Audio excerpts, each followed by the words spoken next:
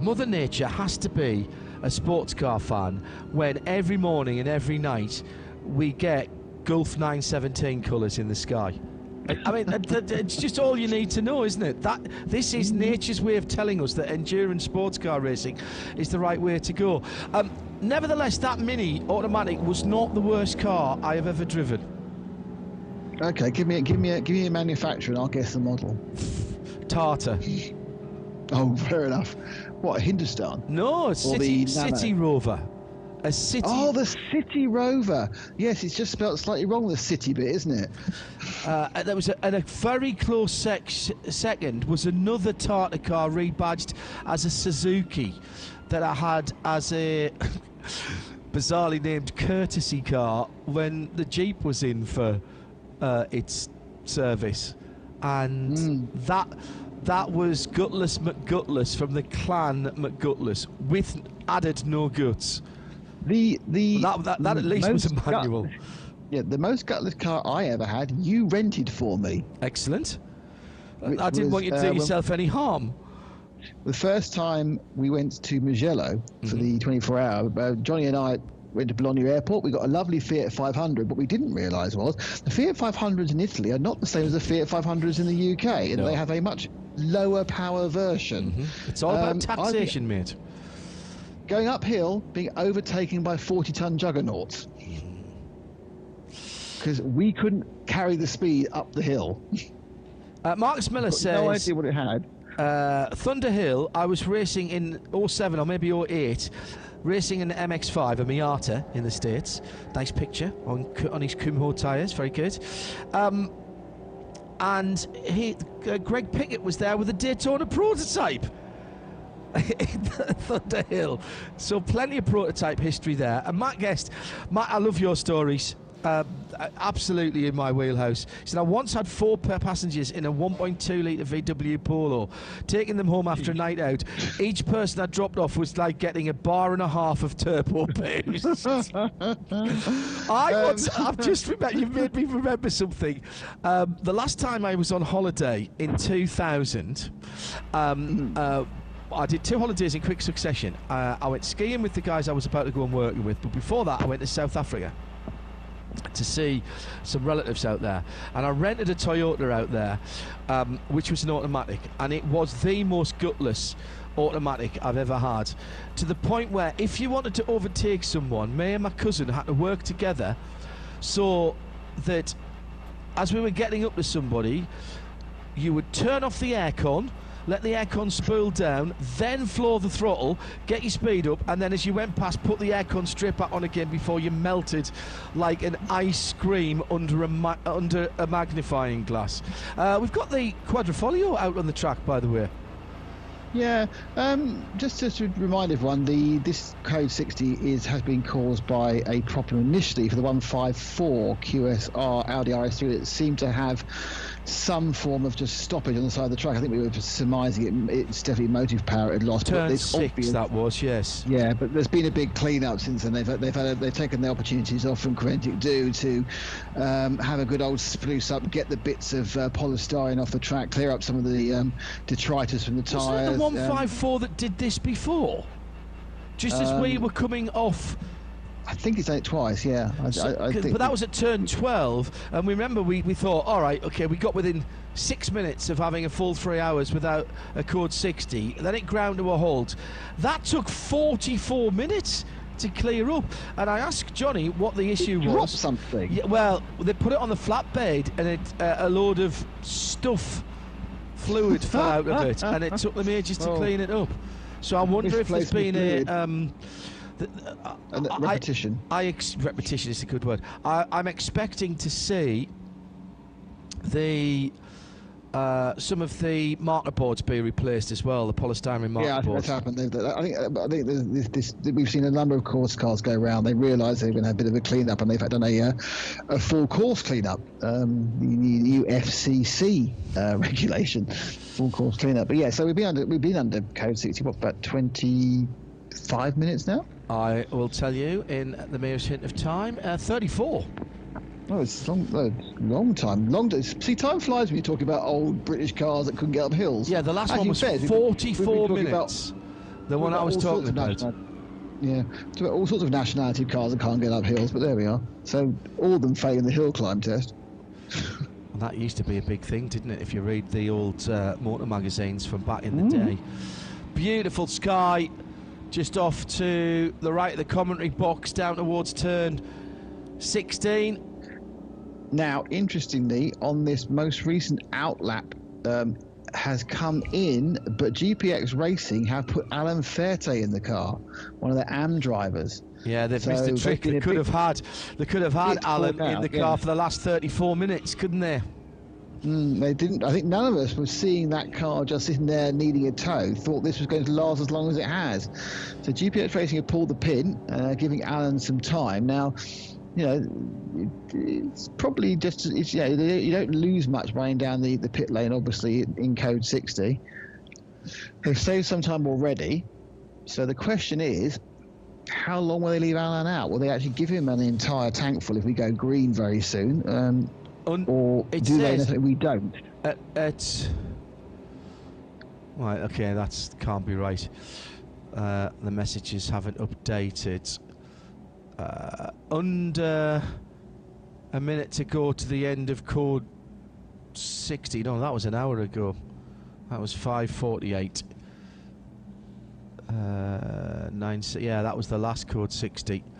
So my message page hasn't quite updated yet. I tend to have that on my penalties. Beautiful skies, I said. We are about half an hour away from official sunrise. Into the pit lane for the Dynamic Motorsport car. Stefano Monaco has been in and out of the pits the last few times. Is he going to stop at these pits this time? He actually might be getting tight on time, to be honest. What, Stefano, you've got that page up. Yeah, so Monaco, unfortunately, as soon as he goes in the pits, it takes away his stint length. Right, okay. And I looked up and they were doing a driver change as well, and I'm wondering if a couple of others are starting thinking of getting there in the pro division, and thinking of getting their own drivers in. He's done about an hour and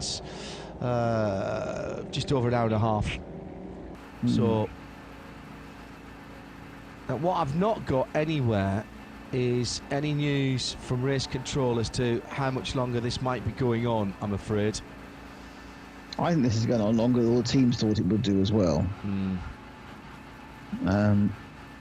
Jamie McEwen says that sunrise is a bit special. It certainly is. It is. Absolutely, I think at RSL_studio. Sorry, Nick.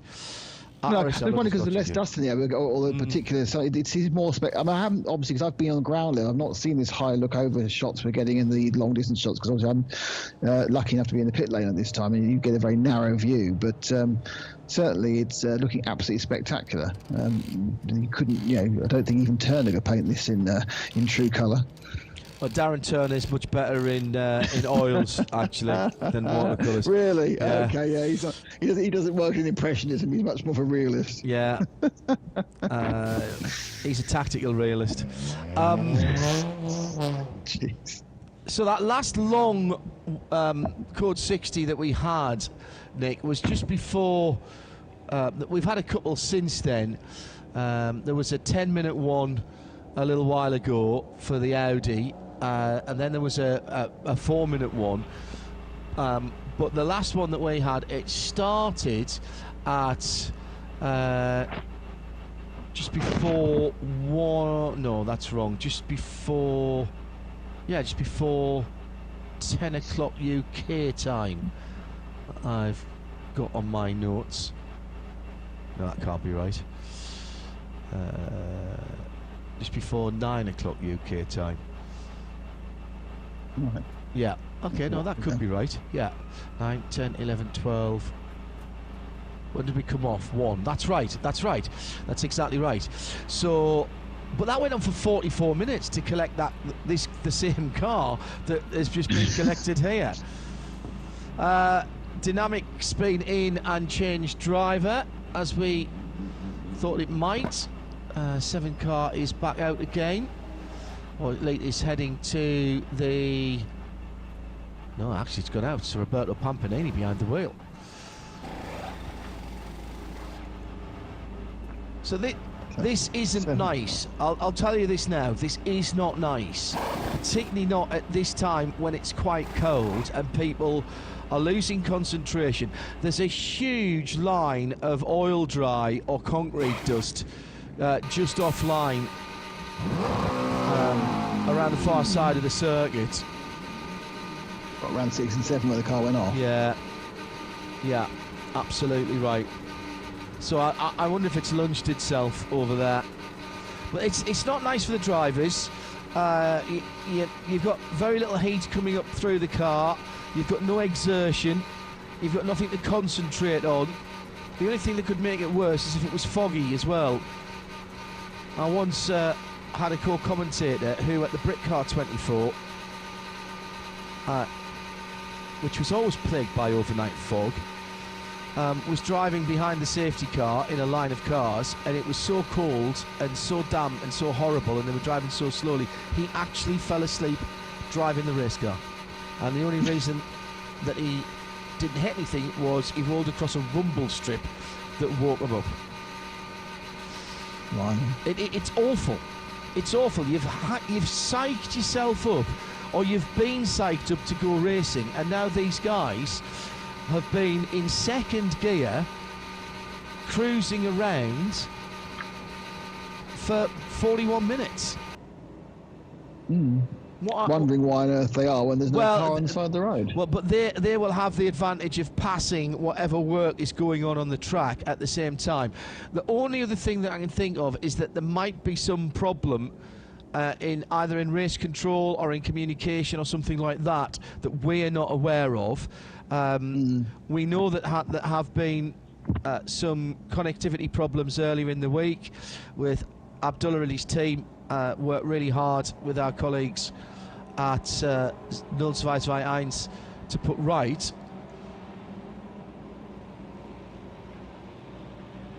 Hello to Greg Tolson, Rhode Island, USA.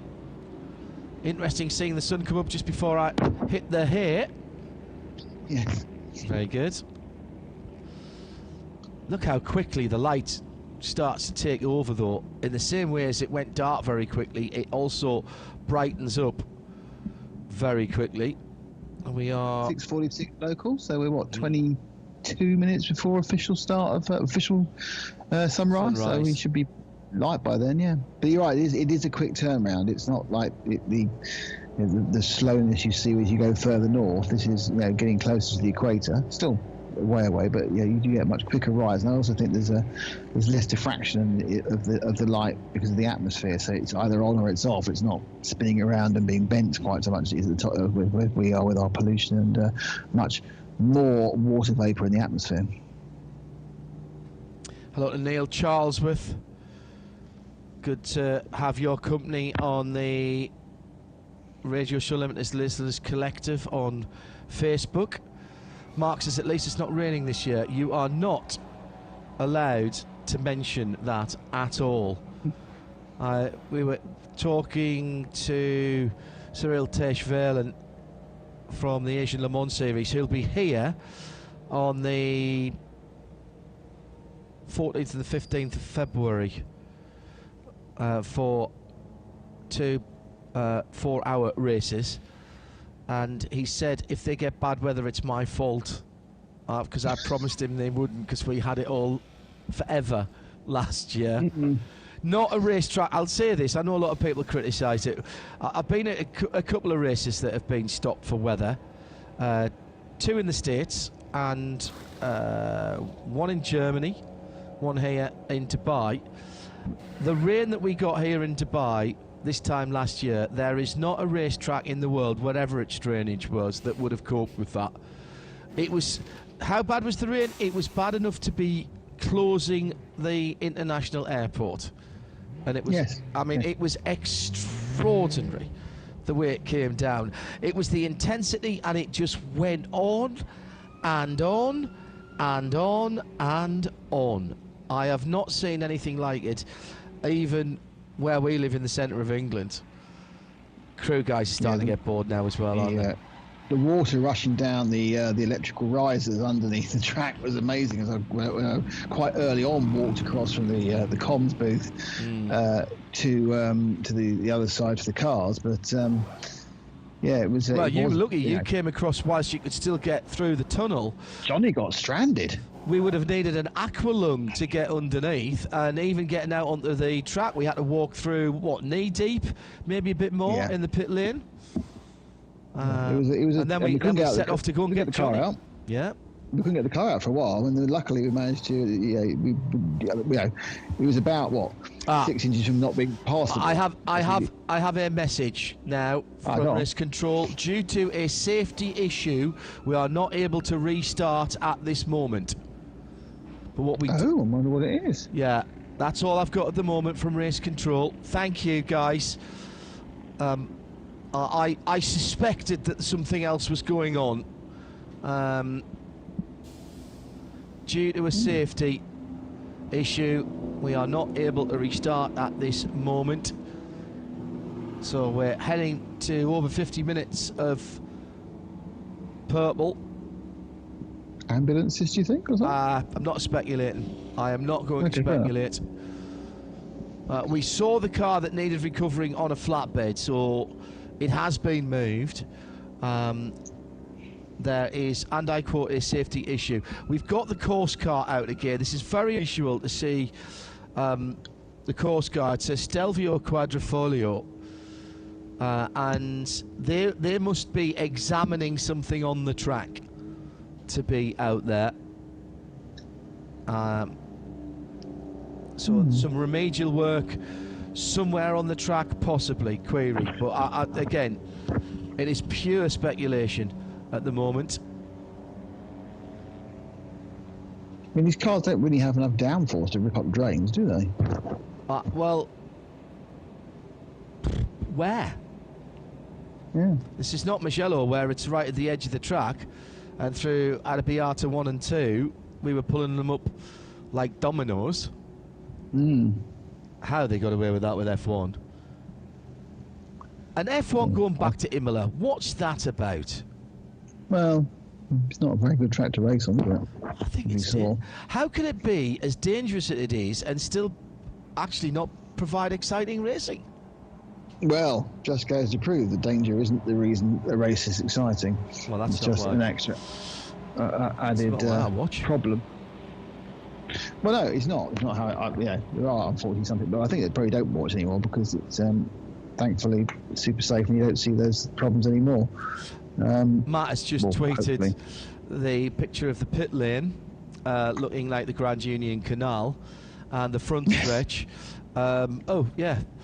Looking like the Grand Union Canal. It was down over turn 7 where it was deepest, wasn't it? It was like 5 foot deep over at 7 or 7 foot deep at turn 7. Yes, and it's running because depression over there. Because the exit road goes under the track there.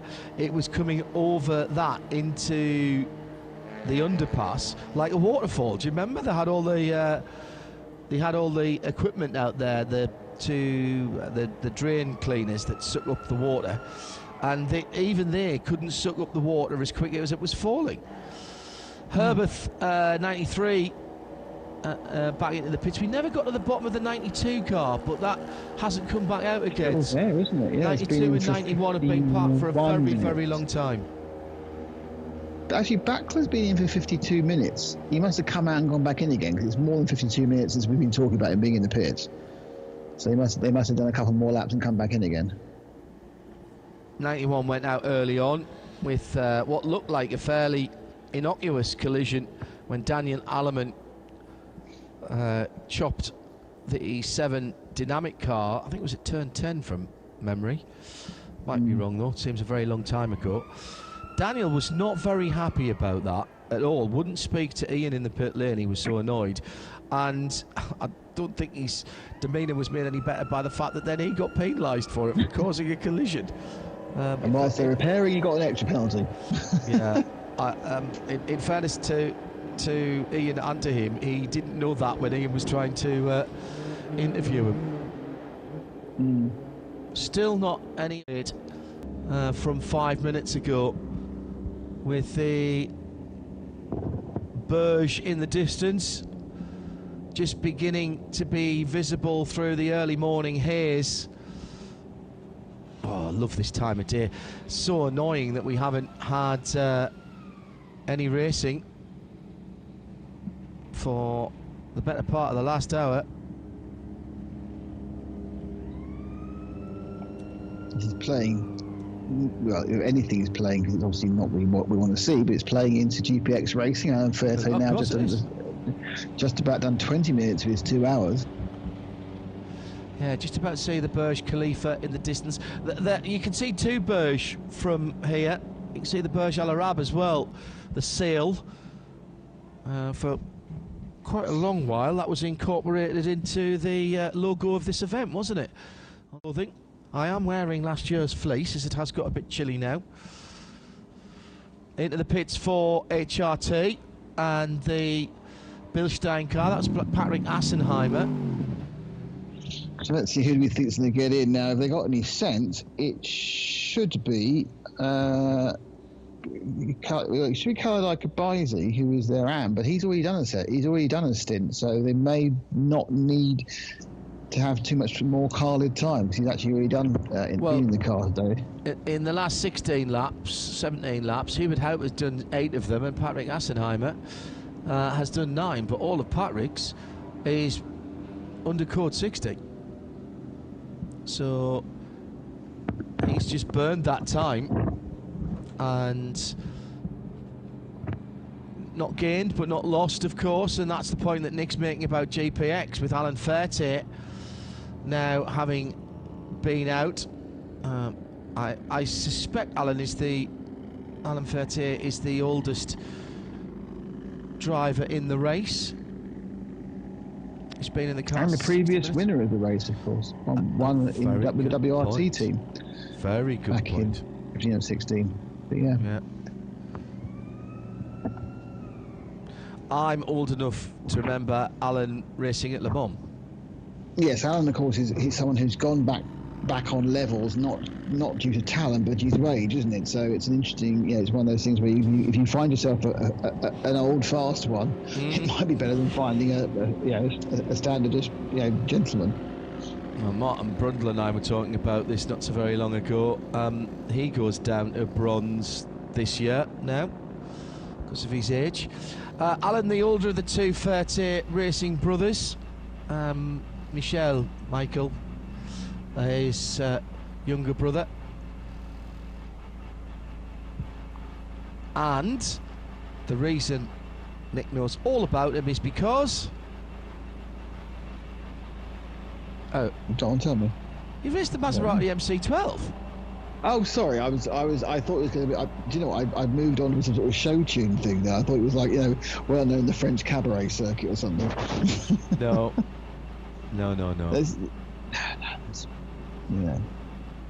Best of 4th at Le Mans, and believe it or not, that was actually relatively recently in his Le Mans career for JMB Racing and Orcutt Racing in 2008 with Stefan Dodi and Ben Orcutt.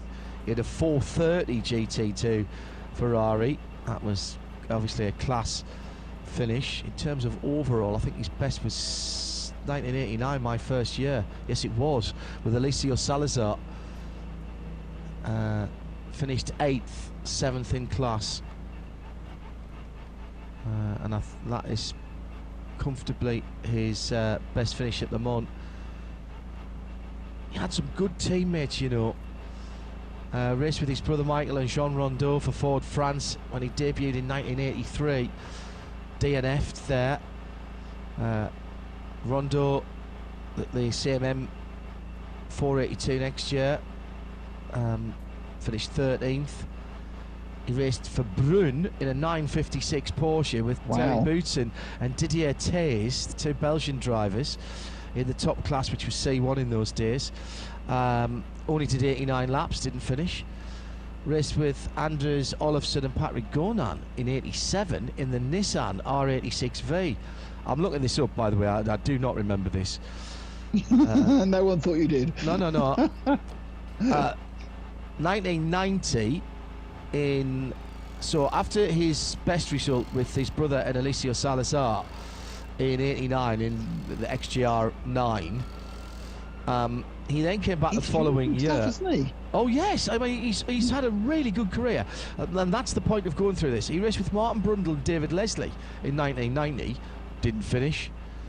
Then the next year, so he's got sort of finish, don't finish, don't finish, finish, don't finish, don't finish. Jean-Louis Slesser and Jochen Mass, Team Sauber Mercedes, 1991. This is my year. This is my year. This is my. No, didn't finish. No, hang on. 1992, this is going to be my year. Carl Wendlinger and Eric van der Poel in a 905 Peugeot Evo. No, didn't finish. Right, okay, let's go for something different. Henri Pescarolo, Frank Lagos, Courage, in a Courage with the Porsche engine, the 332. No, didn't finish. He did also the Saab MC8R Toyota with Kenny Atchison and Tomiko Yoshikawa. Now, that car was based on an MR2.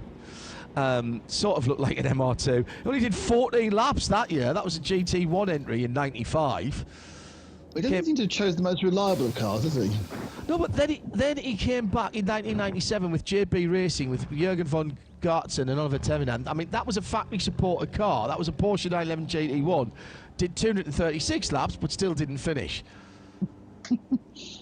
And then, you know, his last two outings, both for in Ferraris, a 430 and a 458 for GMB, and finished in class 4th and 7th. By far his best class finishes, 25th. And that's Alan Fertier's record at Le Mans. I mean, it started off in F2. Yes, F2, Formula 3000. Tim would have been able to tell you all about that. Raced for Lola Motorsport in 85. He's raced a Porsche 935, he's raced a Porsche GT1, he's raced a Nissan, he's raced a Jag. 956, yeah.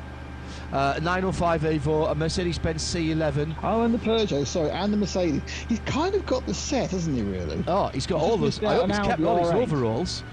All he needed was the Audi R8 just at the back end of his career, and he'd have the set, wouldn't he? No, absolutely right. 65, he was born on the 8th of October 1955. Right, I want to do a very, very quick rundown because we've come to another end of an hour. Not much racing this hour, I'm afraid, and still no more word. We've had 57 minutes of full course purple. It is Alan Fertier that leads, having been in that car since part of the way through this. I'm actually quite surprised they haven't just red flagged it, but they won't want to stop the cars and then go through the restart procedure. Forget the times. It's 36 GPS Porsche, 4 HRT Bilstein. Khaled El Kabezi did get in that car. Rolf Nation in third for GRT. In the classes, HRT lead in AM. Duo Racing lead 991. GTX, it's ERC Bratislava in that battle with Leipert. 707 leading there. ST Racing's BMW still leading GT4. And the leading TCR car just ahead of them now, Patrick Singh for top car. And in the other classes, before we round off this hour, with almost light, cameras make it look a lot brighter than it is. TCAX is Sally Racing. And did I mention GT4? Yes, I did. So that's it, isn't it? Yes, it is. So that is another hour completed. We are under 8 hours to go into the last third of the race of the 24 hours for 2021. The Hankook Dubai 24 hours. Nick Damon and John Hindhaugh. And hopefully another hour of racing will start in just a moment.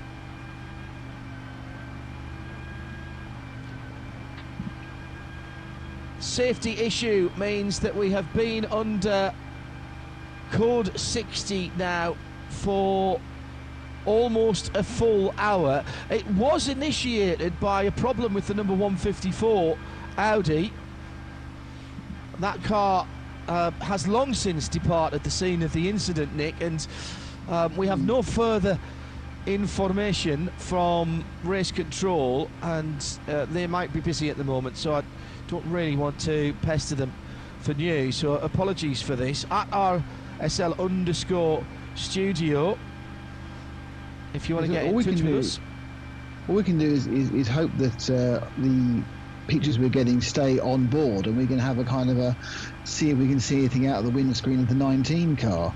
One thing I have just seen is there's a demolished polystyrene marker board that's not being replaced on the left-hand side coming into turn number 4. I think that's where that car might have gone off. This is the car. The onboard we're with is now just coming round the scene of the accident, which is the complex, the 5, 6, 7, 8 complex. I think, best of our knowledge, the car was having problems at 6, came off at the edge of 7. Well, there's nothing on the track to this point. That's what I'm looking. Yeah. The oil dry is from 10 onwards, which I think is from the 154 earlier on, when we were on earlier on, before we handed over to Johnny and Bruce.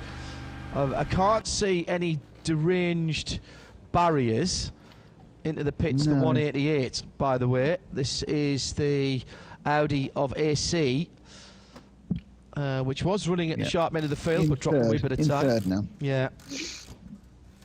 Had a problem 3 or 4 hours ago. Was absolutely running neck and neck with the leader, Top Car Sport.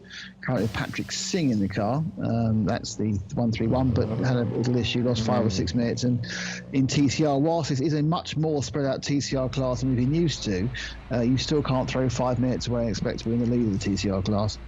There is a safety pickup truck on the outside at turn 11, heading up the hill towards turn 12, so driver's right.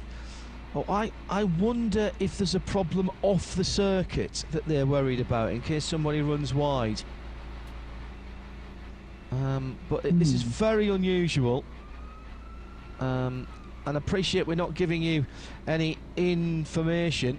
However, as Tyler Cole has noted, the sunrise is bringing the warmth of the desert into his winter living room in Alberta, Canada.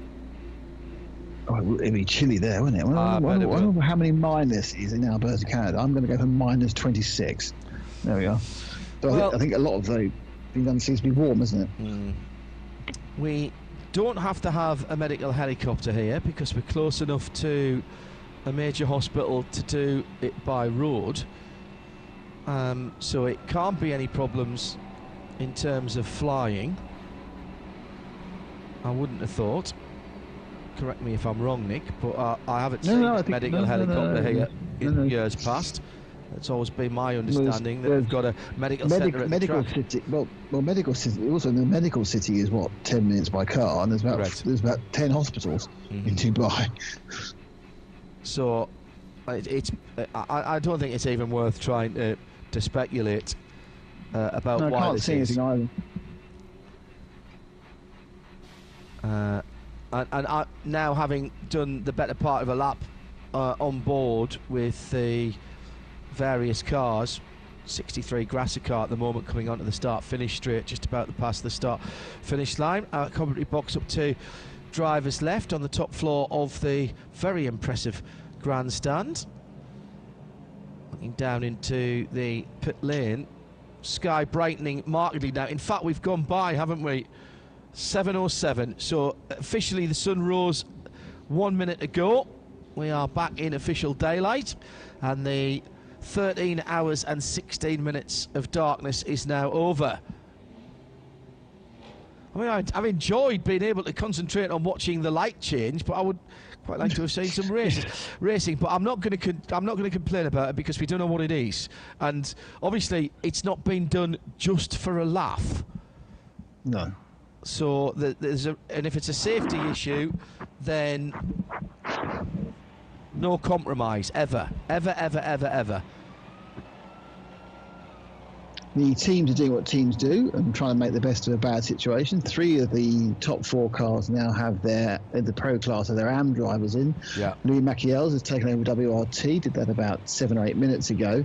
Khalid Al-Khabazi is in for HRT Bilston, the 4 car, but he has already run actually earlier in the full green part of the race, and he's done 11 minutes and 40, so he's going to be probably have burnt his 2 hours by the time he gets out of this one. And Alan Fairter, who we talked about, his stellar career of not finishing at Le Mans, has done 33 minutes this stint. The only car in the top 5 not to bother not to bother putting the amateur racer is Rolf Nike in the GRT Grasses team. They have Adrian Amschultz waiting to go, but now steadfastly 1 hour and 40 minutes Rolf's been in that car, which the last, as we say, nearly hour has just been under purple.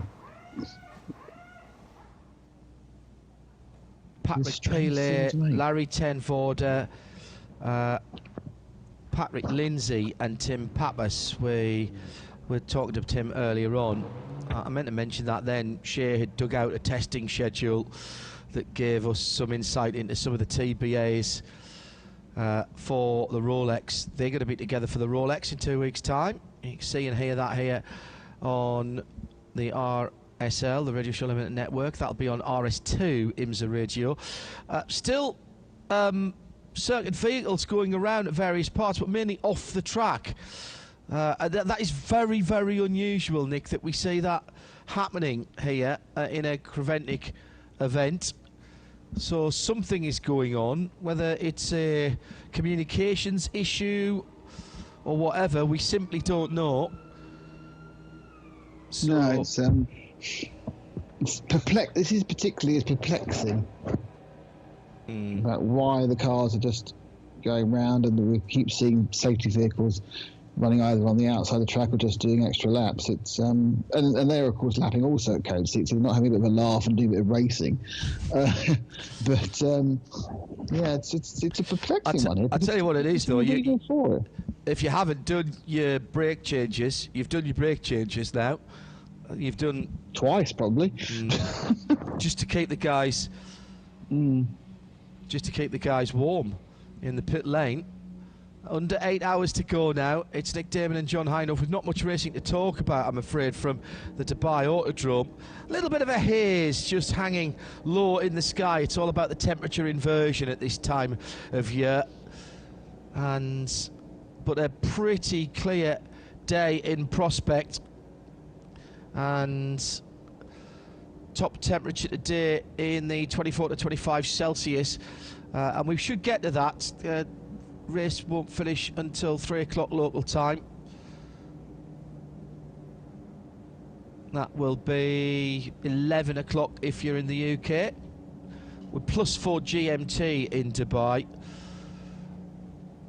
And if you are just joining us, this now over an hour's worth of Code 60, originally initiated for the 154 Audi, which stopped out on the circuit up at turn 12, and it was turn 12 the first time it stopped. It was down at turn 6 in front of the Bugatti shoes sign, wasn't it? Yeah. And that car was dealt with in a reasonable fashion. It's sorted, John.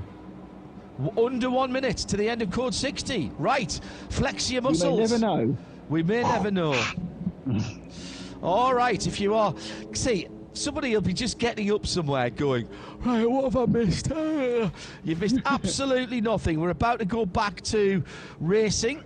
Well, the good news is, of course, when you do use Code 60, that you neutralise the whole circuit, and once the problem is solved, you can decide when you go back. You don't have to wait for the leaders to come back around. You don't have to do a pass-by, a wave around, move the safety car, shuffle the classes.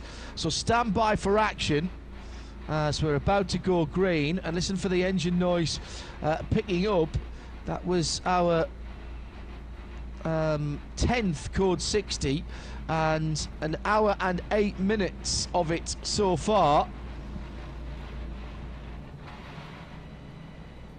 Cross the line for GRT Grasser, set to the Code 60 Delta time, so he knows exactly where he is. I'm not sure if he's even got a speed limiter on that car, actually. Just sits in second and watches the Delta on the dash on the Race Logic system. There we go. Green flag. 1 hour and 8.5 minutes of Code 60.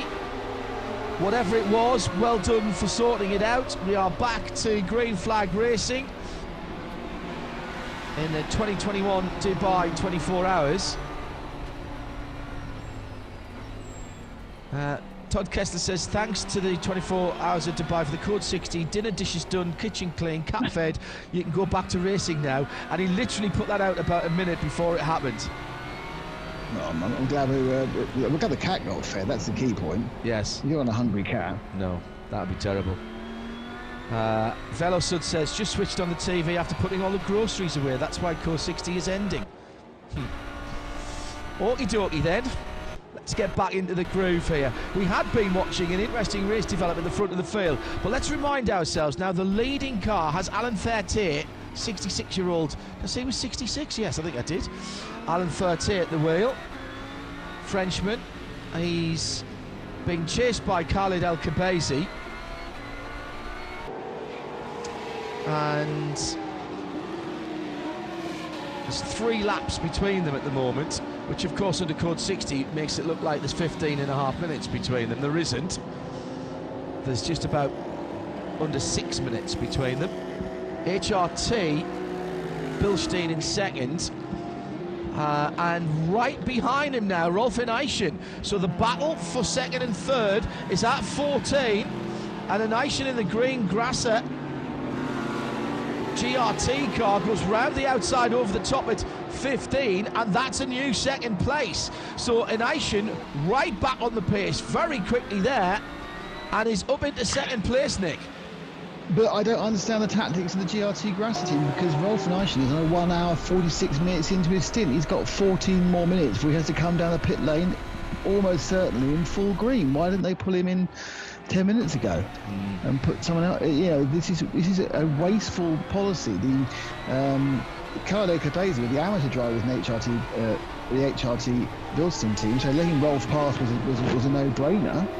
But why haven't the Grasser team put in Adrian Amstutz? Why haven't they put somebody else in who hasn't got to come in less than a quarter of an hour? Really weird thinking there. 15 laps for Rolf Eneischen under the code 60 situation, and that's really put the cat among the pigeons there, because as Nick says, he hasn't got a lot of time. He did 7 laps before that as well, actually, I've just realised. So yeah, there's a combined stint time there, which goes from when he first leaves the pit lane, actually counts the time in between here, and so he's running out of time. Alan Furte has done 8 laps, but 8 laps behind the purple.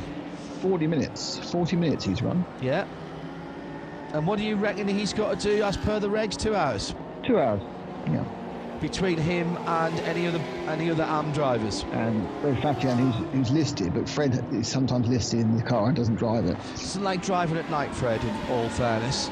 So I wouldn't have expected to see Fred at all in the darkness hours, which takes him out for more than half the race.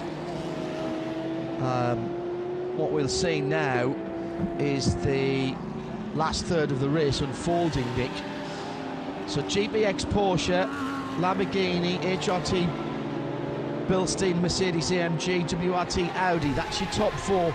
And I'd say all of those cars are still very much in it. Yes, there's laps between some of them.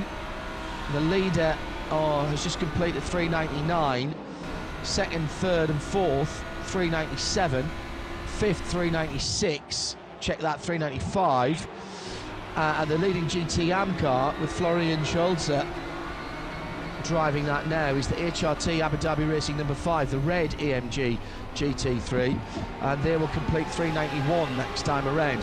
So what you're talking about there, in the worst case scenario, down to 5th is 20 minutes.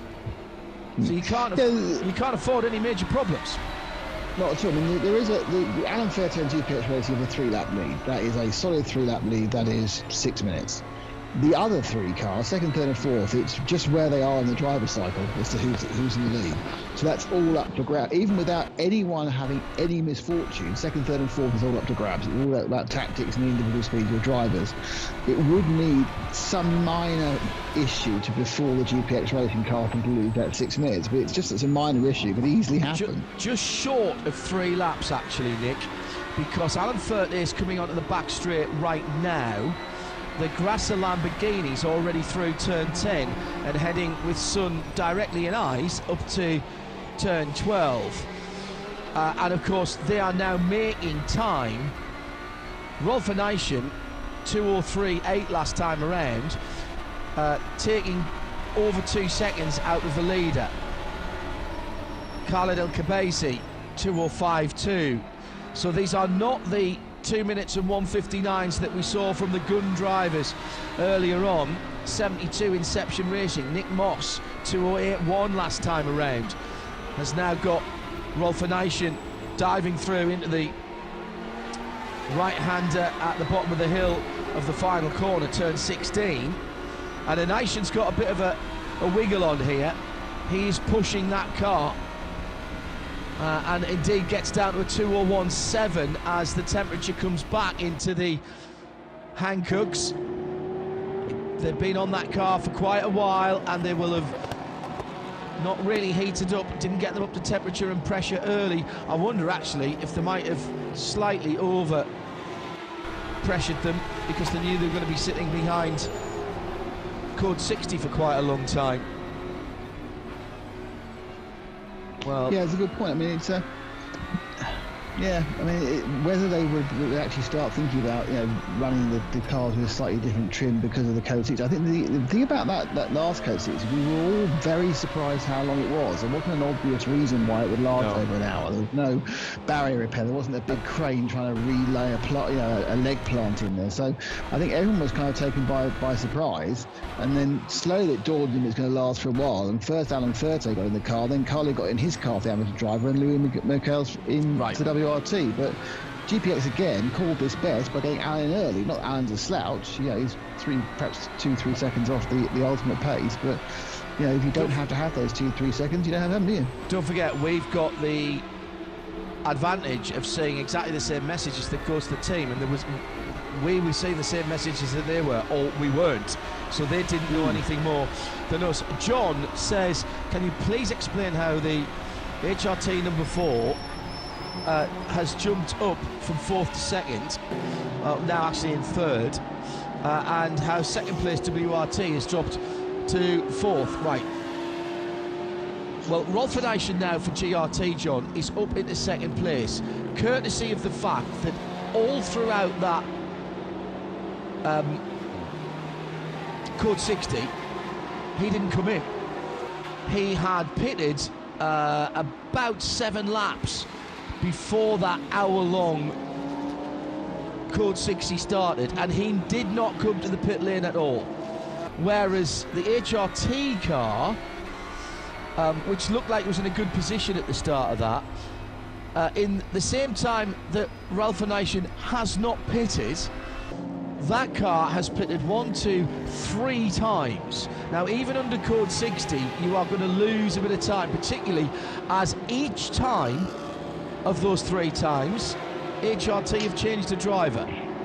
So, all right, you put a splash of fuel in, maybe put tyres on, maybe not, if you had taken out of them. And as for WRT, Kelvin von der Linde, in the same time that Rolf Nation has not done any pit stops, he has done 3 stops. He stayed in, actually he's done 4 stops. So he stopped the lap before Rolf Nation, so let's, factor that one in. So Kelvin did a very short stint, a medium stint, another half stint, 2 9-lappers, and then handed over to Louis McKeels, who's now been in there for 6 and is just getting up to pace. So what GRT are trying to do is, in the time that Rolf Nation has left, Nick, they're trying to get him to eat into the lead of Alan Furte as much as possible and pull out from Khalid El Khabesi as much as possible before putting someone else in the car.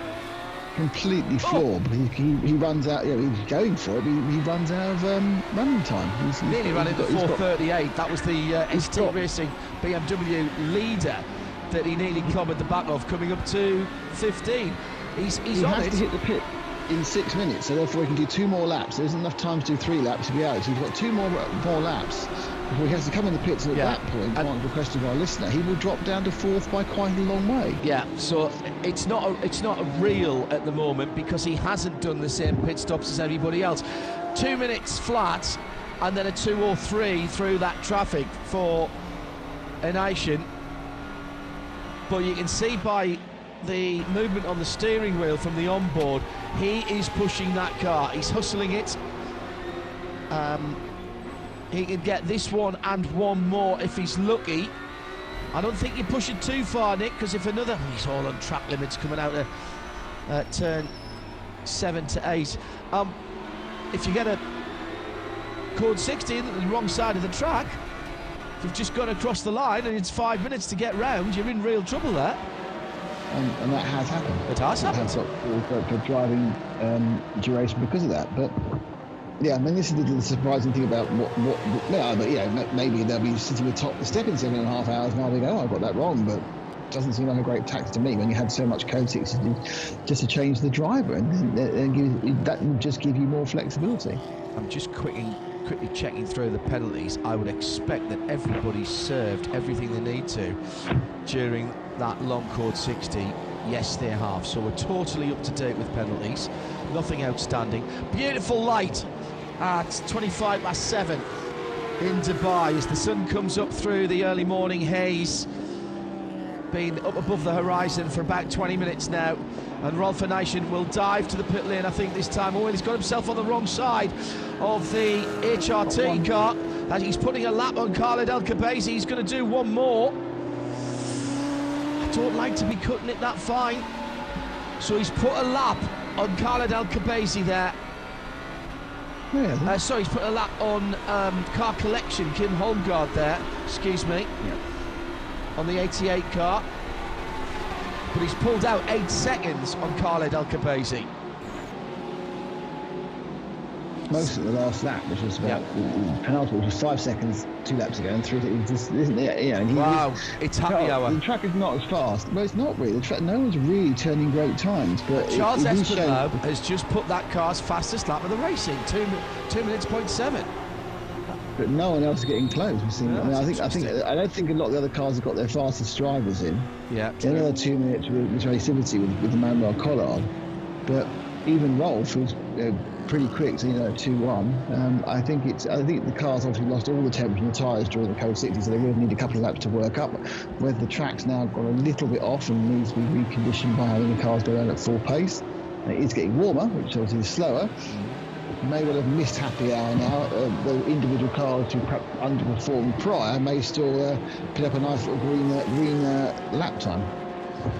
Esplanade now just a minute away from the lead of GT3 Am, held by Florian Scholzer in a similar car, the number 5 HRT Abu Dhabi racing machine.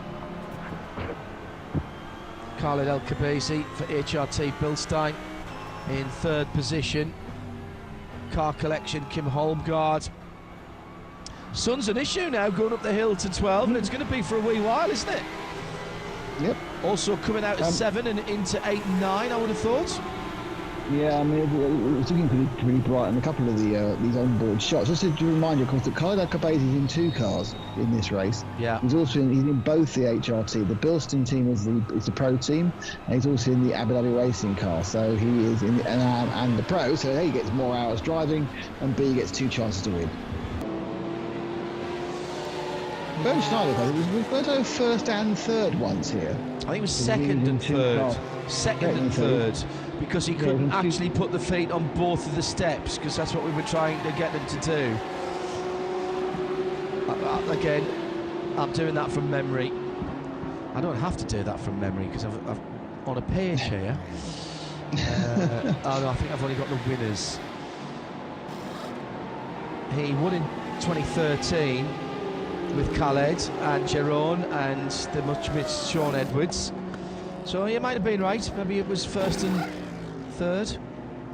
I thought it was 2nd and 3rd, but I'm prepared to be again incorrect. My little adult racing brain. Right, Anaishan's in the pits. Had to come in, Nick. Not because he was short of fuel or he had problems with his Hankook tyres, because he was running out of driving time. Yeah, this doesn't make any sense at all. Except they won't need a lot of fuel in that car.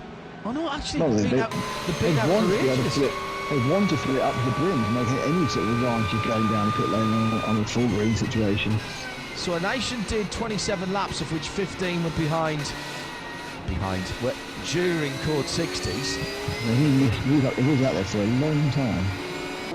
Well, just trundling around behind code 60. 16 and 141. So that's 156, 157. Yeah, 157, 158. So he was right on the money there. just after 7:30, or just before, sorry, 7:30 in the morning here in Dubai.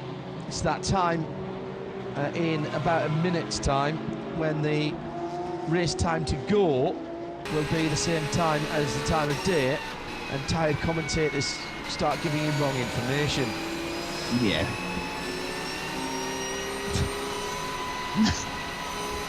I'm setting it up. Simple as that. I think it's just as well, really. It's coming up to 8 o'clock local time, the 4 o'clock in the UK. Beautiful time of day. It's a bit easier to read the numbers now. There's the 7 car of Roberto Pampanini, the amateur driver for Dynamic Motorsport, continues on his way. He's done 46 minutes. They're also burning their own driver at Dynamic. And Ferte now on for 54 minutes. He's just on 201.7. So even though as you can see, he's ranked as the amateur, he's still got. Still a good driver. He's only a second and a half off the pace. That's not really a loss at all, is it? Well, but my captain get old and fast. He's just brought his tyres up in a slightly different way. That's all. Yeah. Also, he's got to play his art. He's not driven. He's only driven the car for a day. I don't think he drove it since night practice.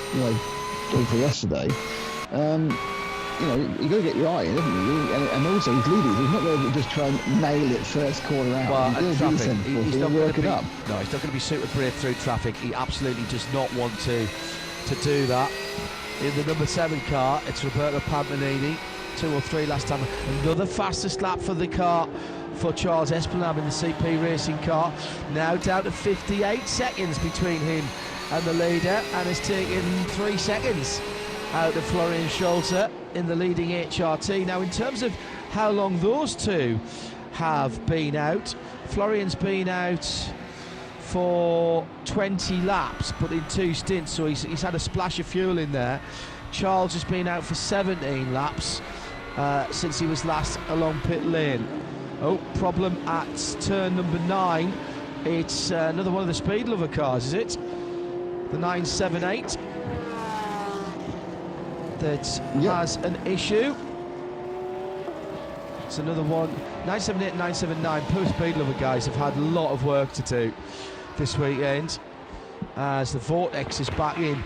And dare I say, Nick, what are you doing with your microphone? Dare I say the Vortex, since its early wars, has actually been running quite well. It's run well, and it's absolutely not on fire, so that's good. And it's code 60 more and more.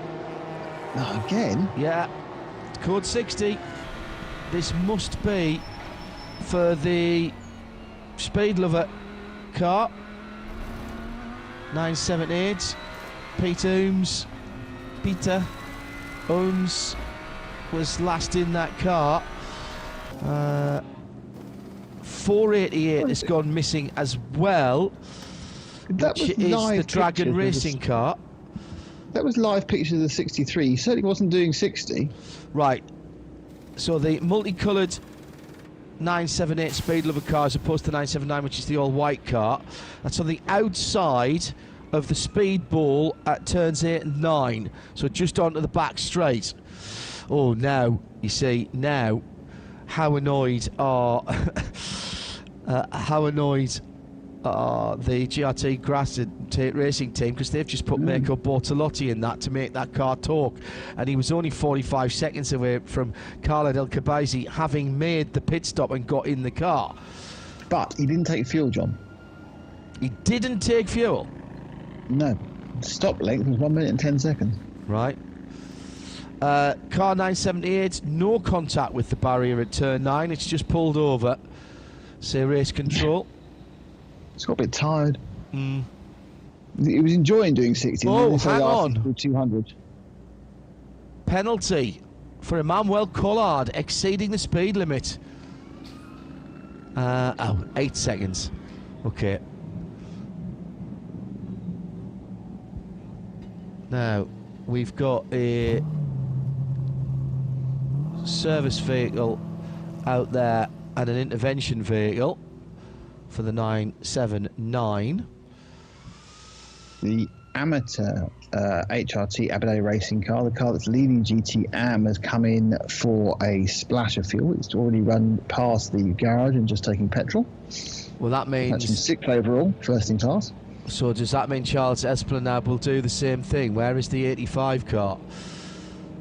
Has he gone Still through? not come round on this. No, it hasn't come round with Coatis yet. It's counting down, still on the counter. But yeah, have fallen back by 57 seconds prior to the fuel stop. So it makes sense to match. Well, that was over a minute. When we went back green, Nick, that gap was over a minute between first and second. So Charles had got it down with a run of fastest laps for that car. Esplanade only has 45 minutes though, John. So really depends where he is in his fuel bucket, doesn't it, whether it's worthwhile doing or not. He got into that car before the previous long purple session. Oh no, he got in right in there. So all of his stint has been under purple, save for those last 7 laps. Those glorious 7 laps, John, where the people were actually going round. Yes, indeed. Last glorious 7 laps. So, looking at people who've stopped, actually, yep, Valentin Pierberg is now taken over the number 5 car. Roberto Pampanini is coming for fuel from the 7. You're Nick. Absolutely right. Charles Esplanade has also taken fuel, I think as that's has smart. the third person. So the top 3 have all taken fuel. The 34, Gustav Edelhoff and the Car Collection Motorsports, they've all come in for fuel. I don't think anything's happened. Esplanade, they might have changed Esplanade because they had 45 minutes left in the stint. But the amateurs, the top 3 of the amateurs have all gone, right, fine, we'll have an extra half tank of fuel and go from there. But that won't change their relevant positions to each other. That 979 car does look a little bit second-hand at the left front. But whether that is recent damage, having just come into the daylight, very hard to say, really. They did have the medics there as well, standard operational practice, of course, and they've got the Quadrifoglio out, the Stelvio out as a buffer as well. So this looks like it might take a while. I think the driver might be in a bit of strife here in that car. He may have reported an issue. That's why the medics are there. This might be another long one, Nick. Still, if the driver has reported a wee problem, or there has been maybe some contact, then they'll want to take their time to get him out of the car. Well, we spoke too soon, Nick, didn't we? Yeah, we were showing off far too much in the first session we were in. So I'm thinking if you add up the amount of code 60 that's come from the 5 minutes of time from the 5 minutes before we came off to the last 2, it's been a lot. But it gives us a chance to talk about mini automatics, and when else are you going to get a chance to do that? It's a fair point, well made and nicely presented. Quite honestly. Campbell Jordan in the pits, the 101 car that's been in the wars, but I think it's now slowly trying to gain out. Ivo Baruch has brought that in, the man whose name above the door with Gary Williams of Preventic. But he's those various back of that car again. Stuck it down to an 8th in TCR. I mean, it is, and this isn't meant to sound as obvious as it does, but Ivo either has a great run or a bad run. Yeah. They either There's win no middle ground. or bust. Yeah. Car collection in. Won. That's the Tim Muller Bugatti shoes. The 88, yeah. Supported car. Lots of takers. We've now got the top 3 in again. So Fairtay's in. Now, whether he's going to just get enough fuel to keep going, or they're going to Kyle Alcabazi's come in, he has just taken fuel, and Mirko Bortolotti has come in again under the code 60. So he staying on board, looks like, whether he might pass over Adrian Amstrad, I'm not sure. I mean, if like you, John, they're now thinking it might be a long one, it's a chance to start playing with tactics with your amateur driver again, isn't it? I think if you see an ambulance going somewhere and a course car in Creventic running, you'd tend to think this might be taking a wee while. A little bit of wing adjustment on the 101 Cupra. Taking wing out or putting wing in? Oh, just wiggling it around a bit. Is it mounted properly? I think that is. Was that the test programme? Tightening up. There's a man with an Allen key in his hand, and he's just giving it an extra. Is it? Yeah, that's getting some top wrist action to tighten up the nuts. It was quite a show, wasn't it? How he's kind of lifting himself off the ground with the power of his wrist twist. But he probably knew he was on camera. A couple of very good points coming in at RSL_studio. And thank you for your eyes as well. Luke Thomas, this made me laugh. Luke, thanks for this. I think I might be cursed, he says. I dozed off for 15 minutes. That was the only racing we've had in the last hour and a half. Just as the cut 60 started again, I woke up. Ambulance is leaving the scene. F1 AMC, or AMAC actually, as it is, wonders if the 978 ran into the back of someone. I think that's a fair call, actually. The race control messaging said it didn't have contact with the wall, but I did mention that there was some left front damage. It does look like the front valance is deranged. But as I said, I don't know whether that was previously an issue, but the car is not going anywhere other than on the back of a flatbed. The driver's been taken away by the medical team, and we'll find out exactly what the situation is as soon as we get official word. Well, GPX have had enough of that unfair turn. They put Julian Adlau in the car, which is another strange decision, unless they're not bothered about burning the 2 hours of Alain's time, because he's obviously not far off the pace, so it's not a big loss having him in the car compared to their fastest, or should I say the youngest driver, because I'm sure Alain in his prime will be every bit as quick as the fastest drivers in the GPX team at the moment. Peter Oms, by the way, was the speed lover driver.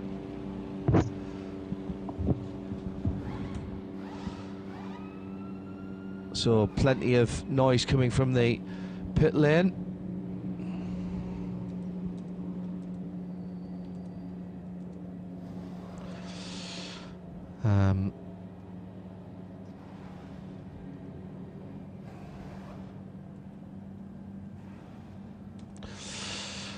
Yeah, it's hard. There definitely is damage in the front left there, John. As we look at the Porsche there, that's fallen off at the front end. They do seem to take a lot of time to get these on the low loaders, and there seems to be a lot of chat about it's not just get a rope up and yank it up as quickly as possible. There seems to be some sort of care of the cars themselves and how they get it up. But there's a lot of standing around before something happens. And whether that's because they know it's going to be a long code 60 or just because of the procedures as such, I don't know. Stig Damon and John Hindhaugh for the next 16, 17 minutes. And then we'll welcome back Joe Bradley. Once the sun's come up, he can come back out again. Yeah, it's definitely is he allowed? Yeah, there's definitely been some contact on the front of that car. And I think that is more than likely relatively recently. Whether that's that you can drive around with that. No. So I think F1 AMC... Oh, imagine an F1 AMC, an AMC Pacer. F1 AMC Pacer. I think he's spot on. Jesse Young among a couple of people who thought Bortolotti might have overtaken under a code 60. Nick, you certainly thought that Bortolotti hadn't slowed down as quick as he should have. If that was, if that was actually live on board, actually when it was supposed to be, he was going way too quickly for code 60. Right. There is a bit of leeway. You will get a bit of leeway because you're not expected to jump on the anchors. That would be very dangerous, of course. But you certainly shouldn't be overtaking. I've got a penalty coming in now for the number 708. That's one of the Eric and Super Torpedoes, isn't it? That's the GT3 Poland car. Is that the recovering GT3 Poland car? Correct. Yeah, who spent many hours in the pits. Correct. 14-second time penalty for them. They're actually in the fuel area at the moment. Flatbed is there, so this is a Porsche that won't tow on the end of a line.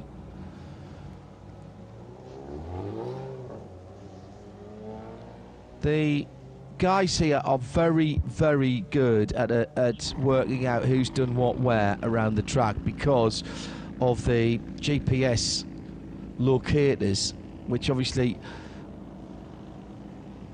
not just about where they are and locating it, it's about time as well. And time over distance equals speed, but also time that code 60 was called and the flags come out, and then you can directly relate that to the relative positions of cars on the track, can't you? And that's how a lot of these things are worked out. Doesn't take them very long to do it either. Good work by the recovery team, who've got the rollback there, and Speed Lovers Porsche is on there. It's not been a good race for the Belgian Porsche team. No, the couple of Porsche teams haven't done too well. HRT Performance as well lost both their cars within the first 4 hours. One spectacularly, and one rather kind of down scribbly, but they both are out. The common denominator across those two, yes, the common denominator of those two, J.M. Lippman was slated to run both of them. I know he actually got in the car in the 929, yeah, which is better than last year when he didn't actually get in the car, because he was supposed to be last up, I think, in a Lamborghini, and the car didn't last anywhere. I think much more halfway through the third driver. So JM did get to do a stint at least this time. Well, whilst we're under full course purple for a moment, we will get the Speed Lover car. Controversial view here. Le Mans Sunrise beats the 12 hours. Jackie Warnock. Well, you would say that, Nick, wouldn't you? Le Mans Sunrise is better than this one. Yeah. Yes. I think it depends where you are. If you're up in the booth, sure. Or you can see the I see the pictures across from turn 1 as the sun comes up, and you've got the Burj Khalifa and the Burj Al Arab in the distance, just appearing through that low layer of haze. Yeah, I think possibly. And particularly with the position of the cars as well. There's a sunrise shot that the good photographers get, which is absolutely outstanding. Absolutely outstanding. You can do a tails away up into 12. Really good. And you can do them coming towards you. Where would that be? Turn 10 probably. Get the cars in front of the sunset, shooting across the track. It's a tough one. I think it depends. Le Mans pit lane I said I liked because I like to see the circuit come back to life. That's got nothing to do with where the sun is, because the sun for your Le Mans sunrise, you can't see it from the pit lane. You're in the shadow until it gets quite high, aren't you? Comes from, in my mind, which is now probably completely right, comes from the Ford chicaning, isn't it? No. Maybe I see. It's just in my mind. It comes from behind the paddock, doesn't it? Surely that's east at Le Mans. When we used to be in the old Tribune commentary boxes in the chicken coops, it was right in your face in early morning, right when you were at your tiredest. Yeah. And in the heat of the afternoon, as it drops down behind, it goes down behind the airport. So you get sun up shot with the cars going under the Dunlop Bridge. And if you want the sun down shot, you want to be on the far side of the Dunlop Bridge, down by the Forest S's, for them with the sunset behind them. No, north. If you were in the old start finish line runs pretty much north south, doesn't it? No, it doesn't. It runs east west. Oh, does it? No. I'm looking at a map right now. North. I'm not having that. You're due south going down the Mulsanne Strait. Yes. Yes. And where's? So the sun. So the sun comes. Oh, hang on, wait a second. No, I've got that wrong. You're right. I'm looking around. I've got the wrong. So yes, because that's the. Yeah. So yeah. No, you're right. So there's a little bit of north-south for the start-finish straight as well. Yeah. You're right. So therefore, hang on. I'm trying to think in my head now. So east is there. East is from Changer. So Turk Rouge. Yeah, you're getting. Yeah. So you're getting it in your face. So So looking down to pit exit, pit entrance is south. It's due south. Yes, exactly. Thank you. see, it's very late for me to reorientate where I am for the map that points north, but that pointing north isn't pointing up, it's pointing in the direction of travel. I've then got to move, I've literally moved my head to get my head orientated to north rather than trying to do it in my brain. Excellent. That's like turning the map round when you're doing map reading. Exactly. That's what Bradley does. That's what Bradley does. That's why Bradley's got no sense of direction. He'll be listening to this now because he's coming on in 10 minutes. Bradley can't have the sat-nav in a car with north pointing up like he would in the map. He's got to have it so that it rotates, which I can't have because I've got no solid point of reference. And I said to him, yeah, but you never used to sit in a car when you were map reading with 2D sat-nav, i.e. a paper map or a map book, and every time you went round a corner you didn't used to rotate the map. He said, yeah, I did. Oh, dear me. It's a lot of paper to do that. Let's see if we're getting anywhere near the end of this. And this cast there, yep. Coming to the last minute now, perfect timing to switch over to the race control channel. So, shall we have 5 laps before we hand over? Let's see if we can get those in. Might only get 4. Should really have handed over to Johnny a little bit early, so he got the opportunity to settle himself in with a couple of laps of code 60. So we have now had 11 code 60s. Johnny will be able to tell you when he comes on in 10 minutes time what the as we go back to green. I didn't have to look at the screen, I could hear that. No. I think the predictor now is below 600, is it? I will tell you in just a second. It is 585 now. Still well ahead of what we had in 2008, which was the fewest number of laps completed in a 24-hour race. I don't count last year because we only did just over 7 hours. Johnny was saying 7 hours and 8 minutes or 7 hours and 6 minutes or something. Officially, 2008 was the fabulous Porsche win for VIP pet foods cars, which was Craig Baird, the 2 Quins. Tony Quinn's great Craig as well. Baird, the obvious supercar driver. Yeah, absolutely. And John O'Webb. So all Antipodean, actually, because I've got a feeling the Quinn. Well, I know, all from that area of the world. All from round about there somewhere. Antipodes, as I said. And that was 504 laps. That's the lowest number. 628 is the highest number. Yes. Well, Tony Quinn lists himself as a Brit, but the others are all Kiwi. Ooh, are they? You get yourself in trouble now. No, the others are all Kiwis. That's why I pulled myself up. Tony Quinn lists himself as a Brit. John O'Webb is Aussie. I presume Clark, I'm not sure what Clark lists himself as. 7 hours and 7 minutes to go.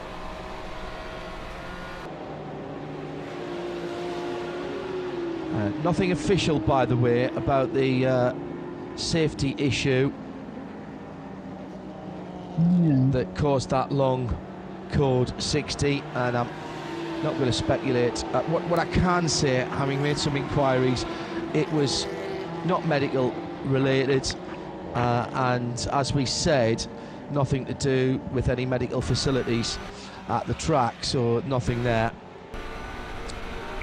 But it had to be attended to before racing could recommence, clearly. And if you are using the word safety, it's not something that can be skimped upon, shall we say. And the lack of communication from race control there, I would have thought was telling in terms of what was going on, because we normally get lots of communication. Well, Nick, rather stymied in this 4-hour shift that we have done, but what we have seen is some interesting tactics as we come up with 6 minutes to go before the handover. Julian Andlau's back in behind the wheel of the GPX racing car that leads now from HRT Bilstein. Caligel Cabesi getting some time in that car, but Mirko Bortolotti closing him down, and that gap, which was 45 seconds before the full course caution came out, that shorter one, now down to 30. So GRT Grasser rolled the dice with something that we weren't sure about when they left Rolf Eischen in for the whole of that long code 60. Not sure that's going to pay off for them, or do we not know yet? No, it's not going to pay off for them. It's given them no advantage over either HRT or WRT, who both at least have put in some time with their AM drivers. WT suffering at the moment because Louis Maciel is a little bit off the pace of the others. So Bortolotti is currently making hay, but it's pseudo hay. It's not even real hay, because they've still got to run their amateur drive for the whole 2 hours, whereas the other teams have managed to burn some amateur time during Code 60, so much so that GPX Racing actually popped Alan Furtick back out the car as soon as it went green. I think poor Alan got 4 laps of green, popped him out, saying, well done, thanks, Alan, done 50 minutes, good stuff, and they went back to their rotation with the fast guys of Julian Andlau. So their lead of 3 laps, which is 6 minutes exactly, is looking pretty solid at the moment. Kaida Kabezi just running the last bit of his amateur driving into his second run in for the number 4 car. So once he's done this second stint, they'll be able to run pro or semi-pro to the end. So it is the GRT team who, with 7 hours, theoretically had to put 2 of those into amateur hands. Before we wrap things up, Chris Tipper agreeing Craig Bay is a Kiwi, John O'Webb is an Australian. Tony Clark, for some reason, still has the United Kingdom flag next to him. I like Matt Guest's take on it. He says, no, Hindy, what you've got to understand is if they become successful enough, all New Zealand drivers become Australians in accordance with our local motorsports rule. Sounds familiar. So Matt knew exactly why I was treading very carefully there, because you can upset everybody all at the same time. Berdo is one of my favourite people to speak to, and had the pleasure of that a few times. So let's give Johnny and Joe a clean run in then, and just a little before the hour, here's how they stand from the top. Julian Andlau leading by 5 minutes and 41 seconds. That's GPX Racing Porsche over HRT Bilstein Mercedes. Mirko Bortolotti, the man on the charge at the moment, although Andlau has just put in a 2 minutes flat, 2:01 from Bertolotti. He's closed the gap to Khaled El Kabesi in second place, down now to under 25 seconds. Fourth place for WRT, another 43 seconds further back. That's Louis Maciel, who's behind the wheel of the 31 Audi. And then Roberto Pampinini is another 4 minutes and 40 seconds behind in the number 7 Dynamic Motorsport Porsche. That's the gold and black car. The best of the AMs, running in 6th, HRT Abu Dhabi Racing. Valentin Pierberg has just under 10 minutes between himself and the back of the GT3 Pro quintet at the head of the field, and about a minute and 10 seconds ahead of Joe Foster, who's jumped into the CP racing car. They'd been closing in there for a wee while. Joe's just getting himself up to speed there, and he's a minute and 40 seconds ahead of the third place GT3 AM car in 8th position overall, Elmar Grimm for Car Collection Motorsports number 34. Let's look at the class leaders now. First, second and third in the 991 category. It is the number 991 that leads. That's Roland Verman in the NKPP Racing by Baz Kutin Porsche. He's got 1 minute and 22 seconds on Sergei Pegidov for Duo Racing. That's the 909 in second. And the Proflidos by Uber Racing is Matthias Hofsumer, and he's another 6.5 minutes further back in the 924. That's first, second and third, and they are 14th, 15th and 16th overall. The battle between ARC Bratislava, Thomas Padovani in the 707 Lamborghini, and Oscar Lee in the 710 Leipert Lamborghini, 23.5 seconds as they run first and second in the GTX category, and 17th and 18th overall. Any other competition well down after problems in that class. And in the TCR category, now having dropped behind the GTXs and indeed the GT4. So let's do GT4 first. ST Racing, John Miller leads it in the BMW, the 438, the blue car with the swirls on it. Pro Sport Racing second, Stefan Lemmer is behind the wheel there. And in third, Dragon Racing, but they are at some distance behind. Gap between first and second, nearly 2 minutes 30, and between second and third, getting on for 4 minutes. TCR, and therefore the TCE race, Top Car Sport, Patrick Singh in the 131 Cupra is leading out from Autorama. Kari-Pekka Laaksonen in the Volkswagen Golf, the number 112 Autorama machine, and AC Motorsport, the 188 black and purple car, it's another 7.5 minutes further back, so they're well split up there. TCX, Sally Racing with a comfortable lead now.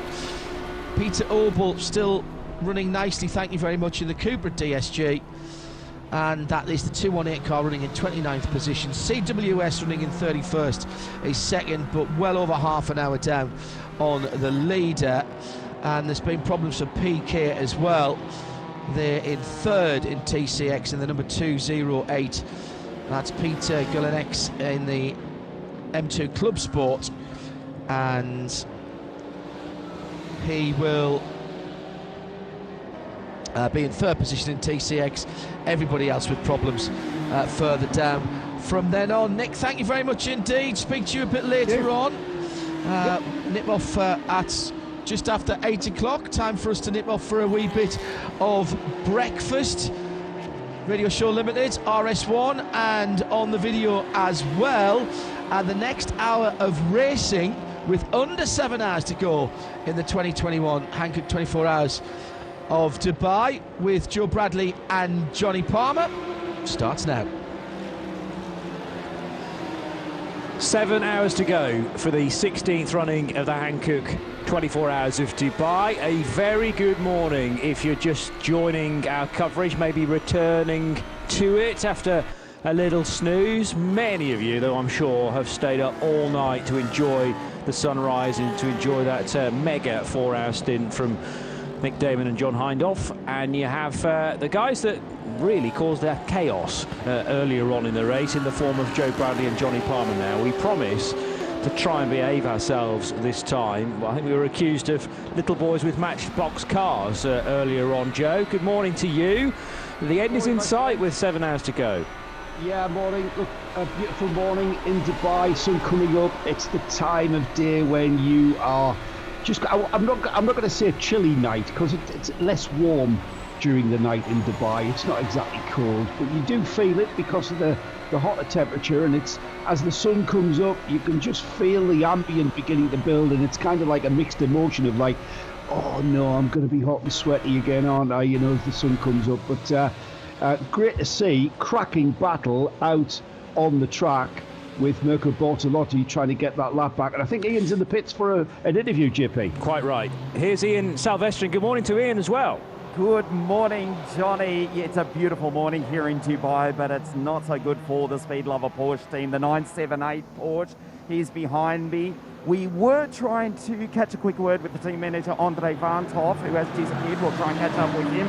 Firstly, if we can go back to the point that John was saying, he was trying to tread carefully regarding the nationality of the VIP pet foods team that won here about a decade ago. I won't tread so carefully. I'll wave my patriotic flag and say, Jonathan Webb, he's 100% Aussie. Clark Quinn, he's born in Australia. His father, Tony Quinn, of course, Scottish-born, now lives down under. And Craig Baird, yeah, he's a Kiwi-born Aussie, so 50% of that team were born outside Australia. But of course, we'll claim them an all-Aussie victory that year, almost a decade ago. Moving over with Olivier Dons. Olivier looking at the car. Olivier, the damage looks pretty severe. Can you get it back out on the track? Well, they're going to pull it up so they can see what's underneath. They think it will take 5 or 6 hours. If it's like this, we will not finish or will not start to repair it. If underneath looks fine, they repair it and try to get it done in 4 hours. So. Have you had a chance to speak to Peter? Yeah, he came in. And everything was fine. He said the accident was he came in and the other guy didn't see him and turned in the corner, and yeah, he couldn't avoid him anymore.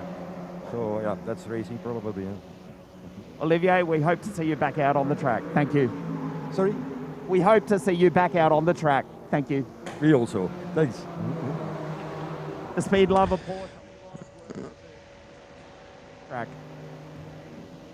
Yeah, but a Speed Lover have faced problems like that in the past, and as your man says, that is the aim is to try and return the car to the track. We'll keep a close eye on that in the next couple of hours. Meanwhile, GT Series standings with just less than 7 hours to go, and the GPX racing car continues to lead with Julian Andlauer at the wheel. I remember Julian was doing a stint when I was last speaking over 4 hours ago. It feels like he's been there all the way through. Obviously not, but Julian Andlauer certainly plenty of hours overnight and now into the morning as well.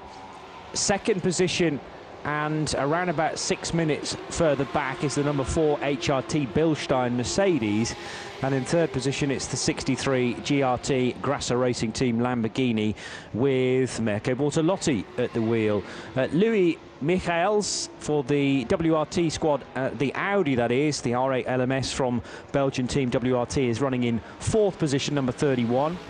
In fifth place it's the Dynamic Motorsport Italian Porsche, with Roberto Pampanini driving that, and Valentin Pierberg pilots the Mercedes ahead of the other Mercedes, the CP Racing offering from Joe Foster and the rest, but Joe's currently doing that stint. And Car Collection are 8th with Elmar Grimm at the wheel. 9th position still is the Racetivity Mercedes ahead of the Car Collection Audi number 88. That's Martin Lechman. Nick Moss driving the Inception Racing by Optimum McLaren 720S. Herbert Motorsports 93 car is 12th ahead of the MP Motorsport Mercedes. The MKPP Racing Porsche, which is a class leader, ahead of Duvo Racing. Only a minute and 25 between those two cars still, though. The Profil Doors by Huber Racing car is in 16th position. ARC Bratislava's Lamborghini Huracan Super Trofeo is 17th ahead of the Lippert Motorsports offering. They're separated by less than 30 seconds, so that bodes well for the rest of the race. Incredibly close between the two GTX leaders. The MRS GT Racing Porsche is 19th. The ST Racing BMW continues to lead the GT4 category ahead of the Aston Martin Vantage, the Pro Sport Racing offering. Dragon Racing's GT4 Mercedes is 22nd. The Avia Zug Rennsport M4 23rd ahead of the Herbert Motorsport Porsche 92. Speed Lover Porsche 25th. Vortex that runs in GTX 26th. The 3Y Technology BMW had major suspension problems earlier on, and is that being shown out on track at the moment? Yes, with Gilles Lallemand in the, or Lallemand in the 451. Ricky Coomber is stopped in the pits for RKC ZRT. Andrei Lewandowski, though, for GT3 Poland continues to run. And then I feel we're into the retirements with the 99 Attempto Racing Audi, the Jürgen van Hoffer Speed Lover Porsche that was last driven a good few hours ago now. A couple of hours ago. Autorama Motorsport, Volkswagen Golf, we'll get to them in a second while the rest of the runners in TCE series anyway. But the Zach Speed Dodge has been out for a long time, and the HRT Performance Porsche was our first retirement after just 12 minutes. In the TCEs, the Cupra of Top Car Sport leads in 131. That is Patrick Singh doing the current stint from a VW Golf, the first of 3 from Autorama Motorsport, and Kari-Pekka Laaksonen at the wheel of 112. Third in TCE and within the TCR category is the AC Motorsport Audi for Stefan Perrin, and in 4th position the other Autorama Motorsport Volkswagen Golf of Konstantin Kletzer. Then you got for AC Motorsport Thomas Kiefer in the Audi.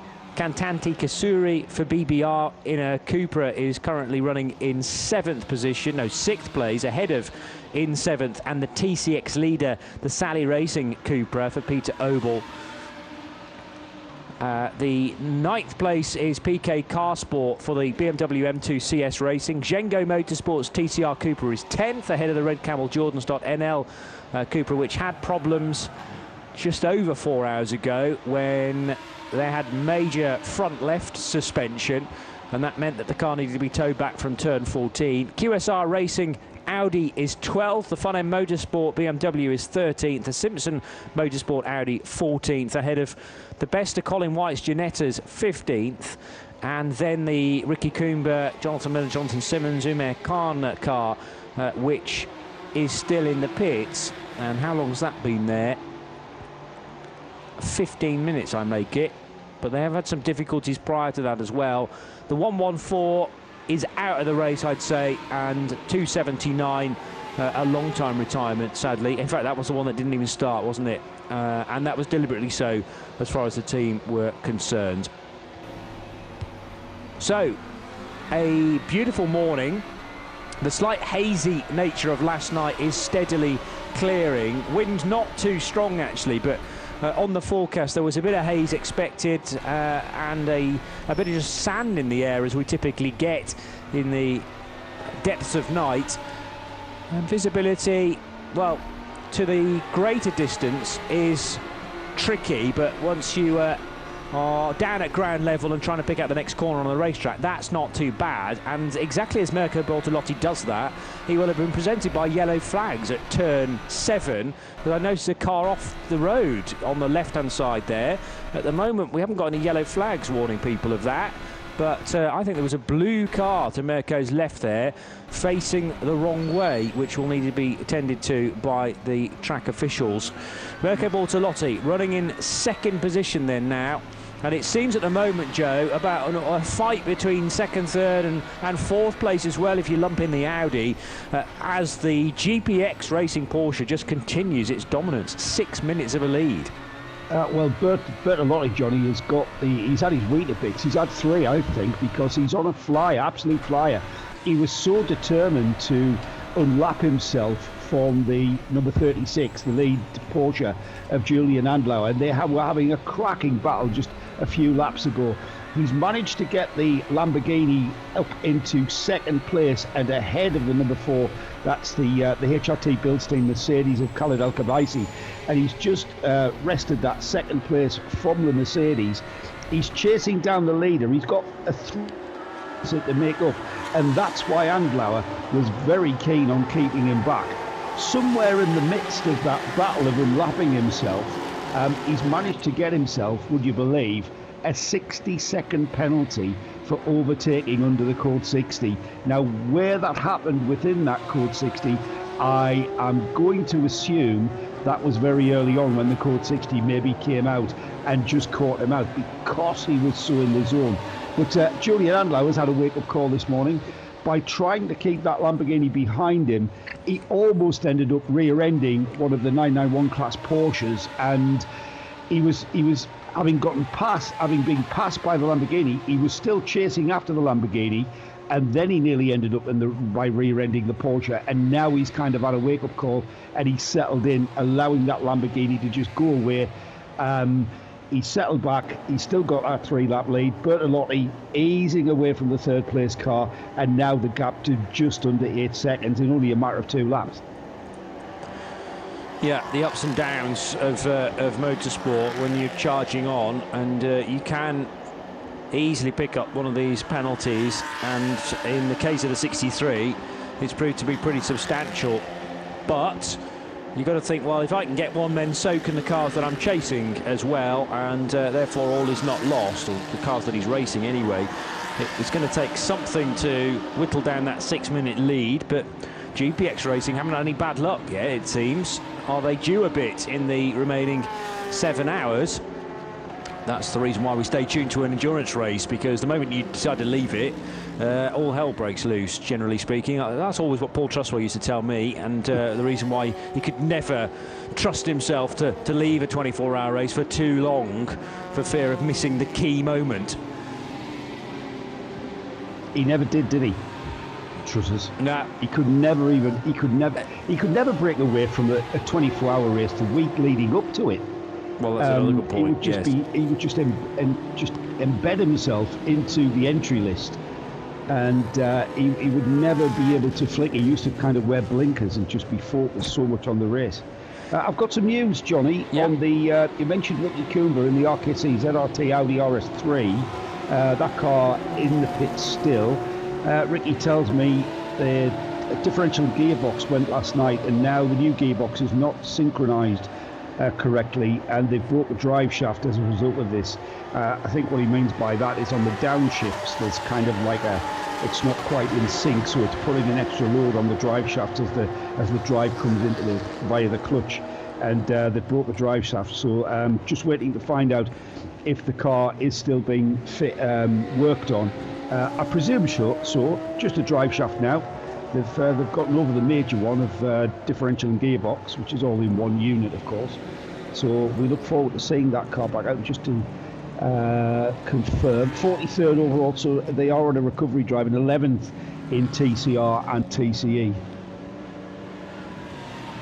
Okay, thank you for that. And yeah, their position suggests there may be a full-on retirement, but not the case. And let's keep our eyes out for the treble one car, which was the one we were struggling to find in the depths of the night when Bruce and I were on, and there was a spinning car, I remember, or a car sort of pointing at 45 degrees off the track at 13. It had cleaned out a polystyrene marker board as well, and Alan Prosser and a few other people were busy trying to help us to identify that car. That was the treble one. We eventually worked it out, and it was the start of a tricky few hours for the RKC ZRT Audi RS3, but they are very much keen on getting back into the action.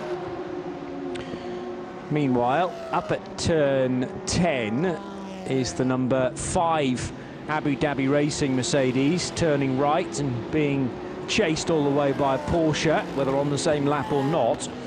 It doesn't matter, because you're always trying to get some laps back on a car that might have done the same thing on you several hours ago.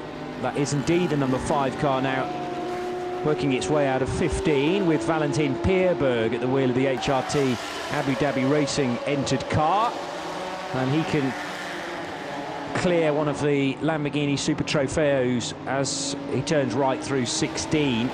That was the 710 car, I think, of Oscar Lee, the Lippert Motorsport car, which in turn has had its own grief moments. Turn 2, I seem to remember, brought out a code 60 for that particular car, and then that led into a much bigger incident for the GT3 Poland Huracan, both of which run in the GTX category, and the 707 car from ARC Bratislava leads the class from the 710 of Oscar Lee, the Lippert car in the black and yellow.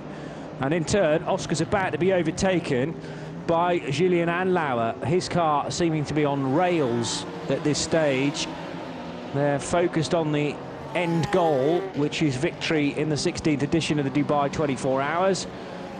But out of turn 9 goes Julian Anlauer with that Lamborghini to clear, and then once he's done that, it'll be an open road in front of the Frenchman for the time being. But they've put together a really nicely arranged team, Joe, which includes, and Joe, Bruce and I worked this out, the 2016, one of the 2016 winners, Alan Furte, who's only ever done this race once in 2016. This will be his second attempt at it, and at the moment on course for a 100% record, because he won it 5 years ago, and he's in the ideal car this year as well. A great record. Look for the weak link. All right, Frédéric Fatien, obviously, he's the gentleman driver in the car. Frédéric Fatien is indeed GPX Racing. He's the owner of the team, and he's put himself in a team with 4 absolute dynamite hotshot drivers, hasn't he? Axel Jeffries, what can you say? No weakness there. Mathieu Chamonix, Julian Andlauer, and Alain Furte. Alain Furte, I suppose, by dint of age, but certainly not experience, certainly has got an absolute boatload of experience. That car, I've got to say, you know what, I daren't say it, JP. I daren't say it. I was going to say, what were you going to say, but probably best left not said. Well, I'm going to have to say it now, aren't I? I think you are. They've only got this race to lose, haven't they? If they continue going round and round, if they continue driving at 85%, the lap times are coming.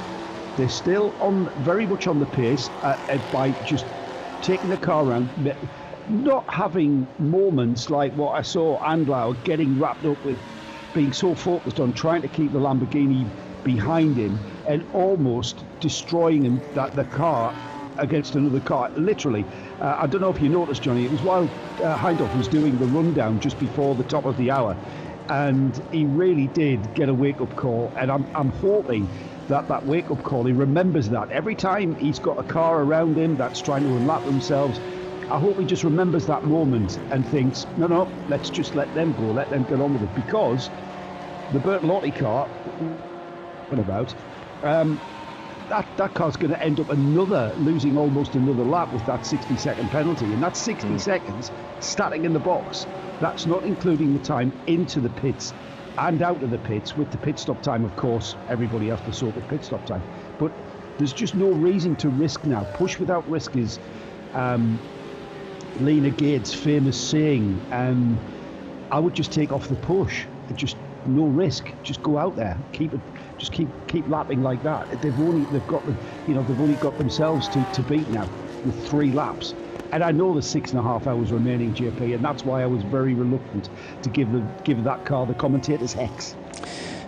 But you've got 6 minutes of an insurance policy, as you quite rightly say, and they're happy to lap at the moment. Certainly 2 laps off that car's best. Sometimes drops to 2 seconds is what I meant to say. Sometimes 3 seconds off that car's best. A 158.6 was the best lap, probably done, I don't know for sure, but Julien Andlauer or Mathieu Chamonix are likely candidates to have done that lap, or 158.6, and probably fairly early on in the race as well. But now they can comfortably do 2-minute 9s, 2:01s, and as you say, stay out of trouble. Dubai is a track that rewards those drives where you're not pushing to the absolute limit. You do have the freedom of a nice wide track that you can head off if you really need to. There's not a lot of grip off the racing line, and particularly if you decide to cross the white line as well. And if you do that too readily and prove yourself to be taking advantage of not respecting the track limits, then obviously there is the risk of the penalties creeping in. But if you are just lifting and coasting into some of the more challenging corners, giving yourself the extra tenths of seconds to decide whether to go left or right of back markers, then they're in a great position. And then you're solely relying on the Porsche being bulletproof to the end of the race. And we have had years where the Porsche has been very nicely behaved indeed, including 2017 when Herbert took a spectacular victory. And at the moment, the Porsche not only does appear to be on rails from its pilot, but also the reliability is bang on the money as well. I'm going to completely contradict myself here, Johnny. You get a driver like the caliber of Andlauer and the like, and they get into a race rhythm, and by stepping outside of that rhythm, by lifting and coasting and just being a little bit more gentle on the brakes, etc., and just sort of nursing the car home even at this stage. They step out of that rhythm, and that can be a bit tricky, because you step out of that rhythm, you're then trying to create another rhythm which isn't as perhaps natural, and that's when the mistakes can creep in.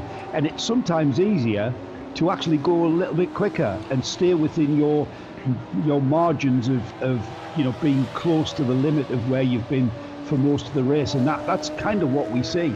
I remember somebody telling me a story. The late Mike Perry, we lost Mike this year. He was team manager at the Honda touring car team, and he had Tom Christensen when Tom Christensen was a touring car driver. He's now a Le Mans legend, isn't he?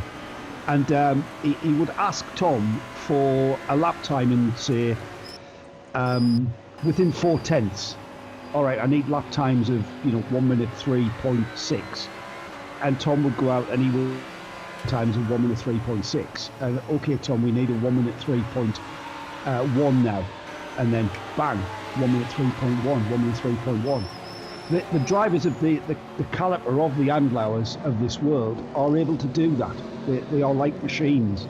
They're like automons. They're like computers themselves, and they've got such talent to be able to drive cars literally as finitely as that. And I'm just hoping that the GPX racing team, round of applause to Frederic Fatian, he uses himself tactically, doesn't he?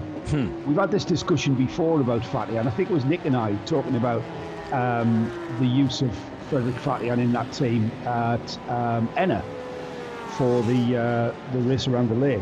And I think at the time some of the collective were kind of puzzled as to why he would do that, why he would sort of give himself the minimum amount of time. And it's kind of, he knows his capabilities, it's his team, he's part of it, he wants to be part of that team, but he also understands where he is in the scheme of things, and he uses his position tactically to not hinder or have the team underperform because of him. It's nothing to do with ego. He knows where he is, but he's still part of it. Yeah, and it's knowing your place in the bigger picture, I suppose. But they wouldn't be able to do it without Fred. You need a delicately chosen mixture of drivers, and that crew deciding to go for the 5, perhaps because they've got Frederic Fatian in the combination. But Fatian does an awful lot of work behind the scenes. He makes the whole drive possible, essentially, and has the numbers to people like Porsche Works drivers Julian Andlauer and Mathieu Jaminet. Axel Jeffries has proven himself to be incredibly quick in Lamborghinis, actually, and making the move to a Porsche, I think, for the first time this year. But forgive me if he's done a couple of 24H races in a Porsche in the past, but I don't remember those. Always proven to be very fast indeed on the Nordschleife in the Lamborghini, and drives for Conrad Motorsport very often there too. Alain Ferté, well, just turns out every 5 or 6 years and wins the Dubai 24 Hours. Why not give him a call and get him involved as well? But I hear what you're saying about well, it's almost like the old football analogy of attack is the best form of defence, so you don't want to wind it back to 60% of your usual pace. You can afford to shave a little bit off, but anything towards being very casual indeed could lead to an incident, because you let your concentration levels drop as well. Martin Lechner, who is at the wheel of the 88 car collection Motorsport Audi, just heading out of turn 9 and onto the back straight. Martin in the second of the 2 car collection motorsport cars then, 34 2 places better off, with still MR Grimm at the wheel. And they're not quite the best Audis, because the WRT squad, former race winners of this event as well, have Louis Michaels at the wheel of the 31, which is still in 4th position.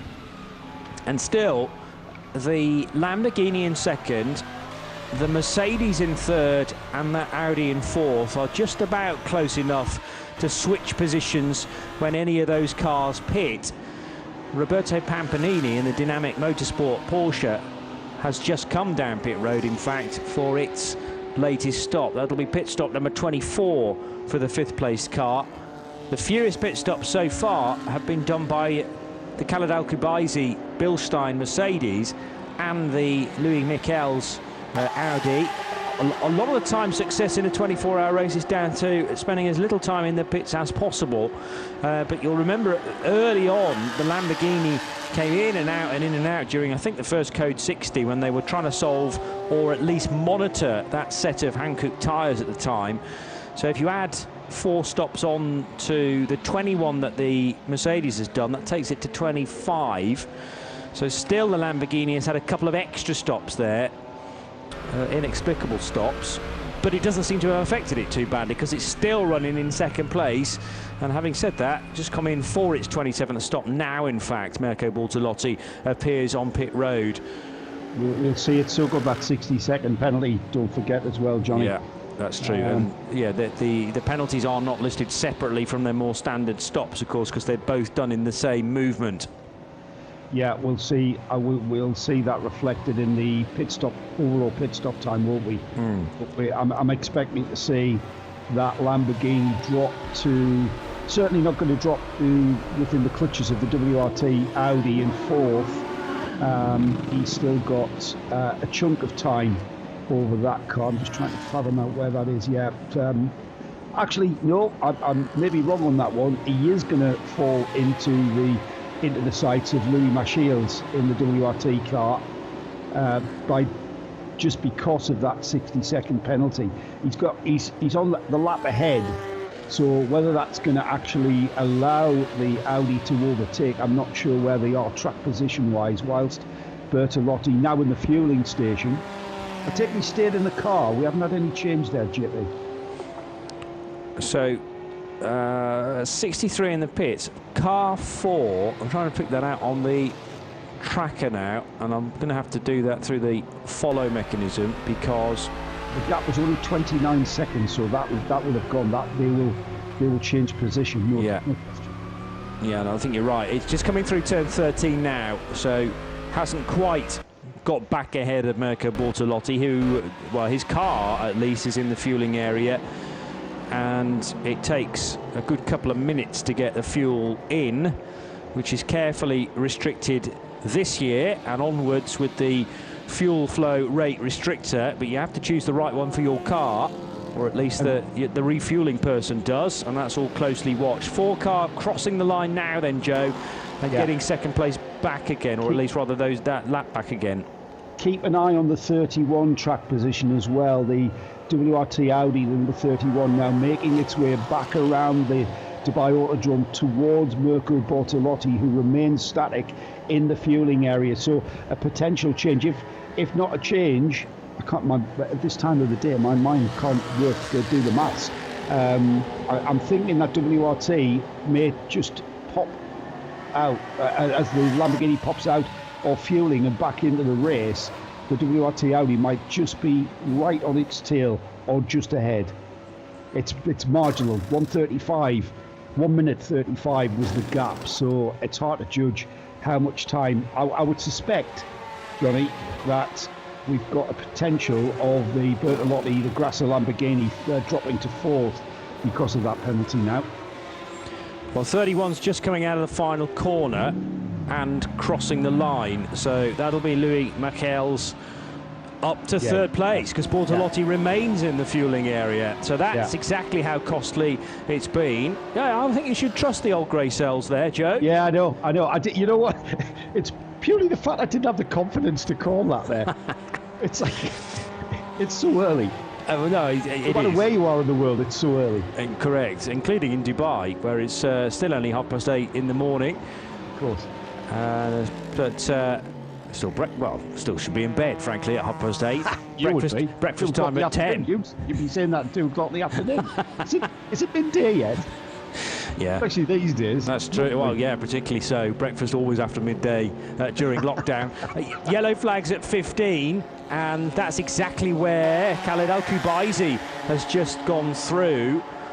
And the bright yellow Bilstein livery matching the caution flags on the penultimate corner. Now, I didn't see why exactly. Oh, it's because of a drama on the start-finish straight, or at least the yellow flags are showing. Yes, big drama for the 924 Porsche, which has tagged the tyre wall there. And again, we're in a situation where a Porsche Cup car has spilled a load of coolant, by the looks of things, from the rad that sits right at the front of the Porsche Cup cars. It's Marabi Mekvabishvili, and he's driving the 924 car third in that 991 class. The profile doors by Huber Racing Car was going great guns, but it's gone straight on when it should have been turning right at turn 15 and tagged the tyre wall, Joe. Yeah, hard to say. Saw the skid marks across the curb, started track side of the curb, so whether he's been helped on his way. The 924, Johnny, just looking to see where that is in the field overall. It was third in class, 18th overall. Yeah. But does it look like he's made that? I'm trying to see. No, the tyre barrier looks intact, but he certainly lost fluid. Now, the front end of that Porsche is very important. That car has got the engine in the back, but all the cooling, the oil cooler, the radiator for the car, is at the very front, just behind the bumper, hardly protected. And it's been an Achilles heel for that design of 911 for many years now. Any kind of front end damage and your radiators and your cooling systems all take a hit. And that car looks like it's had some contact with the tyre barrier, but the tyre barrier has held up extremely well and remains intact. But we've got a lot of debris out there. Yeah, I think that's a bit of, if anything, rear light cluster. So maybe he's gone in backwards and bounced back out again and ended up in that position, nose facing the tyre wall. But a big pool of something next to the car as well, which needed really to stay in it. So at least the recovery crews are with Marabi now, and he'll be checked over, looking a little shaken, but able to get out of the car under his own steam. And Marabi Mekvabishvili, the Russian driver, driving for the German squad, Huber Racing, although with the backing from Profile Doors for this year's running. And again, one or two, if not a few more than that, takers for pit road, including the Lippert Motorsport Lamborghini, which was trying to hunt down the ARC Bratislava car. And in fact, they've taken the lead briefly, have Lippert, from the ARC crew, but it's very nip and tuck between those two GTX leaders. At the last split, they were timed as being 43 seconds apart. It'll be much closer now that I think both cars are in the pit lane. Yes, they are. One is in the fueling area, and the other one's still being serviced by the team. Bertolotti on an outlap, the WRT Audi, into the pits when they saw the code 60. Bertolotti back in the pits, Johnny. Not sure why, other than he's been able to take on a full 100% fuel allocation. Maybe he's looking towards topping that tank off and absolutely brimming it with another 50% allocation. I'm sure his tank isn't big enough to take 150% fuel, if that makes sense. But what this might do, what it was in fact going to do, with Bertolotti being on his outlap and Louis Marchales in the WRT Audi in for a pit stop, it was going to flip-flop that position back. And Bertolotti was, he's come in, and with the Lamborghini, he's gotten out of the car, and Adrian Amstutz has taken this car over. We saw this earlier on in the race, didn't we, where Bertolotti went out, did 10 minutes, came in, handed the car to Amstutz under very similar circumstances of code 60. So again, tactical driver usage coming into play at Grasser. Yeah, and I'm not sure whether that's by design as they map out their strategy before we actually start racing. But poor old Adrian, again, we're talking about Fred Fatian knowing his place in the driving combination. Well, Adrian Amstutz, the 47-year-old Swiss, is exactly the same in that respect, because often if there's a lengthy code 60, then Adrian Amstutz, if there's still drive time to be soaked up by the Swiss, is installed during the caution period. But we shouldn't forget that Adrian was a as was called at the time in 2019, Blancpain Endurance Series champion. It's changed names now, that series, but for Barwell Motorsport, he was an AM champion in 2019 and also a GT champion in 18 in the previous year in the Sprint Series, I guess that was. So vastly experienced, particularly in GT3s. And Amstutz takes charge of the 63 car once again. I think the damage to the rear of the Marabi Porsche up at 15 was more evident from a different angle, Joe. I think it looks like it's gone in rear left, doesn't it? Absolutely called it, Johnny. It's gone in backwards, hit the barrier backwards, and then spun itself round through a complete 180, so its front end was pointing at the tyres. I think you called it. It looks like a bit of bodywork damage on the back of that car.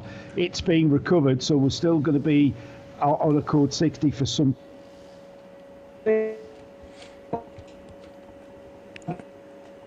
Mercedes now has got a new driver, and Julian Andlauer in the fueling area. Not sure if we had a driver change in the 36, JP. Okay, keep an eye on that. The race leader, if there is a new driver, they will be installed already as the car reaches the fueling area.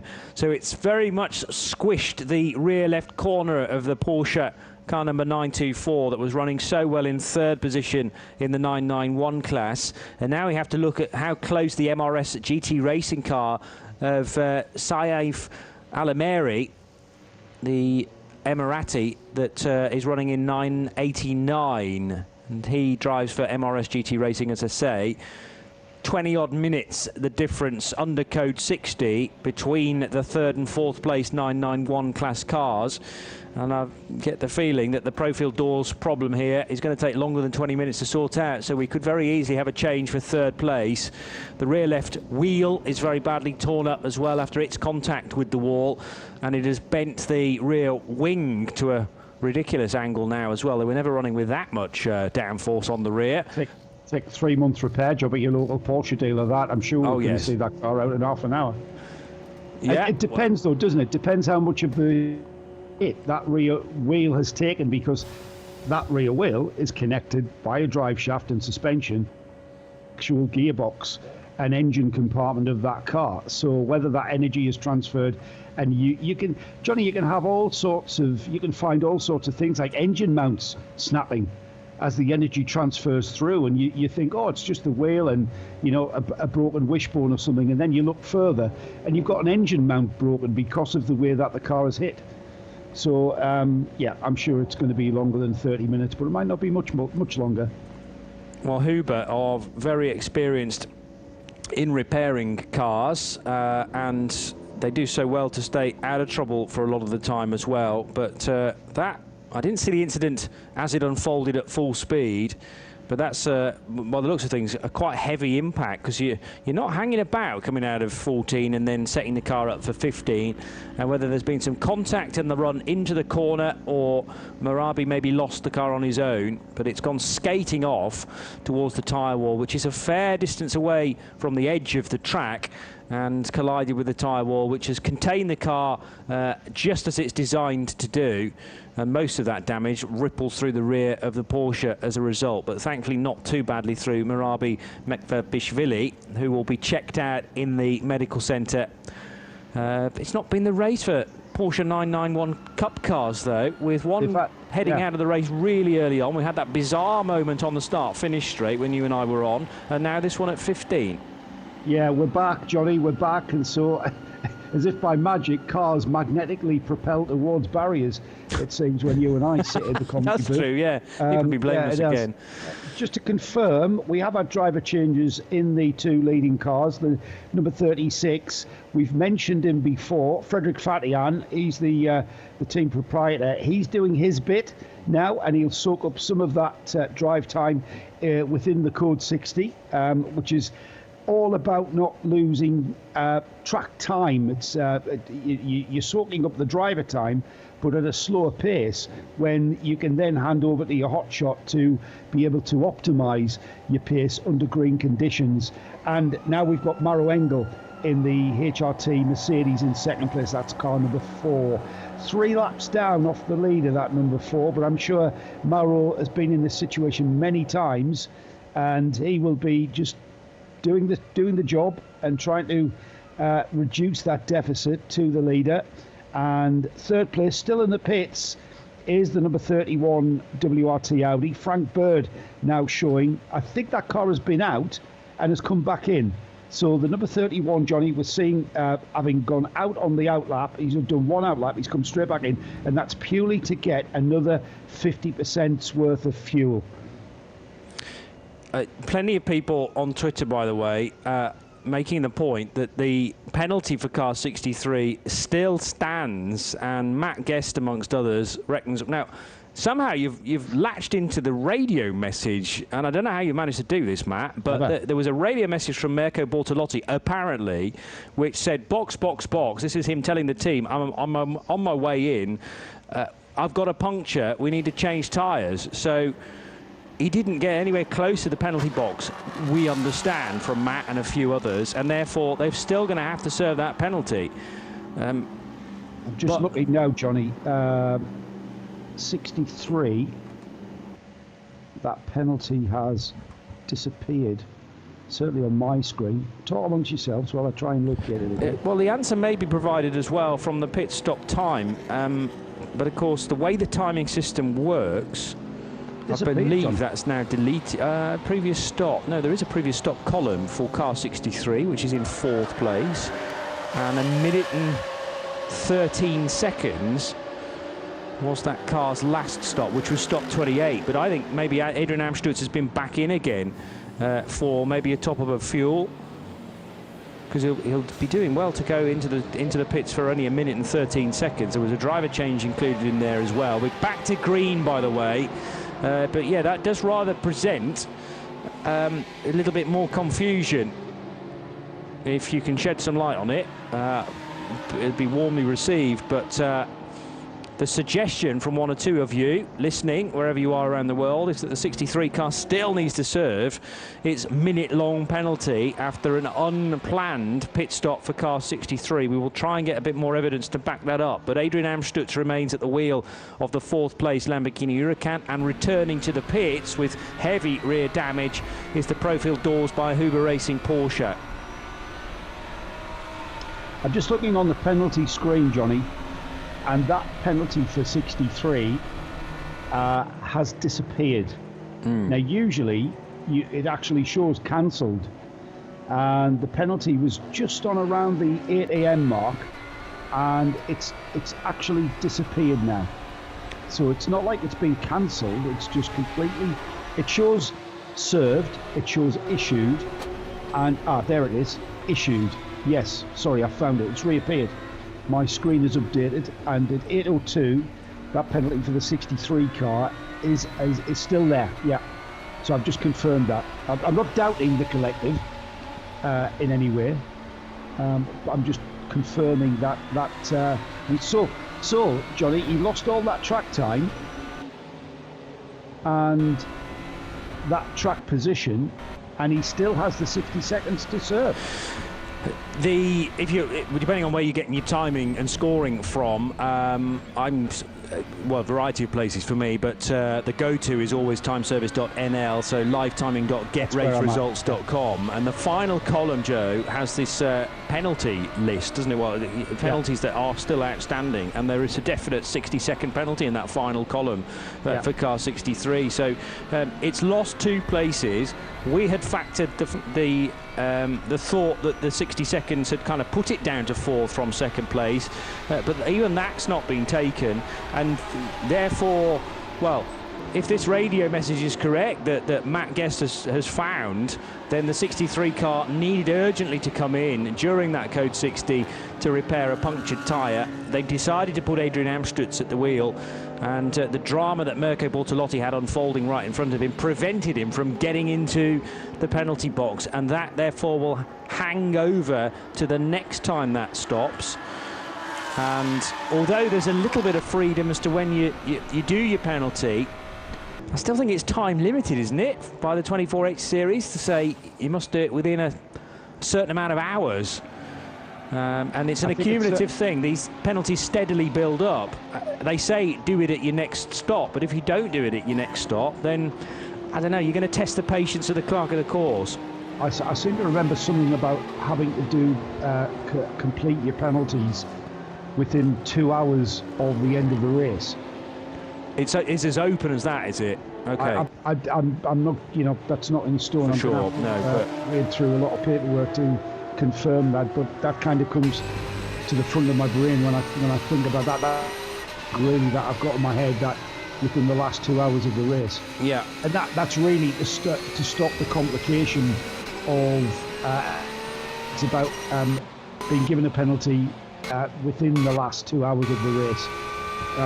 Because what we don't want to do is people just to load up the penalties and then at the end of the race have them applied to your race time, because then can you imagine how long we wait for the podium ceremony while all of those penalties were applied. We've got an amount of penalties that we are able to do that. Rob in the timing office will still do that, and that's why we have to wait for the race results to be confirmed. But can you imagine if you had a 24-hour race with an amount of penalties just accumulating and accumulating, which then had to be applied and totted up and then applied? That would be very time consuming. So there is, I'm sure, some regulation. It's trustworthy. I'll get on to him. I'll get him up. It's still fairly early in the UK where he is at 11 minutes to 5, but we'll get an answer eventually. Adrian Amstutz is about to cross the line. The difficulty and the downside of leaving all your penalties until that 2 hours to go marker is that you could be stuck in that penalty box for 3/4 of an hour, depending on how many penalties you've built up. So I have a feeling there is some sort of measurement from when they are issued to when they're served, but there's a great deal of freedom, because if you run in the TCR class, it might be 2 hours to your next pit stop. But the reason why it all has to be cleared up within 2 hours of the end of the race is that should eliminate if you're pitting 2 hours out from the end of the race, then your final pit stop should therefore include the last penalty, unless of course you have a penalty assessed in the final 120 minutes, and then it does get a little bit complicated and you have a choice to make. In GT class it's slightly easy to make because there is that ability to serve it as you come in for your final fuel load within the last 60 minutes, but those cars that have far better fuel consumption, like the touring cars, sometimes the penalties can remain unserved even after the flag, and then they have to be added to your race time. And as Joe was saying, quite a lot of calculation needs to be done by the officials, therefore, before a podium can take place. Frédéric Fatien took charge of the GPX Racing Porsche, by the way. So Fatien very much a key part of their driving lineup, and far more than a cameo role for the Frenchman, although runs with the Ivorian flag and always has done. Also on a UAE licence, because I still think he's based in the United Arab Emirates, so effectively a home race as well for the GPX, or definitely for the GPX team, which run with the UAE flag, but also Fatien himself has a driving racing licence registered in this country. So he's on board for at least the next stint in the class-leading 36 car, and still this lead margin of 6 minutes. It seems to hover around there. Sometimes it gets slightly less than 6 minutes to 5 minutes 50, 5 minutes 45, then it stretches back out to, as it is in this case, a 6 minute and 5 second advantage for GPX Racing. That success in 2019 in the Ardennes Forest at Spa-Francorchamps, with the victory in the 24 hours of Spa, and they are steadily ticking off the key events in the endurance calendar. This would be a massive feather in their cap if they can pull it off, but you never know. Around the next corner it could get very busy indeed, as Joe Osborne is finding. He's got a Super Trofeo Lamborghini to duck past. That's the 15th place car, so Kurt Thiel in the Lippert Motorsport machine, and Joe himself is in 12th for Inception Racing by Optimum in the only McLaren in the entry, the 720S GT3 car. So that heads across the line now to begin another lap. Joe now at the inside of the 112 machine. But brilliant to have that McLaren back in the race when it looked a little bit dicey when they were repairing the rear suspension.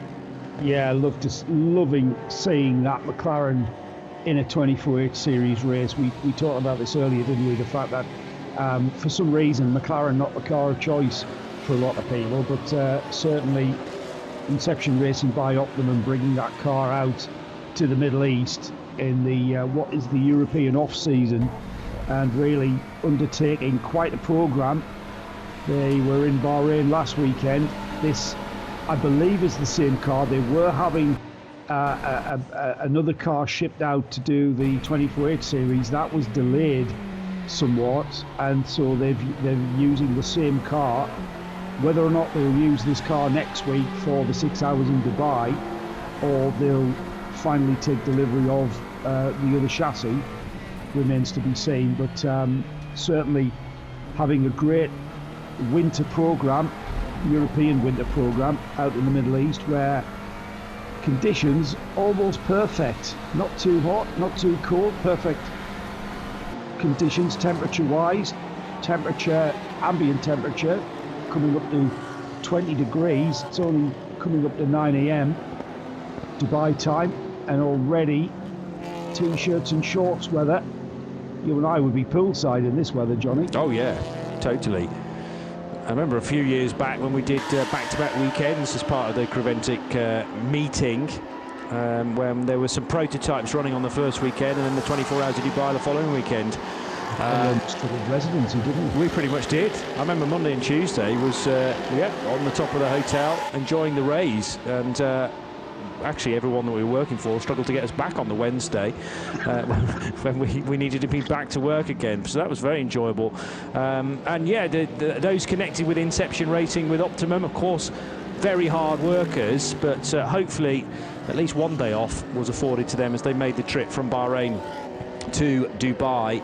It was not a happy Bahrain for the Gulf 12 Hours, the moved and rearranged Gulf 12 Hours that normally runs in December, because they didn't make the race finish. That car retired. Now it's done in two segments, and I don't know at what point during whether it's the first part of the 6 hours or the second 6 hours that car retired, and indeed I don't know how serious that problem was, but it meant, I suppose, that the team could work on it presumably before it was trailered then or containered to the Dubai Autodrome. Same driving lineup last weekend though for Brendan Reeb, Ollie Milroy, Nick Moss and Joe Osborne, but they obviously had their dramas in Bahrain last weekend as well, running in the Pro-Am category. A category that was won in the end by Dynamic Motorsport, Roberto Pampanini, Mauro Calamia and Stefano Monaco. Three of those drivers make up the lineup in car 7 for this race then. The only one they didn't have was Matteo Cairoli, which probably would have forced them into the Pro category. But 72 has not necessarily had a luck on its side last weekend. It is going better arguably this time though, although obviously it's had that lengthy period of time out when it needed a new wishbone on the rear right corner. We have a penalty for the number 488. That's the Dragon Racing Mercedes in their usual garage spot at the pit out on the pit lane, and they've been given a penalty, Johnny, for exceeding a driver's stint length. The penalty is 60 seconds. So that's just been issued. Got a couple of Code 60 speed limit infringements, car 302, car 278, they've been given 14 and 26 seconds respectively, but perhaps the most significant, the 488, the Dragon Speed car, that car currently third in GT4. It's got quite a driver lineup in that 488. My good friend Adam Christodoulou, been doing a lot of online racing with Adam this past year, but Dennis Romaniecki at the wheel of that car and sharing the car with John Hartstone, Ollie Hankook, Adam Christo in the 488, and currently in a class podium position.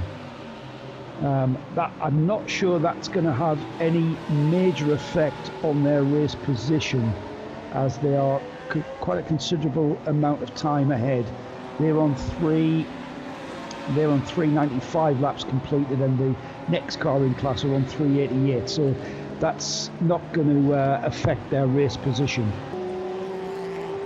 Yeah, Dragon Racing are an interesting one because they were regularly turning out at the Dubai 24 with a Ferrari in the GT class. I remember Rob Barth was part of the driving lineup in those days, and I'm trying to remember now, or tracking back through the archives as to when that Ferrari last featured in this particular race. Dragon Racing have certainly done the Golf 12 a few times, but I reckon as far back as, what year is this now? 2016 was the last time that the Ferrari was turned out by Dragon Racing, and the lineup was indeed Rob Barth, Jordan Groger drove that, Tiziano Carregatti and Fred Fatia, funnily enough, when he was driving with Dragon back in those days. That's 5 seasons ago now. Was there a 488 car as well? I thought I just spotted one or two other familiar names in that lineup for Dragon. Yes, the other car, which was the Treble 8, had Matt Griffin, Alex Capadia, John Hartshorn and Khaled Al Mudhav as the lineup in the sister machine. That was the one that finished, and sadly the 88 car with Rob Barth didn't get to the end, only made 92 laps in just over 4 hours. But so it's been a while since Dragon Racing have featured in this event. Very much a home team though, based in the UAE, and I'm sure there's a bit more racing planned for those guys in this part of the world before the end of the month. Yeah, a couple of people I know connected to that team. Ian Bickerton, I should say, team manager. Rob Barth, part of that outfit. The collective have come to our rescue again. Luke Thomas and Matt Guest, just confirming that penalties must be served within 2 hours. Thanks, Matt, for that. And also Luke, there was a penalty for the 91 earlier for not serving a penalty within the 2 hours. And that does make sense. Maybe that's where my mind was with the 2 hours. So it's within 2 hours of that. So Bertolotti has got until 10 a.m. to serve that 60 seconds. So plenty of time. Well, an hour. Yeah, so you can allow them to build up to an extent, and that I think is to try and limit the amount of time you're in the box, because of course there could be somebody right behind you also wanting to serve a penalty as well, and if you're there for 15 minutes that's not ideal. We are 3/4 of the way through this year's Dubai 24 Hours. It's happening for the 16th time, having first taken place in 2006. And we're powered by Hankook here on RS1, part of the Radio Show Limited network of channels, for the 16th edition of the Dubai 24. A chance, therefore, to do a rundown of the current standings with 6 hours to go. So Fred Fatia on board again, the GPX Racing Porsche, to lead the race by now 5 minutes. And that's as small as the gap has been, I notice, for a little while now. Partly due to the Fred Fatia chosen pace by the Frenchman. He realises he can't necessarily, well, he certainly can't match the pace of Mathieu Jaminet and Julien Anlauer. Very few people can, and has therefore approached this to think, right, my delta time is in the region of 2:08, 2:09, perfectly happy to punch those laps out and help the team get the trophies at the end of it. But what that does mean is that Maro Engel, who is just about the fastest driver going in the lineup in car 4, is able to close the gap, and he's shaved a full minute off the lead margin of GPX Porsche back to HRT Bilstein Mercedes. Third position is the Frank Bird driven WRT Audi R8 LMS car number 31, and in fourth place it's Adrian Amstutz in the number 63 car. I'll continue with that in just a moment, but a reminder that in the TCE series the Top Car Sport Cupra leads the way. and that car has been at the top of the shot for quite some time. From the Autorama Motorsport by Wolf Power Volkswagen Golf of Miklas Born. Third place is the AC Motorsport Audi RS of Philippe Thirion. In fourth place, it's the second of the Autorama VW Golfs for Jerome Oge now.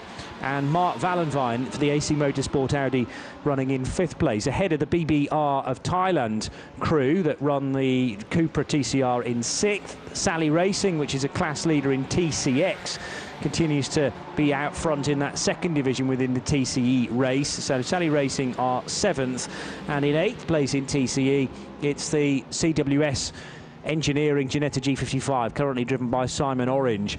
PK Carsport are ninth with their BMW M2. That's also a TCX runner. Zhengo Motorsport from TCR 10th, and the Red Camel Jordans.NL 101 car that had to be repaired after suspension failure on the front axle.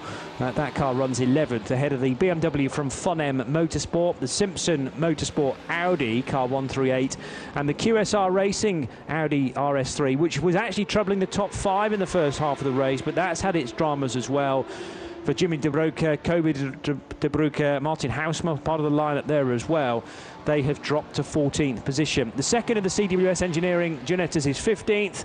RKC ZRT Audi 16th place. And then sadly the final two cars are out of the race, 114 and 279. So I'll continue the thoughts on the GT series. I think I've got as far as the GRT Grasser Racing team, which is in fourth place for the Huracan, and that car still has a 60-second penalty hanging over it like a black cloud. Adrian Amstutz probably the man to serve that eventually during his next stop. In fifth position, it's Patrick Assenheimer for HRT Abu Dhabi Racing. Their Mercedes, the second of the best three-pointed stars then, following the sister car, which is in second. And then it's another Mercedes in sixth for CP Racing for the two Charleses, or Charlie Putman, Charles Espenlaub, Joe Foster and Shane Lewis. And Audi 7th, that's the car collection machine. Racetivity's Mercedes is 8th for Francois Perrault, Manu Collard, Mathieu Vaxivière and Charles-Henri Samani. Then we got in 9th. Now what's happened to the 7 car? Because that's obviously had a fair bit of time in the pits as well. Yes, 20 minutes for the last pit stop for Dynamic Motorsport. They were 5th the last time I checked. They've dropped to 9th after obviously a drama maybe during the last stint for Mauro Calamia. Johannes Stengel is 10th for car collection in their 88 Porsche, ahead of Herbert's Porsche 11th. The Inception Racing McLaren is 12th. Then another Mercedes for MP Motorsport. The NKPP Racing by Baz Kooten Porsche leads its 991 class, and the GTX lead still being held on just about by Lippert Motorsport. There's only 45 seconds between Lippert and the ARC Bratislava example.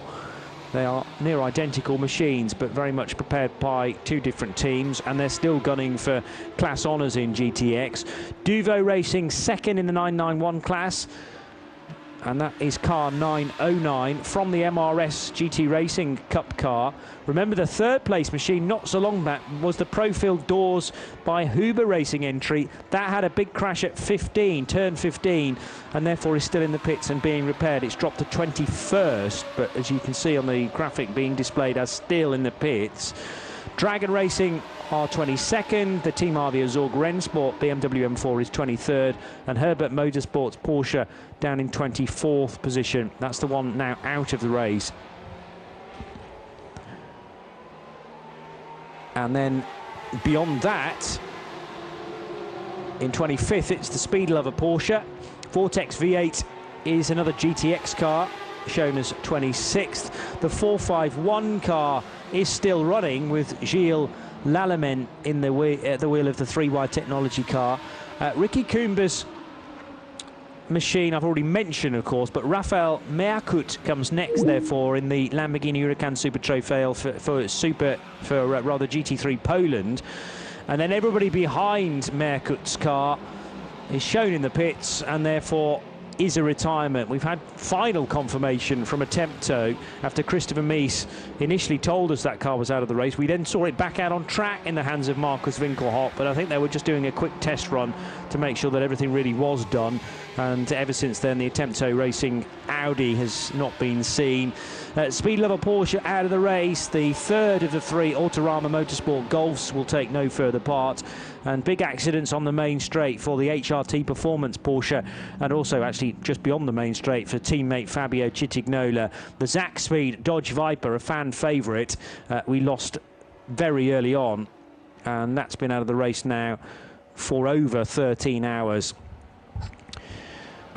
And that's how we run currently, with 5 hours and 52 minutes still to go. You're tuned to RS1, part of the Radio Show Limited network of channels. It's Joe Bradley and Johnny Palmer looking after things, with Ian Silvestrin moments away from returning to the pits as well, with potentially a bit more news, clearing up the stories that have unfolded overnight. And the next hour of racing begins right now on RS1. So Frédéric Fatiat thoroughly enjoying himself out front, and we should be, well, slightly concerned, I suppose, about the time being lost to Mauro Engel. But this will have been factored in by GPX Racing, knowing full well that Fred Fatiat cannot comfortably offer the speed that his teammates Mathieu Jaminet and Julien Andlauer can. But bearing in mind, you know, they are full factory Porsche drivers. Fred Fatiat provides the base for GPX Racing to actually operate as a team, but already that crew have lost almost a minute and a half to the chasing Mauro Engel crew. So the chief engineer there will be mindful of that, and doesn't want to put too much pressure on Fred Fatiat's shoulders. That's the reason why you build a 6-minute advantage, I suppose. You could lose 1 to 2 minutes without it being a huge problem.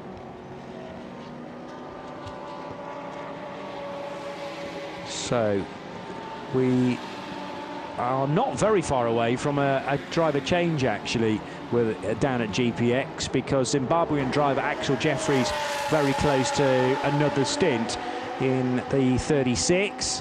A repaired 138 Audi is back in pit road, and that's Paul Smith, who's brought the Simpson Motorsport car into the pits. Driver change taking place. That will see, well, a possibility of either Gunnar Jeanette, Sasha Kakard, Rodrigo Sales or Michael Samfier taking over from Paul. From this distance, I don't know their helmet designs that intimately to be able to pick that out for you, but it won't be very long before the front-wheel drive Audi RS3 returns to the race, and an answer will be provided. Very smart bit of detail for this year's rear screen on certainly the TCE cars, which details exactly where the championship will be visiting in 2021. And the plan at the moment, although still a little bit fluid, you get the sense, is to head to the Mugello 12 hours next time out, and that is in its traditional date, actually back to its traditional date of March, which we're all very much looking forward to. Mugello did happen last year, but rather later than we'd all expected, not until I think it was November actually when that race finally took place. But the rest of the calendar available to view on the 24H series website, which sees a visit to Spa-Francorchamps towards the end of April, Hockenheim a month later, with the first visit to Hockenheim Ring in 2020, and that seemed to go very well indeed. So another stop off in Germany planned on the 23rd of May. The first 24-hour race of the European part of the season. It'll be the second 24-hour race, though, after this one takes place at Portimao on the Atlantic coast, pretty much down in the south of Portugal. Barcelona at the start of September, also for a 24-hour race. Ennepegusa back on the calendar. Many people really happy about that. That'll be a 12-hour race. And then finally, a twice around-the-clock event at Sebring on the famous concrete in Florida there on the 13th and 14th of November. So an action-packed calendar planned for 2021, and all kicking off as it traditionally does here in Dubai. Meanwhile, as predicted by Ian Silvestrin in my ears at least, the driver change will take place for the GPX Racing crew, and has headed away from the fuel box itself, with Axel Jeffries driving, and his first job will be to take it to the fueling area. So a couple more minutes whilst that car is fueled. And of course the gap is continuing to drop, with Maro Engel remaining out on track, and the gap is nearly 4 minutes now. So a third of that big chunk out front has dissipated, and the other crew, the other members of the crew at GPX Racing, it's their responsibility to try and build that back up again to a meaty 6 minutes. But it'll be a shot in the arm for those doing the chasing right now, including HRT, Bilstein, WRT and GRT. It seems like you have to have an R and a T in that order in your title, your entrant name, in order to feature in the top 4. But none of those cars are leading the race. You need a different three-letter combination in the form of GPX. So, Joe, some of the time's gone. It's almost now 4 minutes, the gap back to Maro Engel. A little bit of heat on the collar of the chief engineer, perhaps, or was this all in the game plan? I think they expected it, Johnny, and if I say so myself, and a little pat on the back for Bradley, I did call it. Yeah. Especially when we saw them insert Frederic Fatian into that leading number 36.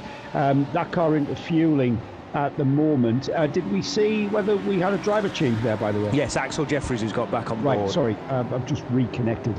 And you're all right, because people joining us all the time, so good to update. Nevertheless, there's a possible incident out on track now, though, with yellow flags at turn 8 and 9, which is the bowl left-hander that takes you out onto the back straight. So therefore it's not the 701, which also has had a problem. The Vortex V8 off the road later on in the lap, though, at turn 15. So this could be another pivot point in the race, Joe. If we go code 60, a chance for those that haven't yet pitted to do so. Yeah, absolutely. The Maro Engel gap to the leader was always going to come down while Fatian was in the car. The GPX team knew that. However, it's kind of touchy bum time now, isn't it? Because they had what we talked about earlier, a 3-lap gap, and they really only had this race to lose, or that gap to lose. Well, that gap's come down now to with just 1 lap difference between Maro Engel and indeed just a 2-lap gap between themselves and the third place, Frank Berg-driven WRT Audi. Can't discount the Lamborghini of the Grasser team as well. Adrian Amstutz at the wheel of that car at the moment. He's their AM driver, so that car not exactly up the right. And the 85 coming to a halt also, Johnny. I'm not sure if that's connected to the slowly driven Vortex, but the 85 now static, sitting there, pointing in the wrong direction from what I can see. It's literally just spun, Joe, and our camera's actually caught that moment. So now, has that had a drama early on in the lap? And then as Charlie Putman has turned in, there's already tyre rub on the rear right corner. And whether it's suspension failure, I think it is suspension failure, because the rear right wheel not sitting in the arch at all well there. And Charlie Putman, a thought for him, because he turned in thinking the car would grip as it did the previous lap.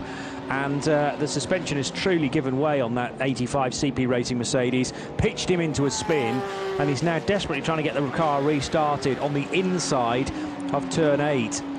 So the yellow flag's being displayed because of that. I think the yellows were out before this incident, though. They then cleared, and now the CP Racing car has had its spin rather.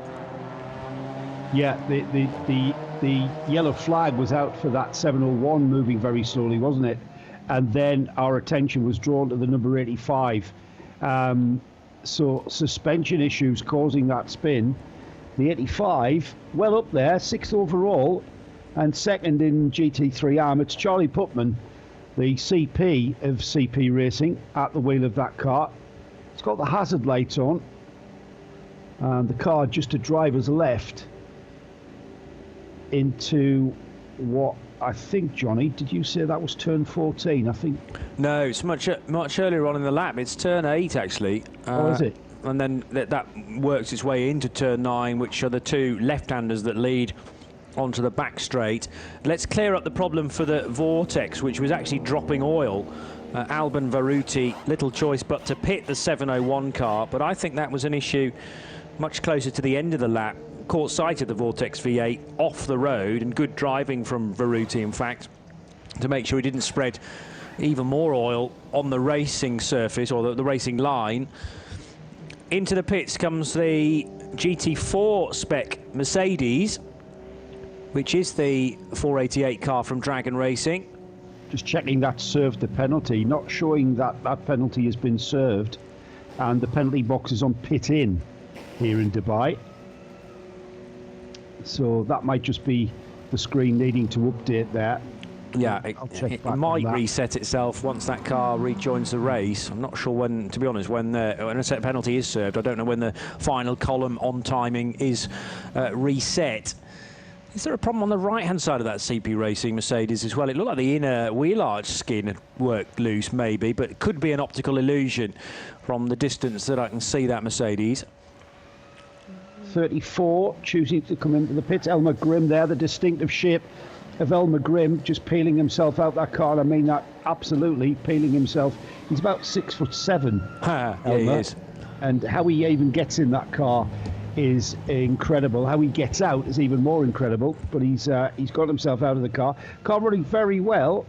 Currently second. It's just taken over that second spot in GT3 AM. So that has just inherited that slot from the CP Racing Mercedes, which remains on the side of the track, just about to be recovered. So changes afoot, and as you called it, Johnny, people using this code 60 to come into the pits out of sequence, but just topping off fuel, extending the fuel window. Maro Engel in for fuel, Frank Bird in the pits in third. Axel Jeffries remains on the track though. He's the leader. And the car behind him was, and still should be, the HRT Bilstein Mercedes, which came in. They didn't do a driver change though, so choosing to keep Maro Engel behind the wheel of that car. He's still well within his drive limit in this particular race. Now in the fueling area, Maro Engel then. Frank Bird in the WRT Audi is also heading for fuel. Adrian Amstutz not yet having made a stop under this current code 60. That might be though down to the fact that the car wasn't in an ideal position out on the racetrack, and obviously that's restricted to 60 kph. I think there is something wedged. Oh, now is that the affected side? I said rear right, didn't I? Yes. So yeah, that's part of the suspension that's failed, and it's brought out the inner wheel arch, and that's effectively caused the spin. And understandably now for Charlie Putman, even though he might be able to get the car restarted, it's just lodged in position and requires a tow. It's not a quick job that as well, Johnny, if that rear end, that's where the, remember it's a rear wheel drive car, that car, front engine rear wheel drive, and if the rear suspension has failed, that drive shaft, depending on what angle that drive shaft's gone to, that could be more than just a collapsed wheel into the wheel arch. Looking like a bit, is that damage on the rear right quarter as well? No, it's not. It's just the way that the vent. But yeah, you're certainly spot on, mate, with the regard to the wheel liner, the wheel arch liner. That's become detached and trying to escape out with the wheel arch. I'm not sure that rear light cluster is in the best position either. Certainly not as the designer intended. So is that started to rattle loose? Has it all stemmed from a bit of rear contact, which then has gradually got worse and worse? But it might have happened hours ago. Not too happy, that whole rear right corner, actually. And Ian Silvestrian will get a better view of it once it is returned to the pits. Right, now here's the point in time where the 63 Grasser Racing Team car can finally serve its 60-second penalty. And we can get a shot of that in the final column. It's going to be the 120 seconds, Johnny. It's under code 60, so the penalty's doubled. That's a very good point. So it becomes 2 minutes rather than a minute. Again, it's whether or not you lose that amount of track time under code 60 by doubling the penalty. That's why they double the penalties, or else it'll be a bit of a I wouldn't say a cheat. It's not so much, a little bit cheeky to be taking a 60-second penalty under code 60. I kind of like the idea. You'd find that penalty box absolutely chocker under code 60 if that was the case. Yeah, you wouldn't be able to squeeze all the cars that wanted to take penalties in there, and they'd be parking about 5 or 10 abreast, wouldn't they? Nobody would be able to get by in a fast lane. Penalty box would be the size of a football pitch. You'd have to Yes. extend pit lanes. So Charlie Putman has returned to the garage and said to Ian that it was definitely suspension failure, but I don't know what actually caused that, whether it was the stress of the curbs over many hours. Charlie, yes indeed, has got now back to the CP Racing camp. The car is still being recovered, I believe. He's going to have a quick chat to Shane Lewis on his right as well. But it was going nicely in the GT3 AM category for that particular car. And driver returning to garage well before the car is not necessarily a good sign. They're embracing. This really shows signs for me, Joe, that that's end of day for CP. Yeah, Ian's down there. They're really polite, our American friends at CP Racing. Charlie Putman, Joe Foster there to the right of Charlie, and Shane Lewis in the middle.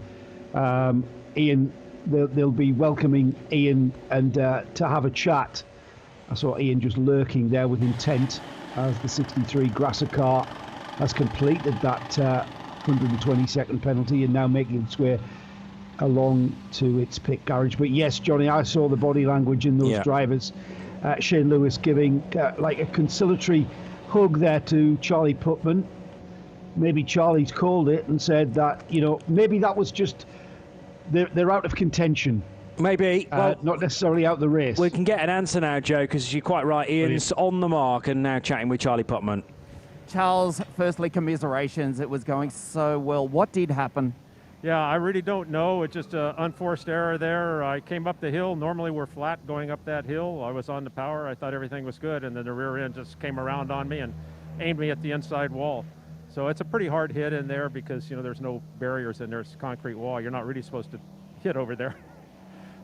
No contact with any other cars, no traffic? No, there was no traffic. That's the pity of it. Like I say, it's just an unforced error on my part. I don't know what happened with the car. We've been fighting some issues with the rear end all weekend, and it gets loose, and then it goes back to normal, and it gets loose. So I was low on fuel. I was in the worst conditions. I knew it was, possible that the car could be loose, but it just caught me unaware, and that's the results. Bad deal in racing. The car's on its way back to the garage now. We just got a glimpse on the screen. There it comes. Do you think you can get back on track? Well, knowing our guys, we probably will. It's pretty heavy damage. There's a little bit of damage on the front and on the rear as well. I think the rear suspension's broken. Takes a few hours to fix that usually. So it's sort of dashed our chances of a podium here. This race has always been kind of a curse to us. We have one thing or another happen to us, but we thought this is the one. It's going pretty good. We're in a podium, position, and there we go. Charles, as ever, you've flown the Stars and Stripes brilliantly this weekend. Let's hope you make it to the checkered flag. Okay, I appreciate it. Thank you guys for being here. Thank you. Thanks. Yeah, the car's still shown in third position in the GT3 AM part of the race, but it's going to drop rapidly now. And the bit we'd missed, Joe, is the contact that led up to then the spin. So the damage had already been done. I'm trying to work out which concrete wall Charlie has hit, because it's on the right-hand side, isn't it, of the car? Yeah, the rear right. So you'd be doing well to catch a concrete wall when most of them are actually on the left-hand side. Well spotted that by Ian McCarthy. He's just concurring with your words there. He noticed the rear wing end plate was also missing. So contact before that spin, which Charlie's just confirmed to us. Hard to judge if the cars get knocked about over the course of the race, and then something gets dislodged, and then that just works away, and then manifests in a problem that comes back to bite you. And that's clearly what we've seen there. And as he said, sometimes there are those races that you really struggle to crack, and they'd all thought down at CP that this might be their year for a top 3 finish in GT3 AM. It's still possible. But Johannes Stengel is a good portion down the road. It's very likely that the car collection Audi will get up to third place. But I don't think it's necessarily decided, that podium, just yet. They're on 437 laps the CP car, and the next car in GT3 AM are on 4:35. So yeah, it's two laps, isn't it? Really, disappear very quickly. Yeah, it's 4 minutes there or thereabouts with a 2-minute lap time around here if you're really going some. And as he said, there is damage to the nose. Sadly, the badge of Mercedes on the top of the nose is at a very peculiar angle. It's also done damage to the very large grille on this 2020 iteration of the Mercedes AMG GT3. They did a revision both aesthetically but also internally as well to create the Evo version of the AMG GT3, and that is one of the newer examples which debuted here actually 12 months ago. So it's gone nose in. It's also tagged the rear right as well. That's the reason why the light didn't seem to be quite sitting correctly either on the rear of the car. Same can be said on the front too. And Charlie, looking to get the car back to the pits as quickly as he could, then turned in at reduced speed at turn 8, but with the suspension already torn to bits, the rear of the car didn't bite and pitched him into a spin. Thankfully, that secondary incident wasn't too serious, and the recovery of the car was done relatively quickly under our latest code 60. So let's just see how many we're up to now. I make it 13, and the last one was the best part of 10 minutes in order to recover the 85 car. We only had in 2012, which remains the record distance year of 628 laps, there were only 7 code 60s. I'm reliably informed by a number of you on Twitter, and that's the sort of level of caution we require in order to get beyond that magic number of 628, which has now stood for 9 years as it is, way back in 2012 when that was a Mercedes year for victory, looking more like a Porsche to be victorious this time around. But we do have Mercedes, Audi and Lamborghini waiting in the wings if there is a little bit of drama for the GPX Racing crew. And that gap that was way out at 6 minutes only half an hour or so ago has suddenly been brought back again to 1 minute and 19 seconds with Maro Engel returning to the lead lap. So that's something we should keep a close eye on. Engel should just about be able to lap more consistently, more rapidly and more consistently than Axel Jeffries. But he's only going to be eating away at sort of tenths of seconds per lap. The last lap, of course, denies that entirely because Engel's going to clear 2 seconds faster than Axel Jeffries, but Axel, I think, was caught in traffic on the last run through. Yeah, part of the judge, isn't it, on lap times with regards to such a busy track. There's a 1:59.2 from Jeffries there as he crosses the line. We wait. There's a 1 minute and 19 seconds was the gap last time by. We'll just wait for Jeffries to come through.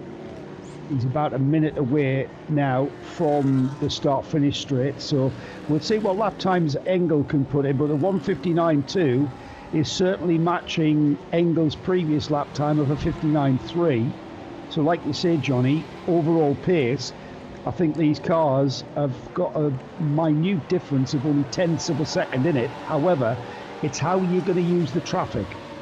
And I've got to say, I'm quite surprised. I did think the Bilstein Mercedes would start eking into that three lap gap. However, I didn't think it would happen so quickly. And somehow, the GPX Racing team have lost that 3 laps in the blink of an eye, and I'm not really sure how that's happened. Well, it's Fred Fathiat being installed for, well, how long was he in the car? Best part of an hour, quite possibly. And I think what they were doing was making sure that his drive time was completed for car 36. Already had a stint from Fathiat, and that's his second appearance. So that might be now everything that Fred needs to do. Axel Jeffries taking charge again. They'll be leaving Mathieu Jaminet and Julien Anlauer for the later stints. There may still be room for an hour or two of Alan Ferté as well. But once we get to about the 4-hour mark, I think the two Frenchmen can get to the end. He did 30 minutes, Johnny. Okay. 13 laps. Chunk of that was under code 60. So 30 minutes was Fatty Ann's stint time. And what we can't necessarily get to right now is his drive time from earlier on, but it's my understanding that if you're an AM in a GT Pro entry, then you need to do a minimum of 2 hours. Well, at the same time, so Fatty Ann's stint average was 2 minutes 10 lap time. That's an average lap time. At the same time, Engel was in for 17 laps across Fatty Ann's stint, and his average was 2 minutes. So looking at average lap times, he was taking 10 seconds a lap out of the lead during that time. So Yep. 17 times 10, 170 seconds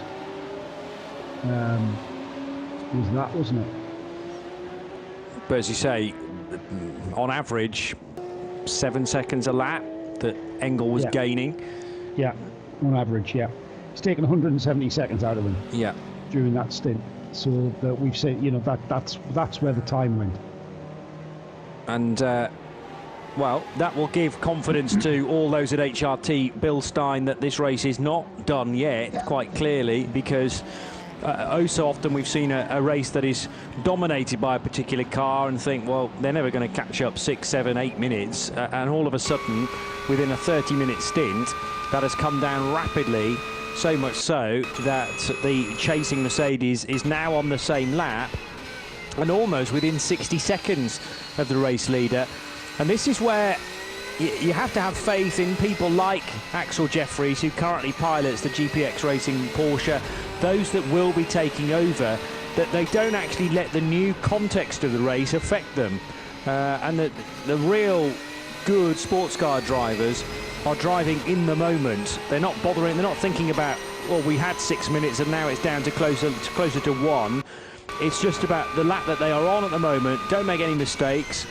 Try and punch out as close to a 159 or some cases 158 as you can, and it's still a winnable race regardless of how close that Mercedes may be getting. So it's departmentalizing your segment of this particular event, with Julien Anlao, Mathieu Jaminet, possibly a bit of Alan Furte still to come. And as far as the 4 car are concerned, well, they can only use Maro Engel to a certain degree, because he'll have to step out and be up against his drive time limit. He's only done 50-odd minutes so far, though, so there's plenty of wriggle room there. And I'm sure they'll be making sure that Engel's got enough time in terms of his total across the race to get in for the final stint as well. Remember, he started the race yesterday at 3 o'clock as we got this thing on the way.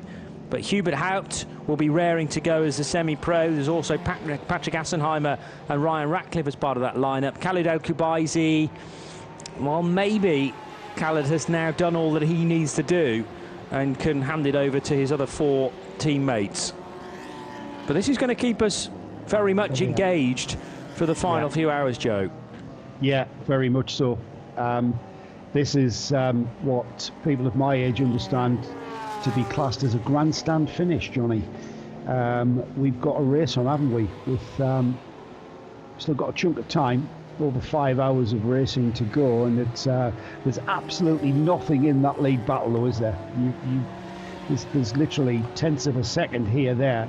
Down to 1 minute 17, the gap last time. And so that's ebbing and flowing ever so slightly.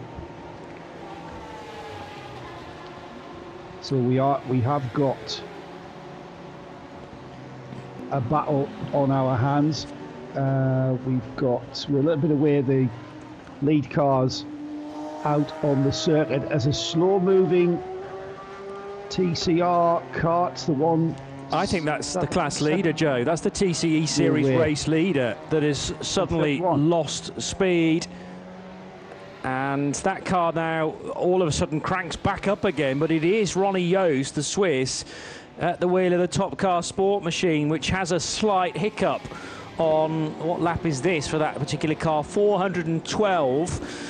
And, well, heart-in-mouth moment for the TCE Series race leader, but it looks like Top Car Sport is now back up to speed as we head to the pits and Ian Salvestrin for this update.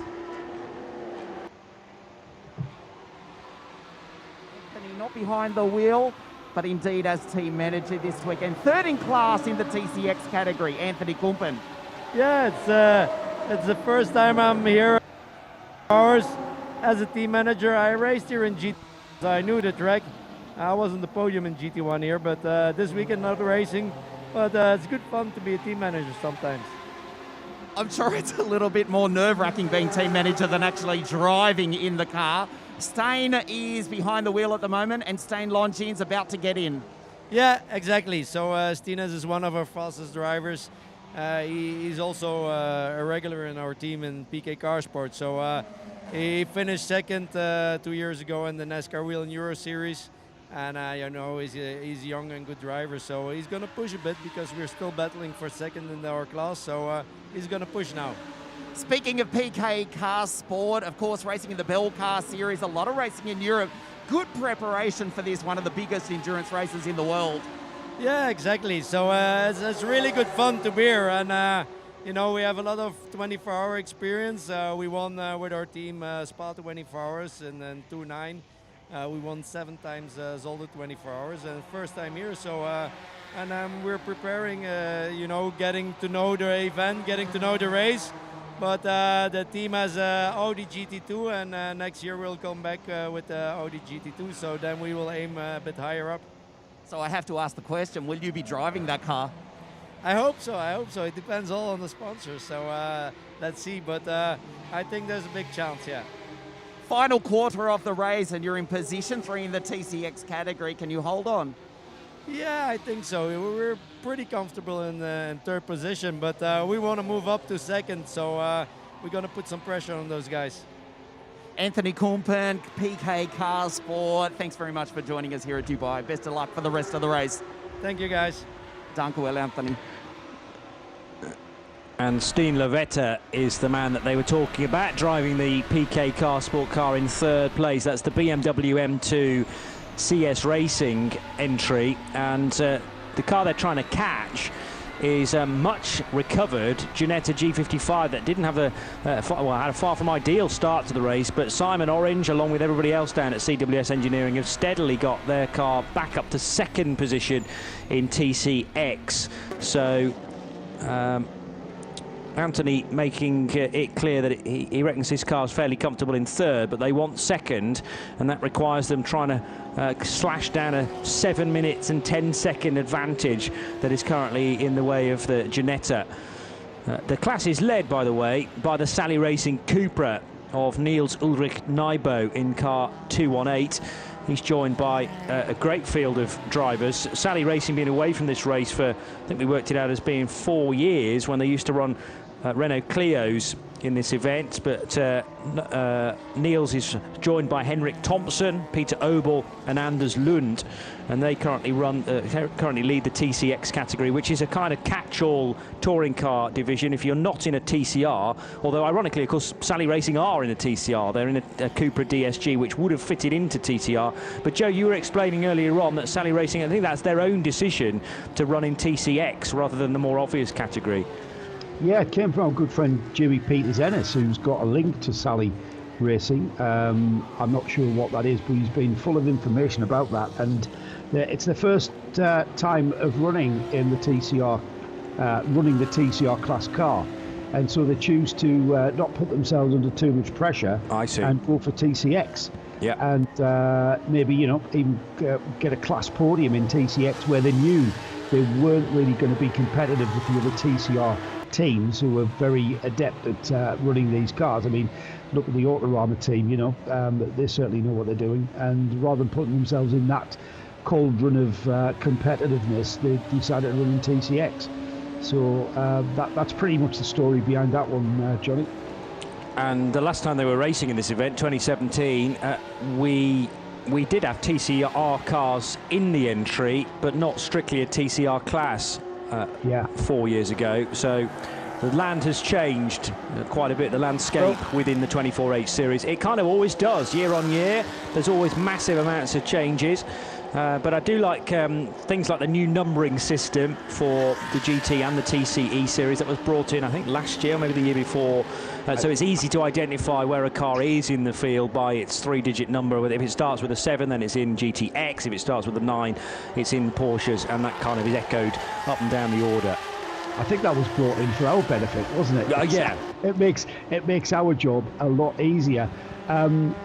Sally Racing were stalwarts of the Year 2 class running Renault Clios, and for me, one of my favourite classes in the 24-hour series was the Year 2, where you got the smaller hot hatch cars like Clio Cup, like Minis, Volkswagen Golfs from various national series that were developed and modified for endurance racing. And that I used to love the eclectic mix of having on track at the same time a GT3, Audi R8, Mercedes AMG GT, and a Clio Cup car effectively. And that, for me, that mix of and diversity of field was something that I thought was outstanding. However, for whatever reason, and I think we've deliberated this one over the years, the Year 2 class has kind of evolved out of the series, and we haven't had anybody entering the Year 2 class for some time now. And I'm not sure whether the increase in performance level from the GT3 classes kind of dissuaded people in the Year 2 class. The speed differential became rather too big to handle, if you like, and the closing speeds became greater, and it kind of put a lot of people off the Year 2 class of basically spending 24 hours looking in your mirror. Yeah, I think A2 is a better bet. When we used to have split races, this is now, these days, 2 races in one, and will be for the whole of the 2021 season. That was announced by Creventic over the winter period, going into such an unknown part of an unknown world currently, when you're trying to decide on where you're going to be visiting, both around the world but also within Europe as well. And the decision was taken that rather than having separate races to one venue for the GT series, somewhere else the next week for the TCE series, they would all be combined events held within the same race.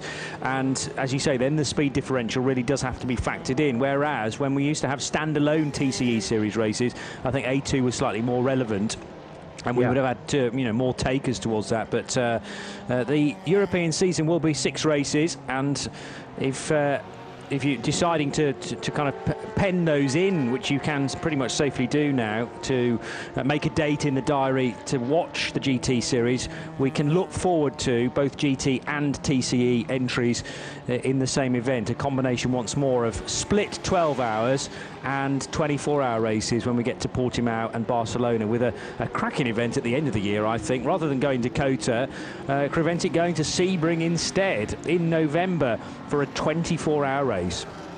Well, the weather in Florida in November is perfect. It's pretty much the kind of weather conditions what we're seeing here in Dubai. 75, 80 degrees during the day, a little bit chilly at night, or can be. But when I say chilly, I just mean another layer. I don't mean bowler suit and balaclava chilly. It's a perfect weather condition in November then.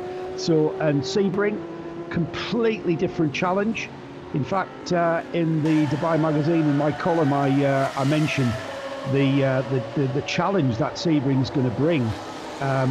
It's a unique place. It's the front straight, for instance, the main start-finish straight. It's concrete slabs forming the track surface, and it's unique as the car passes over. And even in a road car with kind of relatively soft suspension, it's like as you go down the past the pits, it's clunk, clunk, clunk, clunk, clunk, clunk, clunk, as you go across the concrete. In a race car, it's car braking stuff, it's a real challenge. And the thing about the place, it's just seeped in history. Those concrete blocks that you are travelling on are the very same concrete blocks that Jack Brabham pushed his World Formula One Championship winning car across the line, physically pushed it across the line to win the 1959 World Championship on that very same piece of concrete. So fantastic job from Creventic to get a 24-hour race at Sebring. renowned for its 12-hour race, currently part of the IMSA series that will schedule to go ahead in March. So bringing a 24-hour race to Sebring, completely new territory, and there was a distinct reason why the Audi World Sports Car team would stay back after the 12 hours of Sebring and just run their cars for another 2 days in preparation for Le Mans, because if a car could do a 12-hour race followed by a 24-hour test, it would find that track will find your Achilles heel and any kind of weakness within the car. And Audi, and I think other teams, Peugeot, another team comes to mind, used to do some pre-Le Mans testing at Sebring for that very reason. So it's going to be quite a challenge for everybody. And just looking at the very early days of events taking place at Sebring, you had winners like Sir Sterling Moss, Mike Hawthorne, Fangio. I mean, you know, you can just continue. Dan Gurney, of course, and as you said, it's the very same track surface that we'll be racing on with the 24/8 series later on in the year. And we think we've had plenty of suspension failures here in Dubai. Well, 24 hours round the clock on the punishing circuit at Sebring, we'll possibly get similar results. Now, the Sally racing car, which was leading its class, I mentioned that only a few minutes ago, has ended up in the garage with the team frantically working on the Cupra.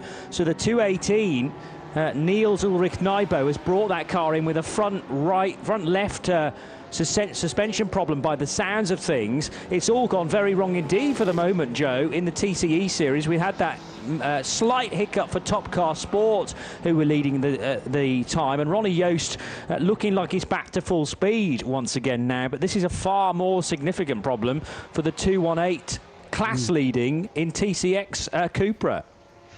Yeah, again, it's all a learning experience. This is the first time the team has run this car, so they'll be learning to address and learning to react to whatever the car throws at them. And it's perhaps now, it's getting to that point, Johnny, where you and I really shouldn't mention anyone, because we mentioned them, we talked about them in some depth, and then all of a sudden we hexed them, didn't we? And another team that I want to talk about while that Team Sally car remains in the pits is the class-leading number 991, aptly numbered to lead the 991 class. It's the NKPP Racing by Baskuten. It's kind of it's been in stealth mode this whole race, and it's got a massive lead in 991. Baskuten, great atmosphere in that team as ever. Harry Hilders, Rhodes Ruhlmann, Gijs Bessen and Bob Herber, familiar drivers to the NKPP Baskuten team. They have run this Porsche now on and off for a couple of seasons, but more familiar in the TCR class. But they're having, dare I say it, a really strong run. They are 14th overall, and like I say, leading the 991 class by something like, I think, 13 laps. They're on 13 laps, 433 laps completed. Next car in the 991 class, 420 laps. A 13-lap lead in that class. The broken suspension on the front left corner is being replaced, and Henrik Thompson, the new driver for the Sally Racing Cupra, preparing himself to take over. So I think Sally Racing taking this in their stride. They will be well used to repairing little hatchbacks cars from their history of running in A2, and therefore no immediate drama. They've completed 398 laps. The second place car in TCX is 6 laps further back in the form of the Simon Orange-driven CWS Engineering Ginetta G55. That's the car in the pit lane, in fact, and has just shot off up towards the fueling area. It may well have been that Simon Orange clambered out and is handing over to a co-driver.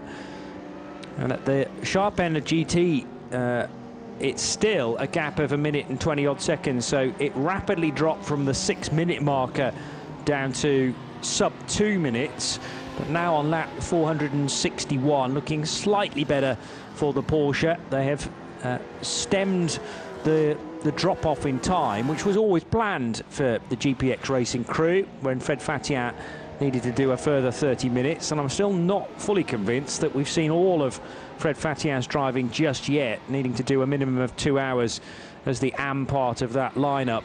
The 133 is the Zhengo Motorsport entered Cupra, again with a DSG box. This is the 7th place car in TCR, and Zaber Toth has just brought that car in.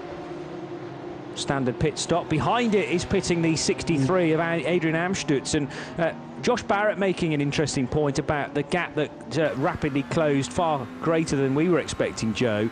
And he thinks that one of the reasons why that lead gap came down is that 36 pitted under green, whereas the 4 under a code 60. So obviously you're going to lose far more time if you are pitting and therefore stationary in pit road, as everybody else is still at race pace, compared to a pit stop under code 60.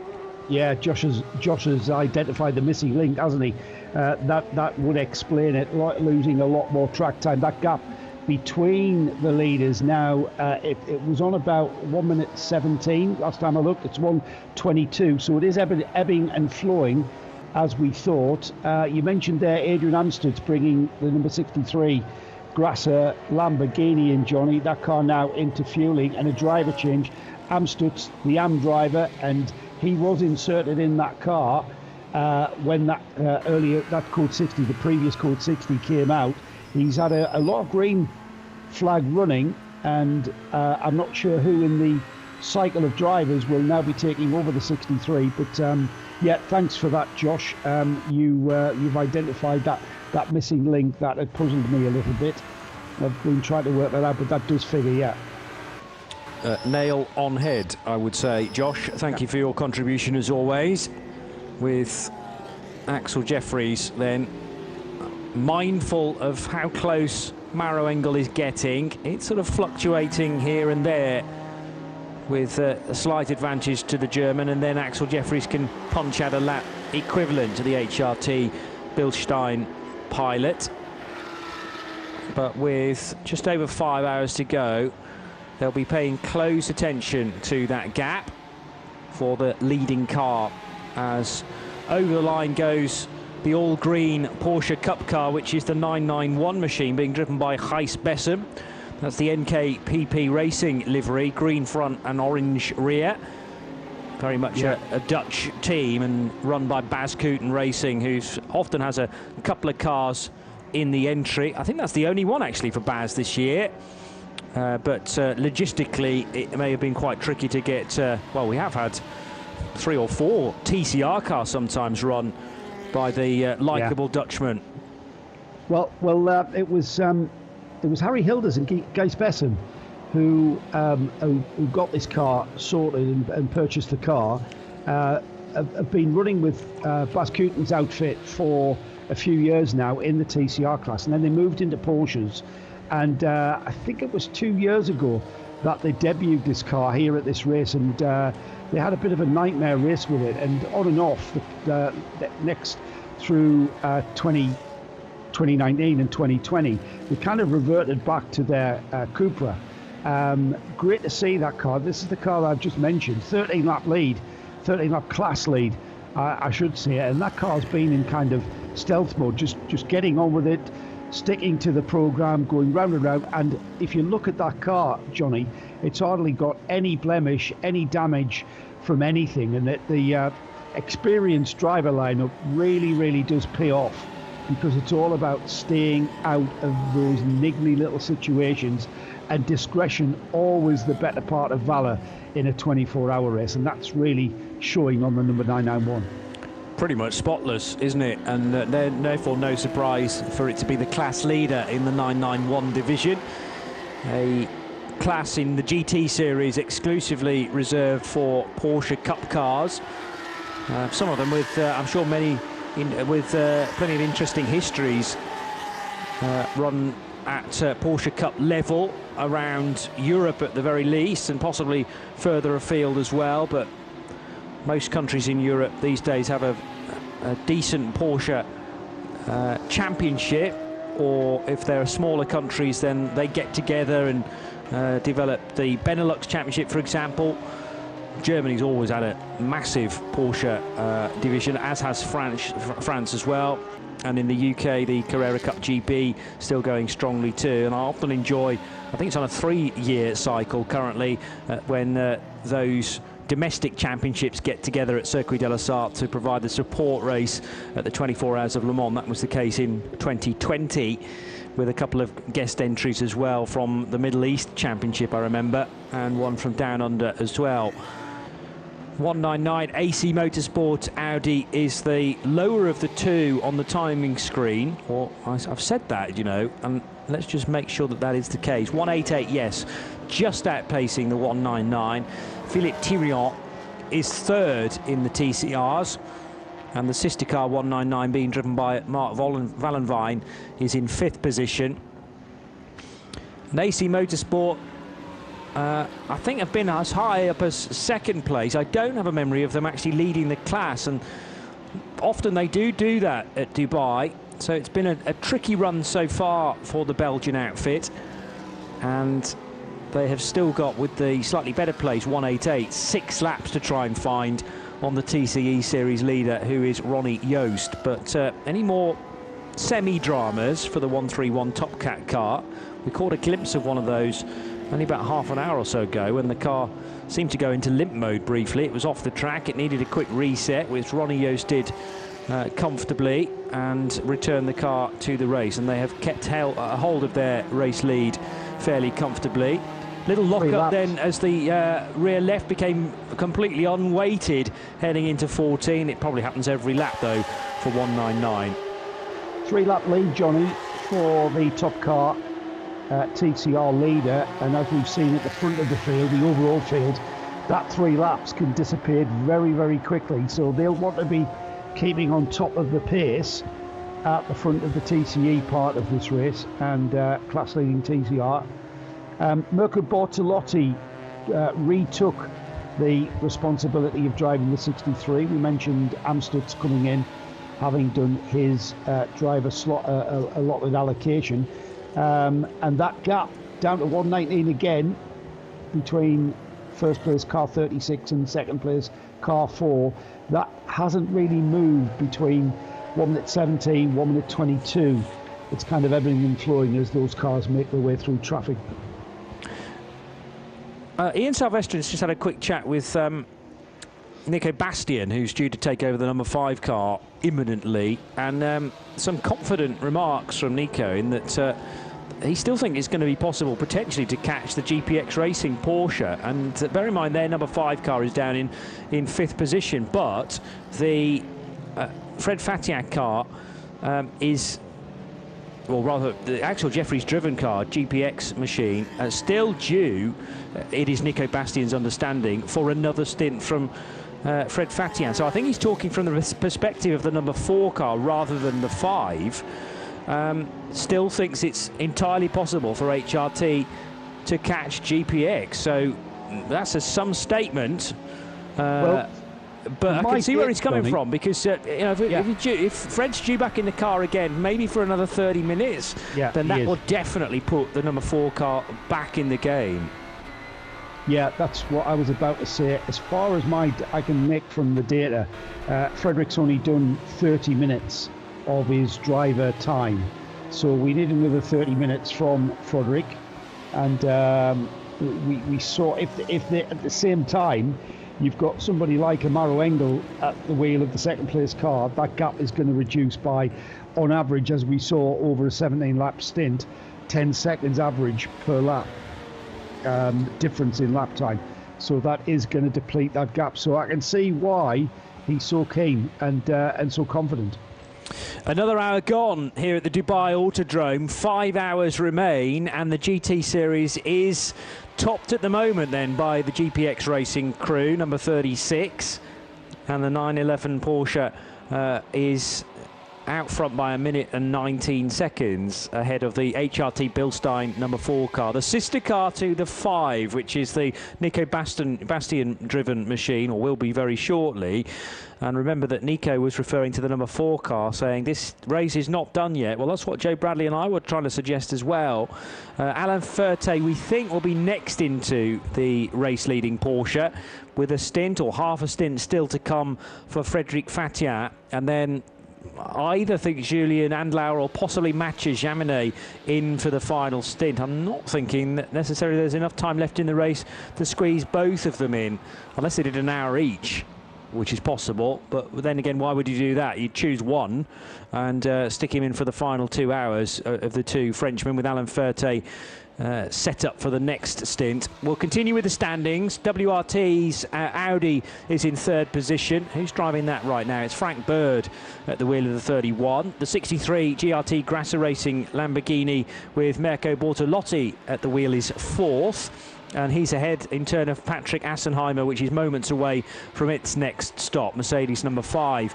Car Collection Audi number 34 is 6th. The Dynamic Motorsport Porsche car 7 is 7th. And then it's the Racetivity Mercedes 8th, which is car number 83. Car Collection are next with their Audi, the 88 car, running in GT3 AM this year. The 72 Inception Racing by Optimum McLaren remains in 10th. Ahead of the 991 class, we'll wait a short moment until we get to the 991 class leader, because the Herbert Motorsport number 93 Porsche still very much in the race. That's in 11th, ahead of the MP Motorsport Mercedes and the CP car, which is possibly now a retirement. The prognosis didn't sound particularly good from Charlie Putman earlier on. They are going to try and fix that, the American squad. We'll wait and see whether it returns. NKPP lead the 991 Porsche class from 14th position. Lippert Motorsport are the best placed GTX entry. That's a Lamborghini Super Trofeo, and have a 98-second advantage over the ARC Bratislava example. And then it's another 991 class car from MRS GT Racing, 17th. GT4 is led by the Canadian outfit ST Racing with their BMW M4. They are 3 minutes and 22 seconds to the good over the Aston Martin Vantage from Pro Sport Racing.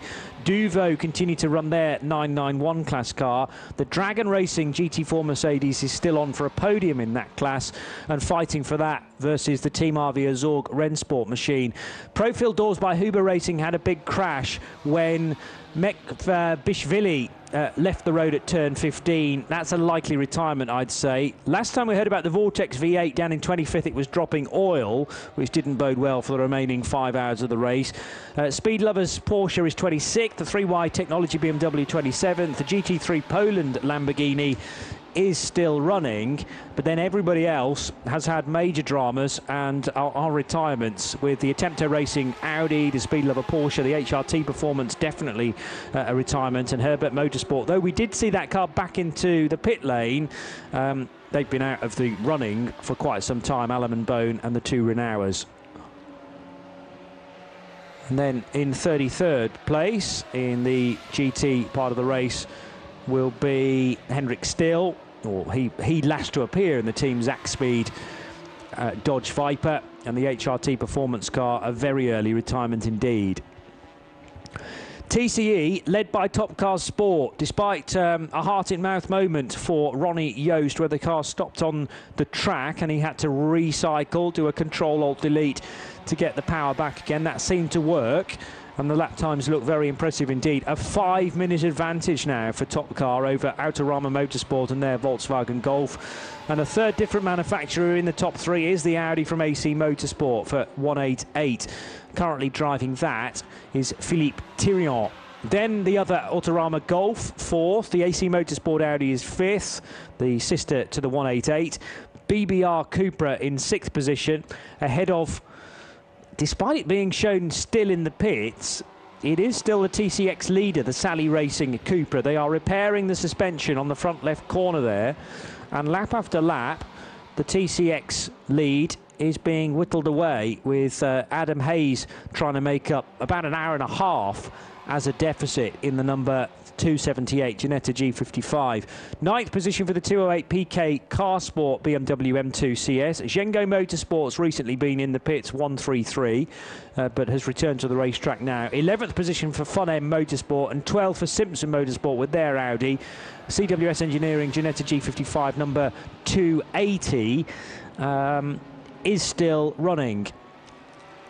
Beyond that, the 101, now that's been losing time hand over fist and is still in the pits, so I think that's a retirement, as is the QSR Racing Audi. The RKC ZRT RS3 we haven't seen for a long time either, and definitely the last 2 cars no longer going concerns in the TCE division. The 114 hit retirement fairly early on. 279 didn't even take the start of the race. 4 hours and 53 minutes to go, and we'll take a look back at the previous few hours, which have provided plenty of entertainment, whether it be for me and Joe or for John Hindhaugh and Nick Damon.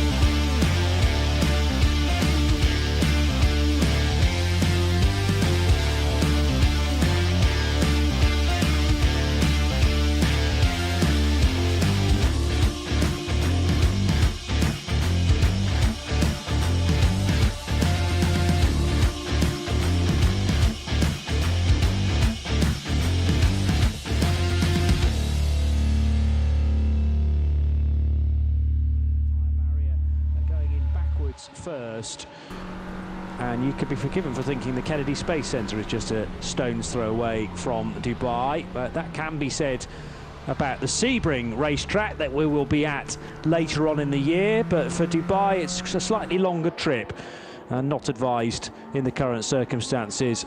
The 93 Porsche, as we go back to live pictures, is being wheeled into the garage. That's one of 3 Herbert Motorsport Porsches. Stefan Gurig's just brought that in from 11th position, and it is the best of the 3 Herbert cars currently, but maybe a further drama now for the blue, red and orange Herbert Porsche.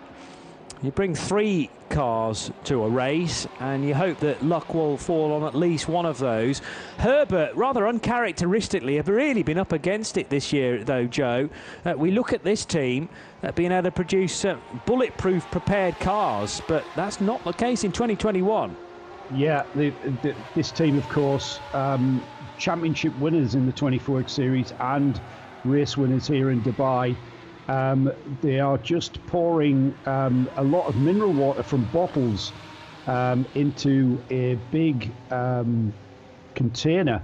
I'm not sure whether that's for catering or whether that's for the car. They're working on the front end of that 93 out of 11th place overall, 5th in GT3 AM, so at the moment has been out of contention for a podium slot in the AM class for some time. Whilst we watch that work going on in the pits, or keep an eye on that work going on in the pits. Yeah, hearing that the engine temperature is worryingly high on the 93, and hence all the water. Right, got you. Right, so they're maybe just going to flush the system out. They maybe have an airlock. They're going to be, and they're filling that container to pressure feed the cooling system, would be my assumption, or presumption, I should say. Johnny, the lead gap is down to 1 minute 12. Last time I looked, it was 1:29. It's down to 1 minute 9. Maro Engel just crossing the line there as I'm speaking to you now, and so that gap is definitely a race for not just position, mate, overall lead of this race. Really beginning to heat up. Yeah, no, and it has been for the last couple of hours, really, or certainly in the last 60 minutes. That's got very interesting indeed. The Sally Racing Cupra that runs in TCX, remember, is back out on the racetrack, but certainly not at race speed. And this will again be really encouraging for those doing the chasing in the TCX division, namely Adam Hayes in his Ginetta G55. So it was a suspension problem for the 218, but now on is this the out lap for Henrik Thompson? No, he's been out on track for at least one lap already. And I'm just trying to work out whether that car is slower than we would expect for a TCR type car or not. It's just been overtaken by a GT4. Well, that was always going to happen. He's not leaning on it, Johnny. He's not, is he? He's easing himself into this, isn't he? Whatever the problem was with that car, he's maybe got the car out there for a bit of what I would consider like a systems check, just to, see if things are running. But he's certainly not at 100%. He's probably at about 50% there. And, well, here's a good indication, because the 101 Red Camel Jordans.NL car, similar machine, although runs in TCR rather than TCX, has just shot past that in the braking area at turn 10. So all not well at Sally Racing, even though they lead their class within the TCE race. Another car to get by now will be Jerome Oge in the Autorama Motorsport Volkswagen Golf, car number 1. Running with the one on the doors because they were the champions in 2020. Autorama, who've proven to be one of the key teams these days in TCR within the 24H series. Another pit stop for the 72 car, which is coming in for a standard pit stop, but also a penalty in a moment or two. So the first job for Ollie Milroy will be to spear off to the right, peel off to the penalty box. Hits his marks perfectly there in the McLaren 720S. Perfect positioning in the penalty box. It's a good job you're not penalised for not being in the box, isn't it? Because as long as you're in that sort of general area, the race officials can see you taking that penalty. And it's down to the team to time your penalty. Because there are penalties for not serving the correct penalty, would you believe? So say you've got a 60-second penalty and the team releases you after 58 seconds, then you're going to get a penalty for not serving that penalty. So it's very important, but it's not crucial that you position the car the way Ollie Milroy has. I think a 10 out of 10 there for car positioning in that box. No, very good indeed. And if he can come in at that sort of speed and get that sort of accuracy, the mind boggles as to what he might do in a Tesco supermarket car park. He'll be heading for fuel in a very sort of similar way as to a supermarket in a moment or two, but the Inception machine will head first of all to the team, who I think are preparing tyres. Sorry, Joe. Sally Racing back into the pits. So that was a systems check. The 218 into the pits. Henrik Thompson, who we were kind of speculating as to whether he was up to racing speed. The answer was very much not. And that car back in the pits, not just in the pits, but into the pit garage. So more problems persisting there for Sally Racing. So again, a situation in a key class, just as we've got at the sharp end of the GT Series race, where a decent chunk of lead is not necessarily going to do the job. to make sure you get the biggest trophy here in Dubai. GPX Racing will still, I'm sure, maintain that they've got everything in hand, and they've got over a minute's advantage back to a chasing HRT Bilstein Mercedes, but all is not set in stone within the TCX category, because I make the gap now 51 seconds between the first and second place cars, and actually in the advantage of the Ginetta. So already through and back to the lead of the TCX category is Adam Hayes, and that is mainly due to the fact that, as you quite rightly point out, Sally Racing are back into the pits and relinquish their TCX lead as a result. It's stretched out to a minute in the other direction, Joe. Yeah, great to see that. You know what, if there is a team that epitomises the tag, hashtag this is endurance, it's CWS, isn't it? That 278 was well out of contention there for anything in this race, and they've had a very character building, not just race, but race week at CWS, with travel problems and getting cars out and what have you, or one car completely losing an engine. But to have the 278 now just inheriting the class lead, that's what endurance racing's about. It's not just about being the fastest, it's about being on the track, being about consistency, and just being about being in there and just going round and round and staying out of the pit lane. And the 278 car now up into the TCX class lead for doing just that. Yeah, just persistence, isn't it? Not giving up on the cause and realising that you can have a nightmare first 3 hours, but the race is judged across 24. And if you've had some bad luck, then there's every chance that the car that you're racing will have some in due course. And so it's proving for Sally Racing, who have been great supporters of the 24H series through the years. We've missed the Danish squad for the last 4 years, but they are back with a completely different car, and obviously learning the true intricacies of a Cupra TCR and how to fix it at speed as well. Another penalty being served for this time the Vortex V8 of Lionel Amrouche, and Amrouche now back on the move. I'm going to give him a 6 for his position in the box there, Johnny.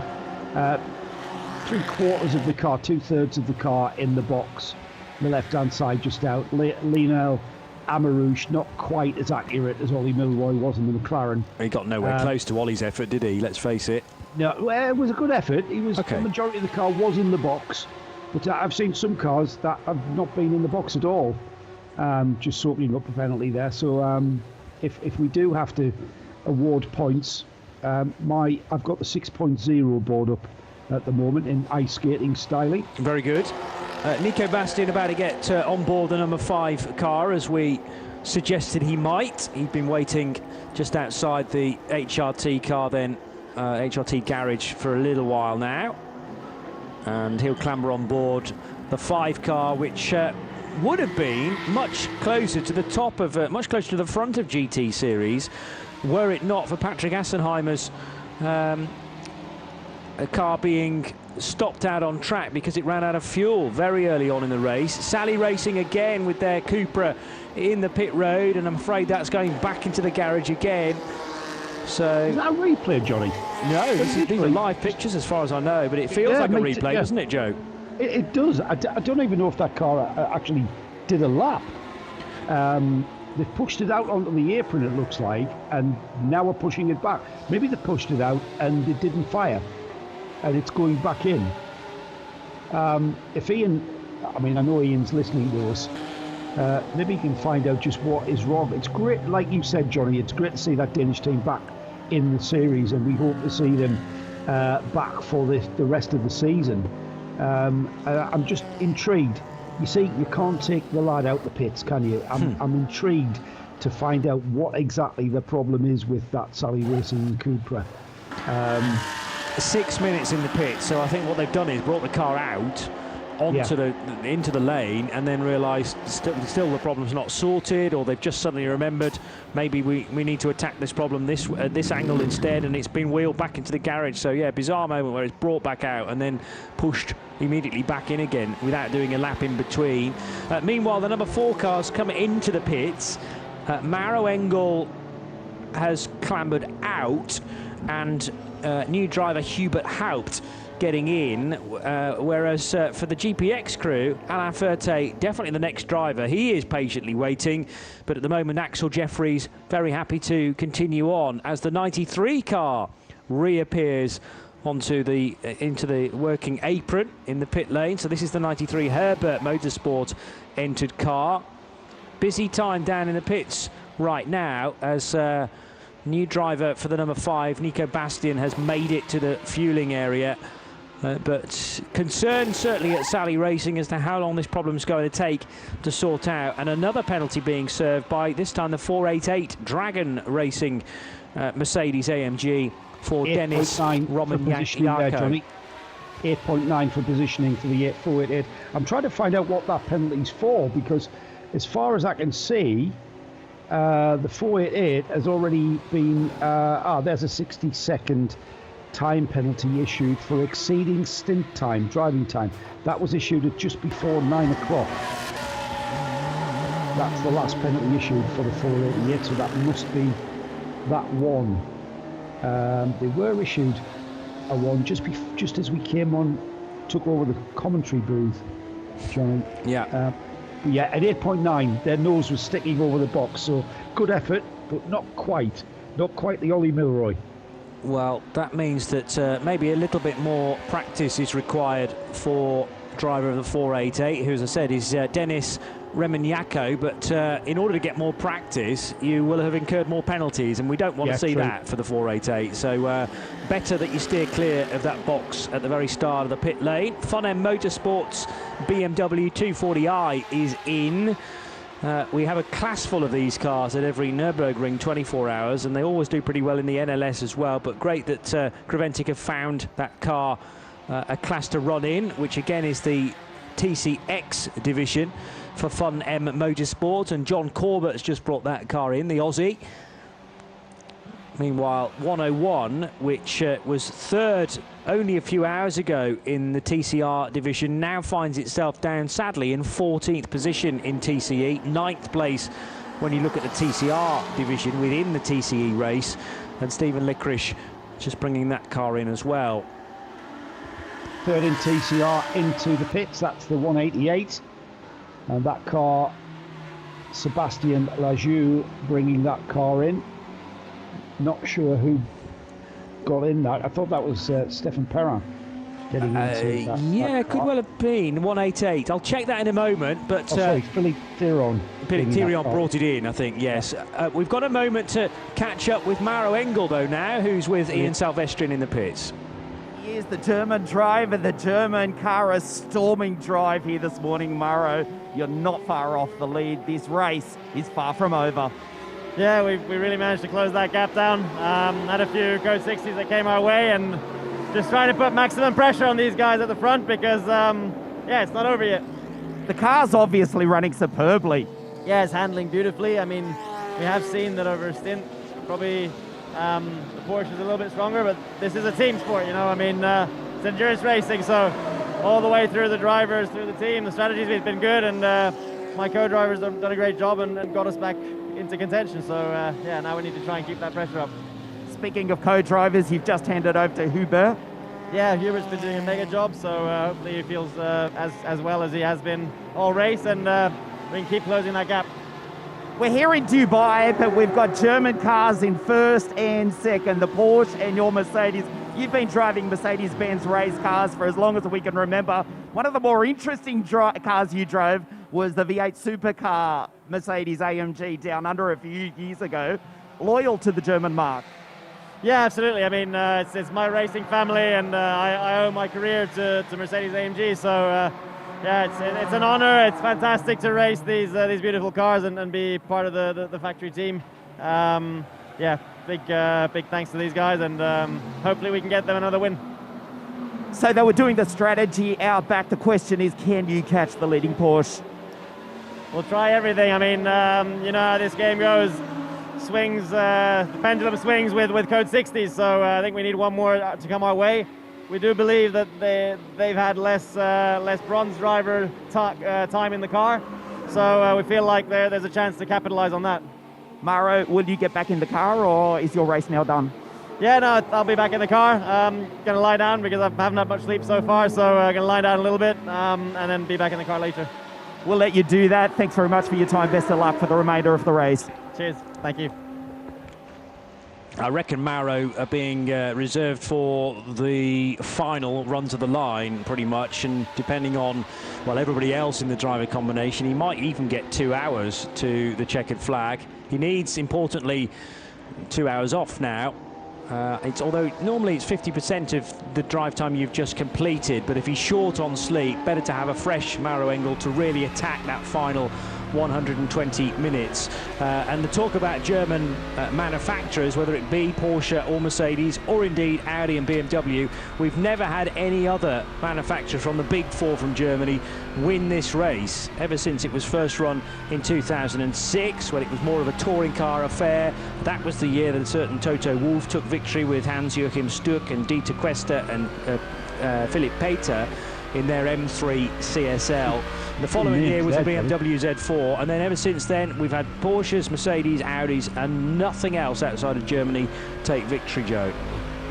Some names you've just read off there for the inaugural winners. The first one, yeah, just a bit. Event. Dieter Quester, touring car and sports car specialist. Hans-Joachim Stuck, Formula One, World Sports Car, Porsche driver.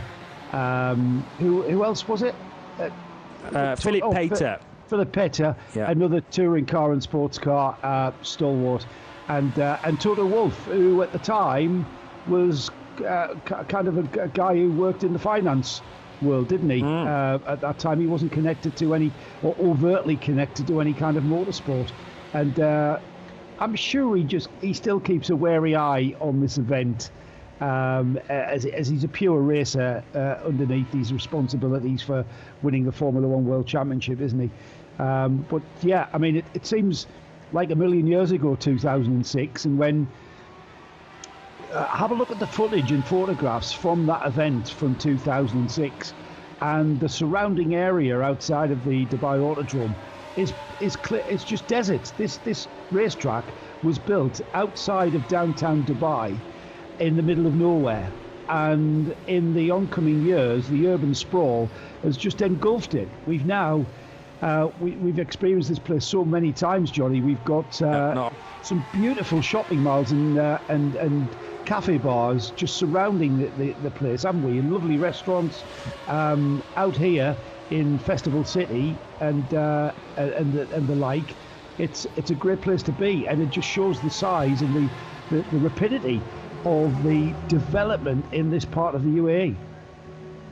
Yeah, no, it's been really interesting to see this area of town slowly grow from desert initially, but the racetrack came first, and then the surrounding area has steadily increased off the success of the track and big events like this, but also the ability for, if you've got a very quick road car that you fancy running as a track day car here at Dubai, then that facility is offered as well.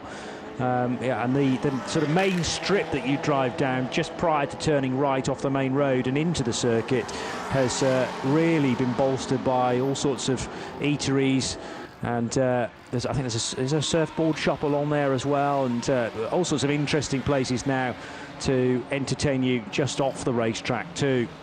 And we need some fans back to enjoy all of that and to enjoy the race. Hopefully in a year's time that will be possible. Ben Goethe, I'm hearing, is the new driver into the 31 car to replace Frankie Bird, and Alan Furte, we're still expecting him into the 36 in the next, well, half an hour, he hopes, because he's had his race suit on and the helmet and the hands device in place for a fairly long time now. But Alan Furte now, I'm hearing, is actually stepping, maybe he's been given the instruction that he will not be the next driver to clamber on board the 36, and Mathieu Jaminet looking like he will be. Well, I'd expected Jam and his teammate Julian Andlauer to be left back as the quickest drivers in that quintet for car 36, so I think they'll be given the final couple of stints, just as long as Alain Furte has done his required amount of driving. Remember, 2 AMs in that lineup, Fatiat and Furte, And Axel Jeffries has certainly done enough drive time now, because he remains at the wheel on that 480, with Mathieu Jaminet due in next. So Jaminet probably for the next couple of hours, Joe. That will leave room for Julian Andlauer to take it to the finish. But we also need to insert a little bit of Fred Fatiad time, and even Mauro Engel agrees with that the 36 hasn't quite done all of its bronze time yet. Yeah, and Luke Thomas is joining in with a speculation. His understanding of the rule is that it's a minimum of 2 hours between AM drivers for the GT3 Pro class, so they could put 30 in the car for 30 minutes and meet the minimum AM drive time. So it's between the AM drivers, not specifically all down to Frederick Fatiad. Alan Furtier, being an AM driver, also is sharing that. And we've also had Ollie Milroy getting in touch. Did I win parking of the day? Do we get a trophy for that? Well, Ollie, you're certainly on the road to it. And just to remind everybody, please don't take us seriously on that. That's just a bit of fun. There isn't an actual prize for accurate parking in the penalty box. It's just something we've picked up on. And Ollie Milroy did start that. And yes, Ollie, you're very much on the way to a prize there. We're going to keep monitoring it though. And so far, Ollie Milroy in the McLaren, perfect parking indeed. I think, Joe, you've built a lot on your own back here, so I think you should summon up a prize, frankly. Ollie, push on for that. I mean, it's not going to be great. If you know Joe at all, then, it's not going to necessarily be something to impress your mates with, but a number of people have caught a screenshot of the positioning of Ollie, and who else is getting involved with this now on Twitter? Oh, I've lost the page. But one or two screenshots creeping through. Oh, it's Matt Guest. Thank you, Matt, for that. It's bang on, I tell you. And considering the speed that he came in as well, hit the marks absolutely perfectly. Well, so something should be awarded to him. It's just a question of when we next see Ollie, really. We'll buy him a pint when the pub's open again. First prize is a night out with Nick Damon. Second prize is 2 nights out with Nick Damon. But it's got to be said, if we are going to make this a pure competition, I'm going to have a word with the Creventic series, aren't I? It's not just about getting the car in the box. We are going to get down to measuring the front of the car and the rear of the car to see just how square in the box you are. But I don't want to get all Formula One-esque and start bringing in sort of tools of being able to circumnavigate those regulations. It's like ice skating, mate. It's purely down to my judgment. Now, we're going to Code 60, and the GPX crew have 2 drivers ready to take over. It's because of the ARC Bratislava Lamborghini Huracan, which was second in the GTX category, and that looks suspiciously like an engine fire. So the marshals and driver are desperately trying to get the engine cover off that Lamborghini before it does massive damage to the V10. So that's something to keep our eyes peeled for. But of course, this potentially presents the opportunity now for GPX to make the much anticipated pit stop. Axel Jeffries is somewhere in the middle sector. I'll tell you exactly where he is. He's on the back straight between turn 9 and turn 10, and still there's a decision to be made as to which driver they get on board next. Alan Furtier maybe to burn the remaining AM time, or Mathieu Jaminet, and both are with their race suits on, with their helmets on. And if you are enjoying our coverage both with visuals and sound, then the little inset picture bottom right is Alan and Mathieu have deep in conversation going, well, do you want this next stint? I'll tell you what that's going to be down to, Johnny. It's going to be down to assessing how long they think this Code 60 is going to be. And if they assess that the Code 60 is going to be for a good chunk of that time, then they will put 30 in. 30, the smaller in height driver there on your screens if you are watching the live stream. And Jaminet, the taller, skinnier guy. Alan Furtier, lots of experience, but he's still the AM driver. And they need another, I think, are they chasing 30 minutes of AM driver time? They may be even needing less. And if they can soak that up within a Code 60, that's going to lose them less track time. And they are in a fight here. They're in a massive fight between the number 4, the HRT Bilstein Mercedes, for this overall win. It's Miro Konopka, by the way, who was driving the ARC Bratislava car when this big drama within GTX hit, and the smoke is not dissipating. The issue, I think, is that the guys down on the scene at 7:07 with that car can't easily get the engine cover off, and you can spray as much fire extinguishant as you want onto the top of the body panel, but that's not going to get into where the engine fire is. So that's going to be tricky to solve. Once the fire is definitely out and shows no sign of reigniting, then the car can be properly recovered to the flatbed. Parte, it's going to be to take charge of the GPX, and that, as you say, is an assessment call, Joe, about how long they think the Code 60 is going to be out for. This problem, by the way, for the Lambo is at turn 11, which is it's probably just after the left-hander that then leads uphill to 12, which is the tricky right-hander at the highest point on the circuit.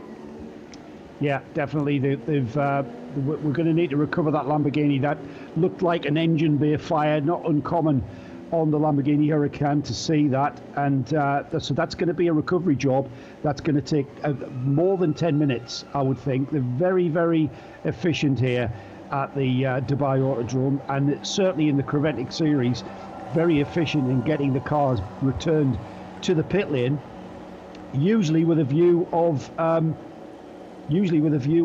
getting them back in the race. Now, a couple of cars taking the penalty there. The number one current and championship, the 36, though, Joe. The 36 race leader is the second car. He's not picking up any points for the penalty parking. He's had to park that car out of the box. Not a problem though. He's taking the penalty, so the leader soaking up a penalty. We'll fathom out what that's for. He's now on the way, making his way. Now the penalty box is at pit in, and he's got that whole pit lane to get along. Pit lane speed limiter on, and we'll very shortly see the number 36 Porsche making its way all the way, almost to the very end, to pit out. Is where the GPX boys usually plot up at Dubai, and they've done the same this year. And the car now has made it to the pits, and that pit stop takes place. It does. Alan Furte was the selected driver, and it may well be just half an hour or so, and that'll take them into the window to enable Mathieu Jaminet to do a 2-hour stint, and Julian Andlauer likewise, and that'll see them to the finish. The car will need to stop, even if they stay green on the hour. You'll squeeze a little bit more fuel consumption out of it if there are more Code 60s, such as we have right now. But GPX seem very happy with that. They've turned the car around incredibly quickly indeed. Axel Jeffries steps into the garage as fresh as a daisy, it would seem. And maybe Ian can catch up with Axel to see how that stint was for him. He had the pressure of a much, much closer number 4 car throughout. Which is probably why he's had his 6th offence of exceeding track limits, bringing a 10-second time penalty there. The number 1 car you may have also seen in the penalty box, that was a refueling infringement, not quite sure exactly what, that was also 10 seconds. But Axel Jeffries there taking an exceeding track limits 10-second penalty there. That, whether that'll come into play. If they lose this race by 10 seconds, then, we'll be able to hark back to this moment in time, but at the moment it's all to fight for. 707's now on the rollback, so the fire thankfully is out, and let's hope that not too much damage has been done to the 707 of Miro Konopka, the ARC Bratislava GTX entry that he shares with Mato Konopka, Justas Janusis, Thomas Padovani and Zdenko Mikuláško. So most of that team, as the name would suggest, from Slovakia, but the Lithuanian Janusis and Estonian driver Thomas Padovani provide able support within that quintet. Now, back in the pits, Hubert Haupt, missing the team entirely, so this is going to be the other half of the fuel that you get as an allowance under a Code 60. They will have refueled it when the car switched from Engel to Hubert Haupt, but a chance now, Joe, just to top off the fuel and get things set for the remaining 4 and a bit hours. It's just stretching that fuel window, isn't it? That's what we're about. And if you can take under Code 60, you're only allowed 50% of your fuel allocation. So if the Code 60 remains, you're going to take advantage of that, because refueling under Code 60, where everybody's traveling at 60 kilometers an hour rather than 180 kilometers an hour, it's logical that you are losing less track time. So what you'll see the teams doing is doing just that, and they'll take the pit stop, they'll drive a change tyres, they'll go to refueling, take the 50%, and then come back out, come straight back in, and grab another 50%, and that way they don't have to worry. The car will stay out for the 1 hour, or in the case of TCR cars, almost 2 hours, and then you forget that unless we get towards the final stint. We're all back timing towards that final driver stint and that final fuel window, if you like, and it depends on your car's fuel mileage as to how big that window is. And if we can get to the point where you can pit stop a final time, put your best driver, put the right amount of fuel in, set of tyres, and you're set for the finish. And that's what all of these teams are aiming for.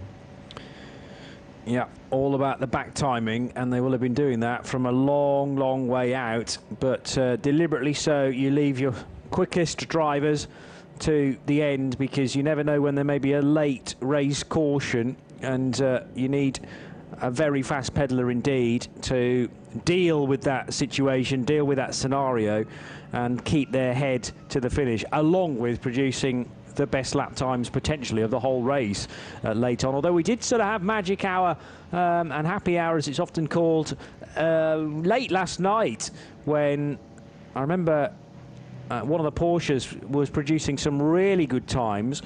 What I don't know is whether the Klaus Bachler time was ever improved upon, which was set, would you believe, on lap 4 of the race. The best lap history tells me now, interestingly, Colin Whitesdown is doing a 1:47.3. That's somewhat erroneous, I would suggest, at 26 minutes past 5 this morning. But we did have a 1:58.1, which Dries Vanthoor managed to find. And yes, now recalling the fact that Dries was the one that was getting as close as he could to Klaus Bachler, even before he eventually managed that, just after 4 o'clock this morning. But for a long, long time, for over 12 hours, the fastest lap of the race stood next to the name of Klaus Bachler, who set that on lap 3 at 1:58.4, which was eventually improved upon by Dries Vanthoor. So the man to step out of the 36 car during the last pit stop is Axel Jeffries, and he now joins Alan Silvestrin in the pit lane.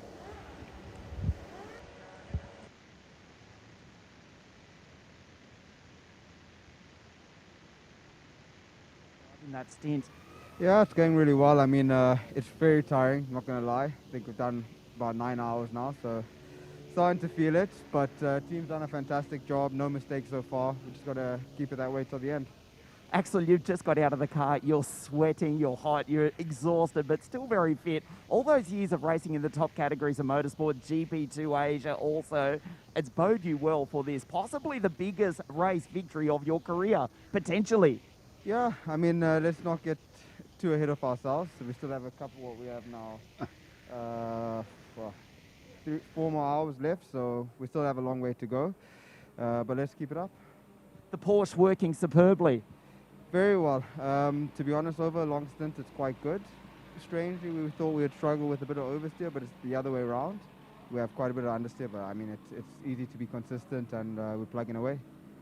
Axel, the ARC Bratislava Lamborghini stopped out on the circuit. That brought out a code 60. Did the team call you in early?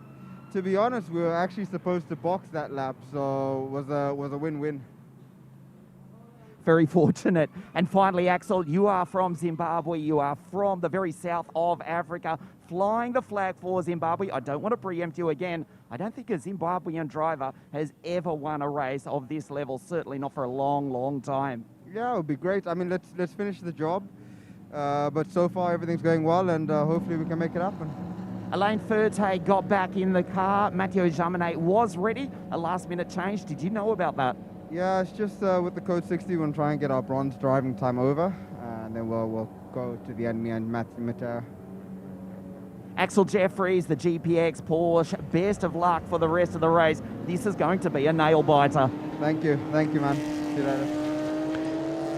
Ian Silvestrin down in the pit road then, getting all of the key stories, and including from GPX Racing, a relatively chilled Axel Jeffries. Ian deliberately gave him a couple of minutes just to cool off after an intense stint, and we're now going back to green flag running with 4.25 hours remaining on the clock. The GPX car has, well, to a degree, a clear road in front for new driver, which, by the way, has not triggered on my timing screen at the very least, and possibly others around the world, wherever you may be following the race from. But Alan Furte, as we suggested, doing the next stint in car 36, and then it'll be down to Mathieu Jaminet and Julian Andlauer, I suggest, to bring the car to the flag.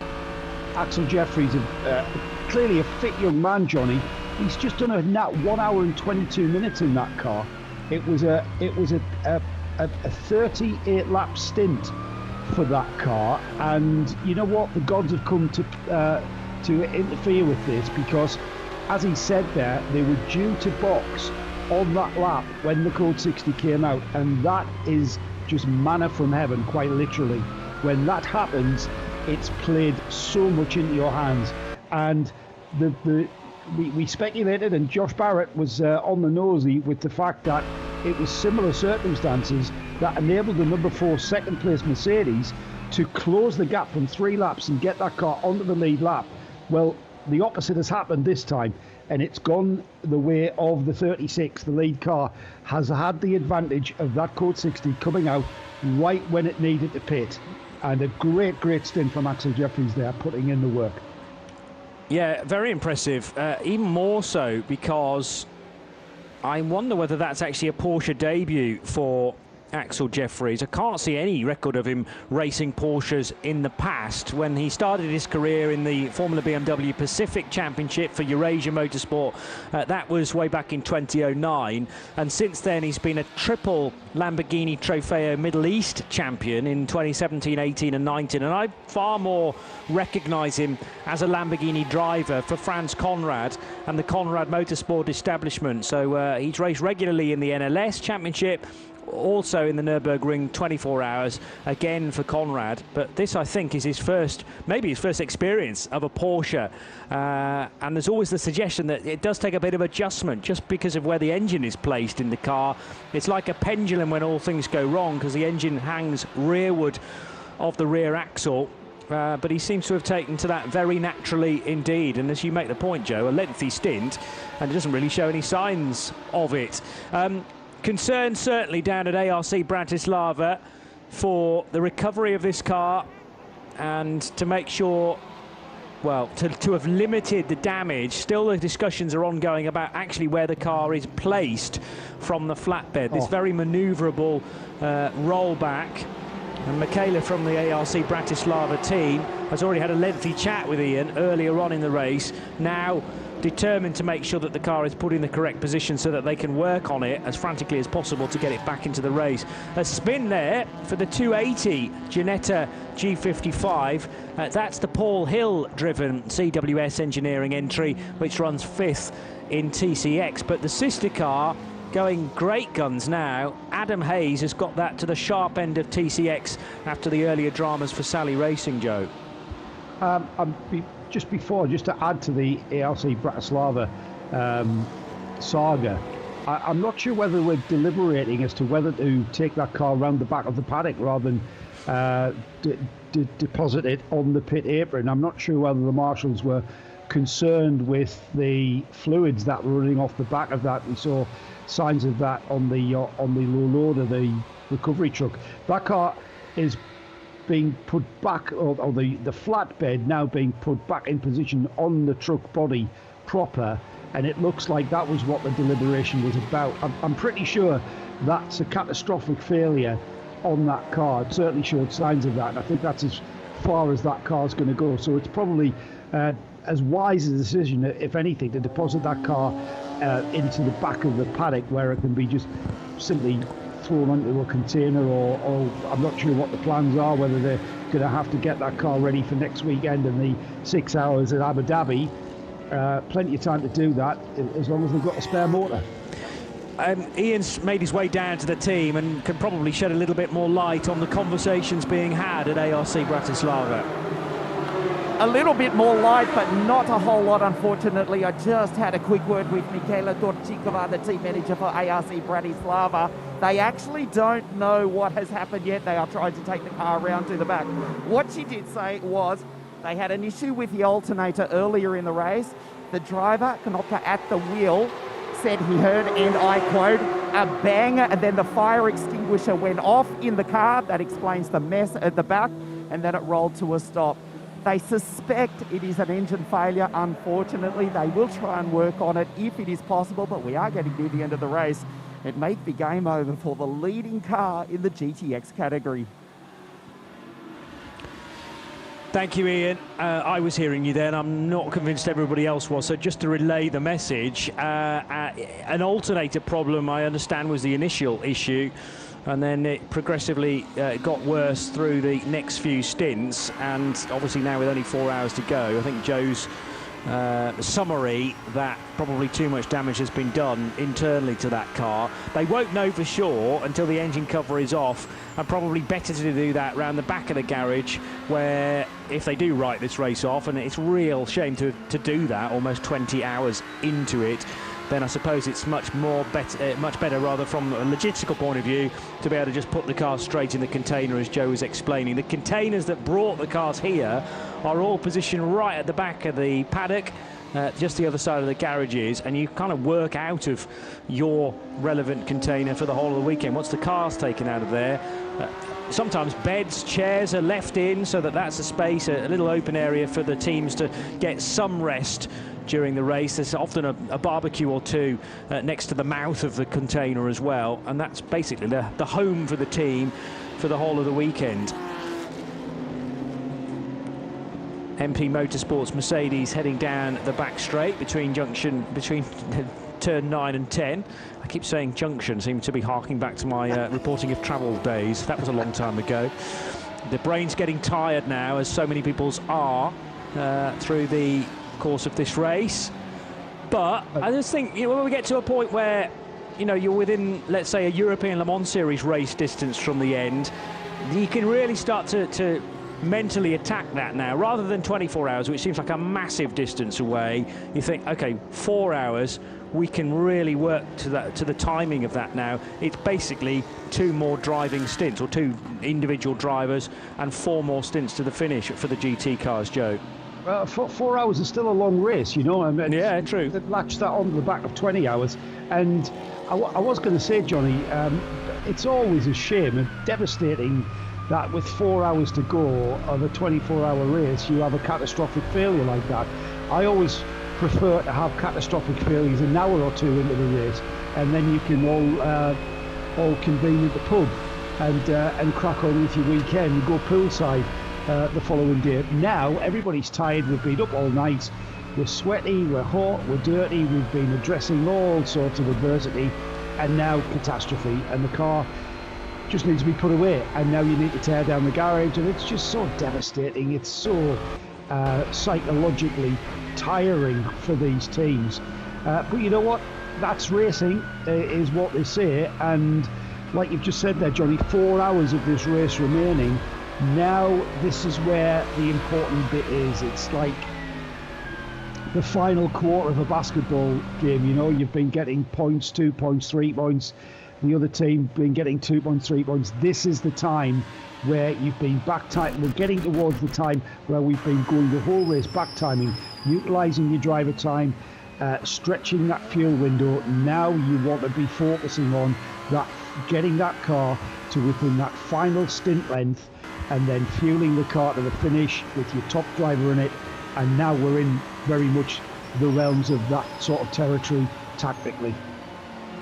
And in just over another hour's time, that'll be midday in Dubai. So you get to the afternoon, and if you're still in a potential podium position, you can probably smell the champagne from that sort of distance. But you can't afford to allow the concentration to wane one bit, because even a meaty chunk of time that appears on the timing screen, 5, 6, 7 minutes, can disappear in the blink of an eye if you hit a late problem. And a number of teams have already been in that predicament so far in this year's race. The 16th edition of the Dubai 24 Hours, brought to you as always by the Radio Show Limited network of channels. This is RS1, and if you head to the Radio Show Limited website, if you've not done that already, then you will be able to find the race not only in your ears but to your eyes as well, with sound and vision perfectly synced for Johnny Palmer, Joe Bradley and Ian Silvestrian looking after this segment of the race. Joe and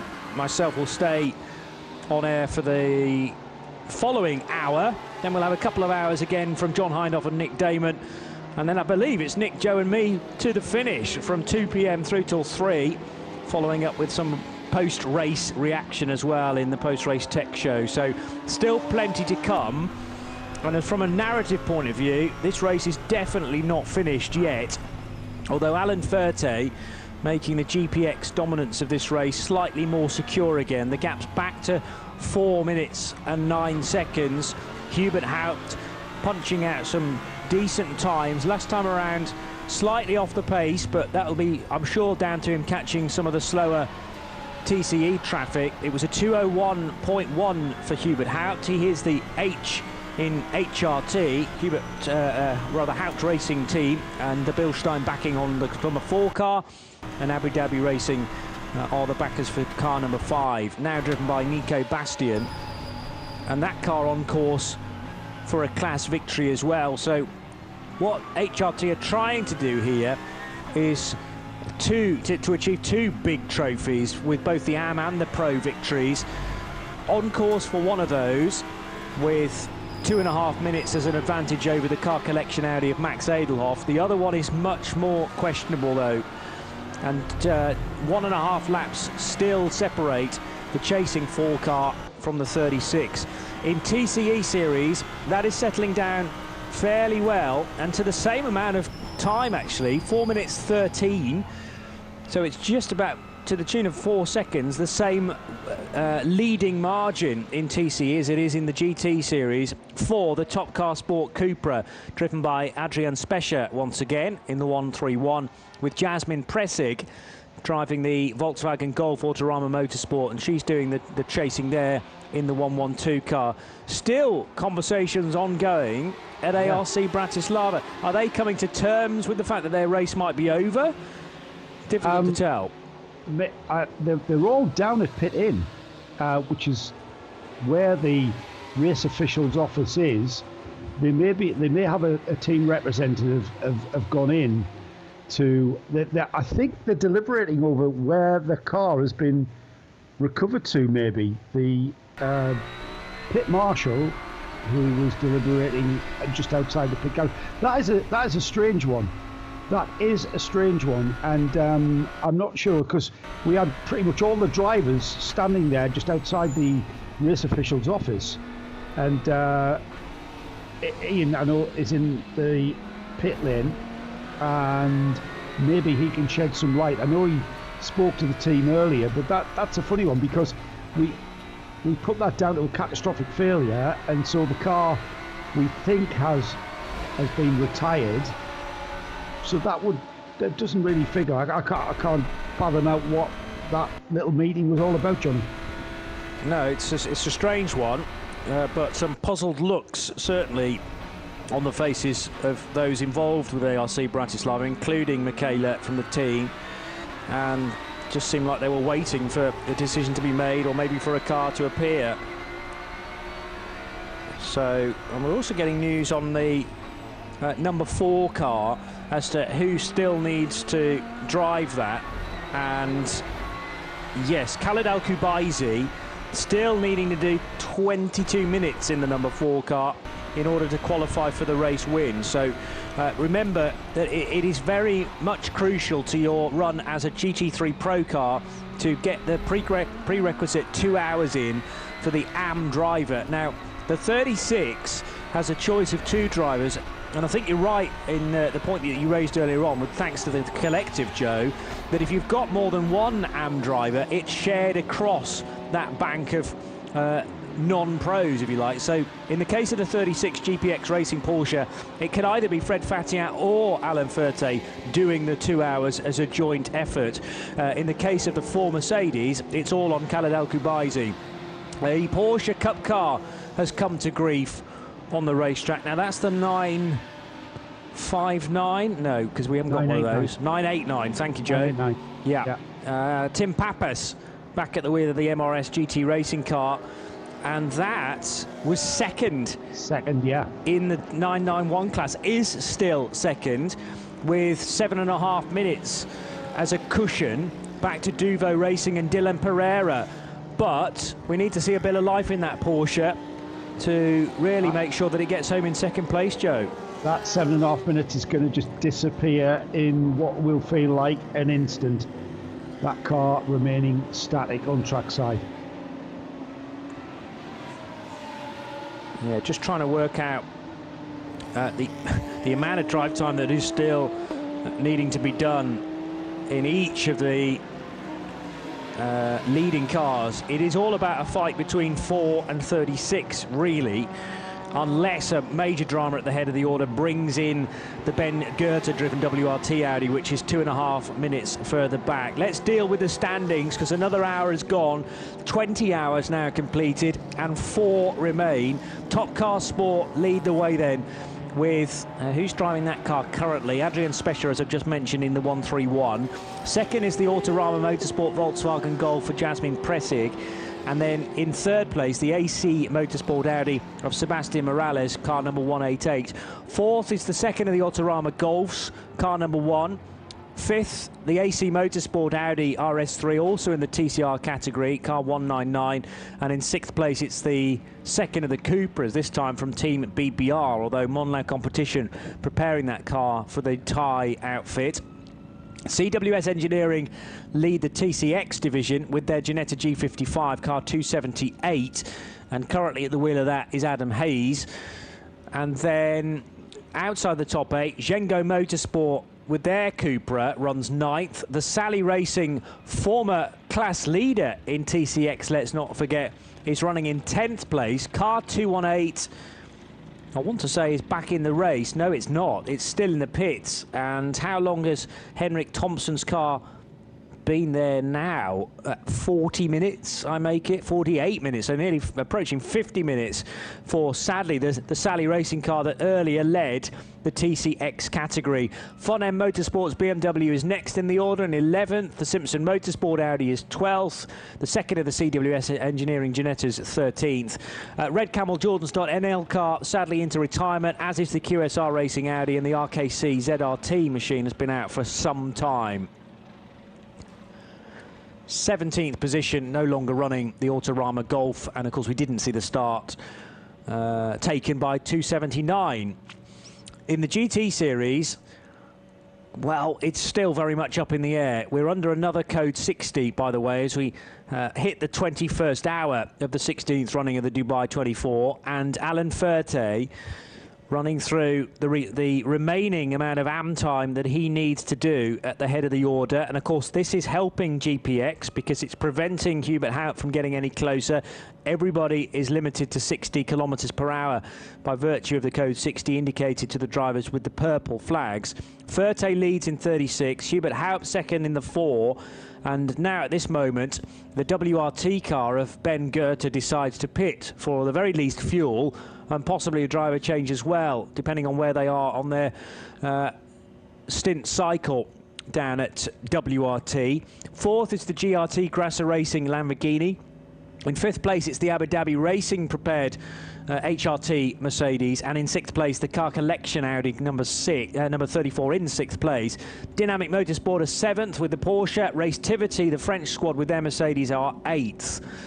In 9th position, it's the second of the Car Collection Audis. 10th place for MP Motorsport. A little further down, the McLaren's dropped to 11th. The best placed 991 Cup car is the NKP Racing example by Baz Kooten Racing.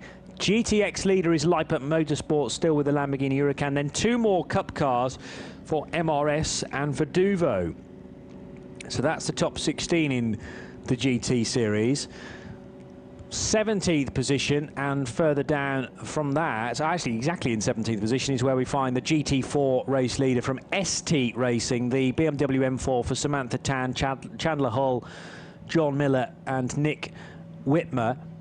Aston Martin Vantage in second place in GT4, ahead of another Super Trofeo from GTX, but of course that's the one that's unlikely to see much more action after a fire was the big problem for the 707, and still conversations probably ongoing in pit lane as to where that car needs to be put. Third, therefore, in GT4 is the Dragon Racing Mercedes. CP Racing's Mercedes looks to be a retirement after some contact for Charlie Putman all on his own, and then a spin that followed. The BMW M4 for a predominantly Portuguese lineup for Team Avio Zorg Rennsport remains in 22nd. Matt Brooks is the exception, of course, there. Profil doors by Huber Racing out of the race. Vortex V8 still running, although it's had a lengthy portion of time in the pit lane.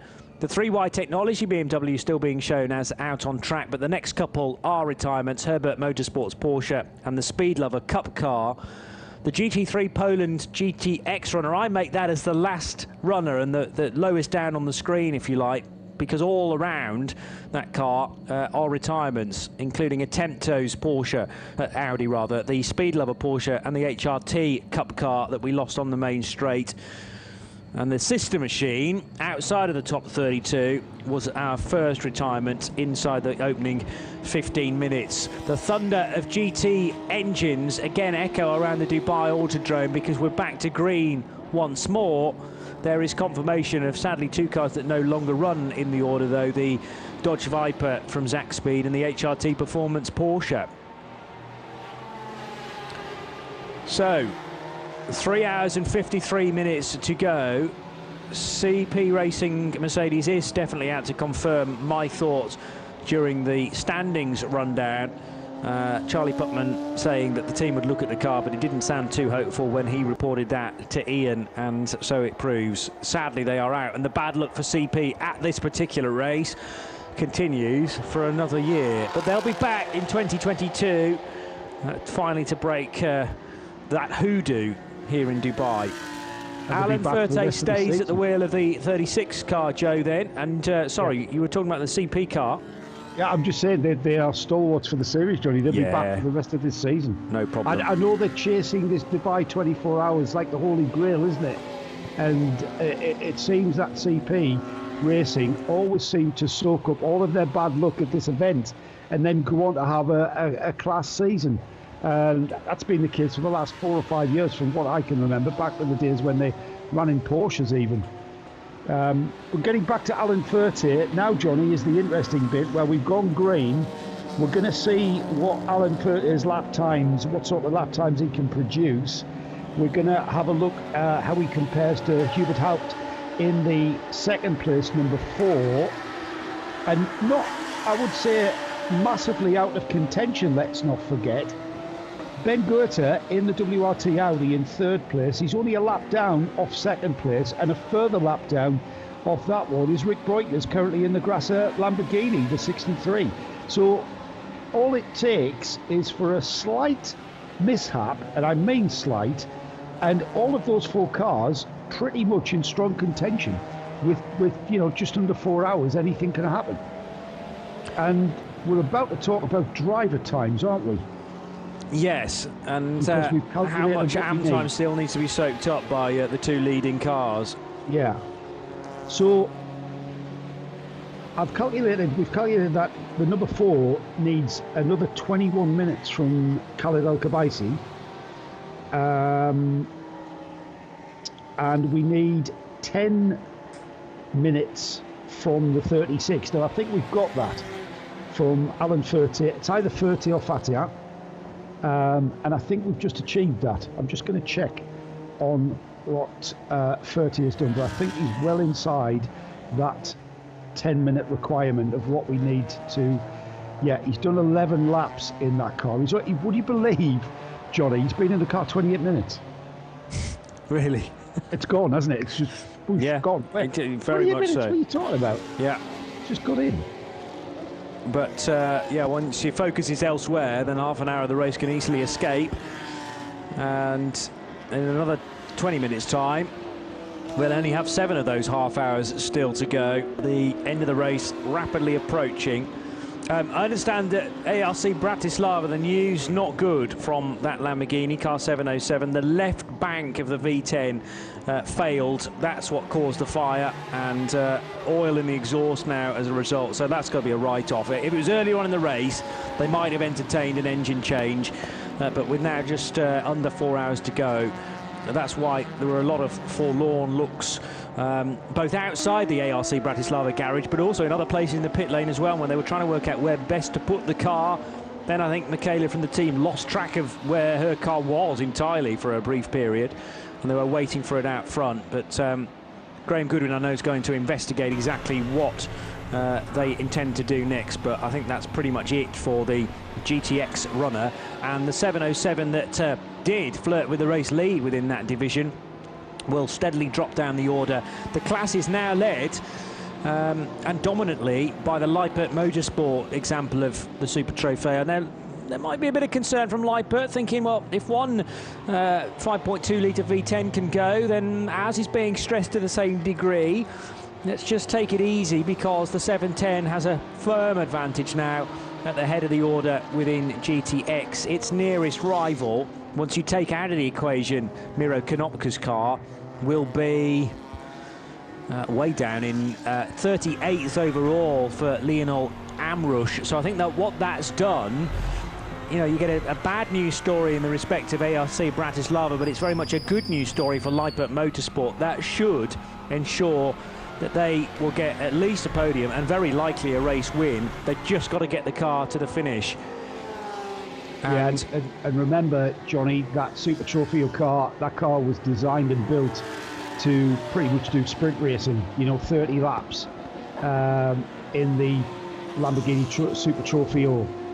Obviously, it's been developed and enhanced for endurance racing, but fundamentally, that car is still a sprint car. It's a little bit different to the GT3 Huracan, which was built specifically for long distance racing. So, you know, the cars that are, what's the word?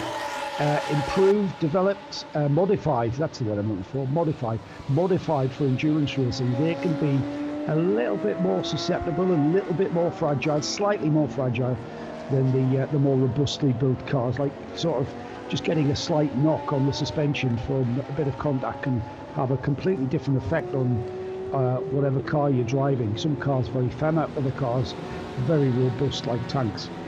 And Luke Thomas, by the way, thanks Luke, part of the collective, he's concurred with me with regards to Khaled El Kabaisi needing 21 minutes in the number 4 car, and he's also spotted that just before it was looking like Ferte was only a few minutes away from being able to pit under code 60 before that code 60 just ended there. So Alan Ferte would have come into the pits in a few minutes time if we'd stayed under purple, is my assumption, and also Luke Thomas's.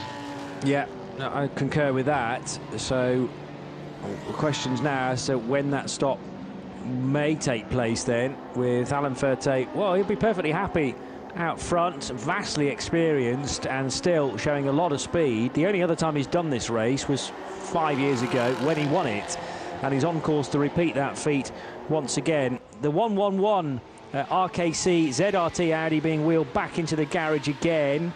Now, has that just completed an outlap? I was saying that it had been in the pits for a fairly long time, and I think what they're doing is, having fixed that car, maybe then just giving it a quick systems check. But Ricky Coombs brought it back in again, so the omens don't look particularly good for the treble one, Joe.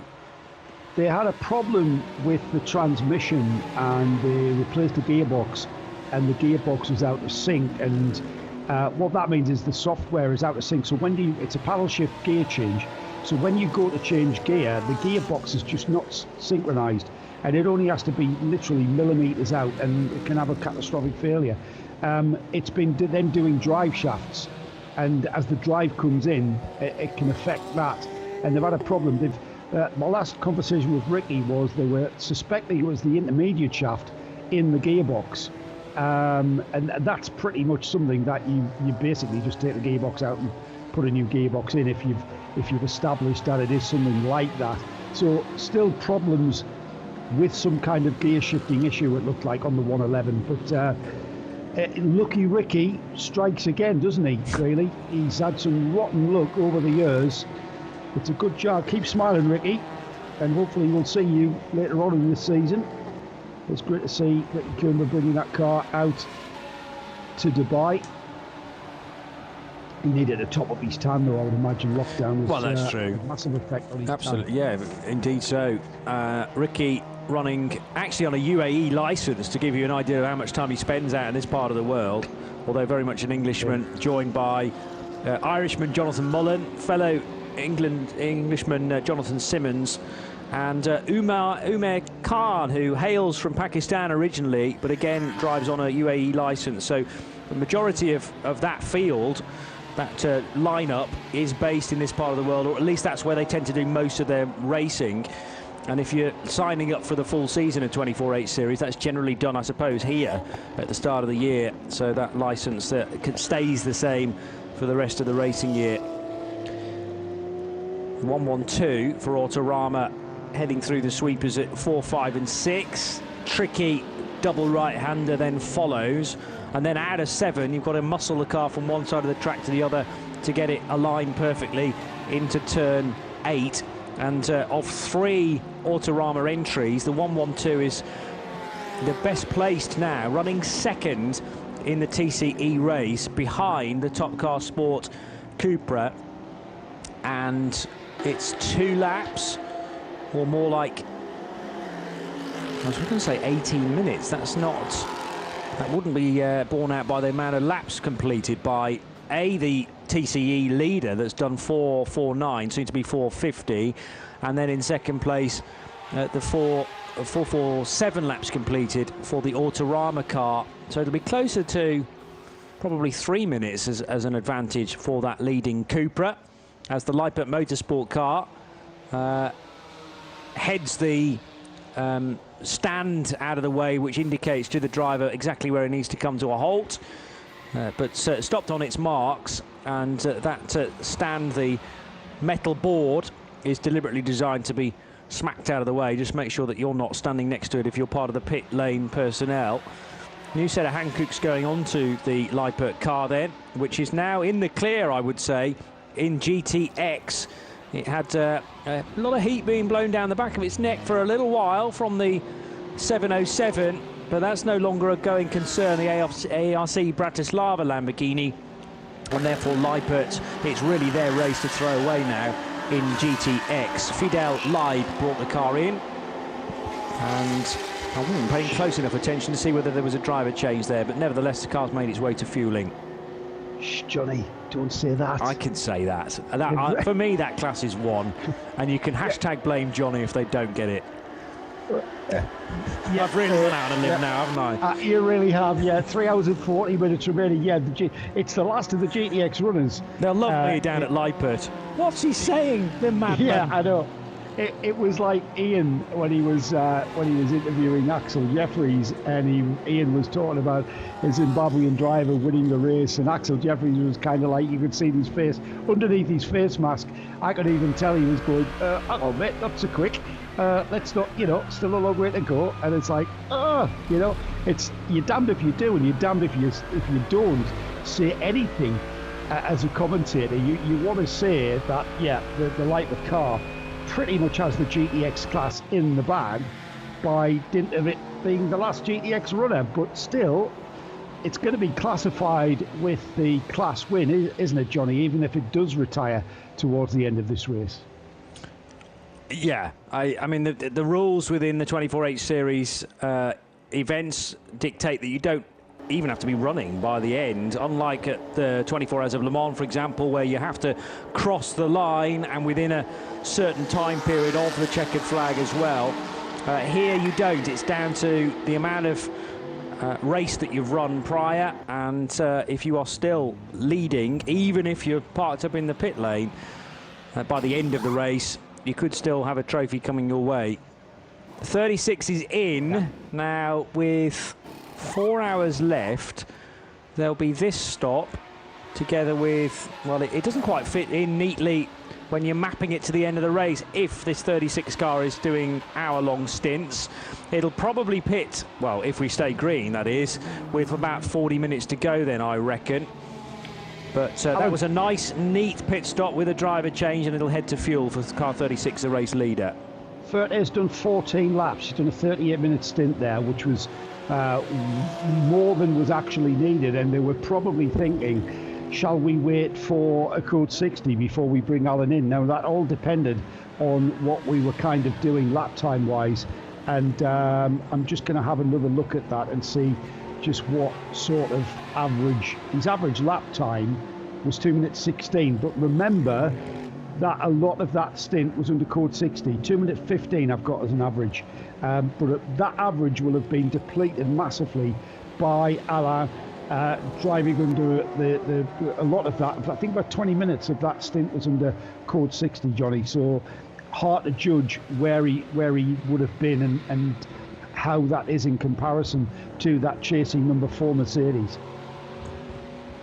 Out of turn 1 goes the Nico Bastian-driven GT3 AM leader, which is the HRT Abu Dhabi Racing Mercedes. So they've got one trophy with the crosshair firmly lined upon it, have HRT. They want the 2 though, and got 4 minutes, just over 4 minutes to try and find on Alan Parte, because that will be condensing at a rapid rate of knots now with Parte in the fueling area. Hubert Hout still out on the racetrack, and my tracker has reset itself. I'd had that perfectly calibrated to tell me exactly at all times where the 4 car was in relation to the 36. So let's just reset that. 4 is heading through turns 8 and 9 now, so onto the long straight that runs into the braking area at turn 10, and a great overtaking opportunity.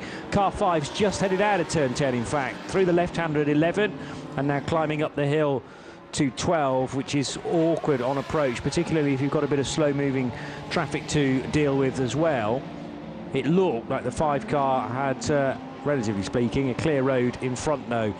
Over the line goes the Pro Sport Aston Martin, resplendent in its tangerine and white livery, and the 138 car down into turn 1 with a headlight out, or one displaying amber, the other one white, it would appear. Maybe there's been a quick fix for that Simpson Motorsport car regarding its headlights. Paul Smith still doing the driving there in the 12th placed TCE Series runner. We haven't spoke much about the Aston, have we? It's the only Aston Martin in the field. Pro Sport running that car again, and it's the car of Roderick Guillon, who I believe is the owner of that car. He's driver coach and good friend Nico Verdonk in that car with him. Currently second in GT4, and I remember they debuted that car, was it at this race 2 years ago? I may be getting that wrong, but they've become very familiar with that car. Pro Sport Racing running the car. Pro Sport former champions in this series, in fact, and just going to check who they are sharing that car with in the GT4 category. So it's the Aston Martin Vantage, car 401, and where am I? There we are. Nico Verdonk, as I say, Belgian driver. Roderick Guillon, former also from Belgium. Stefan Lemeray from Belgium. Constantin Scholl and Patrick Mathiesen are in that car, with so 5 drivers in the Aston Martin Vantage, and currently second in GT4. They'll be happy with that. Pro Sport Racing running in 17th place overall, but they are 2 laps off, perhaps 1 lap off. 2 minutes and 40 seconds they need to make up to get the lead of that class, the GT4 class, currently being led by the ST Racing BMW M4, the Chandler Hull driven ST Racing car, currently 16th overall, and 554 laps completed for them. We're just trying to track the route for Pro Sport Racing to the finish, so quite possibly another Nico Verdonk stint for the Aston Martin, then Stéphane Lemeray and Rodrigue Guillon, we reckon, is being held back for the run to the flag. But Patrick Mathieson, with a lot of experience in the UK, actually, with 3 seasons in British GT, started with HHC Motorsport in 2018, then moved to Optimum in 19, but back to HHC for last year. And I remember the days when he was in the Ginetta Junior Championship, just starting out as, what will he have been in those days, 15, 16-year-old, now 22, hailing from Denmark, but as I said, spent much of his racing career actually in the UK, with a season in F4 British as well. So Mathieson in with some very experienced drivers too, and hopefully impressing. He's one of a few semi-pros, 4 of them in total, with Rodrigue Guillon, by the sounds of things, going to be given the run to the line, which is a treat as the amateur within that quintet. Bert de Huys about to rejoin in the MP Motorsport Mercedes, the older of the iteration of Mercedes that are eligible still for this race. Most of the AMGs are the 2020 spec car, but that MP example is the older machine with the less pronounced grille on the nose of the car.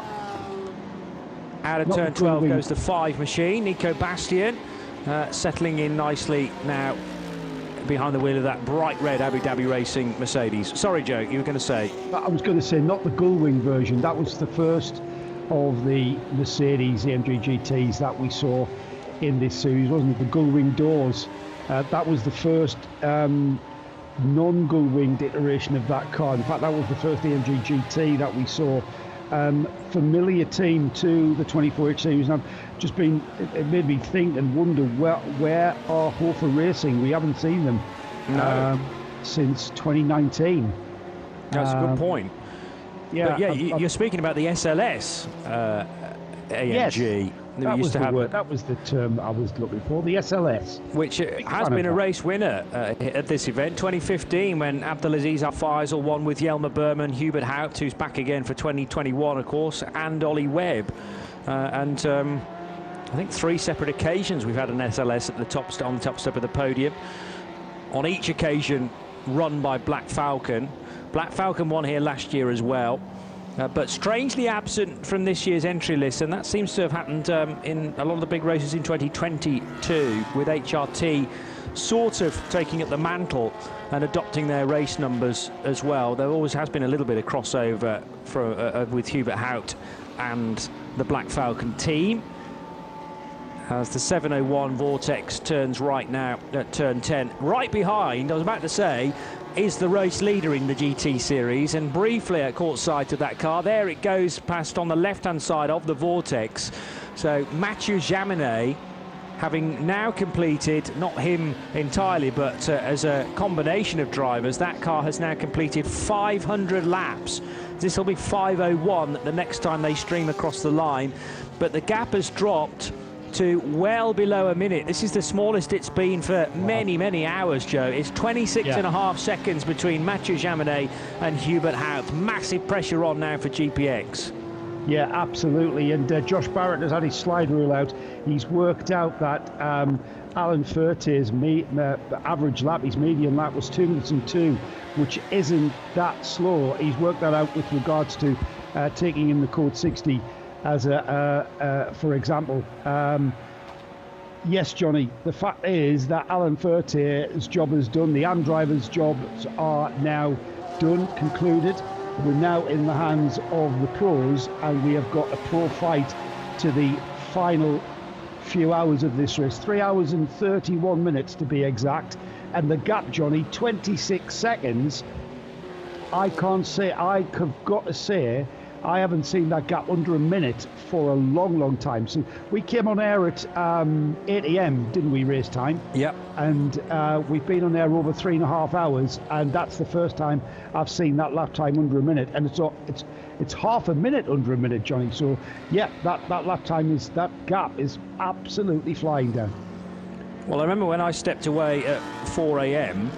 local, the gap was 6 minutes, and I think it pretty much had been for the previous 3 hours as well. So that's probably stretching all the way back to midnight, when it has been plus 5 minutes, and now 26, well, stretching out to 28 seconds. We had the portion of time when, of course, Fred Fatien took charge of the GPX car, and it dropped to about 1.5 minutes. There's a further drama for Zhengo Motorsports out on the racetrack, with Zoltan Zhengo himself behind the wheel of the Cupra TCR.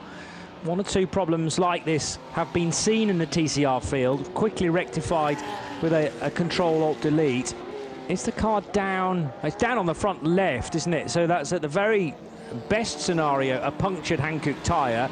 Worst case scenario is more suspension damage, and on the same side as the Red Camel Jordans.nl car had a wishbone go as well. So Zoltan Zhengo is going to have to nurse that car to the pit lane. The problem for him is he's still in the first sector of the lap and quite early in it anyway. Turn 5, I make that. And sensibly, he's staying off the racing line on the red strip on the inside of the curve. And I'm going to get a closer look at the front left corner of that car now. Definitely appearing to be down on that side from another angle. This time, though, I think that Hankook tyre's got some air in it at the very least, Joe. I think that wheel is into that wheel arch a lot more than what it should be. Yeah. And that certainly the tyre's inflated. It's whether or not he can make his way all the way back around this lap, There are a few shortcuts in this lap, in this configuration of the Dubai Autodrome, and if he knows about them, and really he should have been made aware of them in the lead up to this race. It's the team manager's job to ensure that his drivers know all the insider knowledge. It looks like it could be a suspension collapse. We've had the strut on the front of these Cupras break many times now. Here's his opportunity to take a shortcut. Instead of going through that left-hand hairpin, if he stayed to the right of the track, he could have taken a shortcut. He would have been given a penalty for it, but in the scheme of things, he would have saved himself a lot of time and potential. And what I was about to say, Johnny, is if you can get it back to the pits, then we're going to there's going to be no need for a code 60. And I know some of these teams are just waiting for that opportunity of a code 60 to get some pit stops completed. I'm not sure if that car was grinding to a halt there.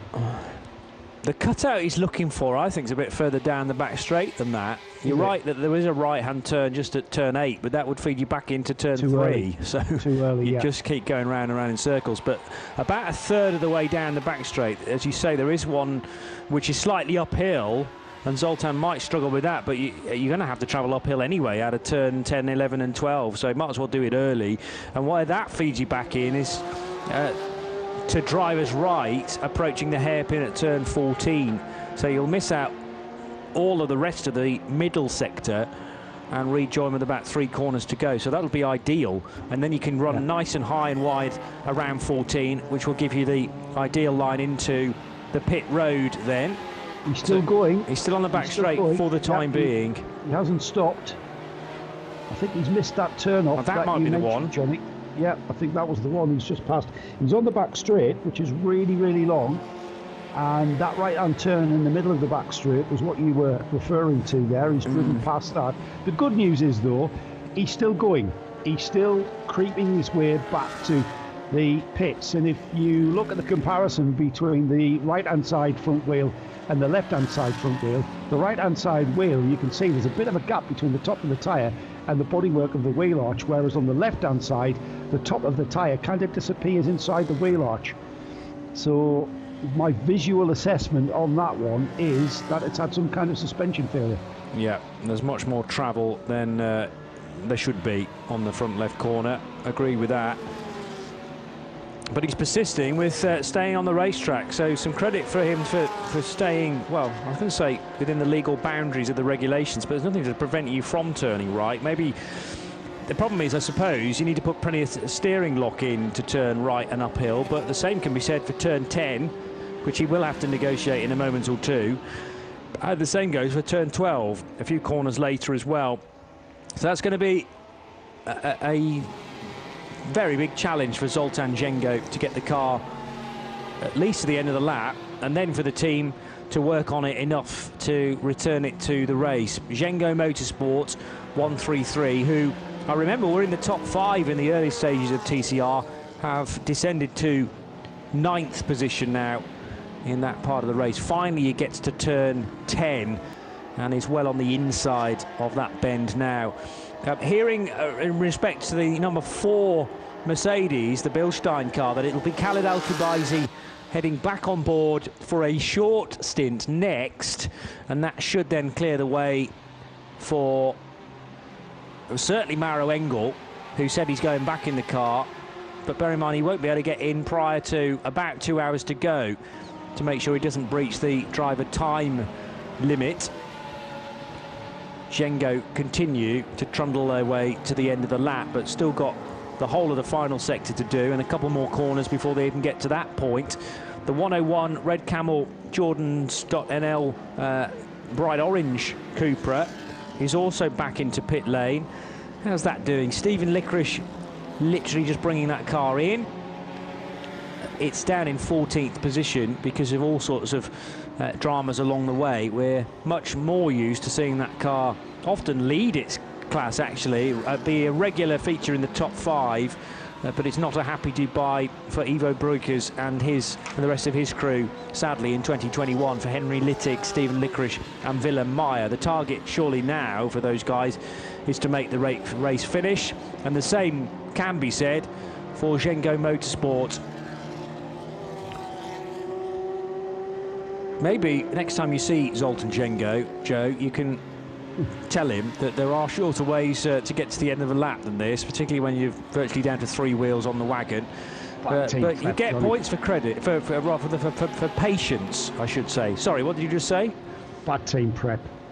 Team prep, yeah. The thing is, I might be being unfair here, because the officials might have said under no circumstances must you take those shortcuts. And we've seen him using his head, and instead of going all the way around the kind of line of the track, he's taken a shortcut and just went across the line of the Armco, which is well inside the apex of that hairpin at the end of the back straight. He's staying off the actual track. He's on the runoff area, which is hard standing. It's not grass. It's pretty hard desert standing, and he's making his way on that. Now I see the left. I'm not sure it is, suspension failure, Johnny.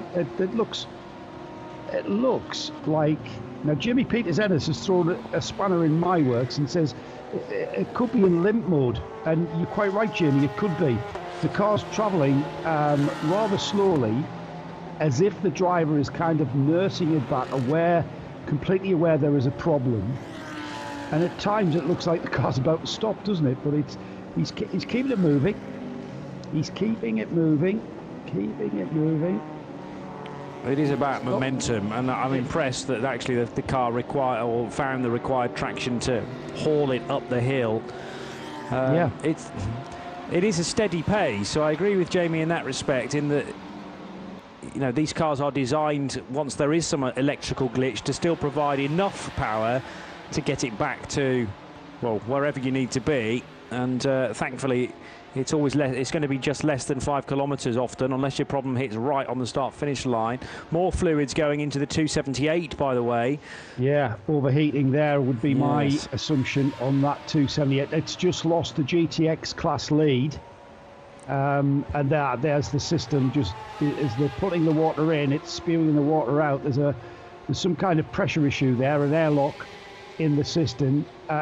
Unfortunately, time is not on their side, because usually when you've got an issue like that with an overheating cooling system, and you need to basically let it cool down, they're releasing some of the pressure, trying to get rid of that airlock by loosening the hoses onto the radiators and stuff, and just trying a few things. In ideal circumstances, you just let that whole system cool down and then restart the engine and start bleeding it through, but they're not. Obviously, time is of the essence here, and they want to sort of hurry that process on. Autorama are preparing fresh brakes for one of its cars. Now, if that's the 112, that might be slightly concerning for the second place car, or it may well be the number 1 car of Marlon Menden. But we talked about an early brake change, I think possibly for one of the Autorama Golfs, after about 4 hours of the race. And Joe and I were on shift, I remember, at the time, and we talked about if we know brakes can last for 20 hours, then you do 4 hours initially, do the brake change as early as you can in the race, and then you've got 20 hours to no longer think about that. I suppose you can turn that strategy on its head, though, and do the brake change later on. But Autorama preparing to do such a manoeuvre. It won't be the 114, because that car's no longer in the race, so it's either the 112 or the number 1 car. And we may very shortly get an answer to exactly what the problem is for the 133. I was suggesting it's down on one side, but then having caught it from another angle later on in the lap, possibly not. So maybe it is a limp mode issue, and that might be quickly reset by the team. Obviously something that Zoltan Zhengo couldn't do in the cockpit, but the Zhengo Motorsport car almost now with the team.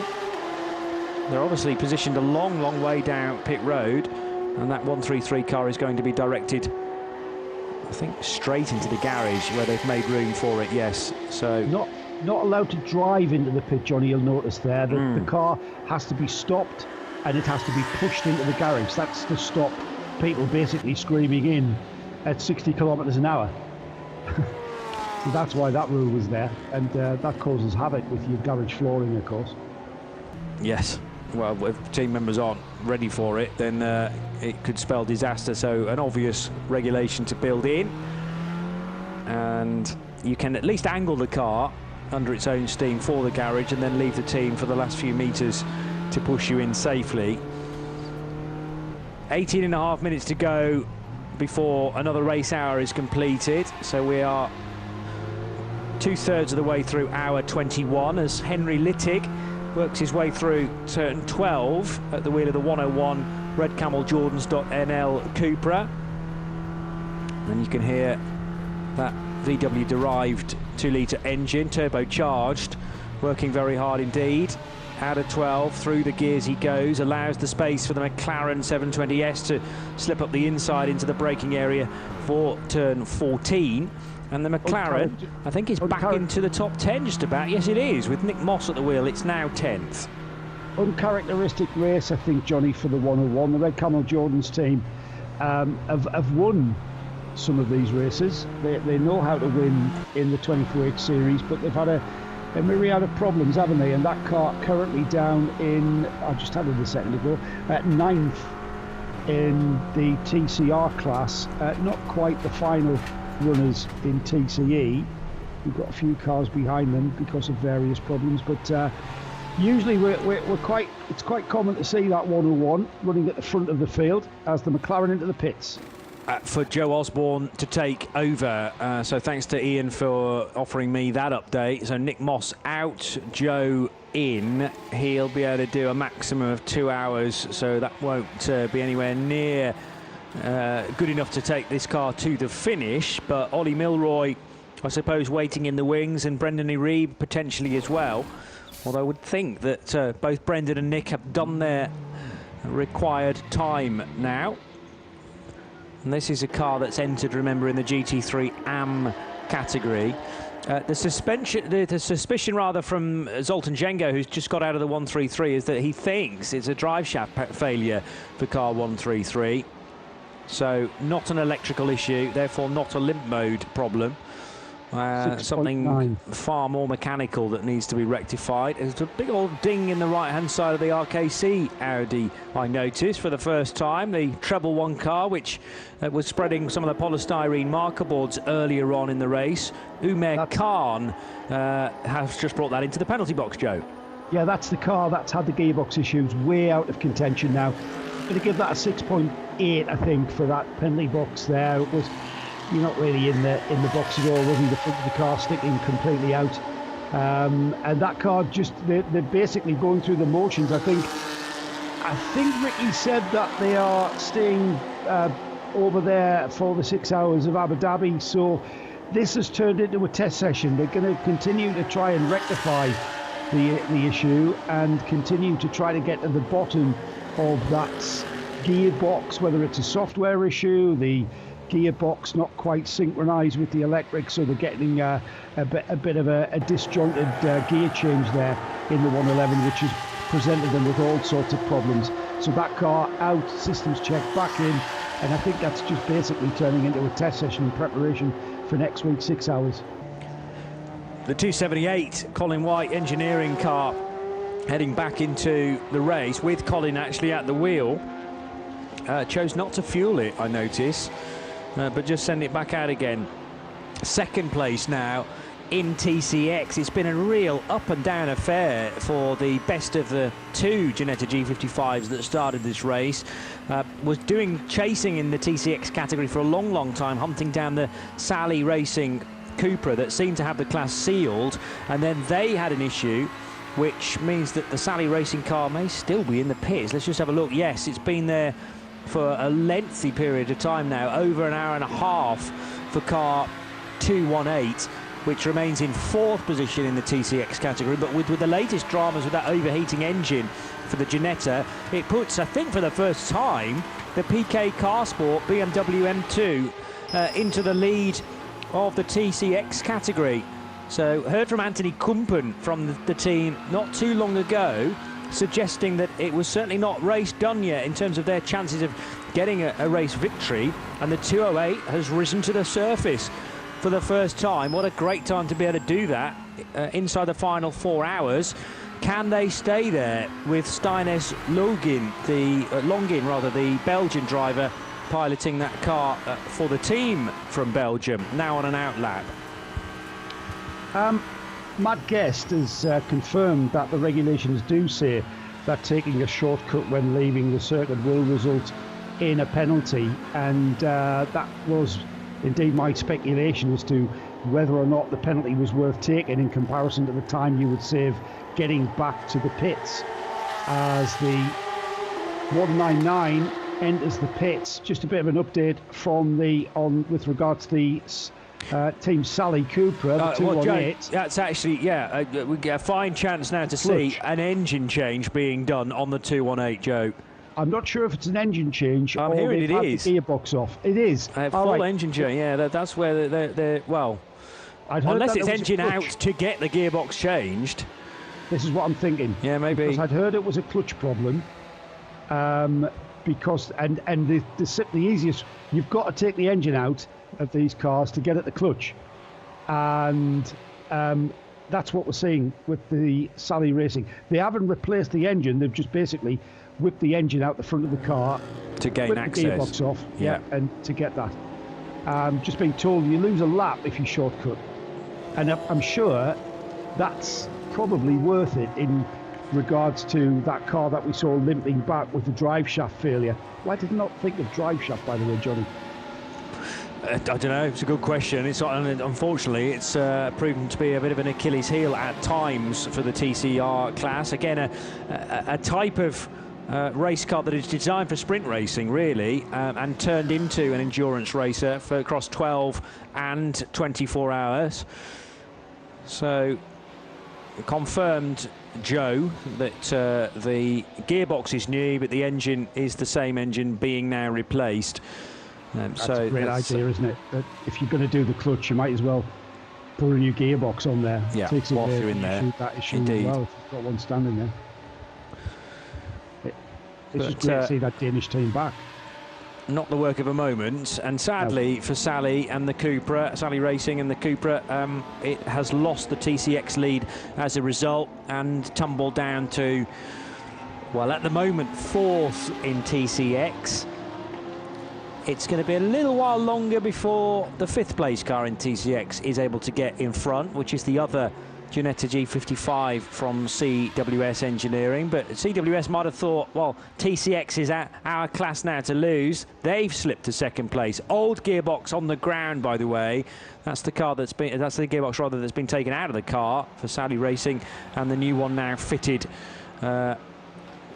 the other side of the engine, because of course that sits driver's side of the block, and therefore you've got to take that out first before you can gain access to the clutch, which was the main problem. But just take the whole gearbox out as a full unit and replace whilst you're in there.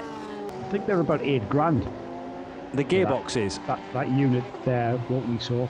I think so. That might, unless the price has gone up. Well, in racing terms, that is affordable, isn't it? You know, compared to, I'm sure, the cost of gearboxes in a GT car. Or are you making the point that it's pretty pricey? No, it's about right, isn't it? I remember when I was part of the Clio Cup series in the UK, a gearbox was the Sadev box in the 197 Clio was an astronomical price of £6,000 back in 07, when £6,000 was a lot of money. A lot more than it is now. Yes. Yeah. So in comparison, somebody please tell me if I'm wrong, but I'm sure the information I've got is it's about 8 grand. It's probably gone up to 10 grand or something now, but about 8 grand for one of those Cooper gearboxes. And I'm guessing it'll also fit the other VAG cars within the TCR category as well, because there's a lot of shared components across the Golf, the Audi RS3 and the Cupra as well. And the Cupra that Sally Racing had turned out will be near enough the same specification as the Cupras that run in TCR. But remember, that's a TCX entered machine, so therefore is up against the BMW M2 CS racing machine, the Ginetta G55 from Colin White as well. It's a come one, come all category TCX. If you've got a touring car type machine that isn't a TCR or doesn't immediately fit into that division, then you run in TCX instead. Konstantin Scholl will be the next driver into his car, by the way. And back on the scene is the 138 Audi, which has been in the wars through the hours. Paul Smith, last driver to bring the Simpson Motorsport Audi RS3 in from 34th position.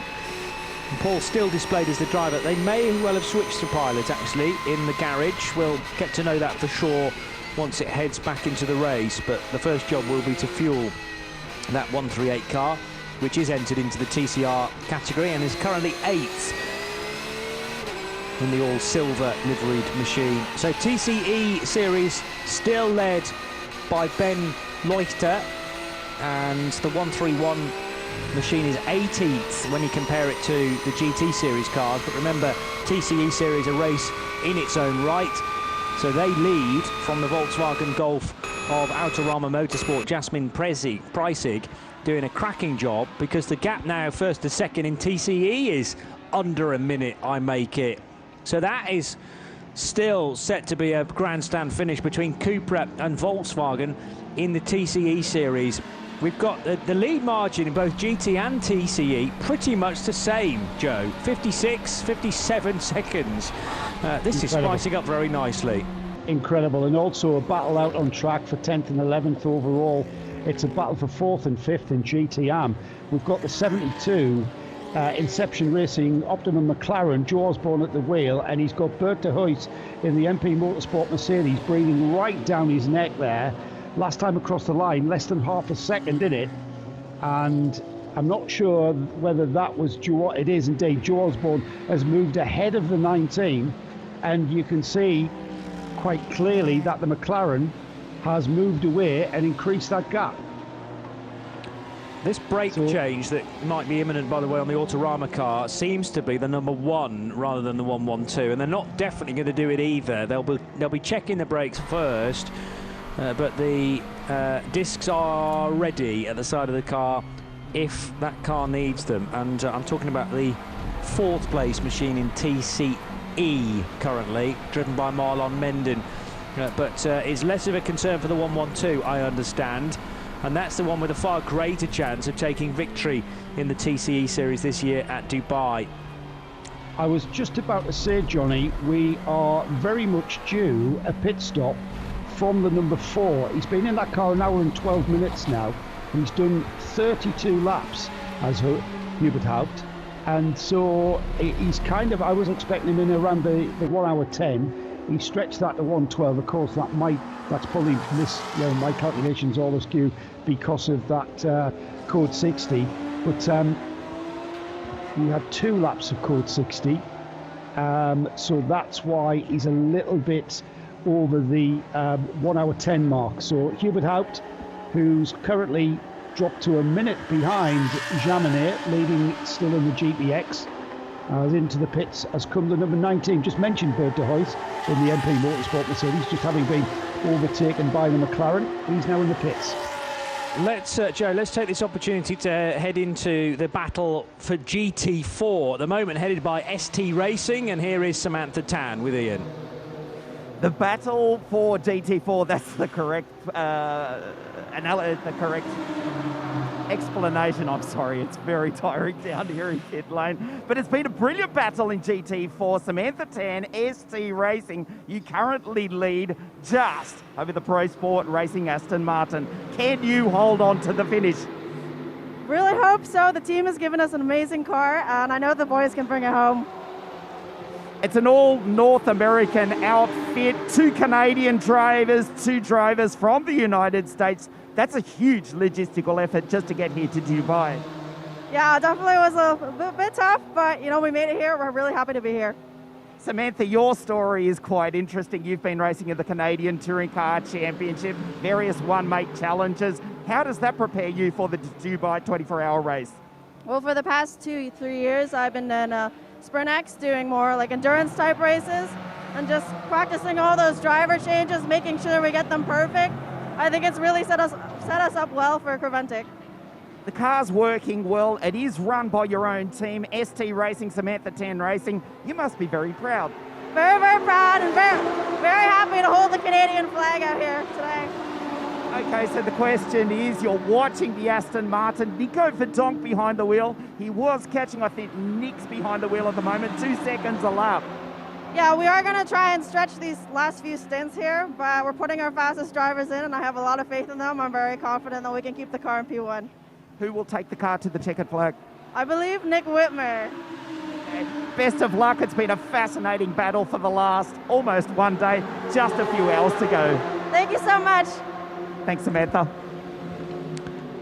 Yeah, Nick Whitmer, the possibly lesser-known brother of Kuno Whitmer, who has had so much experience in the US, of course, in the IMSA WeatherTech Sports Car Championship, a regular at the Nürburgring 24 hours as well, more recently in the SPX category. But Nick has raced in things like World Challenge, and this will be his second Dubai 24 hours. So it sounds like it's being reserved for the run to the line down at Samantha Tan Racing, ST Racing, who lead in the GT4 category with just over 3 hours to go. 401 Aston Martin is in the penalty box before heading down towards the team. Konstantin Scholl ready to take that car over.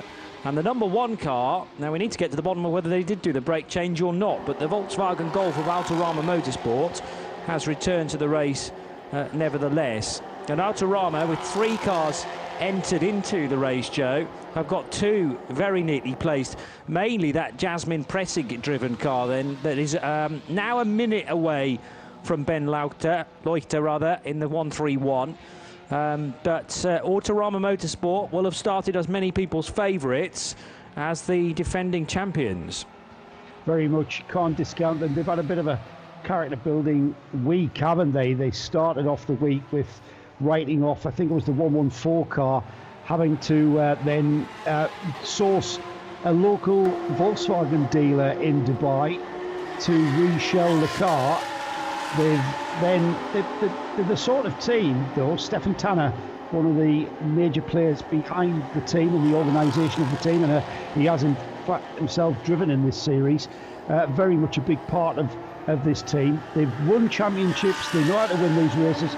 And this, I would say, Johnny, this battle for TCE overall honours, the battle from the TCR class as ever, is certainly not over. And with coming up to 3 hours still left, this TCR battle is very much on.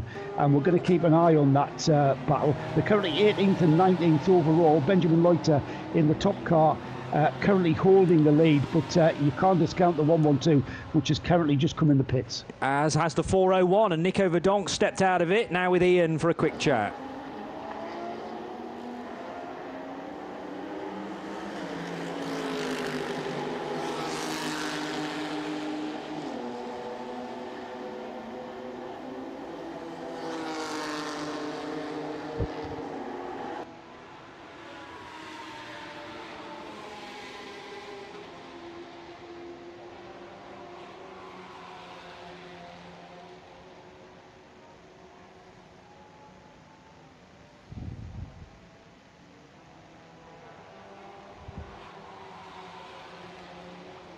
Apologies, not getting the interview just yet, so apologies for that.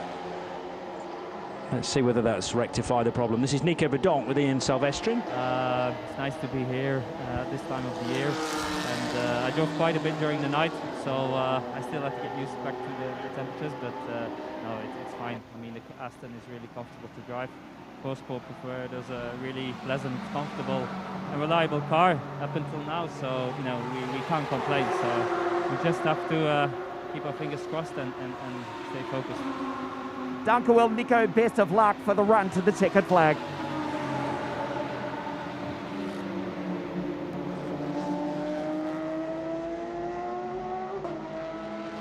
With Nico Verdonk as we move into the last 3 hours.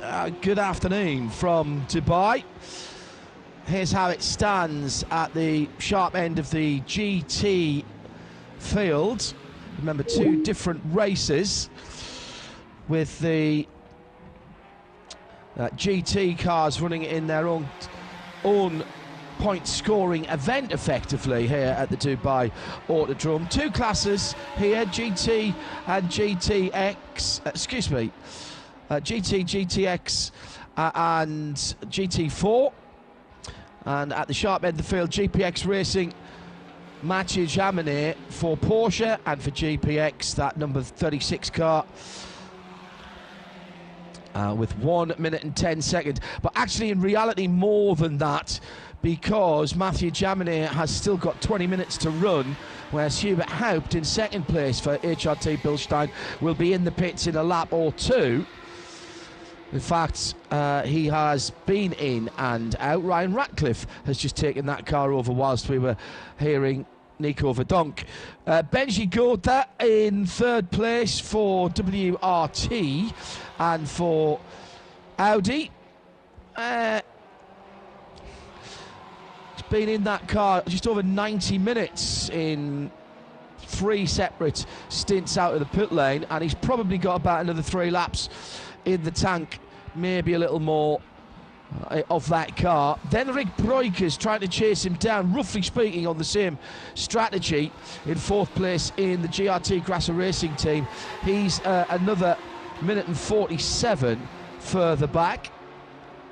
HRT Abu Dhabi Racing, Nico Bastian back behind the wheel of the number 5 AMG GT3 Evo in 5th position, and that's the first of the AM cars.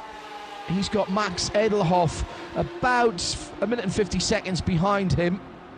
Third in that class is Tim Muller. So HRT Car Collection and then Car Collection, the second car, the 8A car, down in 9th position. In the other GT categories, which is what I was trying to get through earlier on before I started the rundown, NKPP by Baz Kooten. Bob Herber is at the lead of the 991 Porsche Cup class in 13th position. Lamborghini Huracan, Greg Gorski for Leiper Motorsport, who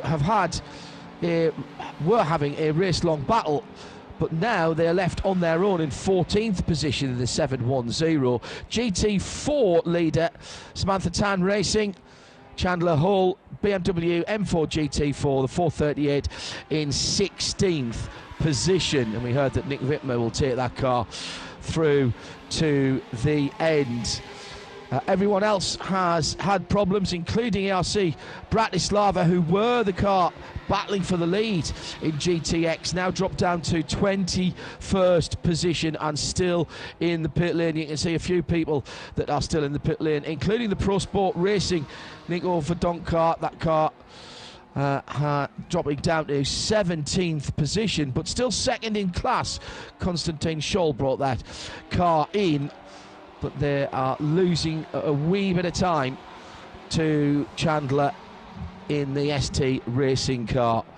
Vortex had its issues earlier on, but has been lapping actually pretty decently for the middle part of the race.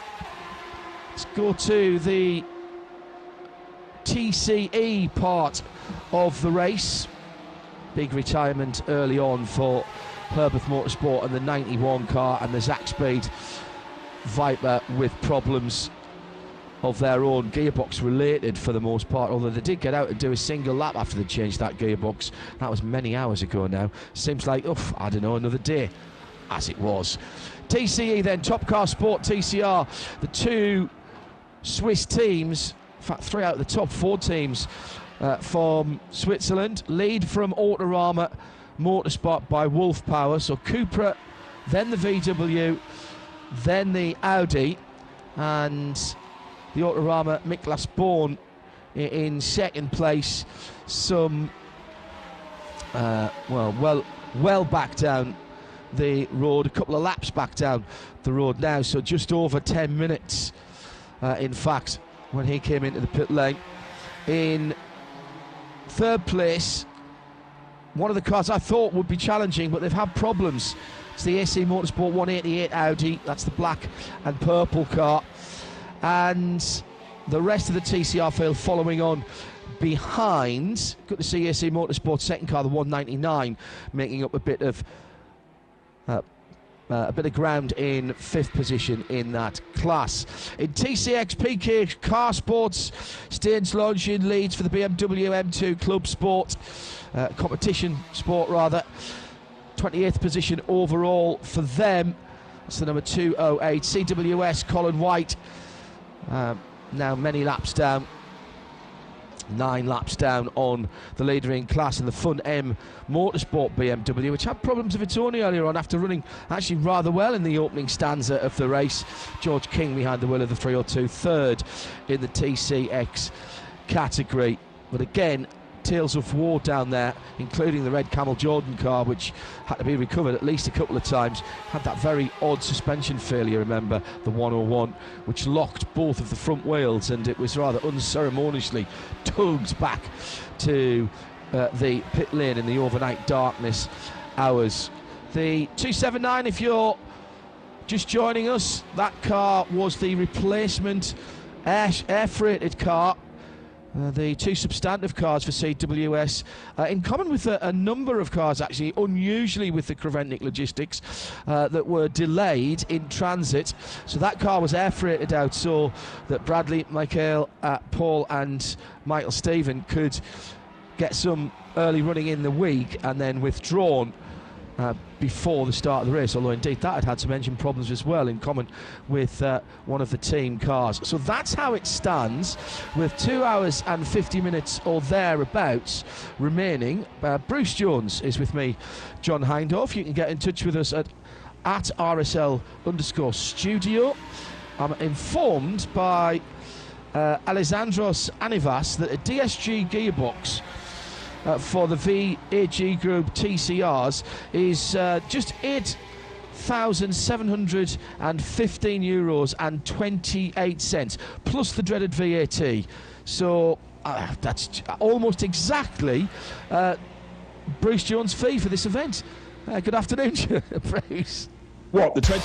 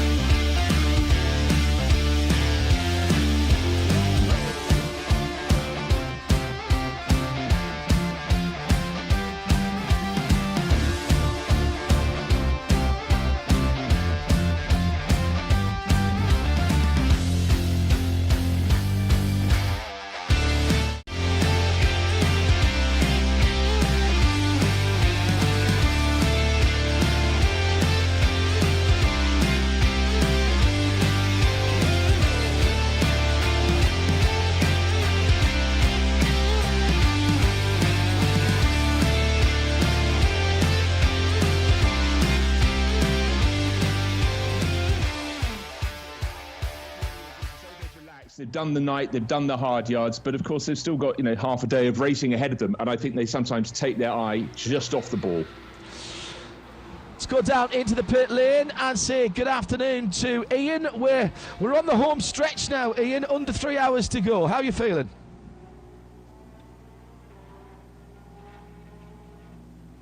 Afternoon, John. How am I feeling? I'll tell you the truth, I am exhausted, but I'm delighted to be here. I walked 23 kilometres yesterday up and down pit lane. That's half a marathon. And this morning, the last time I checked, it was already up to 9 kilometres. I'm not complaining, though. Everyone's got a story. It is fabulous to be racing in 2021. The first race of the season for the Preventi team. And I'm just outside the ST Racing pits as it stands at the moment. We just heard from Samantha 10 a few moments ago. They're preparing for a pit stop. A new set of Hankook tyres being prepared. The battle between ST Racing and Pro Sport, the Aston Martin GT4. It got to within a lap, and Nico Verdonk was taking 2 to 3 seconds a lap out of the leading ST Racing car, the North American car from Canada and the United States. Samantha, we heard from her, they're just preparing for a stop, so we'll try and follow that through for you. We'll try not to get hit at the same time. It's a beautiful day, and John, there's no chance of rain this year. Of course, the Dubai 24-hour race did not make 24 hours last year, but we will see it through to the checkered flag in beautiful conditions here this afternoon. So the battle for GT4. The ST Racing car about to pull into pit lane. 2 Canadian drivers and 2 drivers from the United States of America. The BMW M4 about to pull into pit lane. Whilst we wait for that, I'll give you news of a significant penalty. 9th offence of track limits for the second place car, Benji Gotha. And he will get a 10-second penalty for that. Of course, he doesn't have to serve it straight away. And he's got to be due in the pit shortly. He's got about another 16 minutes before he runs out of driver time on this driver's stint. And the 31 car, the leader's just gone through and heading off down to turn 1. Meantime, that second place car goes across the line now and heads down towards the first corner. So now that's interesting. So has Benji been into the pits? Because all of a sudden that interval is 4 minutes when it was about a minute when Johnny was building up to the... And if so, why would they put Benji back in again? That one, Bruce, I really don't understand. They must have changed drivers. Maybe they just haven't changed their driver marker. Yeah, that's a cruel trick, John, at this late stage in the race. Confused commentators. Actually, I hadn't been keeping my eye on that in the last couple of laps because I was looking at the pace of Colin White. You talked about how the CWS Engineering Ginetta was second in the TCX class, but it was taking great chunks of time out of the class leader. But Steen Longen has suddenly responded, so the PK Car Sport BMW M2 has picked up the pace again, but he was taking 8 seconds a lap off him, but now for Colin White that's dropped away, so I don't know what's gone wrong. Hopefully not another problem for the Ginetta. Yes, it has been one of those issues. Nick Damon's favourite car, GT4, is in. That's the 438 BMW. Ian is watching the pit stop there. It took a little more time than we expected to come into the pits. It did, but it was a good start. Chandler Hull gets out of the car. The team are delighted with that. John Miller gets in, one American to another. And they've got the lead by, well, they did have a 3-lap lead, 476 laps to 473. Of course, they'll drop off a couple now. Look at the team, ST Racing. They are absolutely thrilled with that. That was a slick stop, and they should retain the lead of GT4.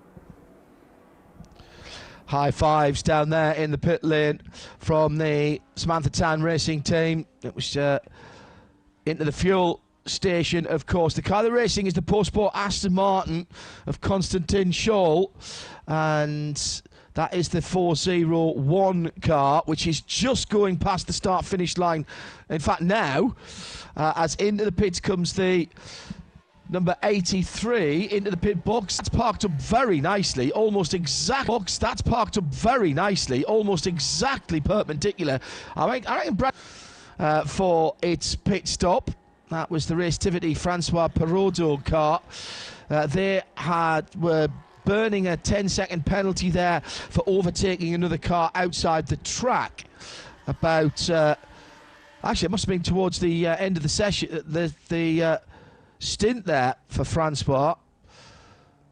That just came in about 6 minutes ago, or that was when it was assessed, at least.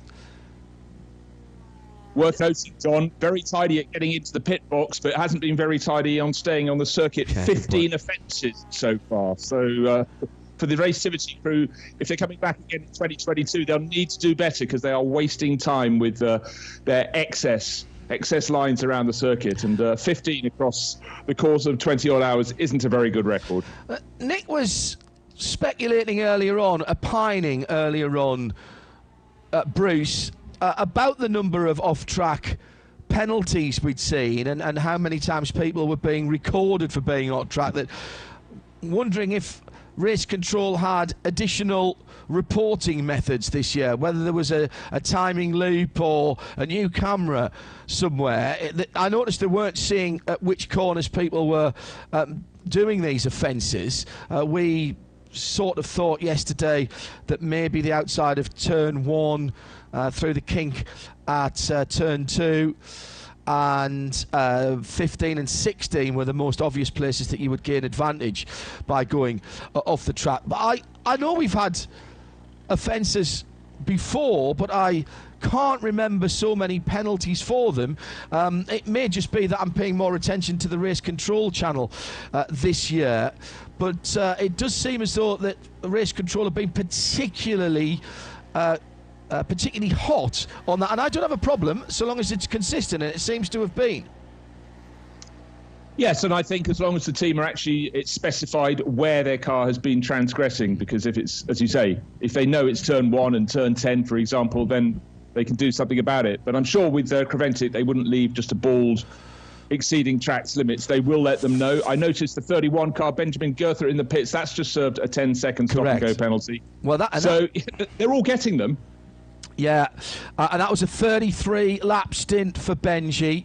And he has done an hour and 50 minutes near enough in that car when you add up everything that he's done in that since he first got in the car. So he had probably another couple of 3 laps in time, but he may have been getting tight on fuel with just one of the laps there interrupted by a yellow flag. So he's done excellent fuel mileage there, but they would have been topping off the fuel before that. That's why there was a couple of little shorter stints for Benjamin Goether. He'll be pleased.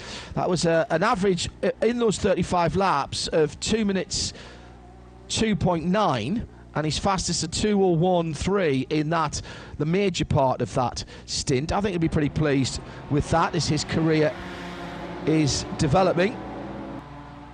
It still makes me laugh, John. It still makes me laugh the fact that he's not yet 18 years old, and he's clocked so much experience out there.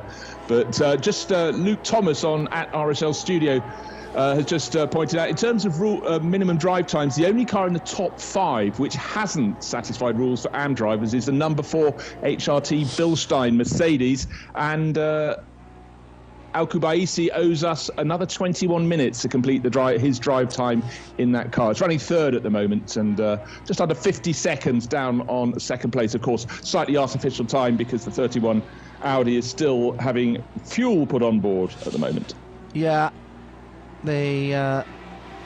yes, that's correct. Some of my data wasn't complete from the first 3 hours of the race, but I don't think Al-Kubaisi drove in in that early stint, so I'm going on that. I did notice that GPX got their AM drivers in. Alan Parte did a couple of stints, one of the ones behind the code 60. Into the pit lane then for Nico Bastian, leading in GT3 AM.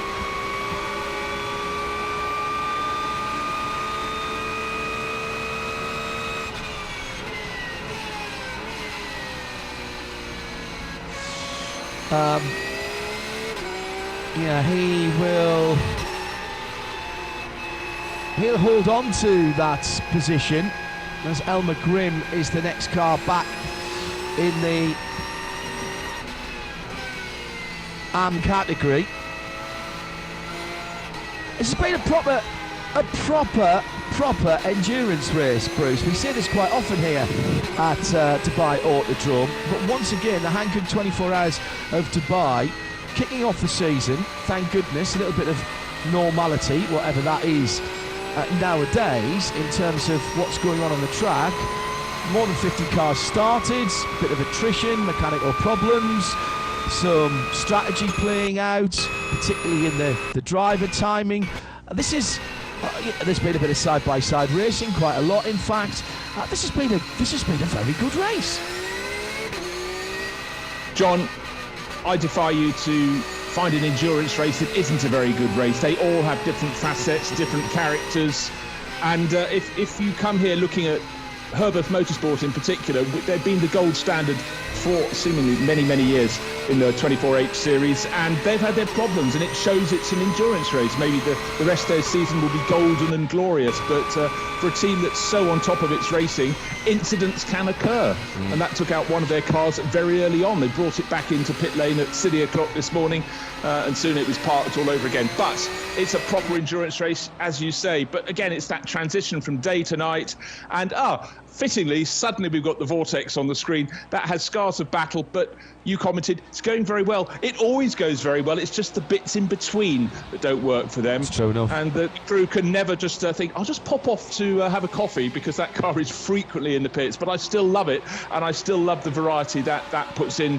to this race, to endurance races. And that's what endurance racing, to me, should be about, as much variety as you can possibly have. Vortex provides one end of that spectrum. I completely agree, Bruce, because there's the Creventic mantra, isn't it? Creventic, the Dutch organisers of the 24. Just saw, by the way, the Speed Lover 978 car. That car's been in the pits for well over 3 hours now after that nasty little incident it was Peter Ooms, wasn't it, who was behind the wheel. He actually had to go to the medical centre. Car stopped out at turn 9 from memory, so they're just going through the motions of stripping that car down. The mantra of Creventic, the organisers of the Hankook 24-hour series, is you bring the car, we'll have a look at its performance, and we'll find you somebody to race against, and we'll put you in a class. And homologation, okay, that would be nice, but not absolutely required. We'll do the data calculations, and down through the years they've been very good. They don't have the resources of the NASCAR Technical Centre and all the data that the very clever guys at IMSA Technical do when they're doing their balance of performance. And I know it's a raft of changes, by the way, for the Raw before the Rolex 24, which we'll be covering next weekend, live and free across the Radio Show Limited network of channels, principally the audio on RS2, but plenty of sound and vision as well. And I love that about Creventic Racing, because again, that harkens back to a different time. You and I, Bruce, are of an age where you would go to Le Mans and see a car that you might only see at that race. I remember Don Shed bringing over all kinds of weird and wonderful huge engine monsters that vaguely look like a Corvette or whatever. Quite extraordinary stuff that you never saw for the rest of the season. But it was because it was a blue ribbon race, and that was out of its time. John, Back in the days we started going to Le Mans, there were some cars you saw for the first time and the last time simply because they went out in first practice, weren't sufficiently competitive or even reliable, and they were parked up. It was a time where you really didn't know who was on the starting grid until you went to the starting grid. But of course, the levels of professionalism have gone through the roof from the top of the field to the very, very bottom. But yes, times have changed. Let's head down to the pit lane. Jam in the GPX Racing Porsche, due to come in from the lead, and in fact has just come into the pit lane, and Ian, of course, is right there.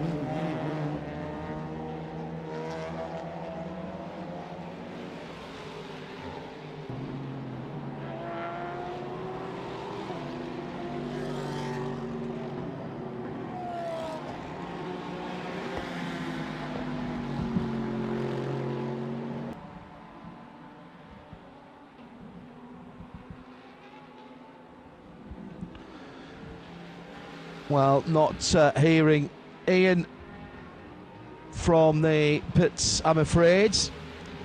But it was a very, very clean stop indeed. That was a 32-lap stint. We kind of think of 30 is about par for the course for the GT3s. So just over an hour for Mathieu Jaminet. His average within that, there was one lap where there was a yellow flag out, but his average lap time, 2 minutes 0.8, with a best time of 1:59.6. And when you're looking at, drivers, Bruce, look at two things. Yes, they'll look at the fastest lap, but they'll look at their stint average and their variance in the pits. And the really good guys, it'll be maybe 0.75%. Anything under 2% actually is pretty good. And for a non-pro driver, anything probably around about 3 or 4% is what you're looking for. It's all about consistency. Traffic, etc., will play a part, but you've got to mitigate that and just keep putting the lap time in that your team manager is telling you on the radio. John, back in the day when a person with a red flag would go around ahead of your car, your steam-driven car, when I first did a Jim Russell Formula Ford course, they constantly had the mantra of consistency. They just wanted you to be able to do a string of laps within those days a second. And they said, maybe you'd like to add a little bit of speed, and we sort of did a little bit here or there. But right at the outset, they said it's better to be consistent than to be ragged and picking weeds out of your helmet. But and endurance racing, from a team manager's point of view, that's really where they're looking.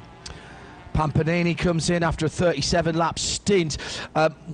One of the reasons for slightly longer stints was there was a little bit of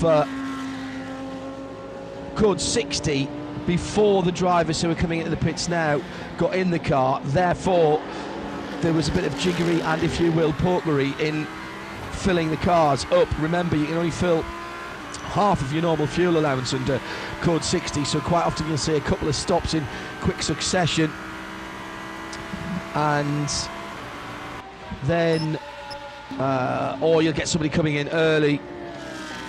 Our great thanks to Kes Cobb Curry, producer in the Global Broadcast Centre, Central Control Room in South London. Technology working very hard today, as have our producers. Tim Gray will be taking us through to the end. Curry, safe travels. Filthy weather in the UK at the moment. Not so here in Dubai. Slight stumble for one of the Cup class Porsches, Bruce, but all is well, and the flat six has fire again in the best possible way, of course. Yes, that was the outlap for the Finnish racer Jukka Hunkovori for MRS GT Racing, and I thought, oh my word. But whether that was finger trouble and hit something he shouldn't have hit when leaving the pits, I did not know. Down to turn one and just simply drove off at the edge of the circuit with no drive. Then eventually found some, but a dusty run. In fact, now looking at a replay of the McLaren. Sorry, it's the McLaren. That was a 72, showing a replay. The 720S off at the side of the circuit, but got going again. That's down in 10th place, Joe Osborne at the wheel, and he's picking his way back. Don't forget, they lost 16, 17 laps early in the race and have been behind the curveball ever since, unfortunately, but driving well ever since those repairs were made. Rear suspension damage cost them a lot of time. Yeah, the MRS Porsche was actually on the long fast straight, in the back straight between 9 and 10, that it had its problems. As you say, maybe finger trouble or just a stumble from the car. Can't imagine that he got all the way to there and then pushed the wrong button. He would have been off the pit lane speed limit long before that. The Inception 720S through turn 14 with Joe on board, Joe Osborne on board, and also coming out again the Sally Racing Cupra that had that gearbox and clutch change. Dropped the engine right out the front, the whole of the front slam panel and valance off, pull the engine out, separate the gearbox, bang it back on. 8,700 euros plus VAT for a new DSG for that race car. For all of the TCRs here, aren't there, are the same car, effectively, same platform. The Volkswagen AG group products, with Cupra being the performance arm now of Seat, but a brand in its own right. And we were discussing earlier in the week how that has really developed from being almost just like a GTI badge on their cars to being now a brand in its own right. And indeed Cupra now has its first dedicated model, the very sporty Formentor SUV or crossover, which has been getting rave reviews, with the 2-litre TFSI engine producing 300 horsepower for the road, with all-wheel drive, and very purposeful it looks as well. But the Golf, the hatchback Golf, the 4-door booted version, the sedan saloon version of the RS3 TCR, and the Cupra, all on the same platform for the street cars, same box of tricks, matrix. Very clever. It's all about hard points and being able to order lots of bits to build cars. Audi came up with the idea about a decade and a half ago and have imported that into the Volkswagen group, and so now they talk about MEB, MQB, MLB, and basically not necessarily exactly the same size or dimensions of cars, but working on the same toolbox, is how I've seen it described by executives and engineers from Volkswagen, and that goes for the race cars as well. Very cleverly done. So enjoying a battle, John, out on circuit, but it's the car in 10th place, the McLaren, Joe Osborne at the wheel, trying to hold off Rolfin Eichen. He won't be able to do so for much longer because the Lamborghini driver actually, just as I say that, dives up the inside going into turn 6, has a lot more speed. At this point in the race, the McLaren, I suggest, we've just seen an off-track moment.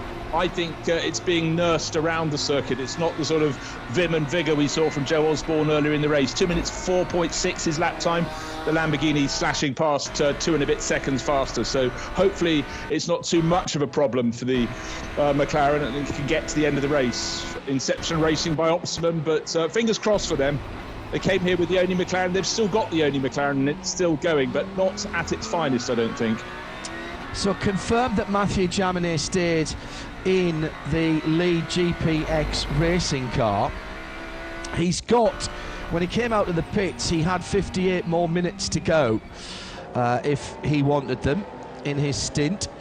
Remember, only a maximum of 2 hours.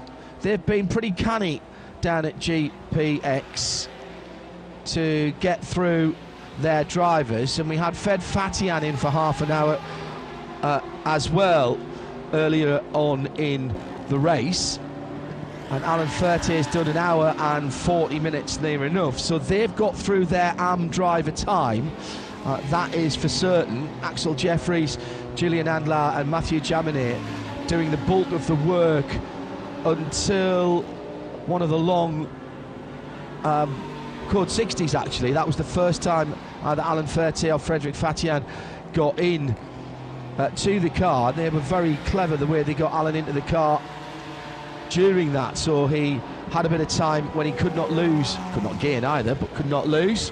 What a career Alan Ferté has had. Very unlucky driver at Le Mans. It was the race he always wanted to do well in, Bruce, and I was looking at his stats earlier on with Nick. Oh, hang on a second. Side by side, and a pass off the track going through the kink at turn 2, right in front of the car collection number 88 of Milan Donci, and that therefore is the 31 of Kelvin van der Linde that's right ahead of him, I think. And correct. Kelvin was not wanting to hang about there as they went past, looked like the Ginetta to me, or one of the Ginettas, and he might well get pulled for that. They're not racing for position as it stands, but of course nobody wants to lose time, and indeed Kelvin has picked up the pace on that car and is hovering around the 2 minute 1 mark for the laps. We lost a bit of the golden hour this morning, Bruce, with that long issue that we had, the safety issue that we had at the track, where we had an hour and 8 minutes of Code 60, and we didn't get the usual just after sunrise 45 minutes or 50 minutes of fast running, and now the track temperature's up again. We've not seen a sub 2 minute lap for quite some time. No, we haven't. Just going back to little battle with Kelvin van der Linde going past Milan Donci. Milan, of course, is running in the GT3 AM class, but he has a pressure on his shoulders because he's the gun driver in the 88 car collection motorsport entry. Audi on Audi there, but he didn't want to cede anything in terms of track position, and with van der Linde having passed him, he's not pulling away notably. So Milan, I was extolling his virtues last night, and he's continuing to drive really well. And the 88 Audi down in 9th place. It's got a good lap behind Manu Collard in the Racetivity car, but that's probably going to gain a few more warnings for exceeding track limits. Last time I checked, that car was on 15 warnings, and it may have clocked up another one since then. Well, I was going to say a significant penalty just come in, but the car's had problems as well. Not respecting minimum driver time by AM, 2 laps deduction issued a moment or two ago, but it's for the CP Racing number 85 car. They were one of the leading cars in GT3 AM, but as I say, problems for Charles Putnam and the rest of the American team has dropped them out of contention. But that is the sort of thing that can happen if you get your calculations wrong.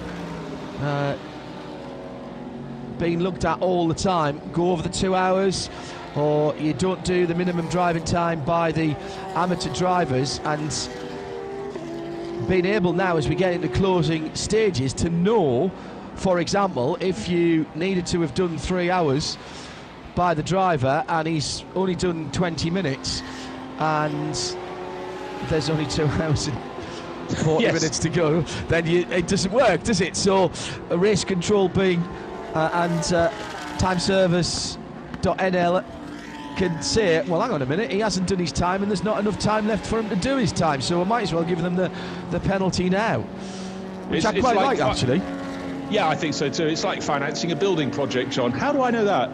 Yeah, couldn't possibly no, you comment. can't possibly earn enough money for that. Give it back. In 2 lifetimes. Jaminet, another 2 minutes lap last time around. The Porsche driver is turning up the heat again for GPX Racing. He stretched the lead to Ryan Ratcliffe, who is in the HRT Bilstein second place car. That is the Mercedes AMG GT3 Evo, to just over 2 minutes, so just over a lap at the pace that they are going. So where are they on the track? Well, the answer is the 36 leading Porsche is down the back straight heading into turn 10, and the number 4 therefore must be just a little bit further back down the same part of the track. In a gaggle of GT GT4 cars in behind. GT4 battle still going on. It's still just round about 90, 100 seconds between ST Racing and Pro Sport in 15th and 16th position for the BMW and the Aston Martin. And those guys have been at it for such a long time. There was a time when they were off kilter on their pit stops, and it was kind of swapping just with the pit stop. Konstantin Scholl is the chaser at the moment. He is the hunter. He's 16 laps into the stint. John Miller got aboard the ST Racing BMW at the last stop. He's 10 laps into his stint. Just check to see if I think John took that car over, didn't he? Because it was Chandler that brought it in. Yes, he did. And Nico Verdonk was the man who brought it in. So they're not too far apart. 12, 13 minutes apart in terms of their drive time. So that is still a battle. They'll be counting back to the end of the race, though. A lot of people asking about distance records. That was 628 laps back in 2012, if memory serves. Computer is now back up to 592 as we stand at the moment. Yeah, 2012. Thank you, Bruce. So 57 laps to go from now. Not quite, really. I think we'll get a couple more on that if we stay green, but the computer can only work with the data that it's got, and it's looking backwards as much as it is forwards. Another 10-second time penalty being issued for overtaking a car outside the track, and as we thought, Bruce, Kelvin van der Linde, we got the look at it courtesy of the onboard camera of Milan Donci. They weren't battling for position. Van der Linde down the inside at the kink at turn 2, all four wheels over the curb, and that'll be a 10-second penalty next time he pits.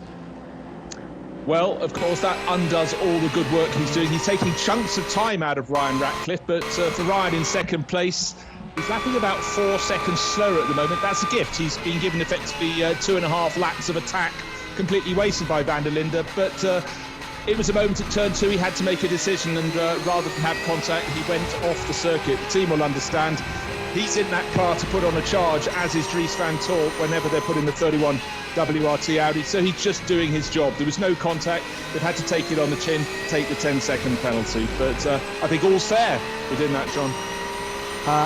I'm reminded that just before I came on the air, Jaminet, another track limits offence, he's got a 10-second penalty to serve, and it's been issued but not served.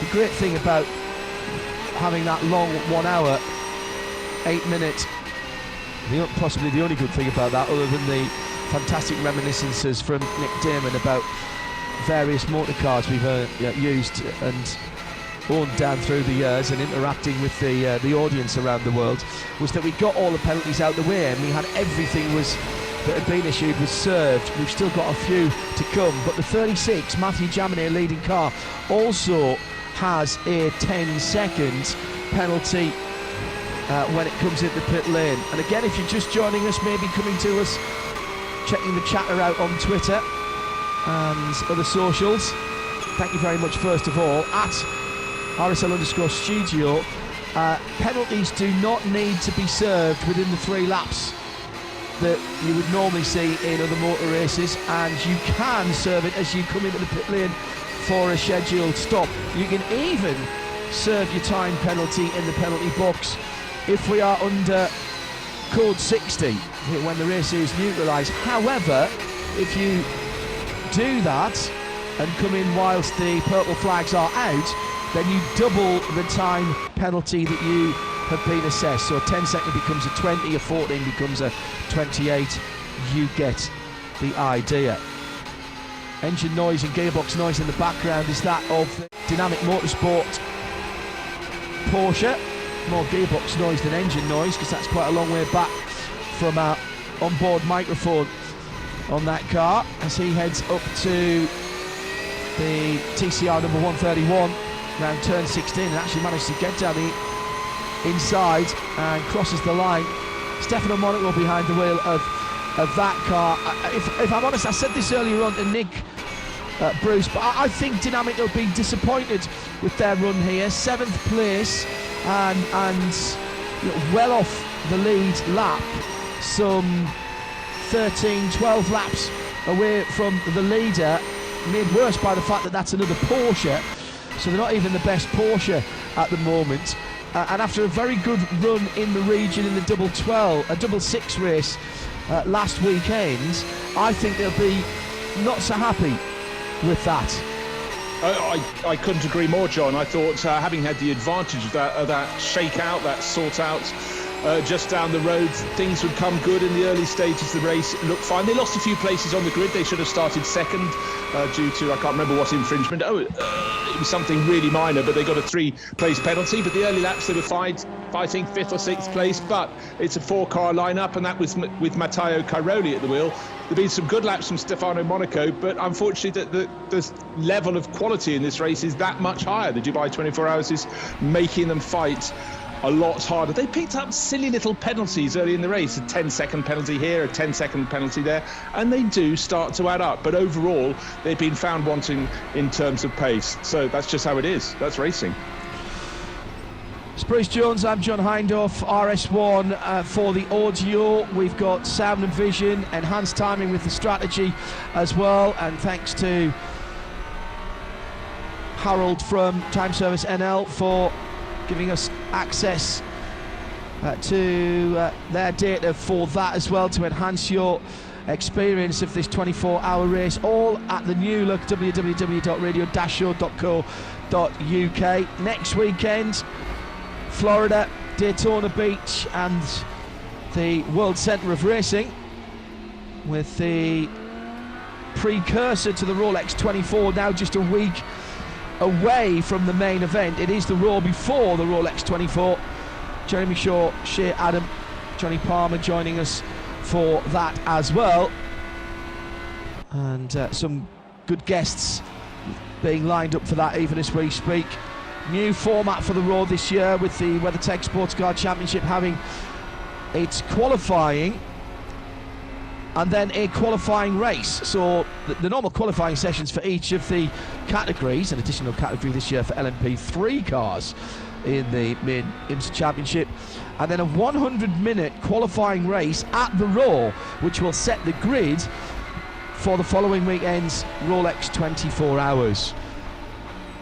Michelin Pilot Challenge practice there as well, and we'll have coverage live in sound and vision.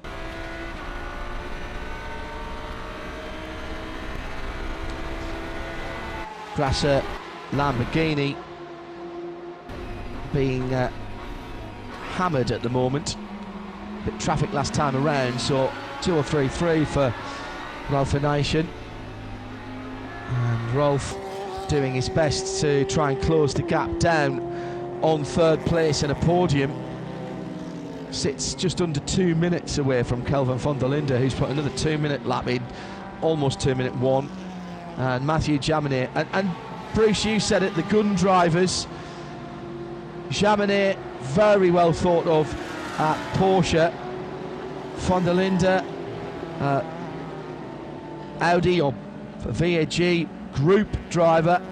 Again, these young chargers doing exactly what they have been brought out to Dubai and placed in those teams to do, which is drive the cars very quickly indeed.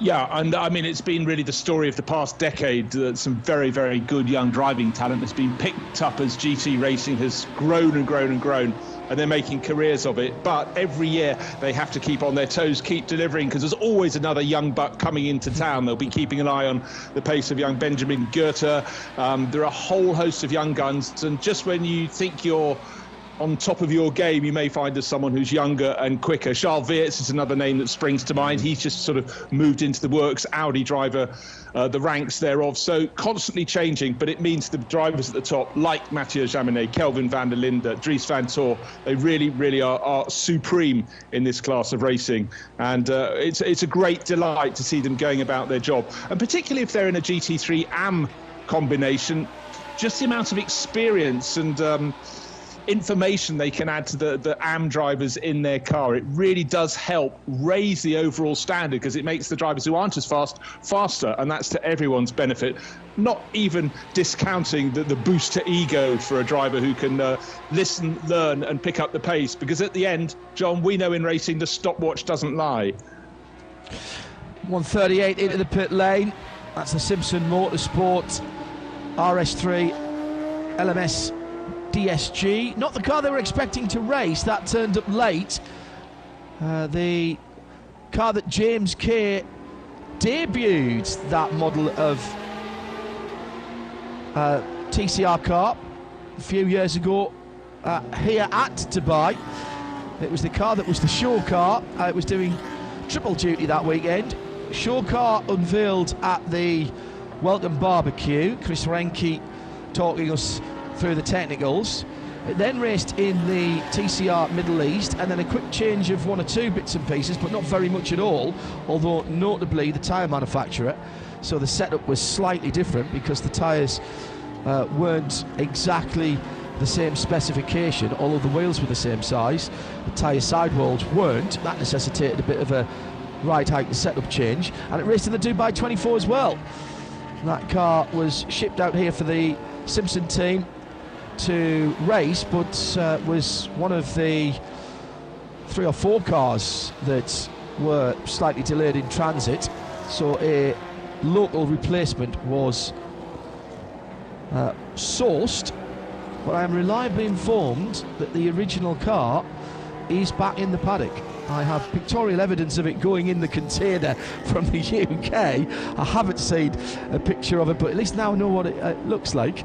All striped up and with the Simpson logos, Simpson team logos on it. And the all silver car was pressed into service, and it's had a bit of a troubled run, to be honest. Lamborghini 708 coming round to complete another lap. The Super Trofeo cars have dominated the GTX category.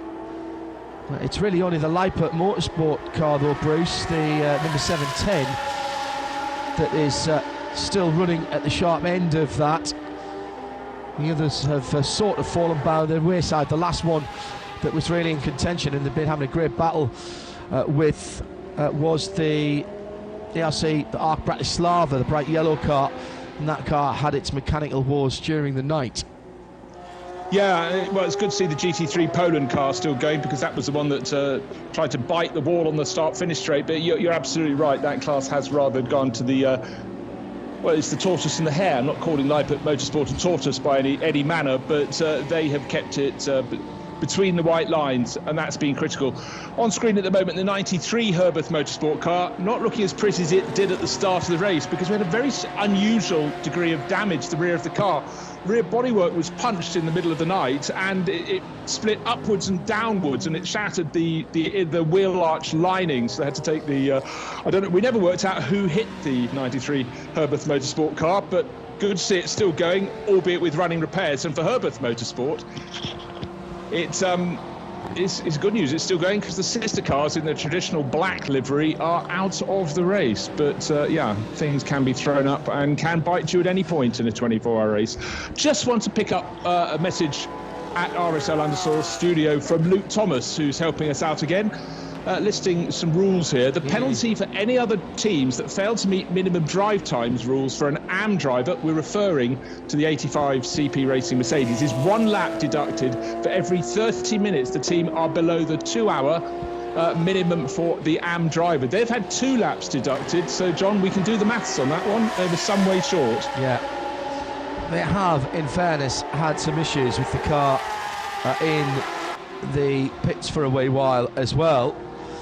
But it's about drive time, and that is the danger, of course, of saving up your AM driver to the end of the race. If you do have any issues and the car can't be out on the track, if it isn't out on the track, your AM driver's not doing time. 5 minutes before we head into the last couple of hours. The Simpson car's been taken over by Paul Smith. He's back out on the circuit. The 138, and that car then heading round the far side of the track on its out lap. Leader coming up again to a little bunch of cars. Has the one of the GT4 cars right in front of him at the moment, and indeed the 107 that we were talking about earlier on in the race. That's one of the, I do like the numbering systems here, because I know that the 107 straight away is a TCR car, and the reason I knew it was one of the GT4 cars is because it's got a 4 next to it. 452 is the one of the GT4 cars. If there's been a slight disappointment for me with the entry here, I could have done with a couple more GT4 cars, if I'm brutally honest. However, the old adage, Bruce, if you only need 2 cars to make a race, has been perfectly borne out by the front of the GT4 field in 15th and 16th position, with barely 90 seconds now between Konstantin Scholl in second in the Aston Martin Vantage, the tangerine and white car, and John Miller in the ST Racing blue and swirly vinyl car, the BMW number 438. Those two have been at tongs and hammer for pretty much all the race, actually. Indeed they have. The Aston Martin with Konstantin Scholl has got the legs on the BMW at the moment. He's taking a couple of seconds, 2.5 seconds out of its advantage last time around, but the clock is counting down against them, a whisker over 2 hours. But yes, I'm surprised we don't have more GT4 class cars. You look around the world how GT4 as a category has grown and grown with regional championships, national championships. The fact we have 54 cars to enjoy at the start of this race is testament to just the sheer desire to find some normality in difficult times. But I would countenance that for 2022, the numbers of GT4 cars will be way up on the grid here in 12 months' time, because it's just such a good category for people to go racing. Hard work for the drivers. A lot of them love the moment when they get up to a GT3 car. It's much quicker, but in some ways easier to drive on the limit. Yeah, and GT4 has changed massively in a relatively short time. It's not that long ago that GT4s were, frankly, mildly modified, stripped-out road cars with a cage in. If you go back, talking about that Aston Martin, if you go back to the previous iteration of the GT4 Aston Martin, the previous car had a sport shift gearbox. So it was actually a programmed automatic. It did not actually have cogs in it. Straight out of the Aston Martin road car. This car, with the new shell and the additional knowledge that Aston Martin Racing have put into it on the 401 and cars like it, very much more refined, very much more developed as a race car. The key being, Bruce, yes speed, yes reliability, but getting a not full-time driver, someone who perhaps only drives once or twice a year in a race like this, allowing them to be comfortable as quickly as possible and have confidence in the car. Yes, and another element, John, that I think GT4 has, as it's blossomed, has been the fact that quite a few pro drivers come down to be part of a Pro-Am driver lineup. They're normally racing in GT3. It's good for them. They can put a bit more money in their pocket to, for darker days when they may not have a drive. And then it works from the point of view of the AM driver, the driver who's perhaps made their money and wants to go racing, and they learn from the tuition that comes the other way. I think of drivers like Gabriele Piana. It means they can have a very full dance card when they go to some race meetings. They'll be competing in GT3 and GT4. But I think that's the fact they've grown together has been a very, very clever thing. Yeah. In single-seater racing, of course, you don't drop back down. There's no one to help. You just have to go up the ladder. But I think the fact that GT drivers can go up and down and the very best and make a good living out of it, I think is to the benefit of all, frankly. Wish I was one of them. Well, and perfect example in GT4 here at Dubai is the Dragon Racing Mercedes with Adam Christodoulou, AMG Works driver.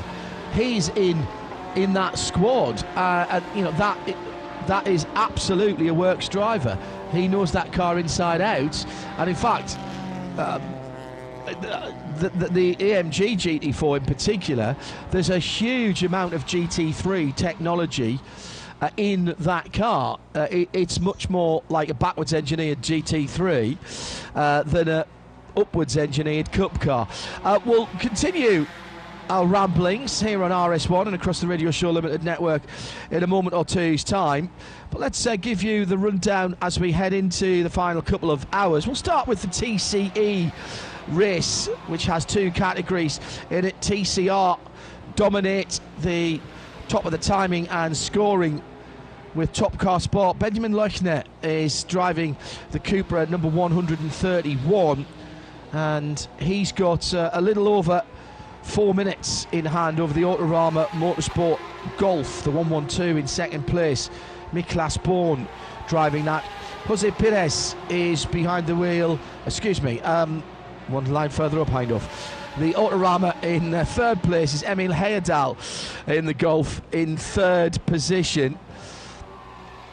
So the Wolf Power racing car. 3 Swiss teams now locking out the top steps of the podium ahead of the 2 AC Motorsports car. The 188 had been very quick earlier on, but the black and purple car succumbing to driveline issues and dropping away. But those 2 team cars now in 4th and 5th position ahead of BBR PK Car Sport with their BMW is the leader in the TCX. That was the 208, but has 14 minutes on Colin White in second place. Bad luck for the Fun M Motorsport TCX entry. That BMW had been going very well earlier on, but again, some driveline issues with that car.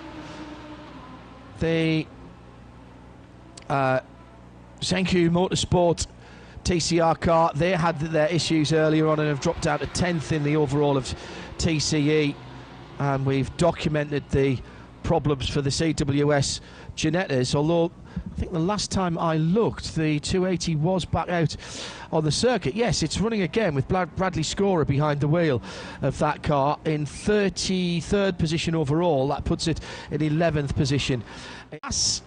Sally Racing, perhaps the team who have lost out the most in TCS. They were leading with that DSG gearbox Cupra for a long time and then lost it all in the pits. And of course we know of the problems for Autorama as well. The 114 car is still in the pit lane. The 279 car, that was the replacement car, didn't start the race for CWS. We still have a Porsche leading the race. 6 years since the Stuttgart brand, Weissach Motorsport area, of course, for Porsche, and it is Mathieu Jaminet who can't have a lot of driving time left actually in that car. He should be coming round. He's done 17 laps, so yeah, he's got about 20 minutes left before he has to pit for drive time, and he's got 2 minutes and 39 seconds at the moment on Ryan Ratcliffe, who's in second position for the HRT Bilstein AMG. But Ryan's due into the pits this time around in the second place car, so that'll stretch back out again. Kelvin von der Linde has been hustling the 31 Audi R8, and he's in third position, completing the top 4, which are all pro cars. Rolf Nation, again a car that is being pushed relatively hard, that bright green GRT Grasser Racing team 63, and leading the GT Am, and in the top 5 HRT, GPX, HRT, WRT, GRT, HRT. Top 5 brought to you by TLAs, 3-letter acronyms, as Tim Gray has noticed. Florian Scholzer behind the wheel of the HRT Abu Dhabi Racing run number 5 car that leads. 3.5 minutes or thereabouts between the Mercedes and the Audi. They're still battling for the GT3 Am. For the honours there. If we go down the other GT classes, and remember GT is a race on its own, as is TCE, we go down to 13th position overall for the leader in the Porsche GT class. That's the 991 Cup car, all Gen 2 cars this year. What a great way to go racing. And it's Baz Kopen Bas Kouten, and Harry Hildish behind the wheel of the number 991 car, leading its class appropriately enough. And they've pulled away a wee bit now from Duo Racing in second. They're in 18th position. Between them, we've got a class leader in Leipzig Motorsport, Greg Gorski, in the 710 Lamborghini, and the battle for the GT4 lead, ST Racing, John Miller and Pro Sport, BMW versus Aston Martin. 1 minute and 26 seconds. That's coming down gently for Konstantin Scholl, and they're not far off on their pit stop strategy either. A little bit further down, the Dragon Racing car trying to fight their way back in GT4, but are 4 minutes away from the top two. I say that, but that's 2 laps, isn't it? Or a lap and 3/4 at the sort of speeds that those guys are doing, so certainly not out of it. There's been quite a lot of attrition in the GT category, and those further down towards the bottom end of the top 20 and beyond have all had their problems, including CP Racing, who've lost a lot of time in the pits after running so well in the AM category of GT3. Both the Speed Lover cars have had their travails, 978 and the 979 car, with suspension problems and accident damage. Herbert Motorsport, the high profile retirement earlier on, although that car did come back for a single lap. They stripped off the damaged rear suspension and sent it out for, I think, just a shakedown, expecting to see those cars racing next week in the Hankook 6 hours at Abu Dhabi. So maybe just giving themselves a chance to make sure everything was pointing in the right direction with that car. It only did, as I say, the 1 lap and then retired back to the pits. And the 91 and the 92 Herbert cars both up on jack stands without wheels or tyres on them. So quite a bit of attrition in the GT class there.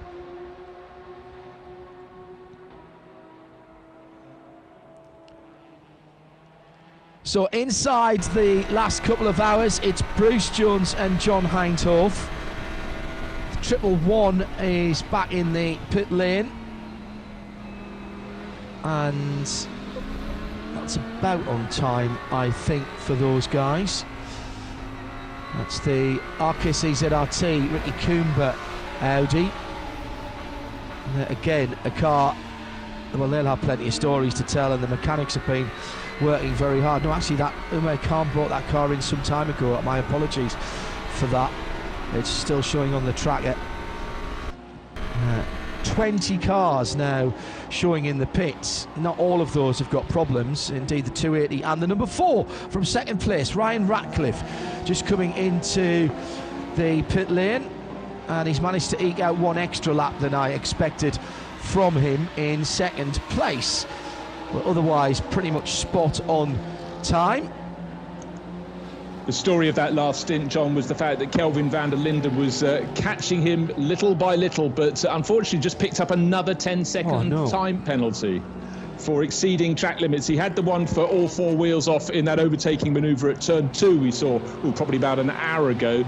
Now another 10 seconds, and it really does chip away. And again, people looking at the rules pointed out, with fewer than 2 hours left in the race, teams don't have to stop in the penalty box for any penalties now. They're just added to their time at the end of the race. Maybe a 10-second penalty now doesn't bite as much as it does earlier on. Number 4 going into refueling. Doesn't make our life any easier though, Bruce, because what we're then looking at on the track is not exactly the picture that it will be when the checkered flag falls. And we've seen this happen before, where somebody's banked up 20-30 seconds and we're thinking it's a race for position, and all of a sudden at the checkered flag the car drops down 2 or 3 positions. There's a little bit more gaps than that, but still and all, as they say from my neck of the woods, still and all, it is not smart to be doing this. You work so hard to make up 10 seconds on the track, and it's gone with a blink of an eye. Absolutely so. And I think when you have these time penalties added to the end of race time, it's very confusing. It's a bit like when the TV director's following the car in that's about to win the race, and the car in second or third or fourth place it's not looking at them, it's focusing on the winners and the reactions, and then the car retires, the car that's chasing, and you don't know for a while. You're thinking, why are they taking so long? But you can only look so many places. But the teams know it, and right now they would have been banging the message in, unless there's a reason for going off the track, do not do it. We've got the car almost to the end of the race. Don't go just tossing time out of the window. Yeah, just 9 minutes apart, those two 10-second penalties for the WRT. Kelvin van der Linde, South African, really pushing that car, trying to get some time back. Ryan Ratcliffe brought the second place HRT Bilstein Mercedes into the pit lane. He's in for fuel at the moment. MP Motorsport, Jaap van Lagen in the pit lane.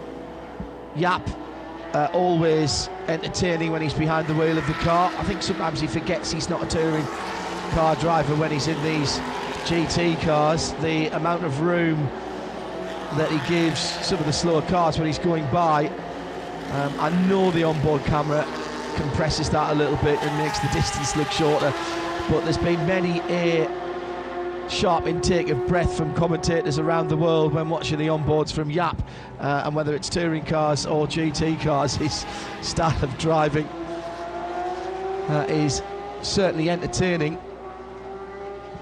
Into the fuel. Precise, John. Precise. All right. Okay. Yeah, I like that. Glass half full. All right, I'll give you that. Absolutely. Rolf Eneischen due into the pit lane, and it will be Mirko Bortolotti back in more familiar surroundings, perhaps, of the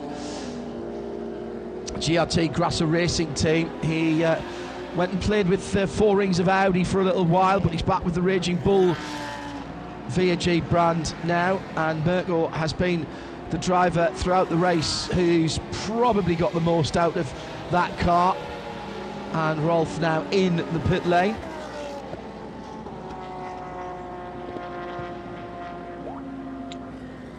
It's always strange when you suddenly get a gaggle of cars. You might have 40-odd cars out there racing at this point, but suddenly you find 4 of them competing over the same bit of tarmac, and this is when potentially problems can occur. But we're getting around towards the very final couple of stints in this race. Just under 2 hours to go, and Bortolotti, well, he'll get in the car. He'll famously not blink as he drives.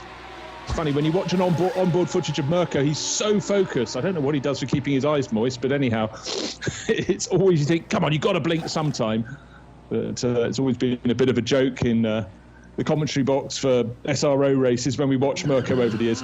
It's his happy hunting ground, I think, being back in a Lamborghini. You know how drivers just fit with certain manufacturers. It seemed almost wrong for him to be racing an Audi. We know there's far more similarity between the cars than people just looking from the grandstands will appreciate. But he's a Lamborghini man, and it's right he's back with the Grasser Racing team with the Huracan. Yeah, I think it's very interesting how VAG and their various racing arms use the drivers. Had a chat with a few of the young drivers coming through for both Lamborghini, Porsche, actually, and 1 or 2 of the other VAG racing brands as well. They're not frightened to compete against each other either, which in these cash-strapped days might not look sensible, but when you look at the amount of TCR cars that they've sold, which are, customer racing cars, then their brand strategy does seem to have worked. Now, that said, VW and Audi stepping back from TCR, although still supporting current customers, and will, I'm told, still build you a car if you want one. We've got Lamborghini and Audi and Porsche competing in GT3, of course. And Porsche would always say that they are not a VAG, not a Volkswagen brand, but they are. And there's a certain amount of sharing of componentry within their road car. Fiercely independent though, Porsche. Actually brought themselves a little bit closer a few years ago to VAG, all down to them wanting part supply for the SUVs and the V8 engines in particular for the Cayenne when that came along. Wanted to guarantee part supply and decided to buy into VAG, and then they shorted the stock on VAG and lost out in the deal, which left them exposed, I think is the correct term. And rather than them owning a big chunk of VAG owned an even bigger chunk of Porsche. Quite a scandal actually in its time for those at Porsche. Very proud brands and very proud people there. They still managed to keep an element of their independence, of course, and long may they do so. Everybody I talk to at the sporting sides of those brands are absolutely passionate about what's going on. And when you see what Porsche have done and how they've developed as a brand, you've got to give them credit. They've used the toolkits very well. Dr. Frank Stefan Walliser, I'm sure, will be tuned in wherever he is in the world. Frank Stefan, Happy New Year. Wish you well. Let's head down to the pit lane. One of the characters, not just a driver, one of the characters who's done so much for motorsport in the Emirates and across the whole region is Khalid Al-Khabazi, and Ian is down with him now in the pits. And then he will join us down in the Help Racing Team pit garage. Arguably the best presented garage here. Here comes Khalid. Khalid Al-Khabazi, this must be, let's look at the positives. This must be a fantastic weekend for you. 2021, it's an all new year, and we start in your home nation of the United Arab Emirates. Yes, I mean, what a great way to start the motorsport season here in our hometown, Dubai. It's been always like this for the last 11 years for me. Everybody comes here. It's the first endurance race, 24-hour race in the world. A lot of great teams. We enjoy it a lot. We've had a lot of success over here. It's a good luck race for us, and we enjoy it all the time. We'd like to do it whenever we can. You have had a lot of success here over the years. You are the reigning champions. 3 times you've won this race. This year it's going to be difficult. You're in position 3 at the moment. Yes, I mean, we were struggling a lot. The Porsches are fast. They have very strong driver lineups as well. I mean, to be honest, this year I didn't think we're the favorites to win. We're the most who won it before, but when you look at the driver lineup and so on, we're like top 3, top 5. So it's good to be running 3rd, top 3, and with pit stops not in sequence right now, we're probably P2. I'm happy with the result. We're also on the other car in AM class, even though we had problems. We're leading it and P5 overall. Not bad. How many laps have you done this weekend, do you know? Because you are driving in 2 cars. Yeah, I mean, I don't know, during the testing and practice a lot. And also today around 5, nearly 6 hours already. It's a lot. I mean, the problem is also you don't sleep a lot the nights prior. And this night I only had 1 hour of sleep. So it adds up, the not sleeping a lot and a lot of driving. Also, my first stint was really tough, very difficult. I had the loosened seat belts, and the brakes were fading away in the night, so it was a really tough stint. Khalid, it's a big weekend also for your family. We saw your daughter, your younger daughter, Hamda, racing in the United Arab Emirates F4 Championship. She was on the podium, and Amna, her older sister, your older daughter, she starts in the Formula 3 Asia Championship in a couple of weeks here at Dubai. Yes, we're really extremely lucky. I mean, F4 UAE has been here for a while, but with all what's going around us, that these championships like F3 Asia and Asia Le Mans decided to do a full season over here, it gave us really an opportunity to do the whole season for Amna, which is great because he's moving up. It's a great way to start first championship in F3. It's a lot of great drivers as well. A lot of drivers registered for the championship back-to-back in 4 weeks, 5 rounds. It'll be exciting, and I think this is a model that they should look at going forward, to do a continental championship in one country back to back. It helps a lot with the drivers to come and logistics of the teams. It makes a lot of sense, and maybe this is something that, like, you know, video conferencing now is being used everywhere. Maybe this is something in motorsport that they can learn for the future. Why not? We love coming to the United Arab Emirates. Speaking of your home nation, as the 278 Ginetta rejoins the track, Dubai later in the year will host the World Expo. So we start 2021 with the Dubai 24-hour. Later on in the year, possibly the biggest cultural event in the world here in the Emirates.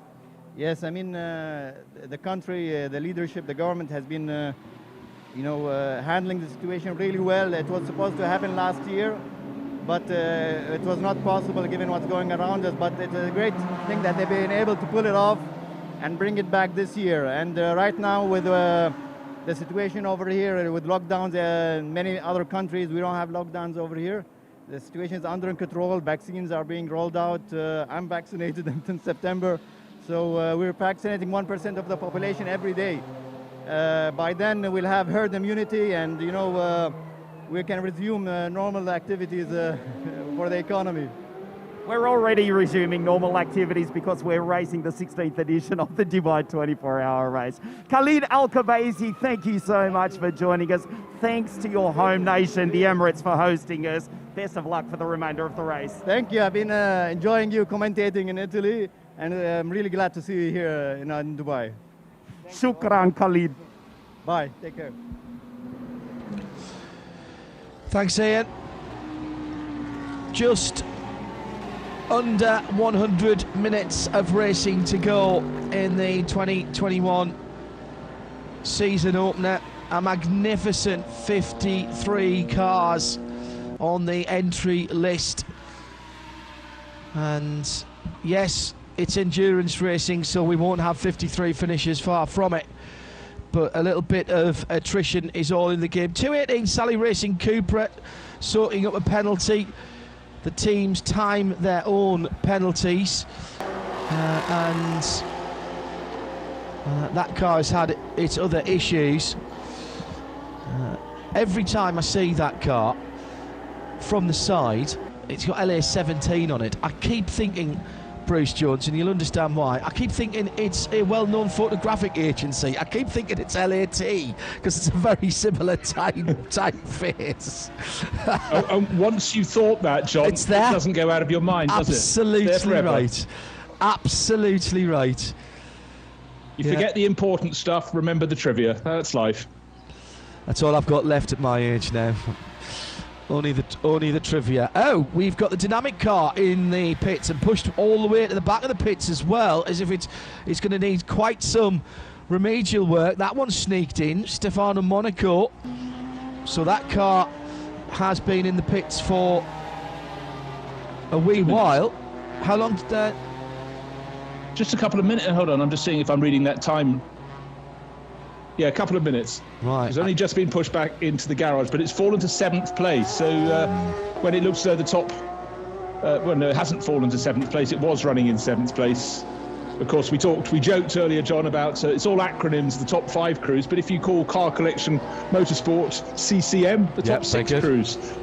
So Dynamic, yeah, they did come in from 7th, not from 6th, and sitting in the garage, Stefano Monaco, who I think has driven pretty well here. Obviously, the driver who's been carrying that car has been Porsche place driver Matteo Caroli, but for Dynamic Motorsport, we talked about an hour ago, John, hasn't been a glorious race, and it's not having a wonderful end for them, which is a bit surprising. Gearbox, we're hearing for that. That's very unusual for a Porsche GT3 car. Here comes the second place WRT Kelvin von der Linde car, the white and bright highlighter yellow. He's got 20 seconds to soak up in the penalty box. Don't see a team member there, but they could be talking to him on the phone, of course, on the radio. Not a bad pull into the parking space. Well, that wasn't 20 seconds. I would think that's one of the penalties. Remember, we're inside the last 2 hours, so he doesn't have to do it, but he has, which helps us a little bit. I'll check to see. Oh no, they're saying that both of those have been served. Race control now. They've just turned yellow. All right. Maybe my counting wasn't as good as I thought it was. Stephen Raab a little while ago on RSL_studio says a lot of teams with 5 drivers. Any reason for this? Always thought 3 or 4 was the norm for 24 hours. It depends on the level of your drivers, doesn't it? There's a cost implication. We have seen 5 driver teams here in the past. It's not the norm, Bruce, but it's certainly not that unusual to see 5 drivers. It's Daytona, quite often see 5 drivers there. I think you can have 6 drivers at Daytona and 5 in the 12 hours of Sebring now. But 5 drivers here, particularly when you've got maybe a full AM team or mostly AM team. As I say, not the norm, but not unusual either. No, exactly. I mean, traditionally over the years, it's been the cars in the junior classes where people have clubbed together and entered an SP3 Renault Clio, for example. But at the very top end, take a look at car number 4. That's the car, the Mercedes from HRT, the Bilstein sponsored car running 3rd. That's got 5 drivers, as has number 5, the sister car. And one of the reasons for that is the driver we've just heard from in the pit lane, Khalid Al-Kubaisi, likes to sort of hedge his bets. He's in both of those cars, which one's going to be better placed, and he doubles his opportunity of getting a top result. And it's a formula that's worked for him, of winner here in 2012, 2013, and in the bit of the washout last year, 2020. And it is something we do see. It is a little bit unusual to see drivers hedging their bets like that, but that's when you get a top-end car with 5 drivers in it, by and large. But I think 4's the perfect number. Keeps the drivers keen, keeps them interested. They can get a bit of sleep. But for Khalid, he said he didn't get a lot of sleep, but then he's hovering, just trying to work out which car to do his drive time in. So, Stephen, 5 drivers, not a particular situation caused by global events this year. We have seen it and do see it in these contiguous 24-hour races. Of course, the Hankook 24-hour series noted for doing split races as well, which makes a 5th driver even for a full AM crewed car or a majority AM crewed car. Perhaps not necessary if you're going to get a bit of a break overnight, but I don't think there's anything particular about this year for the 5 driver teams. And as I say, we will see some 5 driver teams in the Rolex 24 in a couple of weeks' time, which you'll be able to follow along here on the Radio Show Limited network of channels, both in sound and vision across the network. That looks like the Speed Lover Porsche rejoining. No, it's the 989. Let's go down to Ian, who's got news, and I don't think it looks like good news, Ian, if we are talking to the followers of the number 7 Dynamic Motorsport Porsche team. That's correct. It does not seem as though it will be good news at all. One of the fastest cars here this weekend, certainly in the category, but one of the most troublesome. It's been a difficult race. I'm here with Stefano Monaco, who has just pulled into pit lane, car 7 Dynamic Motorsport. Stefano, una gara difficile, avete una macchina veloce ma abbastanza problemata questa gara per voi. Esatto, siamo stati molto bravi stanotte a reggere il passo, ma purtroppo gli imprevisti nelle corse ci sono sempre, quindi questo è il motorsport. È stata una bellissima esperienza per tutti noi, soprattutto essere anche nel team con Matteo Cairoli, dove abbiamo potuto imparare veramente tante cose. E niente, ci portiamo questa grande esperienza a casa, sperando che le prossime volte saranno più belle. So Stefano is saying it started off well. They had a great week, but they had a lot of problems throughout the race. Nevertheless, it's been a great experience and they're happy to be here and they'll keep their heads up and try for next time. We'll ask what the problem was. Stefano, che cosa è successo? Perché sei dentro il box? Poche parole, stanotte un nostro compagno ha avuto un piccolo incidente con una TCR dove ha rotto il cuscinetto posteriore e adesso abbiamo rotto il cambio. Penso che quella botta è stata dovuta alla rottura anche del gearbox del cambio. So Stefano is saying there was contact with the TCR car during the night. They had damage and now it looks as though the gearbox has put them out. Stefano Monaco, buona fortuna per la prossima gara. Grazie mille, ciao a tutti. Good luck for the next race is what Ian finished off with there. And I remember many years ago, and Bruce, I'm not sure if you were at Le Mans with us that year, the legend that is Gary Champion trying to speak to an Italian team and find out what the problem was. That was when we found out that gearbox in Italian was pretty much the same as everything else. Yeah, we just heard that from Stefano Monaco. Everything else, I was listening hard to cambio, brakes, etc., and then said gearbox. A little incident as well I picked up, and then gearbox. Yeah, exactly. Nick Damon will be doing more interviews in the driver's native language when we release him from the booth and back to the pit lane for the rest of the Creventic season once we're allowed to travel again.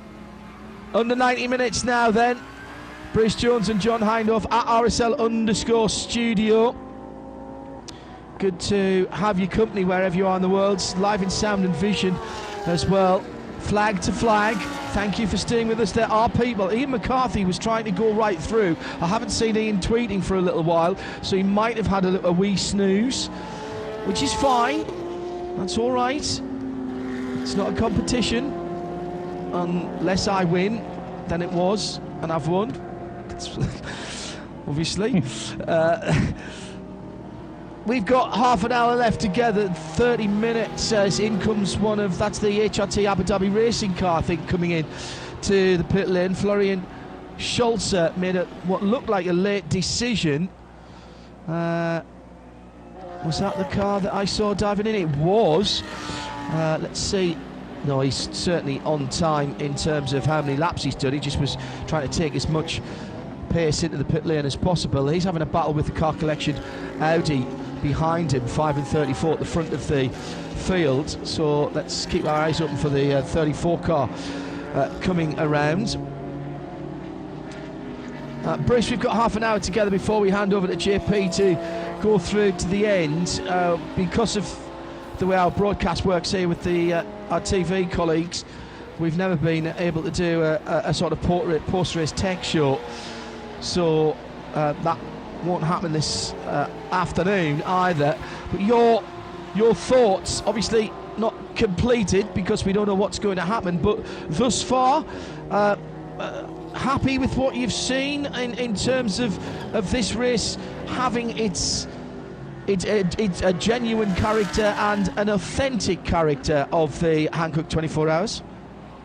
It's a proper Hankook 24 Hours. It's the 16th running of this event. It grows and grows. We have had bigger fields, but everyone understands the logistics of getting cars out here, being able to commit in time for the cars to be put in the containers to be shipped out to this event, particularly if they want to race them later in the year.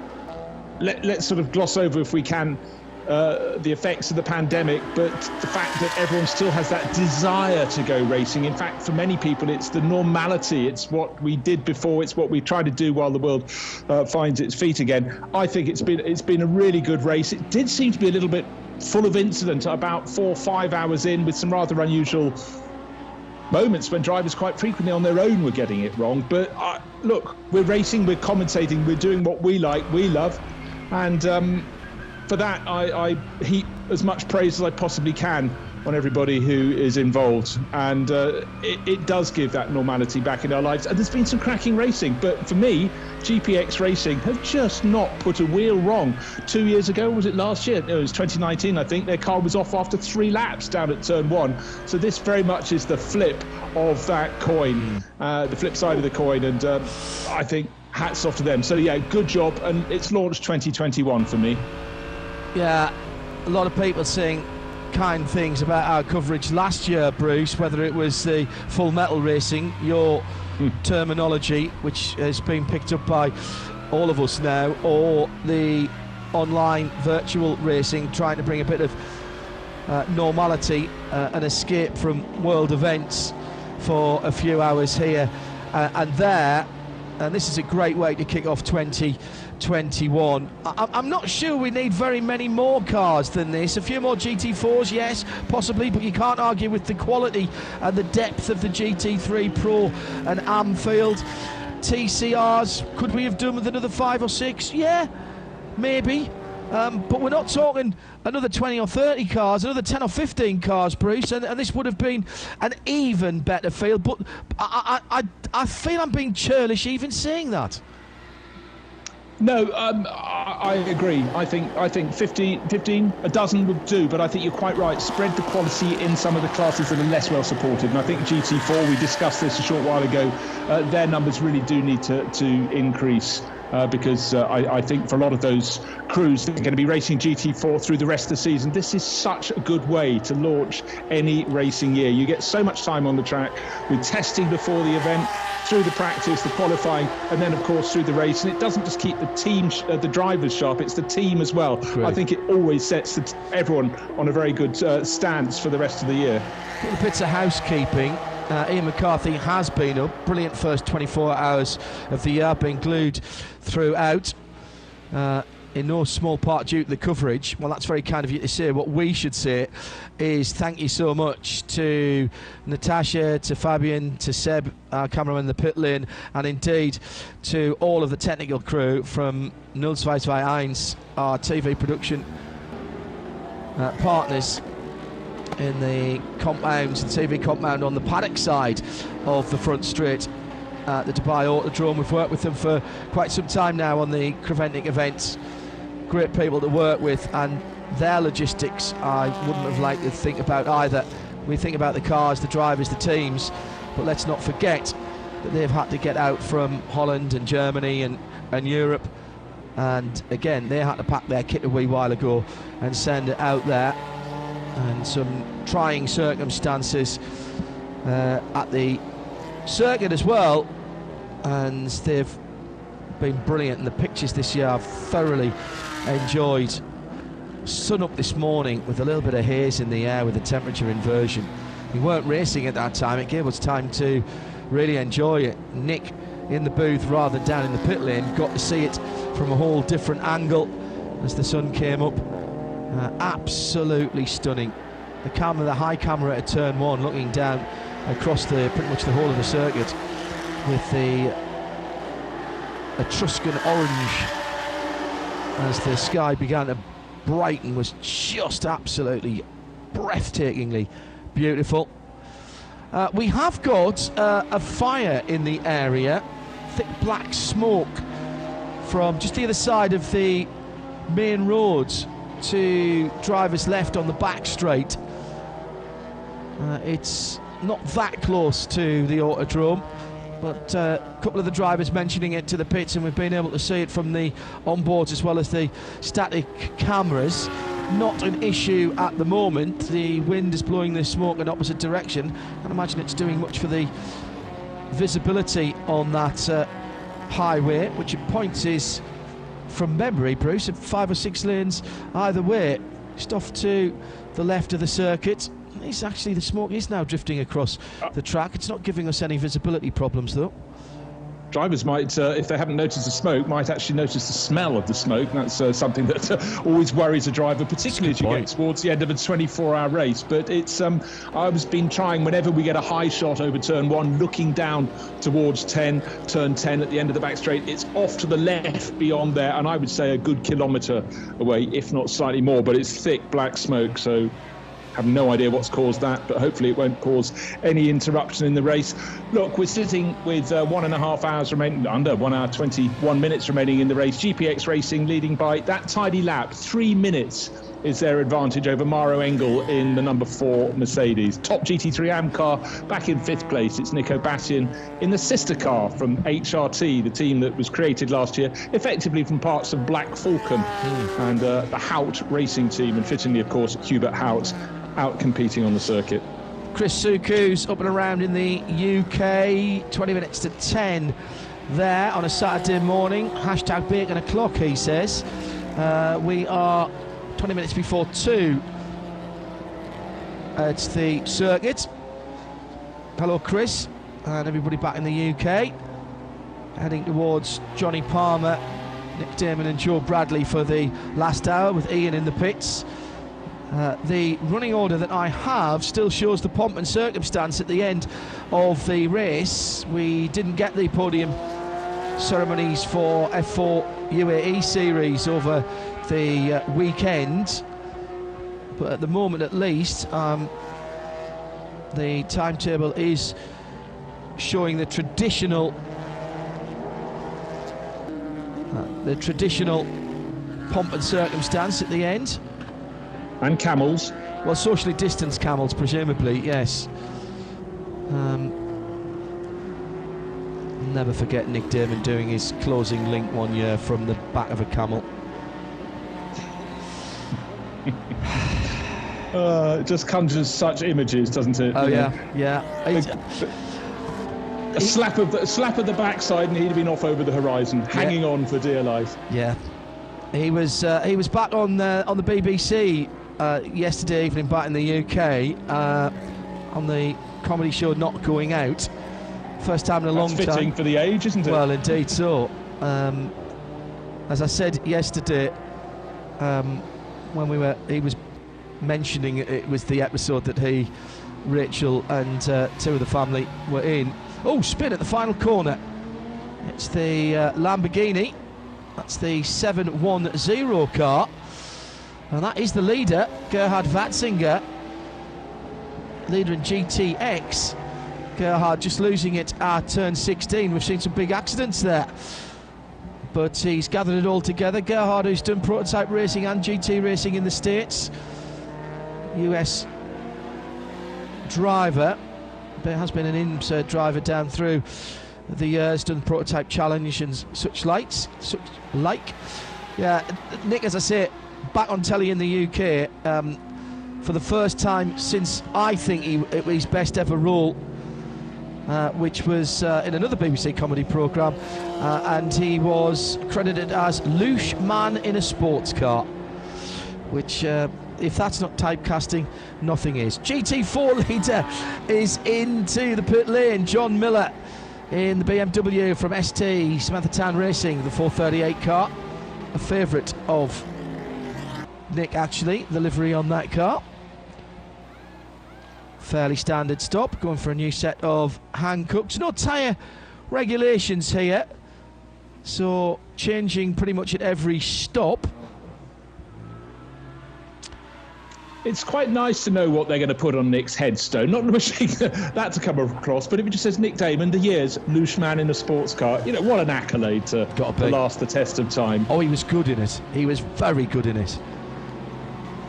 But as I say, he was made for that part. Absolutely made for that part. Gerhard Watzinger has regained his composure in the black and yellow class-leading GTX Lamborghini. 14th position overall, by the way, for the Lightport Motorsport car. And a big gap now back to everyone else. And the team would have had their heart in their mouth there. Got sideways in turn 16. The last thing you want is somebody to come flat round the corner, or getting back on the throttle round the corner at turn 16. There is a bit of braking that goes on to 16, but that's a quick corner. Yeah, and it has the sort of compression. Maybe just got caught out at the end of that. Might have been a bit of dirt, bit of dust, bit of debris, but certainly his heart rate will now be coming back down to normal. But when your Lamborghini has been the one in the GTX class that hasn't had the problems, you don't want to be the guy who's remembered for giving them the problems. But through turn 16, a lot of drivers ran out quite wide, but very, very dusty offline. And I'm sure it was a minimal deviation from the line he wanted, but it made quite a heart-in-mouth moment for the American. He'll remember that, but he'll hopefully remember giving the car back to someone else to take it to the finish, still in the lead of the GTX class, and I think he's fairly safe in doing that for Lightport Motorsport. There's another American driver, Nick Whitmer, who took over the lead GT4 car, the ST Racing BMW. He's picking up a bit of racing fuel at the moment. Yet another 10-second penalty for the number 83 Mercedes. That's highlighted on my screen. The 18th offence for that. Yes, the only car that's keeping them company in that. The 15 offences for the 93 Porsche from Preckert Herbert Motorsports. They've also transgressed an awful lot. That's the car shared by Stefan Gurig, Antares Zhao, Daniel Lloyd and Ian Loggy. So it's not just racetivity. Two of them are tangoing, but gathering penalties as though they're going out of fashion. Well, what a great effort, as we've been saying by everybody concerned. But now you know, just getting the race on, getting the start, short dash into the darkness, Bruce. Then you get to midnight.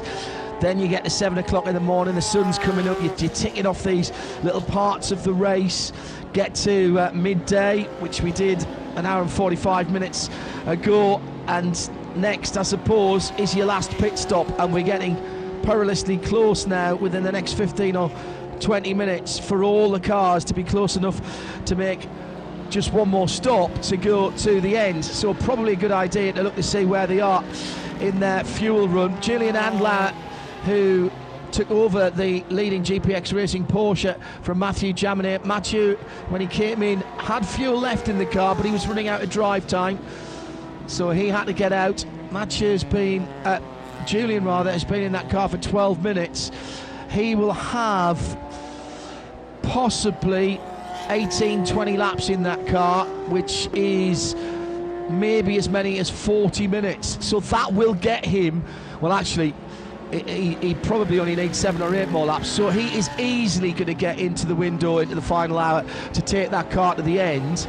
And having only been in that car for 24 minutes, let's add another 15. Yeah, Julian will be able to take that car to the end if they so desire, with just one more stop for GPX Racing. Mauro Engel is in second place. He's the man doing the chasing, and he got into that car when Ryan Ratcliffe pitted. He's now been in that car for 34 minutes, so again on drive time he could go to the end. He's got about another 20, easily another 20 minutes in that car, so again he's going to get into the last hour. So all these staggered pit stops, Bruce, are all going to effectively, we've been talking about the stagger unwinding, it unwinds at the last pit stop, and they're all going to have their pit stop in the last hour. So one pit stop to go for the leader, one pit stop to go for HRT Bilstein in second. Dries Van Toor, the best off in terms of fuel, he only got into that car 9 laps ago, or if you prefer 18 minutes, so he can make his last pit stop and put possibly a little less fuel in than the 2 cars ahead. Mirko Bortolotti, he's 15 laps into his stint, and he's been in it half an hour, but that's fine to get to the end for him. So top 4 cars, Bruce, I reckon all one more stop only. The battle in Nico Bastian is against Gustav Edelman now, and they've both recently got in the car within 2 or 3 laps, so they're not, I think they might need a splash. Although having said that, the lead car last time around, I think without the help of any purple, did 33 laps, although there had been a bit of excess filling in there. Question is, when do you take your last pit stop? And I think sorry, a good Bruce, point, John, is the different length of the pit stops according to how much fuel they need to put in. And I think Dries Van Toor, who's just about to unlap himself from Mauro Engel out on the circuit, it goes well for him. But look, he's 2 minutes down. They're going to chip away with the WRT Audi, but it's surely not going to be enough. We know they're super quick in their pit stops. They still have to go to the standard amount of speed of the refueling, but they won't have to put so much fuel in, so gain a few seconds back. But 2 minutes, surely with an hour and 11 minutes, is insurmountable for that battle for second place. Vehicle on fire on the SMBZ road just after the Arabian Ranches Bridge. Say Dubai Police. That, I would say, is the black smoke that we could see, because it does look like rubber and tyre smoke. Well done to Stephen for finding that out for us. Just thinking though, what Dries does have, as the MRS Porsche is pushed into the pit lane for some more work. This is the Jukka Honkavuori driven car, the 989, third in class at the moment, by the way. The advantage that Dries does have, Bruce, is he can go longer without having to make the decision. So if there's a late code 60, oh hello, and we have a stopped car This is it's the BBR car. The Thai Cupra. Yeah, the Thai Cupra, the BBR car. And that car is dead stick. 6th in class at the moment, not close enough to challenge anyone ahead of them, the two AC Motorsport Audis, but oh, how cruel. Come on, please, get it fired up. We need you to get to the end of the race. Great to have a Thai entered car with 5 Thai drivers, and they do deserve their run to the finish. Oh, they certainly do. Now, what this is absolutely key to the end of this race, though, Bruce, because we're not quite close enough to be able to go to the end without a bit of fuel saving for the front-running GT cars. Let's have a look and remind ourselves how far through. Well, it depends if they can get completely full. Andlauer has only done 14 laps. Engel can get quite a lot of fuel in. He's done 20. Dries Vanthoor's only done 11, so he can top back up again. Oh, that's going to be close enough. Yeah, I think if they come now and brim fill the tanks to... Oh, of course they can't if we go full course purple now. They can only take half their fuel load, and that won't be enough to get them to the end.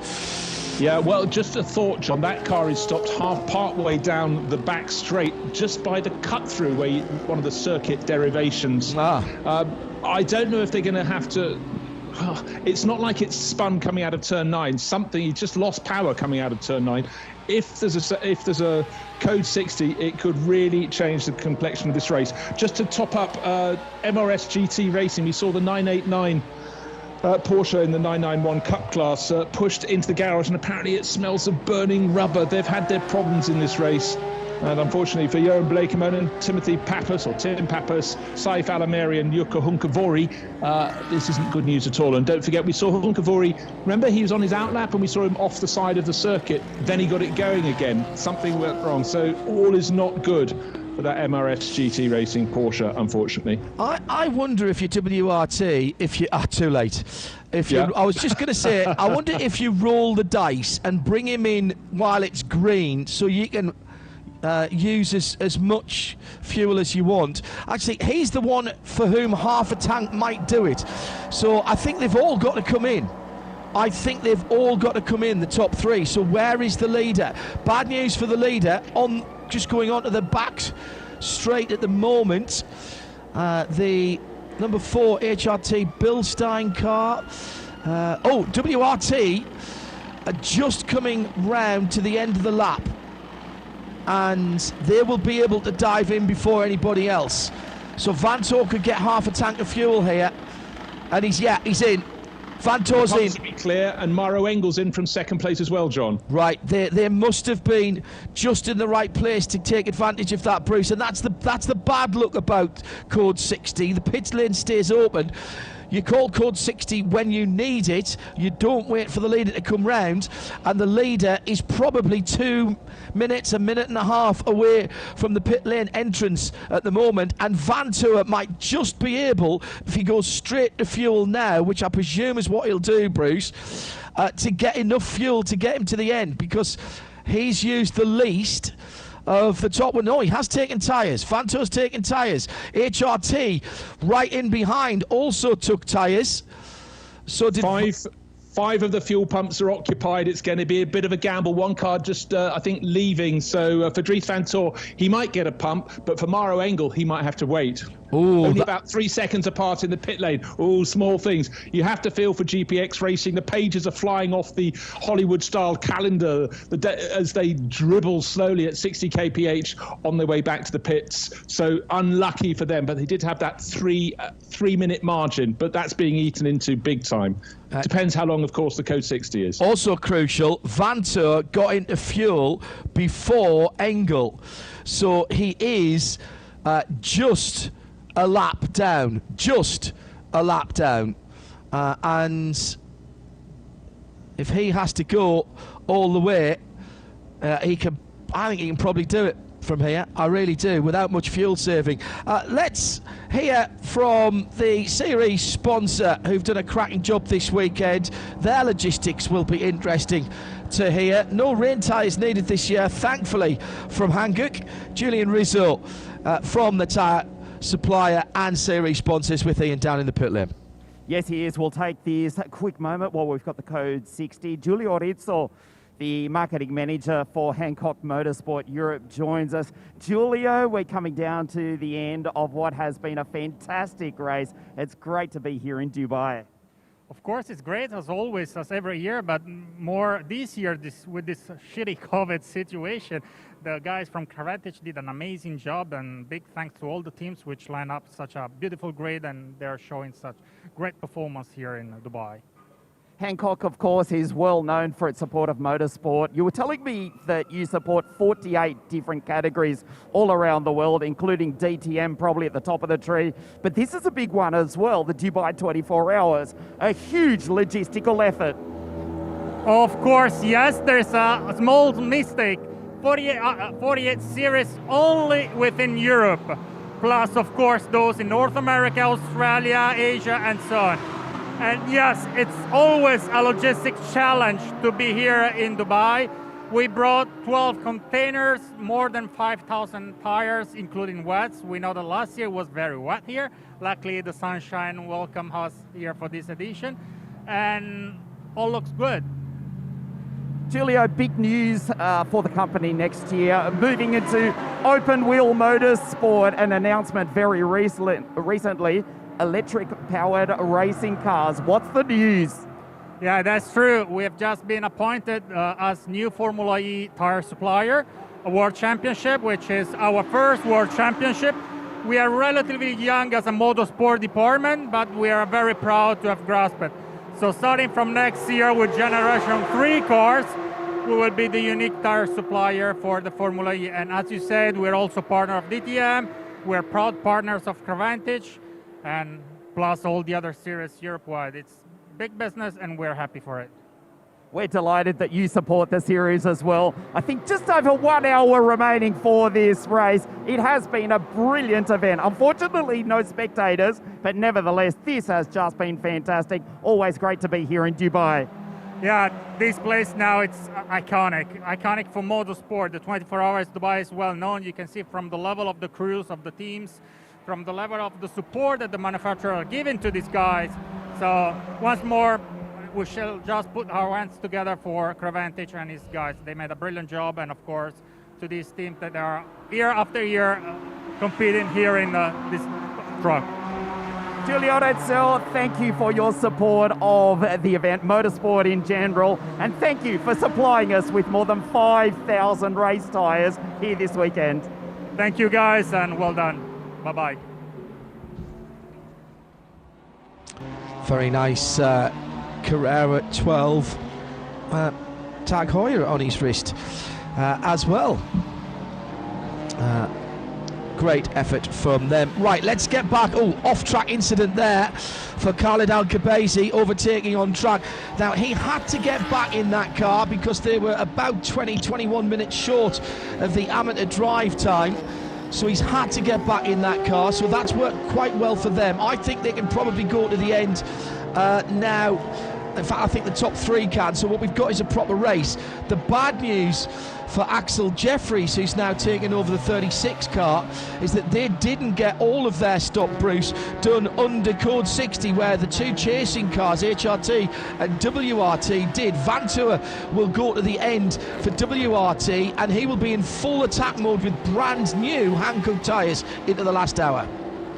Yeah, we could be seeing the fastest lap of the race coming up. Yes, the track's warmer, but so is Dries Vantour. He knows he has to press every lap and not pick up any of those 10-second penalties that some teams have been collecting like sweeties from a bowl, and certainly Khalid Al-Khabazi has just picked up one as soon as he started or driven off the edge of the circuit, and that does tend to lead to penalties. We keep an eye on that, not yet on our screen. But for Khalid, split between car number 4 and car number 5, and he's in number 4 because it's placed second in the race, and he could yet pick up a sort of dual result. But really, for GPX Racing, the timing of that code 60, but then just coming onto the back straight, meant they had to limp out so slowly, John. It must have been agonising for them, but I still think they've got enough in hand. But just having had almost a peerless race, a little bit of a setback for them.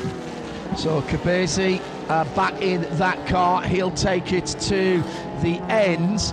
Let's hope we get a full green last hour, which is just starting. Bruce Jones, thank you very much indeed for joining us. Go and get some well-earned rest and grab some food. Glad you've enjoyed it.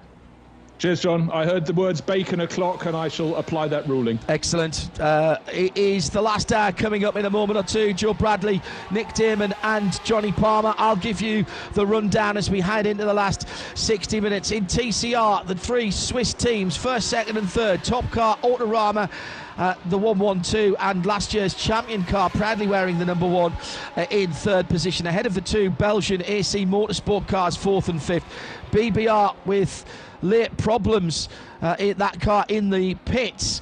Carsport leading the TCX category from CWS Engineering by 23.5 minutes, so that's not going to change. And everybody at the bottom part of the top 10 and down over has had, well, all kinds of trouble, including 101 Red Camel, who've been in the pits for a very long time indeed. At the front of the field, it's Axel Jeffries, who's been installed in the GT leader. That is the Porsche 911 GT3R from GPX Racing. It's just over a couple of laps, or just on a couple of laps, 4 minutes 16 seconds between first and second. Khalid El Khabazi will have to put in the drive of his life if he is to catch Axel, and he's been closed on by 3, nearly 4 seconds a lap by Dries van Teur. Now, he's got nearly 2 minutes in hand, but that is the battle that we will have to watch. 4th place for Mirko Bortolotti. He'll be on a tear as well. And the leading GT AM car is Nico Bastian in the HRT Abu Dhabi racing car in 5th position. In the other GT classes, the 991 leader, Baz Coutin's NKPP racing car, Roland Verman, is in 13th position now, just ahead of Leipert and Gerhard Watzinger. Little half spin from Gerhard a couple of laps ago, coming out to 16, but he's in 14th position overall and leading GTX. Then the battle between ST Racing, Nick Whitmer, who we heard from Samantha Tam would take it to the end. He's been installed. Stefan Lemeray for Pro Sport. 1 minute and 6 seconds between those two. And that is the GT4 battle. So there we are, set up nicely. All the final pit stops done, I reckon, with Dries van Teur. Again, this is just for me, I think in the best place for fuel. The other two might have to do a wee bit of fuel saving. The advantage to Dries van Teur in terms of turning it up is the Vortex has a right rear issue. Suspension's gone on the 701 Vortex. Disaster for them after they've had such a good run in the overnight and early morning hours. We're inside the last hour of racing, and Johnny Palmer, Joe Bradley and Nick Damon will take it to the end on the RSL network of audio and video channels. Well, everybody, we're inside the last hour, as you've just heard John say. 57 minutes to go in this, the 2021 Dubai 24 hours. The 701 Vortex comes in with what looks like suspension damage, but out at the front of this field, the gap between first and second, Axel Jeffries in the number 36 Porsche of GPX Racing leads this race by only 1 minute and 46 seconds. Yes, that's just over a lap, but that can disappear in the slightest hint of an incident. The job of chasing down that leading Porsche is down to Khalid El Khabazi, a driver on home territory, a driver that knows this place like the back of his hand, and he's in the HRT Bilstein Mercedes car number 4. It's all to play for still. It's certainly not over, and what we've come to experience, Johnny, Nick, is anything can happen. Always. Yep, and it's go on, Nick. Great start. Yeah, it's expect the unexpected, and it's certainly perhaps not unexpected that the Vortex have problems, but they've been doing so well recently. The failure of that rear, luckily they managed to keep off the track and keep going. It's not collapsed right down the ground to promote another Code 6. It just goes to the precarious nature. All the leads are quite settled. They're, on a fair weather, all the positions would stay pretty similar. But this is the point. You've got tired cars, tired drivers, and it only takes one sort of random incident, and we're seeing another random incident with a spin for the 34 car collection just at the turn 16. But they turn into a stop. Someone gets blocked, someone gets involved in an accident. These 2-minute leads will disappear instantaneously. 34 car rejoins then, having spun right at the end of the lap. Gustav Edelhoff now at the wheel of the second-placed GT3 AM car. That class is led by Nico Bastian in the HRT Abu Dhabi Racing Mercedes. But yes, another unwanted distraction for the Vortex V8, which is now having to make its way safely and very gingerly to the end of the lap, but on the green patch of asphalt between the edge of the track leading into 14 and the Armco barrier, driver doing a very good job indeed in trying to get that machine back to the pits as quickly as possible. Philippe Bonnel, by the way, driving the 701 GTX entered car. A machine still on course for a podium, by the way. And GTX has been a matter of survival more than anything else, currently led by the Super Trophy of Lippert Motorsport. Was there actually some contact for Gustav Edelhoff, because he wasn't very far away from the Lamborghini, number 708, coming into the final corner there, chaps.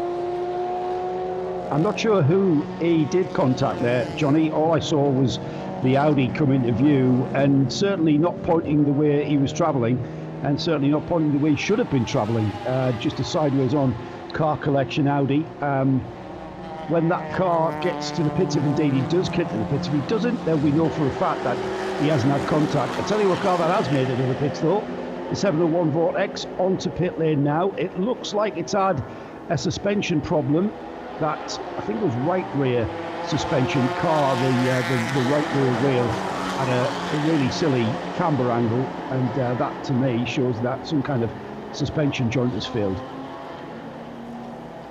And the reliability of this Vortex is sort of renowned as to being not great through the many races that we have witnessed it. And it did not start particularly well, but the fragility of other cars within the GTX field have proven that it is possible to get a podium nevertheless, even if your problems start early, which has been the case for the 701. And one of the cars that fell away and into retirement was the 707 ARC Bratislava car of Miro Konopka, which suffered the left bank from memory of the V10 blowing, and that created a small engine fire as well, which the marshal struggled to extinguish when that car was stranded out on the back of the track 3, 4, 5 and 6. So suspension, a real old mess. We can get a viewpoint that's much closer to the back of that Vortex V8 from Ian, who is on the spot down in the pits and watching the repairs now.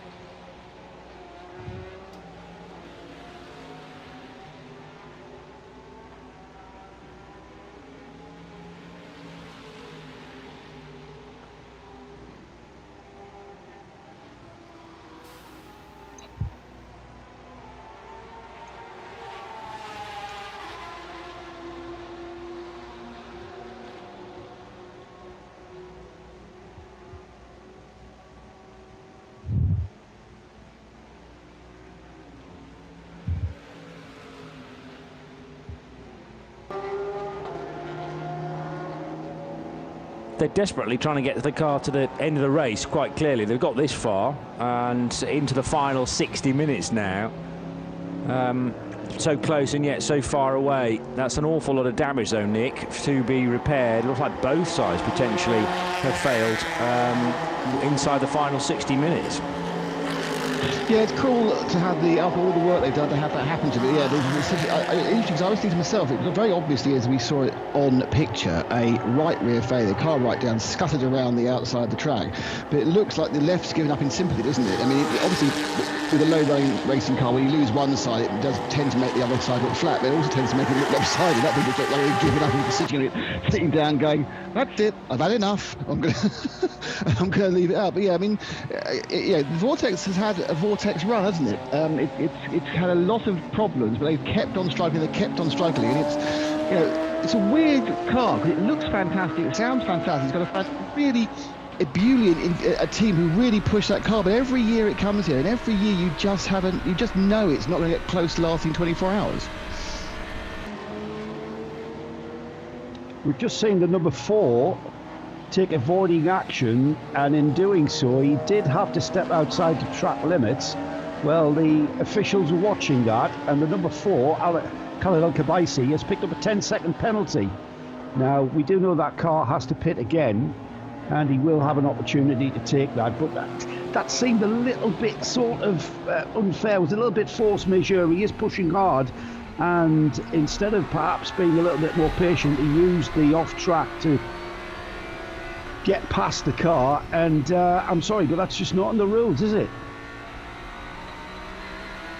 We're also hearing, and I think I'd read the situation the same as John Hindhaugh did, in that he was leaping out of the way of a back marker, so had the decision whether to get out of the throttle or not, and chose to drive off the track in avoidance of a back marker. That's exactly the same as you would overtake a car for position. You're gaining advantage, Nick.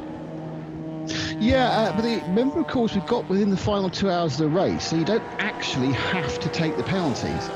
And as we saw in one of the rules of the Coventry, I don't really agree with about this, because it means that you just have the time added on to your time at the end of the race. So we'll have to remember he's got a 10-second penalty added on.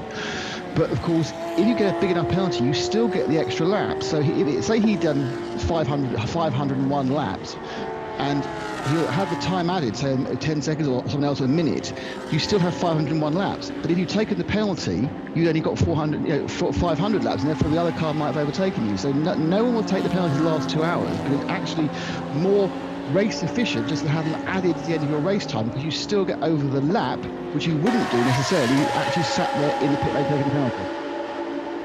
From Joe? Yeah, and let's consider as well, guys, that penalty could cause problems, because hot on the heels of the number 4 in second place is the third place car 31, Dries van Toor. No slouch at the wheel of that WRT Audi. He's just over a lap behind in third place, 1 minute and 36 seconds to be precise, and he's reducing that all the time, and with still just under 50 minutes left. Add in another 10 seconds onto Khabaisi's time, if indeed he doesn't pick up any other off-track infractions, and the race is very much on for these podium positions. Mega.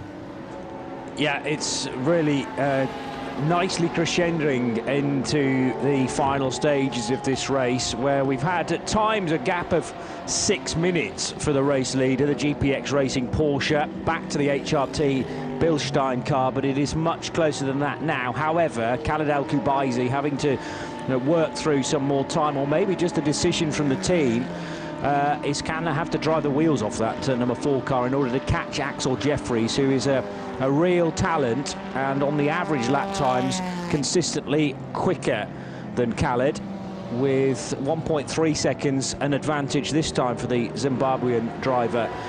Third place, Dries van Toor, and a minute and 35 seconds the deficit there, and Dries is lapping more quickly than the Mercedes in second place, but again he's going to have to churn out an awfully decent lap time with great consistency and below the 2 minute marker. Now Dries capable of that. I still think he's got the fastest lap of the race, which he set in the very early hours of this morning after it was long time held by Klaus Bachler. Yeah, Dries with the fastest lap at 1 minute past 4 this morning in the 31 car. It was a 1:58.149. Conditions now not conducive though to getting down to that sort of speed, but he can lap more quickly than the car in second place. So Joe, it's really a question of whether thrashing these cars towards the sharp end is going to stress them beyond what they're capable of. Before we get thoughts from Joe on that though, some information from the pits, and Ian, in fact you're down with car 208.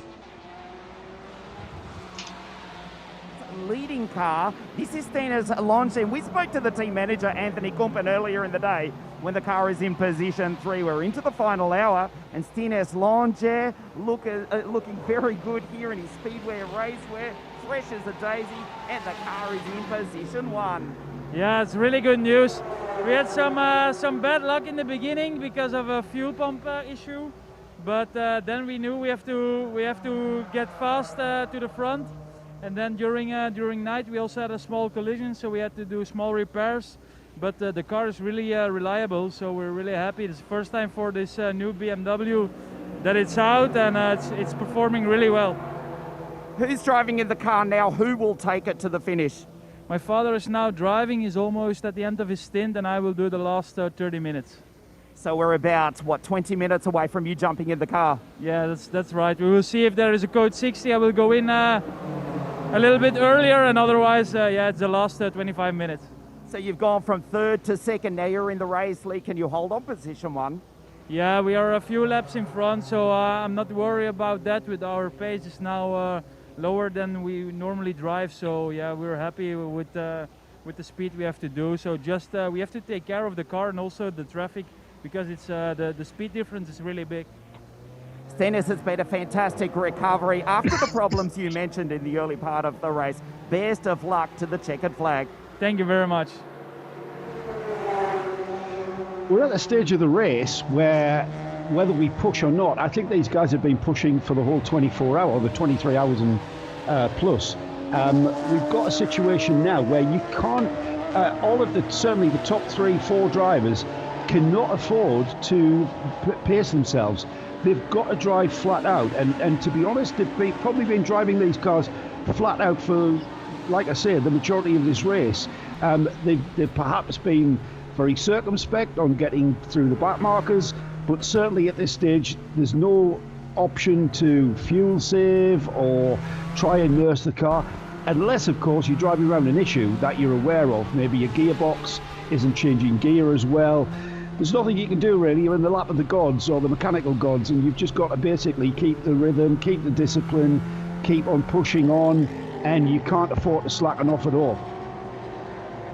Yeah, I mean, especially at the front there, Khaled Al-Khabazi, who's already sitting on a 10-second penalty. He's got a 1:29 lead, so he's 90 seconds ahead.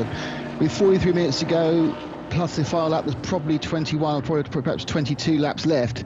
So Dries van Toorn needs to find about 3.5 seconds a lap, and on clear running, unfortunately, it's about 2 seconds lap. But in traffic, you can see the difference between the full-time pro and the very good gentleman, because Dries is siding through the traffic, when Carlier gets caught up, he can lose 2, 3, 4 more seconds. So effectively, it's really now in the lap of the way the other cars fall to slightly delay Carlier's attempt to nurse his car at the end, where Dries van Toorn absolutely coming right down on him to catch up in the last couple of laps.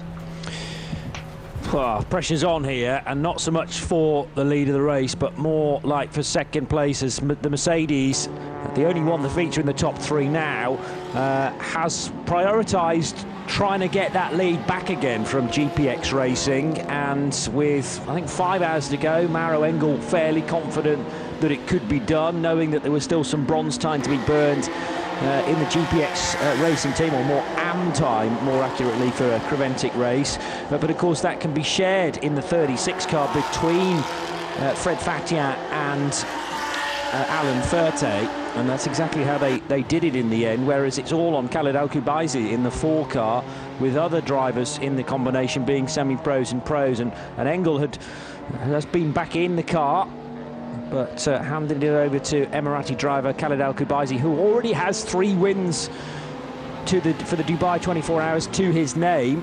It's likely that it's not going to be any better than second place. Can he keep ahead for 1 minute and 28 seconds to keep that margin as wide as possible? 2:04.6 is the difference. Is the time rather completed by Al-Khabazi this time around. Let's see whether Dries van Toorn can markedly improve upon that. It really depends on how much traffic the Audi driver has encountered on that 5.8 kilometre lap time. Similar lap being punched out as well by Mirko Bortolotti, where he's got 2 minutes to try and close in the remaining 41 minutes. So that does seem unlikely. Gustav Edelhoff, who had the late spin in the number 34 car collection motorsport car, 7 minutes away from the Mercedes for Abu Dhabi Racing, and Nico Bastian installed into the number 5 car to bring that car home. In the TCE series, it's the Top Car Sport Cupra still for Fabian Dance, outpacing a lot of other people's favourites for this race. The Autorama Motorsport crew and also AC Motorsport were expected to do a little better than the 4th and 5th places that they currently occupy. But Top Car Sport getting more and more experience with every round of this championship. Had a good 2020, and Fabian Dance, one of 5 strong drivers in the 131, looking like they've got victory sealed just about, with a 1 minute and 48 second advantage there, as Gustav Edelhoff continues on and nears the end of this particular lap. So Joe, concentrated on Dries van Tor, who must have just eyes on stalks at the moment, trying to find every single little bit of advantage. Again, he's found over 3 seconds to the second place Mercedes on that lap.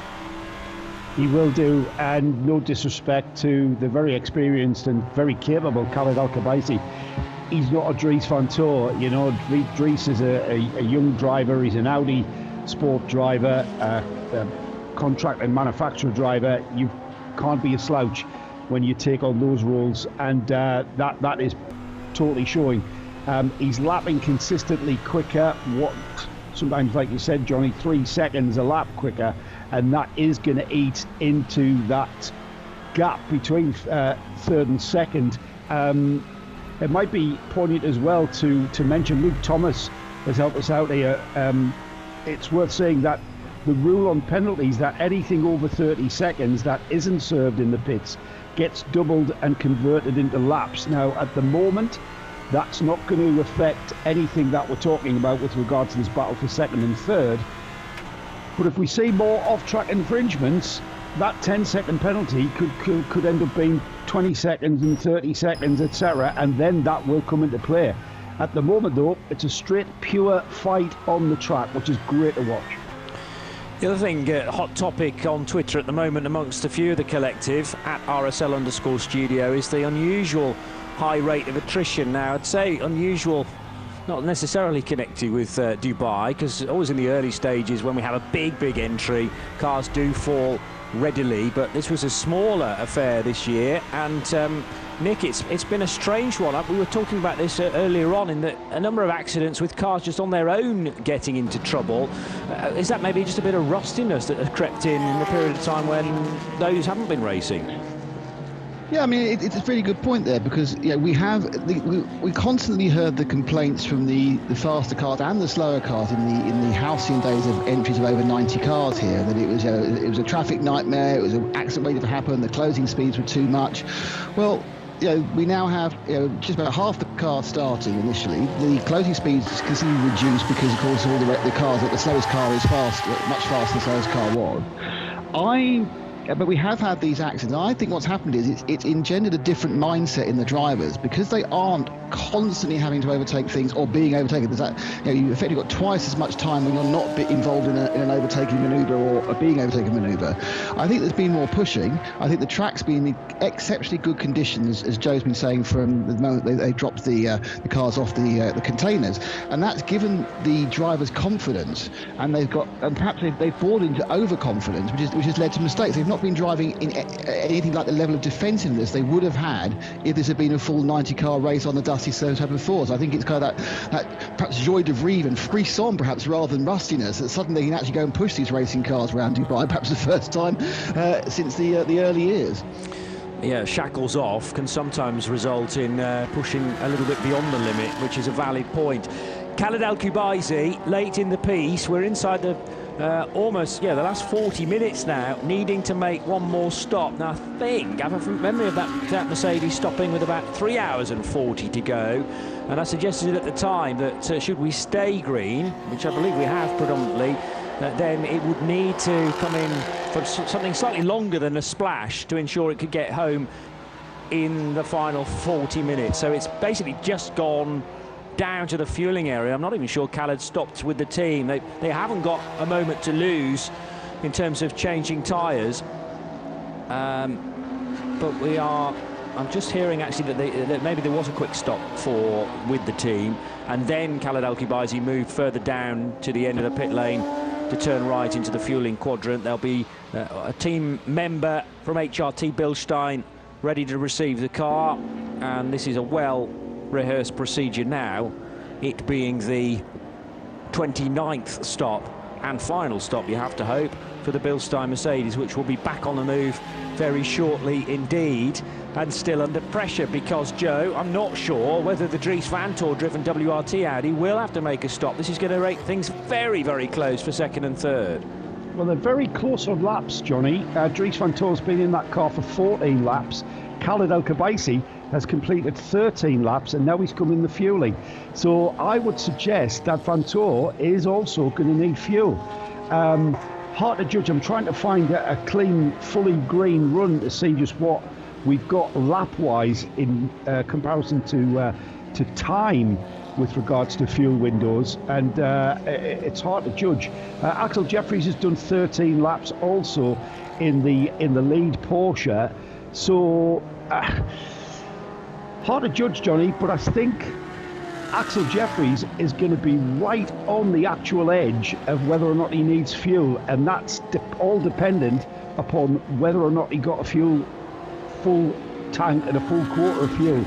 Kibaizi, clearly not. He's needed fuel, but you don't know how much fuel has been in the car the last time they pitted, and it's all very up in the air. It just builds the tension for me. I think, we can speculate until the cows come home. The fact of the matter is, I didn't expect Al-Kibaizi to come in there for fuel, and he's completely caught me out. He's dropped down to third. Yeah. Plenty of changes going on because I think one of the priorities, Nick Damon, was actually to get Khaled out of the car. There's been a driver change in the 4.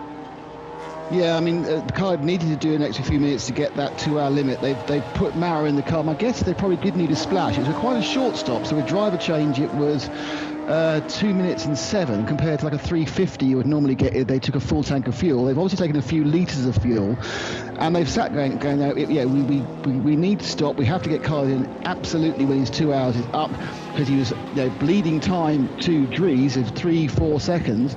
They've now done that. They've got Engel in, so there's no reason why at this point that car will go any slower per lap than the WRT machine. So they've stopped that hemorrhaging, and they are now banking on the fact that Dries has to do a splash and dash because they've lost second place. All this, of course, is good news for GPX, because effectively they now have a lead of nearly 3.5 minutes over Vanthoor, who won't be able to make that up without a problem for our leader in the next 16 laps. But the real battle's on the second and third, and it's going to depend on what's in Dries's tank. Has he got enough, or can he, now he hasn't got to really push to get hold of Kibaizi, do enough fuel saving to get to the end? Well, WRT were asked the question by Ian Silvestri in the pits, and their reply, which may not necessarily be the full truth, is that Dries is fine to the finish. He has enough fuel to make it. The problem now for Maro Engel is that he's caught on the back straight, right behind the race leader, Axel Jeffries, who you have to think wouldn't necessarily be leaping out of the way of car number 4, because that's on-lappery, isn't it? What the 4 car's trying to gain a lap back from the race leader, the GPX Racing Porsche, and they are more or less nose to tail. There's at least one car between those two heading up towards turn 12, but I think that is it. So as soon as Maro Engel clears the first of those back markers, he then has to focus on trying to get back in front of Axel Jeffries, who leads the motor race, and the difference in laps between those two is 2, I make it. And Engel is pushing like crazy. Will he be provided the space by Axel Jeffries into turn 14? And I suggest not, with Jeffries perfectly within his rights to keep the elbows out there. So picture this, Maro Engel approaching the braking area for turn 16, trying to catch the 31 car, which is just exiting turn 7 on the next lap. That is pretty much the whole of the length of the first sector that Maro Engel now has to try and close down in the remaining 31 minutes. That's a big, big ask but if one man can do it, then it's Maro Engel. It's not part of the script for HRT Bilstein. At one point, they look like they may be able to get the race lead, and it has flipped around, and Mercedes having to chase Porsche and Audi to try and make inroads into the top two on the podium. The Lamborghini Huracan of Mirko Bortolotti, I think, is now on the same lap as Maro Engel. So Mirko punching out a 2:01.1 last time around, a second slower than Maro Engel's time. Is Bortolotti under any pressure from the car behind? Well, the answer there is no, because the GT3 AM class leader, being number 5, Nico Bastian, far more focused on winning that class and making sure he keeps Gustav Edelhoff behind, and that was aided by the fact that Gustav had a late spin. So Jeffries and Maro Engel now at turn 10, and I reckon from the tracker that Engel is just about ahead of the Zimbabwean driver. So that is hurdle number 1 negotiated. Nick, there's confirmation of it. The yellow Bilstein sponsor Mercedes is in front of the Porsche to be slightly unlapped there, the number 4 car. Yeah, I mean, that was an important point. I think Axel Jeffries realised he's not actually, as long as that car carries on, ticking along, the cylinders keep going up and down, the brakes keep clamping on the discs, they're going to be absolutely fine.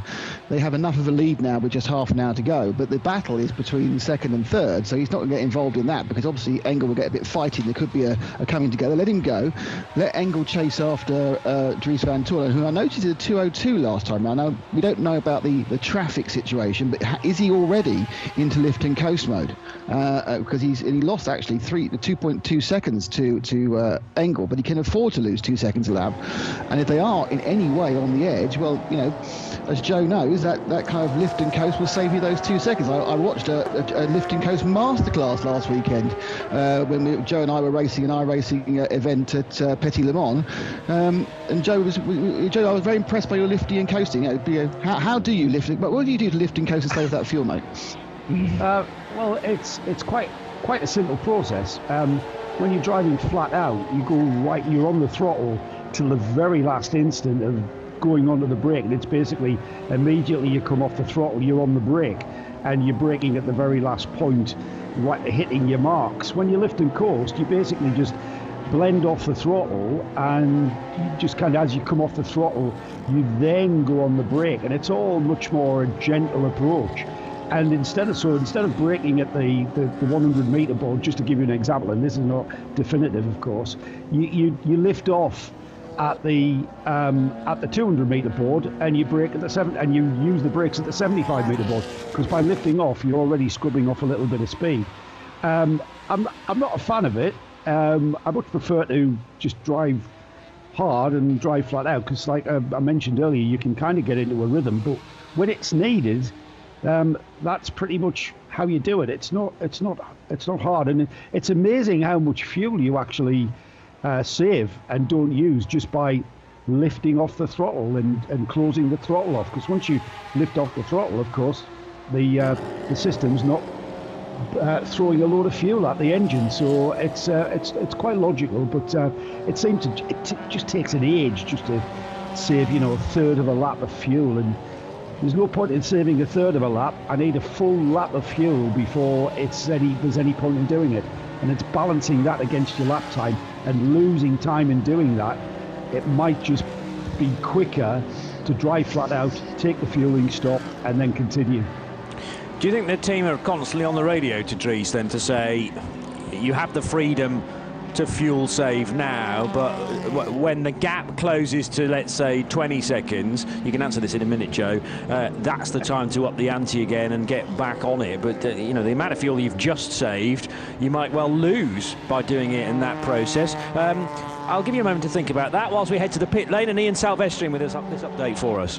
I'll try and contribute to the question of fuel. I was just told by the WRT team that Dries can go to the checkered flag. They do not need to stop again to fuel.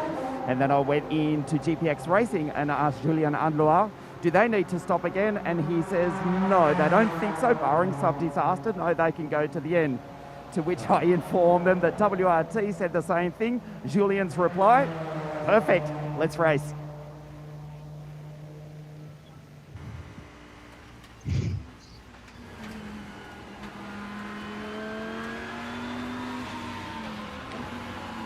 Well, shackles off everybody by the sounds of things, therefore, and free to head to the end of the race. That's always assuming the team are telling us, as I say, the absolute truth. And why would they do that, knowing full well that other teams are listening to our broadcast, enjoying it as well, and realising that they may get a few secrets that way. So, well, as we had at Le Mans earlier on last year, Nick, there was a suggestion in LMP2 that a certain car would need to pit, and in the end, or rather wouldn't need to pit, to try and pressurise the United Autosports into a mistake. And then, as it turned out, the Jota car was in need of fuel, and all they were trying to do was force an error.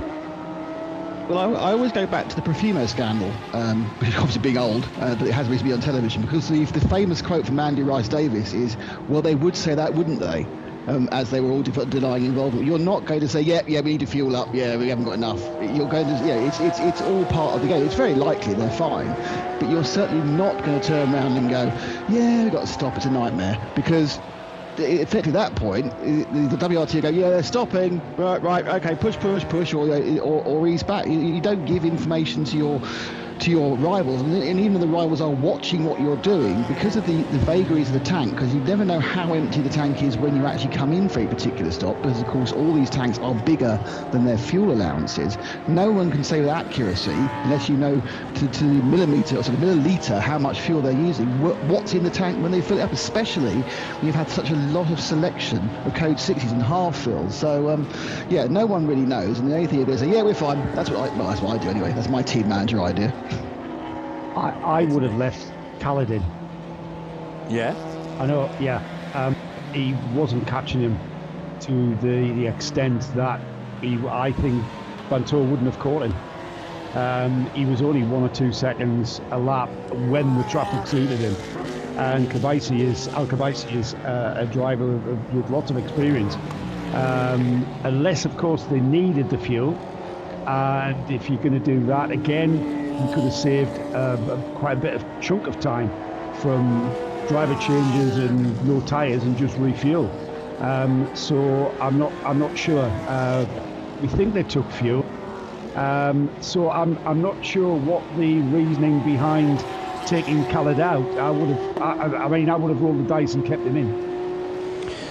Yeah, well, he's capable of that responsibility of getting the car over the line and ahead of the chasing pack, but obviously a decision was made, well, out of the hands of Khaled Al Khabaisi. I'm not sure Khaled will have had much of a say about it. The decision will have been done either on the pit wall or in the garage, and then he will have been told, you're getting out at this stop. And Engel is able to lap quicker than Dries Vanthoor. He's brought the gap down to 38 seconds, but it's just not closing enough, with now only 23 minutes left on the clock, Nick Damon. Yeah, 2 other points, of course. Maurer is still carrying that 10-second penalty that Carl had picked up for a off-track overtaking the back marker. But just to confirm, they did take fuel. There was a splash. The F showed up on the left-hand side of our timing screen, indicated they're in the fuel stop. My guess is they took very few seconds, so it was probably not more than 10 litres of fuel they needed, which is still, 3-4 laps, but they were just a tiny bit shy. And they took a very short amount of fuel as well, so it was an absolutely necessary stop. When they realised they had to stop, they looked at what was the minimum amount of time to get to Carly's 2-hour drive time, brought the lap in after. The only time they inverted commas wasted by putting Mauro in was the actual driver change time, so they which is probably 15-20 seconds. So at that point they decided, because they didn't change tyres, that Mauro would lose less than 20 seconds over the remaining 36 minutes, and that's probably a good judgment, especially as he's one of the best drivers out there. The 5 car is in, by the way, from the lead of the GT3 AM category, with Nico Bastian handing over to Florian Scholzer. So Scholzer to the finish now, and that car also with Khaled Al Khabaisi as part of its driving lineup, with Valentin Pierberg and Patrick Assenheimer the others. And Patrick also has done a little bit of time in the number 4 car as well, so there is this crossover between the two HRT machines. Khaled's going to be on 2 podiums, John. Yeah, he's going to, exactly, going to struggle to do that, isn't he? And particularly in a socially distanced podium. Well, it's a good job Well, he's home track because he's going to have a lot of trophies if it finishes the way it is, and I can't see any reason why it should. Oh, I've said it now, haven't I? 20 minutes to go. That number 5 coming in for driver change and stuff. They've got that in the bag, haven't they? 4 laps. 4 laps is the gap between first and second in GT3 AM. So it was a very comfortable pit stop for the HRT Abu Dhabi racing entry of number 5. So the number 5 also taking fuel. Nick allowing the facts to get in the way of just us having a little joke. But you can clear up exactly what's going to happen at the end of the race, nevertheless. Yeah, so I was being, obviously we have seen drivers on 2 podiums here. Bernd Schneider, I remember a few years back, I think he was first and third. But unfortunately, due to some changes in local regulations by the authority, there won't actually be any formal podiums. There will be some Parc Fermé interviews at the end of the race and conversations, and I think they may even get handed a trophy, but there won't be the stand up, everyone get together, take the photograph up on the podium and rouse the crowd to cheer. Unfortunately, it's gone by the wayside, but they'll still be on the obviously they will sort of actually be on the podium in their minds, which is what really counts, and they'll still have the trophy. So it's just as good, really. We don't get to get introduced by me or Renee, which is obviously the highlight of anyone's year. Well, it is, and that would have all had to have been done remotely, you would have thought anyway. So maybe in a year's time we can do a podium for the 2021 race and then the 2022 event as well. Never go home. And yeah, well, judging by how long those podium presentations are just for a single race, it may well reach on into Saturday evening. As down into turn 1 goes the number 4 car for Mauro Engel and the HRT Bilstein machine. Again, a little bit more time chiseled away. 37.1 seconds is the gap to Dries Van Tor. The 111 car thinking about rejoining. Jonathan Mullen, is that car been worked on for a long time in the pits? I know it's only been there for a couple of minutes, but it has had much longer pit stops earlier on when a variety of problems had struck that car. So Irishman Jonathan Mullen about to rejoin. In fact, didn't even go to the fueling area there. Briefly, the letter F was next to his name, but that was merely as he headed through the short distance between the 2 timing loops without actually turning right into the fueling area itself. Vortex returning to the racetrack as well, so they've repaired the rear suspension on that very quickly indeed. And Philippe Bonnel remaining at the wheel of the second-placed GTX car. So GTX is led by the 710 Lippert Motorsport Lamborghini Huracan, as far up the order as 13th in the GT series. You then have to look down to 22nd in the GT part of the race to find the second place car in GTX, and 23rd is the second of the Lamborghini Huracans, but sadly that car has been parked up for quite some time now after a problem for the 707, but should still feature on the podium, the ARC Bratislava car. 590 laps completed, so with 10 laps taking 20 minutes, we probably won't even get to the 600 marker this year, when at one point we were going to get, I think, to 6:05. The race distance had kind of gone out the window in terms of an achievable amount early on because of the many code 60s we had in the opening 6 hours. Remember, the record from 2012 was 628 laps, and that long-standing record looks like it'll continue on at least for another 12 months. Well, another achievement potentially for Axel Jeffries to reach, which is the 600 lap marker, but he'll have to really push on, and as Nick's already mentioned, there's no need to do that with this 3-minute advantage that he has over everybody else. Dries Van Tor just occasionally looking over his shoulder, you get the feeling, metaphorically speaking, of course, because the team, well, do you think, Joe, the team will be feeding him the gap, or will they just be allowing him to do his own thing, drive with his own thoughts, and if it does get very, very close late on, then he'll get a message to up the ante? It sometimes comes down to driver preference, what information a driver likes. Some people just like to be left alone. they know the job that's got to be done. But I think in the situation that we're seeing now, it's probably very poignant to be informing him if that gap is coming down, and just letting him know, you know, the gap is at 35 seconds. If the next lap the gap is at 25 seconds, I think he needs to know that. But if it's just ebbing and flowing, 35, 36, 34, 35, 30, you know, that's going to perhaps annoy him. You know, if he's doing what he needs to do, and his lap times last time by 2 minutes 3 in comparison to a 2 minute 1 from Engel behind him, that's not really a massive difference. If he's starting to get tripped over in the traffic, Dries van Toor, very, very experienced driver, and you'd have the utmost confidence in him. Now the gap's down to 33.5, so that's a 2 seconds difference this time by, with Maro Engel taking 2 seconds. We'll keep an eye on that in a couple of minutes' time and see if he's taking 2 seconds a lap. Hard to judge with regards to how the cars are getting through the traffic, so you can't read too much into that lap time. But we'll just keep an eye out for the next maybe 2 or 3 laps, and we'll get an average over whether or not that gap's coming down. But with now under 15 minutes remaining, with over a 30-second lead, Engel's really going to have to find 5 or 6 seconds a lap, isn't he? Yeah, and then of course, if he does get anywhere close to the rear bumper of the Audi, he's going to have to find a way past, and you get the feeling that Dries is going to be mightily defensive to make sure he doesn't lose out on a second place finish at the Dubai 24 Hours for 2021, but it's certainly keeping our interest for the closing stages. Into the final 15 minutes we go. Other class leaders then, to remind you, GT3 AM is led by the HRT Abu Dhabi Racing Mercedes of now Florian Scholzer, who took over from Nico Bastian at the last stop. The 991 class is led by the NKPP Racing by Bas Koeten Porsche of Roland Voerman, now the 991 numbered car. Second in that division, a couple of cars back actually, which is the Duvo Racing entry from Luxembourg.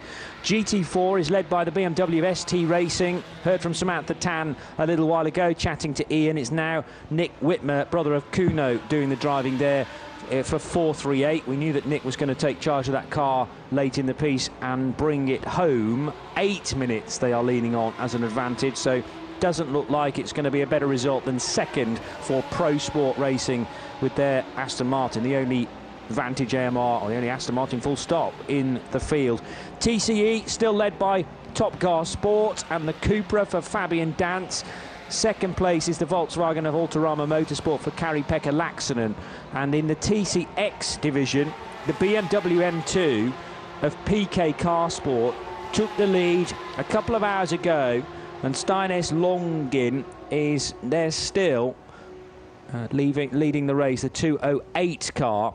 After 1 or 2 around that BMW, well, quite a number of them have had their own individual problems. The Ginetta G55 for Simon Orange had led for a good hour and a half prior to the BMW eventually taking the lead, but it was another problem, overheating, I remember, for the G55 that they had to sort out. And there's another late problem, Nick, for the 101 car. That machine's really been in the wars for the last day. Yeah.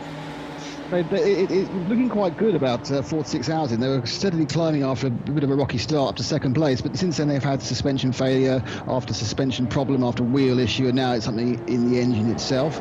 The Vortex is gamely plugging on, despite being told it doesn't need to. The 701 car, which we saw not so long ago with the collapsed suspension, they mended that, which makes me think it must have been a suspension mount. And if like a bolt went wrong, anything more difficult. They ended a very, very slow lap where they had their hazards on the whole time. But gone back in again, had a little shifty, and now they've been back out again, despite the fact, very nicely, the preventing organiser said, car 701, be advised, it's not necessary to take the checkered flag to be classified, or stop trundling around for the sake of it, you'll get the point anyway. But being pure endurance racers, the 701 is back out there and running at reasonable speed. I'm not sure it's actually at full speed, but they've got a little bit quicker than that sighting lap about 10 minutes ago. So we've worked out, pardon me, that when Van Toor came out of the fuel, he came out with 66 minutes to go. And I'm thinking he may need to fuel save a little bit.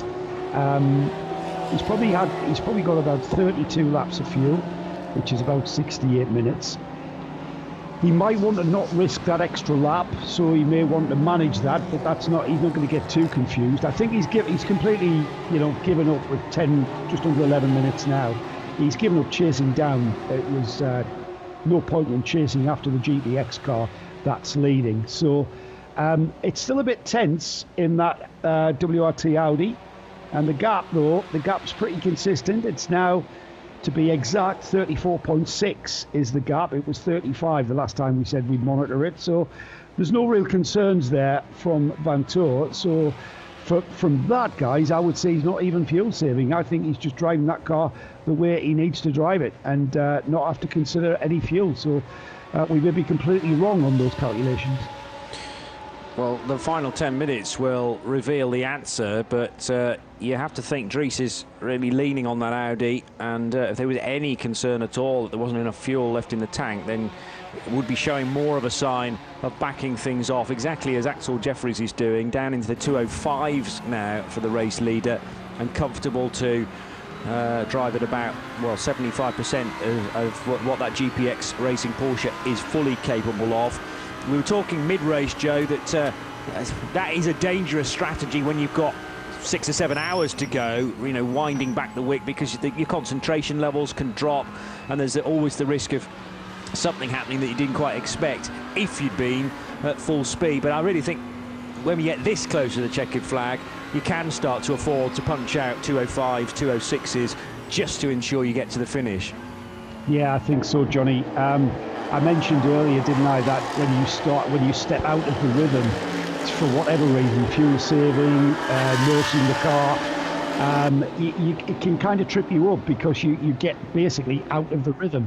It's like dancing to a beat and then trying to dance to another beat within the original dance. It's a very odd sensation to try and do that. These guys, though, they're professionals. You can click your fingers and get these guys to lap within a tenth or two of what their target time is, and they're very good at that. So I'd still like to think at this point that they are doing what they need to do, and I'm not sure we're getting into the realms of maybe nursing any cars home. Yes, you're not taking any risks. Yes, you're not going to overly use the curbs. You are going to stay well within the confines of the track and not overstress the car also. You're not going to be absolutely ragging the car to the finish. You are just going to drive it smoothly, fast, efficient, and without any risk whatsoever. 101, the 101 car looking like it may well be out of the race again. Now, they've done enough distance still to be classified, and Stephen Licorice is waiting just out of the car, with the helmet on, almost as if he's ready to clamber on board the machine to try and get it to the finish and at least be running on that final lap. But we will wait and see. The laptop's been plugged in there, and they've located or diagnosed a mechanical, rather an electrical misfire, which they're trying now to solve in the final 7 and a bit minutes. But let's see whether the 101 does appear one final time. Same strategy may be employed by the Vortex V8 as well, although a clear message appearing on the screen, as we mentioned, that you don't need to be out on track to make sure you get the classification. Stefano Modico for Dynamic Motorsport, and the Porsche has come in for a late stop, and that car starting to drop down the order as well. That's been in for a while, beg your pardon, 90 minutes now, and it's continued to fall away from the top 10. I thought, Nick, that the 7 car looked pretty strong on paper, with Matteo Cairoli added to a lineup that always performs well, whether it be in a Lamborghini or more recently in a Porsche. We've got Pampanini in that car, Mauro Calamia and Stefano Modico, but the Dynamic crew, again, have never really had luck on their side. No, they did look pretty good. Certainly in the early running, that car was shiny. It was a starring role in the removal of the 91 Herberth car from the race, because Dan Alleman wiped across the bows of the car, and whilst doing very little damage to 7, took out his rear suspension, and that was it for one of the pre-race favourites in the AM class. But yeah, it's had a gearbox problem and faded back to the last hour and a half. I think they were putting in a strong performance. They would have finished 5th, which, given the the reliability and the strength of the top four would not have been a bad result, but that kind of late mechanical problems you're saying is kind of that sad, slow drift down the pit. Is the drift down the timing scoring? It's like if you drop something quite light into water, it kind of oscillates, it slowly falls down to the bottom of the tank. It's kind of happening for them. They're kind of slowly moving down as cars are going past them, as they can do nothing about it because they have no way of connecting the engine to the rear wheels that work. Yeah, and there'd been some big gaps building up behind the number 7 car, but slowly all of that is catching up with them now, and it won't be too long before they're out of the top 20, quite possibly. The TCE series leader, when you combine both races, is up as high as 18th position now, and Fabian Dance put into that car for the final stint. Let's hope still remarkably fresh after a busy night for Fabian, who's been in and out of that car, along with obviously his co-drivers. That's another 5-driver lineup, isn't it? Yes, for Adrian Specher, Patrick Singh, Ronnie Yost, who did have a hiccup overnight. I remember that car crawling to a halt briefly, and Ronnie had to do some quick thinking to fire it back into life. And Ben Lauchter is the semi-pro, joining the 4 AM-rated drivers there. So we don't have the sort of 2-pronged TCR category as we would in GT3. So there's no such thing as a TCR AM division, but that comes close to it with 4 AMs and a semi-pro, and showing that they have got their lineup, their driver choices pretty much perfect. Kari-Pekka Laaksonen in the Volkswagen Golf, still in 2nd position, with in 3rd spot, and looking like they'll get 2 cars on the podium now. The number 1 for Yannick Mettler, after the AC Motorsport car faded reasonably late on. They'll still, will the Belgian squad though. AC finish 4th and 5th by my reckoning. And the BMW M2 of PK Car Sport on for a victory to kick off their TCX season in the perfect way. 4 minutes to go then, Joe. We know it's a 2-minute lap around here, so keep an eye on where the race leader is. Currently on the back straight, so he'll get to finish this lap and possibly 2 more after that. The 36 car heading down towards turn 10 now, with Axel Jeffries everything under control. And will we make the 600 lap marker? We might just fall short at 5.99, but nevertheless an awful lot of mileage got through, despite the many sections of the race that have been quelled by the code 60s. I need to check how many we've had of those. The most recent one just before 2 o'clock this afternoon, 16 in total. And when we were looking for a record distance at the start of the race, we said we could really only afford to have 7 of those to match the 2012 race distance. We have had more code 60s than I perhaps thought we would, but we were speculating, weren't we, what the difference with the relatively smaller grid would be. We're quite used to seeing over 90 cars here in the Dubai 24 hours. And that lends itself to a very, very crowded racetrack. A grid of 50 cars, just on 50 cars, has kind of spaced things out, left more room, and maybe that sort of lulls people into a sense of security in making moves. And we've still had incident, we've had potentially less incident, but to not, I think this year was perhaps a great opportunity to see that record laps completed be actually achieved. What we didn't factor in, of course, was mechanical problems, and we've seen plenty of cars having all sorts of mechanical problems, the usual stuff, gearboxes, engines, electronic systems that are going down. I'm not sure at Dubai we've seen that many suspension breakages in the past.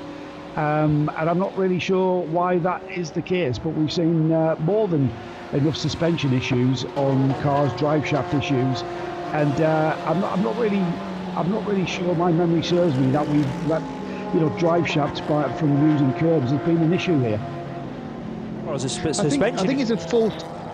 So I think it's a false hope that we're going to actually see the distance broken, mainly because, of course, the FIA rules have changed considerably since 2012.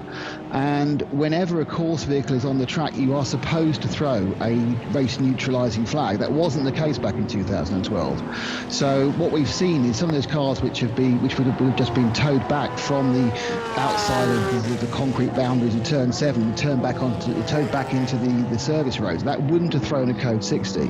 So we're always going to get more short Code 60s. What also happened, of course, overnight is we had a couple of long ones due to, still to me, unexplained safety issues. So I think that's why we've missed the lap so much this time. But I think the chances of only getting 7 Code 60s, even the short ones, is so remote now because they have to pull the Code 60 far more than they did back in 2012. The GPX Porsche heads out of turn 16 to receive the last lap board. 35 seconds left on the clock as it crossed the line, and down towards turn 1 for the final time goes Axel Jeffries after he's driven brilliantly well and obviously ably supported by Fred Fatiat and Alain Ferté, who represent the AM part of the driving lineup there, but also Mathieu Jaminet and Julien Anlauer, the 2 pros. Axel Jeffries sort of sits in the middle, but I'll be interested to track back after the race to find out exactly how many hours Axel's been at the wheel. This is testament to his growing talent, I would say, and also don't forget, this is Axel's first major sports car race behind the wheel of a Porsche, when he's done all that mileage previously in a Lamborghini with Conrad Motorsport and for other runners that have turned out both sprint Lamborghinis and the longer distance versions, because in the Super Trofeo world he's actually a 3-time Middle East Super Trofeo champion, so vast experience in Italian machinery, less so in the rear engine Porsches. Also over the line for the final time is the Top Car Sport Cupra for Fabian Dance. The next time that car completes a lap, it will be the end of the race for the TCE part of the event as well. Axel just needing to, thinks about getting by the 991 Porsche from NKPP, which in turn is leading its class, and decides, actually, I can be patient here, wait for a slightly better opportunity, which was on the brakes into turn 14, and is able now to pick off the car that's driven by Roland Verman, leading the 991 spec car. It's been a little wait for Porsche then. Not since 2017 have they tasted victory on the top step of the podium here in Dubai, but GPX Racing, who have had so many years at the 24 Hours trying to win this thing in a variety of cars, get the job done in a Porsche to back up another major 24-hour victory they took in 2019 at the Spa 24 Hours. It's the first win for Porsche for any team for 4 years, and immediately to the dirty side of the road goes Axel Jeffries to pick up all of that tyre pickup and make sure that they pass the post-race tests with the scrutineers. You do not want to fail at this stage on something very minor like ride height. The 2 checkered flags are displayed then from the starters gantry, and in a moment or two Top Car Sport, as the victors in the TCE series race, will emerge out of turn 16. Congratulations to other class winners. Not yet seen the GT3 AM leader across the line to cement that victory for HRT Abu Dhabi Racing. That'll be done in a second, but let's witness Fabian Dance along with the rest of the Top Car Sport team to take victory. Adrian Specher, Patrick Singh, Ronnie Joost and Ben Lauchter, who are the winners in the TCE series. Here comes the Cupra now out of the final corner to be lapped by the MP Motorsport machine, but it's all about the Cupra, and the lights flash, the light bar installed for the nighttime running, fully illuminated as it came across the line. Fabian Dance absolutely ecstatic with that work he's done along with his teammates, and they'll win by, it looks like, a clear 1 minute and 50 seconds over the first of the 2 Autorama Motorsport Volkswagen Golfs. Down the back straight goes Axel Jeffries. In the meantime, Florian Scholze has crossed the line to take victory in the GT3 AM division, and Roland Verman in the NKPP racing car takes victory in the 991 division. A little bit further down the order, Lippert Motorsports are victorious in the GTX category with Gerhard Watzinger installed for the final stint in car 710. GT4 goes the way of the BMW M4 of Canadian outfit ST Racing, with Nick Wittmann put at the wheel of that car in the 438. And in the TCE division, we've talked all about the Top Car Sport gang, but what about TCX? That is also won by a BMW from PK Car Sport, the Belgian outfit, with Steines Longeon at the wheel of the 208 for the closing stint. That, I think, just about covers the winners within class and within each individual race. And GPX, Nick Damon, I don't think really put a foot wrong within that. The home team get it, and it's not their car that have picked up a UAE flag, but I'm sure there will be one heading in the direction of GPX Racing. No, it's a brilliant performance, and in many ways unexpected. I mean, no one was really tipping them prior to that. We saw the strength of the WRTs, the HRT Bilston, obviously Grasser, and some of the other teams as well, and they flew completely under the radar with a really, as you say, what actually happened was they just put in a flawless performance. They played the tactics well. They managed to get Alan Furte, who finally actually finished the 24-hour race. We heard the litany of his failures at Le Mans overnight as John was reading them out, and it was the saddest story I've heard. He drove some fantastic cars at Le Mans and never got them to the finish. He's got this car to finish, but more importantly, the 65-year-old did a large chunk of his AM time. They were the first team to recognise that the Code 6 was going to last a long time, put him in and got a large amount of it done for no time loss under Code 6. So not only had they been quick, they've also managed to put in some fantastic tactics. So really a textbook victory for not an underdog, but a surprise winner, I'd say. Joe, thoughts as well on the TCE Series winners? Top Car Sport have beaten some big names there, but Top Car themselves becoming somebody that really is to be reckoned with within the TCR part of the race. Well, I've got to say I'm reeling off hearing Alan Furte is 65 years old. Goodness. And the 100% record, Joe, because he's done 2 Dubai 24 hours. He's won them both. Has he really? That is phenomenal. I remember Alan Furte being in Formula 2 back in the 80s and stuff. Before I talk about TCE, I've just got to say majestic is how I would describe the GPX Racing run here this year, but also the 991 class winner, the NKPP by Bas Koot and Porsche, car number 991, also quite a stealthy, majestic run. They just, those two teams never put a foot wrong. And I suppose overly using that term majestic, I can say that for Top Car Sport, because I can't remember how early it was that they went to the head of TCE in their Cupra, and they've just remained there this whole race. And when you go off on a break, doing what we do, you go off on a break, you come back, you check the timing screens, and they were there. They were there all the time. They've just never put a foot wrong. And it's all about keeping to your plan, going round and round, staying out of the pits, and hopefully, fingers crossed, in the lap of the gods, not encountering any problems. And it really was a majestic drive, quite so. Fantastic run from Top Car. You remember one little blip that happened for Ronnie Yost where the car ground to a halt and you and I were on, and I said, Joe, that's the TCE race leader. Yeah. And he got the car moving very quickly again. But other than that, I don't remember an issue. Certainly none of the suspension failures that a number of the other TCR cars suffered from. So there's a little bit of luck involved, but also that phrase again, pushing without risk. And you don't want to stress the car too much across 24 hours. Yeah, and especially in the TCR class, getting those cars to perform and optimizing their performance is all about what's happened in the previous few days of getting the car set up correctly.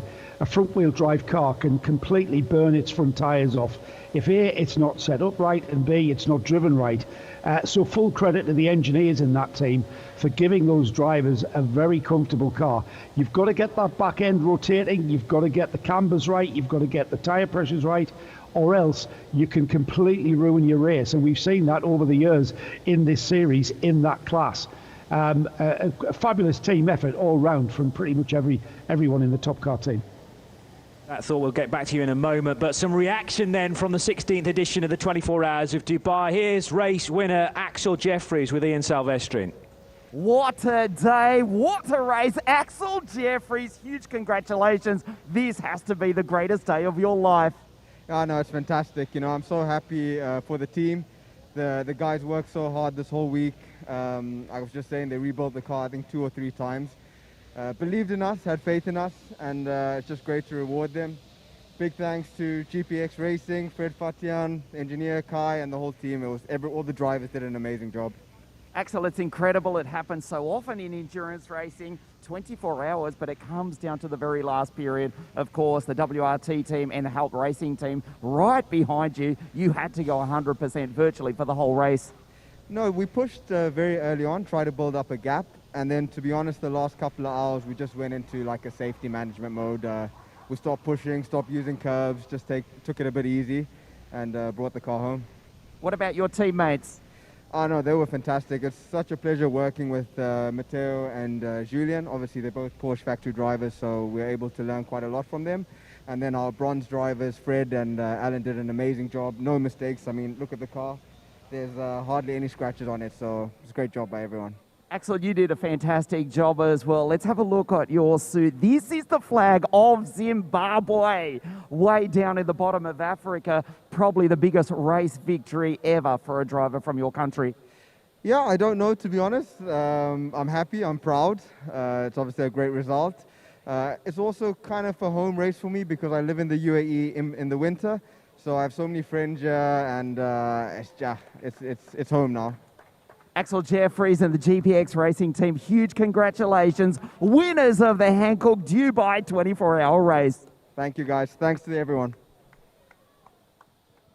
Axel Jeffries chatting with Ian down in pit lane, and although no physical podium that can take place, obviously the celebrations will begin very shortly indeed. A win for GPX Racing, the first time that team has featured at the top of the shop, though certainly not the first time we've seen a Porsche take victory, but it's been a little bit of a gap since the last 911 GT3R car took victory in the Dubai 24 hours, and I guess therefore the first of the Gen 2 cars to taste victory as well for number 36. Congratulations as well to Fred Fatian, to Alan Ferte, to Mathieu Jaminet and to Julian Anlauer, who make up the rest of the driving lineup. 31 car, a great drive for Dries Vanthoor late on to take second position, ably supported by Frankie Bird, Ben Goethe, Lewis Machels and Kelvin van der Linde. And the HRT Bilstein Mercedes that was second for so long, slipping back to third place because of that late stop that needed to be done for fuel, and also to switch Khaled El Koubaisi for Maro Engel. Still the discussions continue as to whether anybody else might have done that. I mean, HRT are some big team to mess with in terms of strategy, but one or two suggesting maybe the driver change could have been avoided. Just bring the car in for fuel, and might they have held on to second place? It's all if, buts and maybes now. The Lamborghini Huracan for the 63 GRT Grasser Racing team finishing fourth for Rolf Eichen, Adrian Amstutz, Mirko Bortolotti and Rick Breukers. And in fifth place, car 5, winners of the GT3 AM division for HRT Abu Dhabi Racing. Second in that class, the Car Collection Motorsport Audi number 34.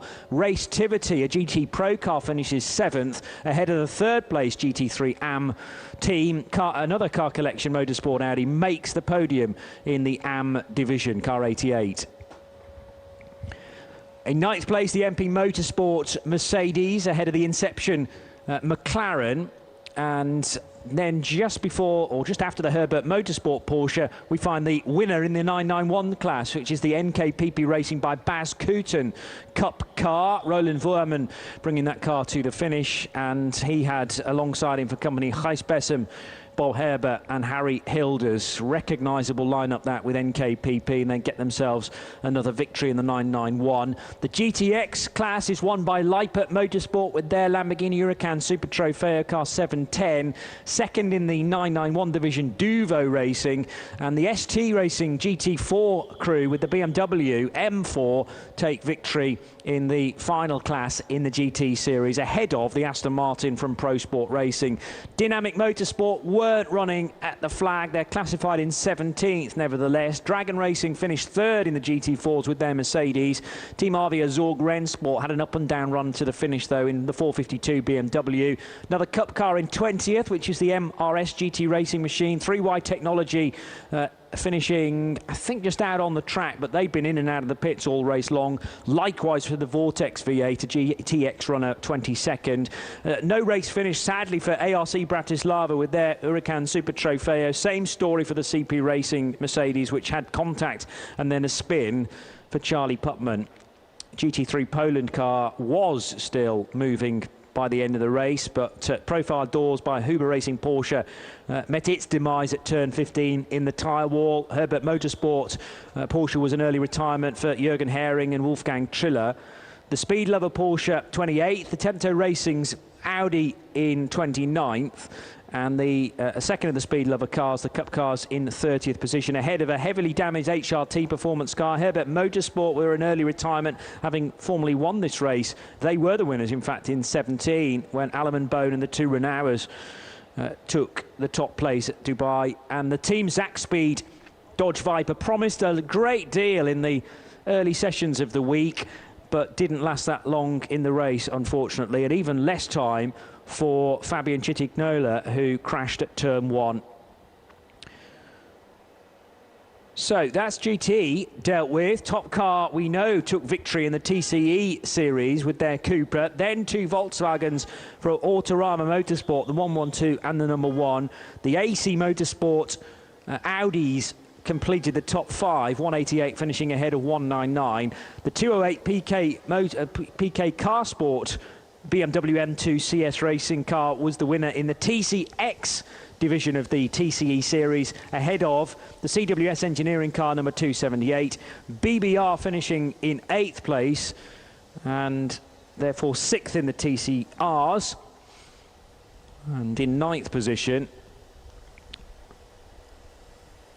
I have a feeling it was Zhengo Motorsport. We'll confirm that in just a tick.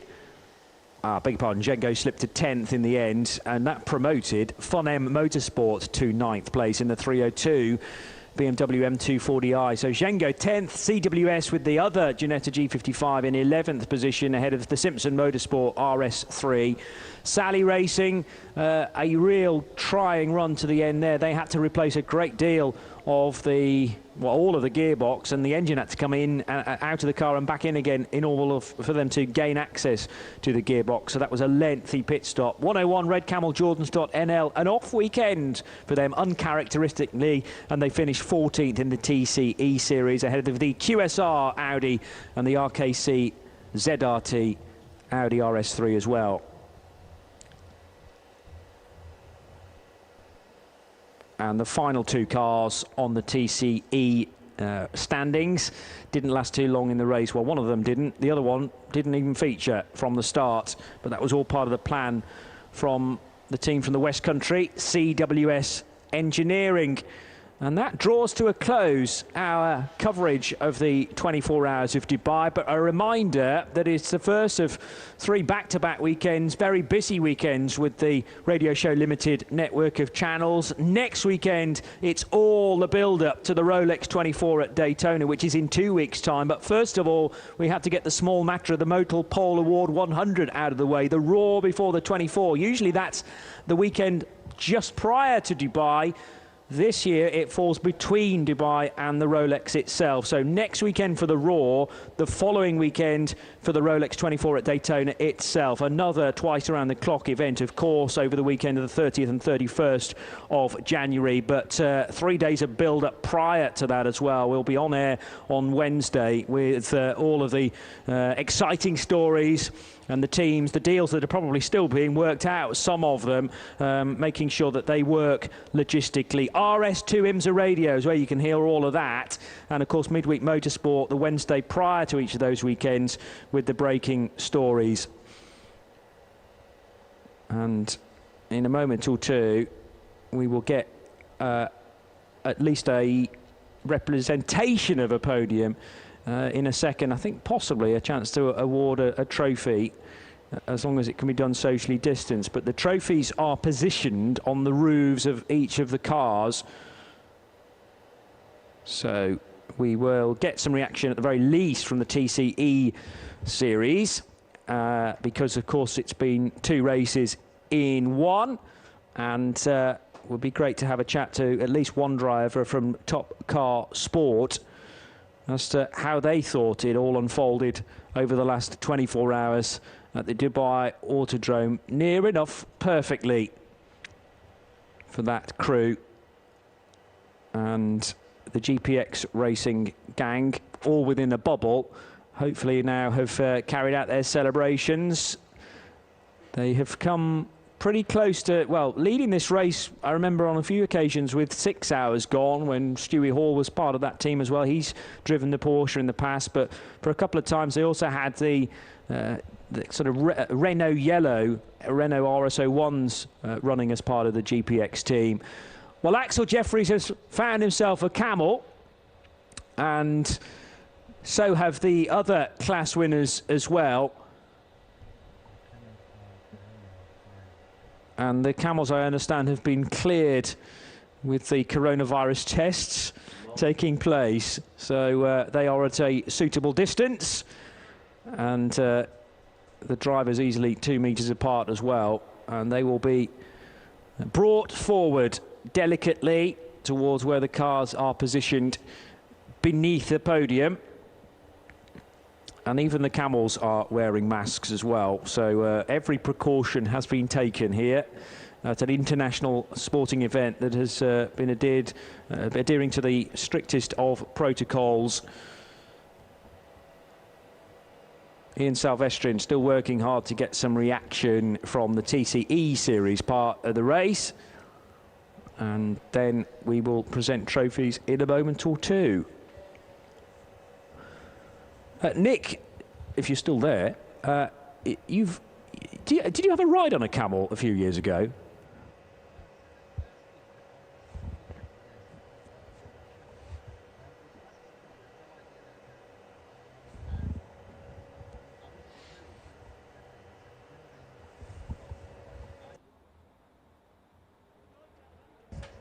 Brilliant.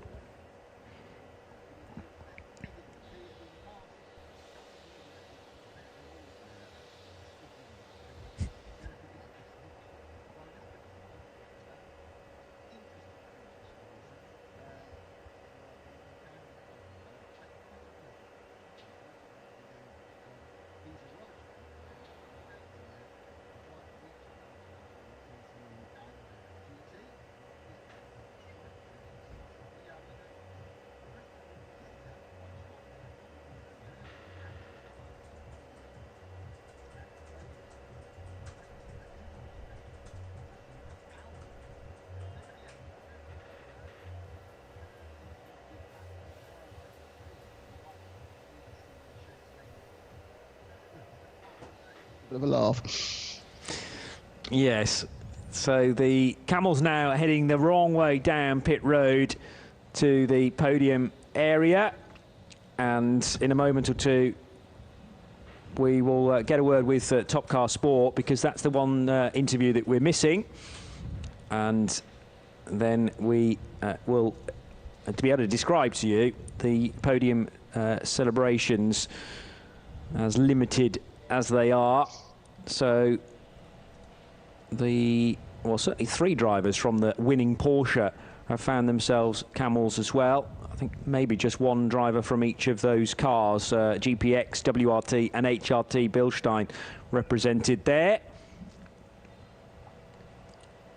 And then some muted celebrations can begin with some of the key teams fully focused on what's next on the calendar. Let's hope we can cling on to some of these big names for the remainder of the Creventic season. Don't forget that it's now a 2-month break for the 2021 season for Creventic and the 24H series, heading to Mugello at the end of March in its traditional early season date. That'll kickstart the European part of the season with a 12-hour event in Tuscany. We've got the Spa-Francorchamps 12 hours at the end of April, and then another 12-hour event at Hockenheimring the 23rd of May. Then into back-to-back 24-hour races, the first of which takes place at Portimao in July, Barcelona at the start of September, Ennepegusa's back on the calendar for the second year running at the start of October, and then the season will end in Florida at Sebring for the first time. Creventic making the trip to the mightily historic concrete at Sebring. Respect the bumps is always the message for the Sebring 12 hours. In November this year, it'll be a 24-hour race at Sebring, which should be very interesting indeed. And also, don't forget that next weekend is the Abu Dhabi 6 hours as well, though not part of the, I believe that's not championship point scoring, but nevertheless it is an opportunity for a lot of the teams that are in this part of the world to make the drive of about an hour and a half up the road to the Yas Marina circuit for another 6-hour race, and plenty of teams have taken up the invitation to take part in that as well.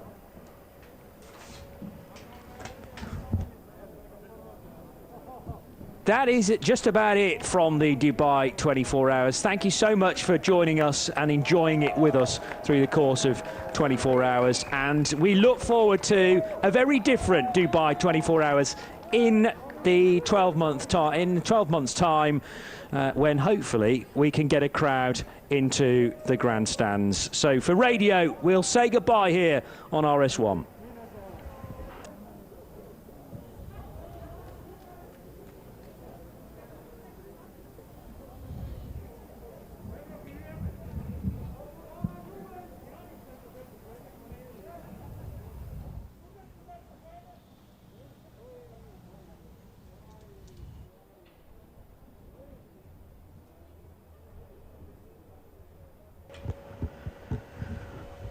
And for those enjoying on the video stream, we'll stay with you to call the highlights from 24 hours of racing. That could take a while, as the steady progress of the camels heads down towards the podium.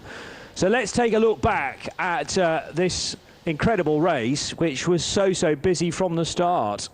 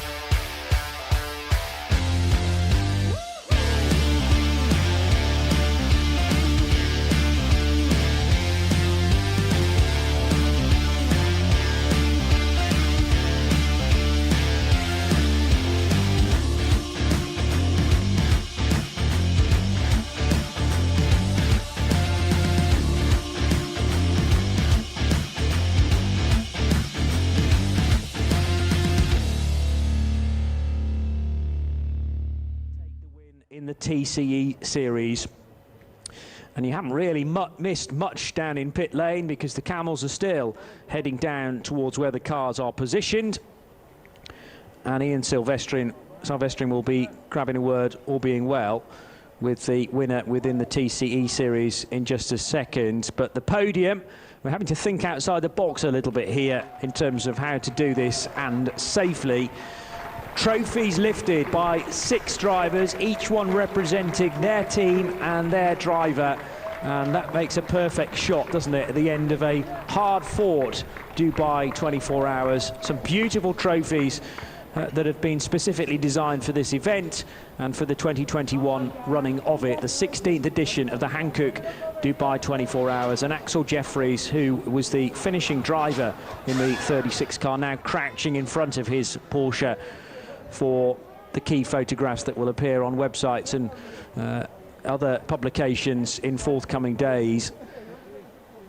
31 Audi finishing in second position for Belgian squad WRT, and the HRT Bilstein outfit getting third place in the GT series. And in the TCEs, as Ian is keeping it a sensible distance, but should now be able to call over one of the members of Top Car Sport to get their reaction from a brilliant victory. Yes, we just spoke to Axel Jeffries, who won the GT category a few moments ago. Now we'll move over to the top TCE category race-winning car. We'll speak to the driver who took the checkered flag, Fabian Dance. We've got 3 Swiss drivers, 2 Germans. You have just won here in the United Arab Emirates, the Dubai 24 hours. Yes, I'm really happy that we could win this race. It was absolutely perfect. Our car has no scratch. We had no collision. Everything was just fine. The car is running so well. I hope it can keep going on for the next races. Yeah. I'll use the cliche, it ran like Swiss clockwork, given that it is 3 Swiss drivers in your team. It was not easy though, 24 hours. It's never easy here in Dubai. No, it's never easy. There are these moments during the night when you think, why the fuck are I doing this? But it was really worth it now. It's really good. I'm so happy now. Absolutely. The Top Car Sport team has gone down in history as the TCE winners, the 16th edition of the Dubai 24 hours. Congratulations, Fabian, and indeed all the Top Car Sport team. Yeah, thank you. Thank you so much. That is the end of one incredible day here in Dubai. The 2021 edition of the Dubai 24 hours presented by Hankook. On behalf of all the team here at Dubai Autodrome, everyone at Creventic and our magnificent hosts, the United Arab Emirates, thank you very much. We'll see you in 7 days' time for the Abu Dhabi 6 hours.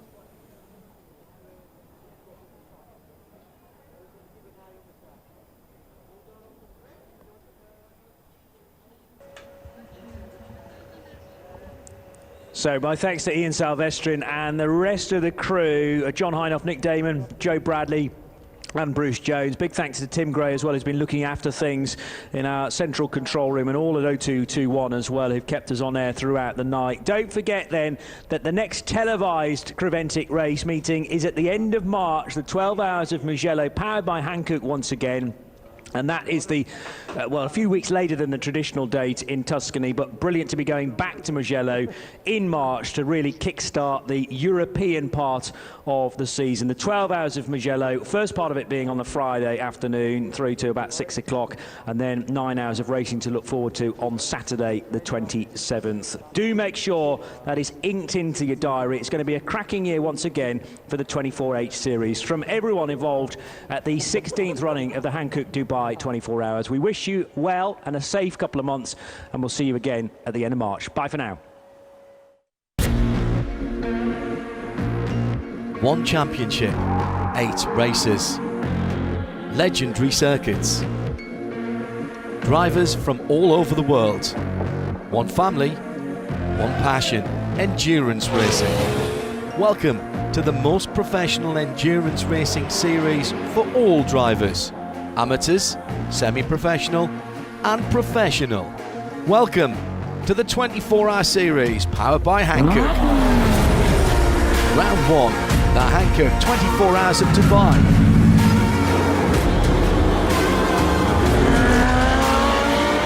Round 2, the Hankook 12 Hours of Mugello.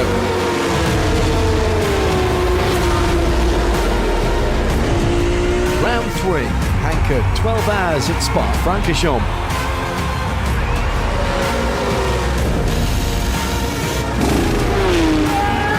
Round 4, Hankook 12 Hours of the Hockenheim Route.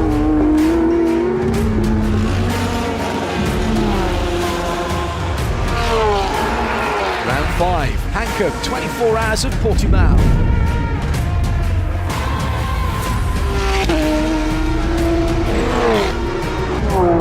Round 6, the Hankook 24 Hours of Barcelona for the Trofeo Fermi Valer.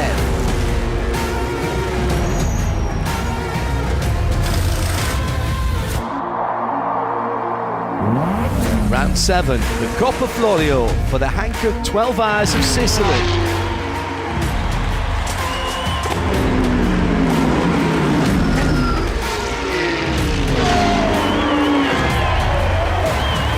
Round 8, the Hankook 24 Hours of Sebring.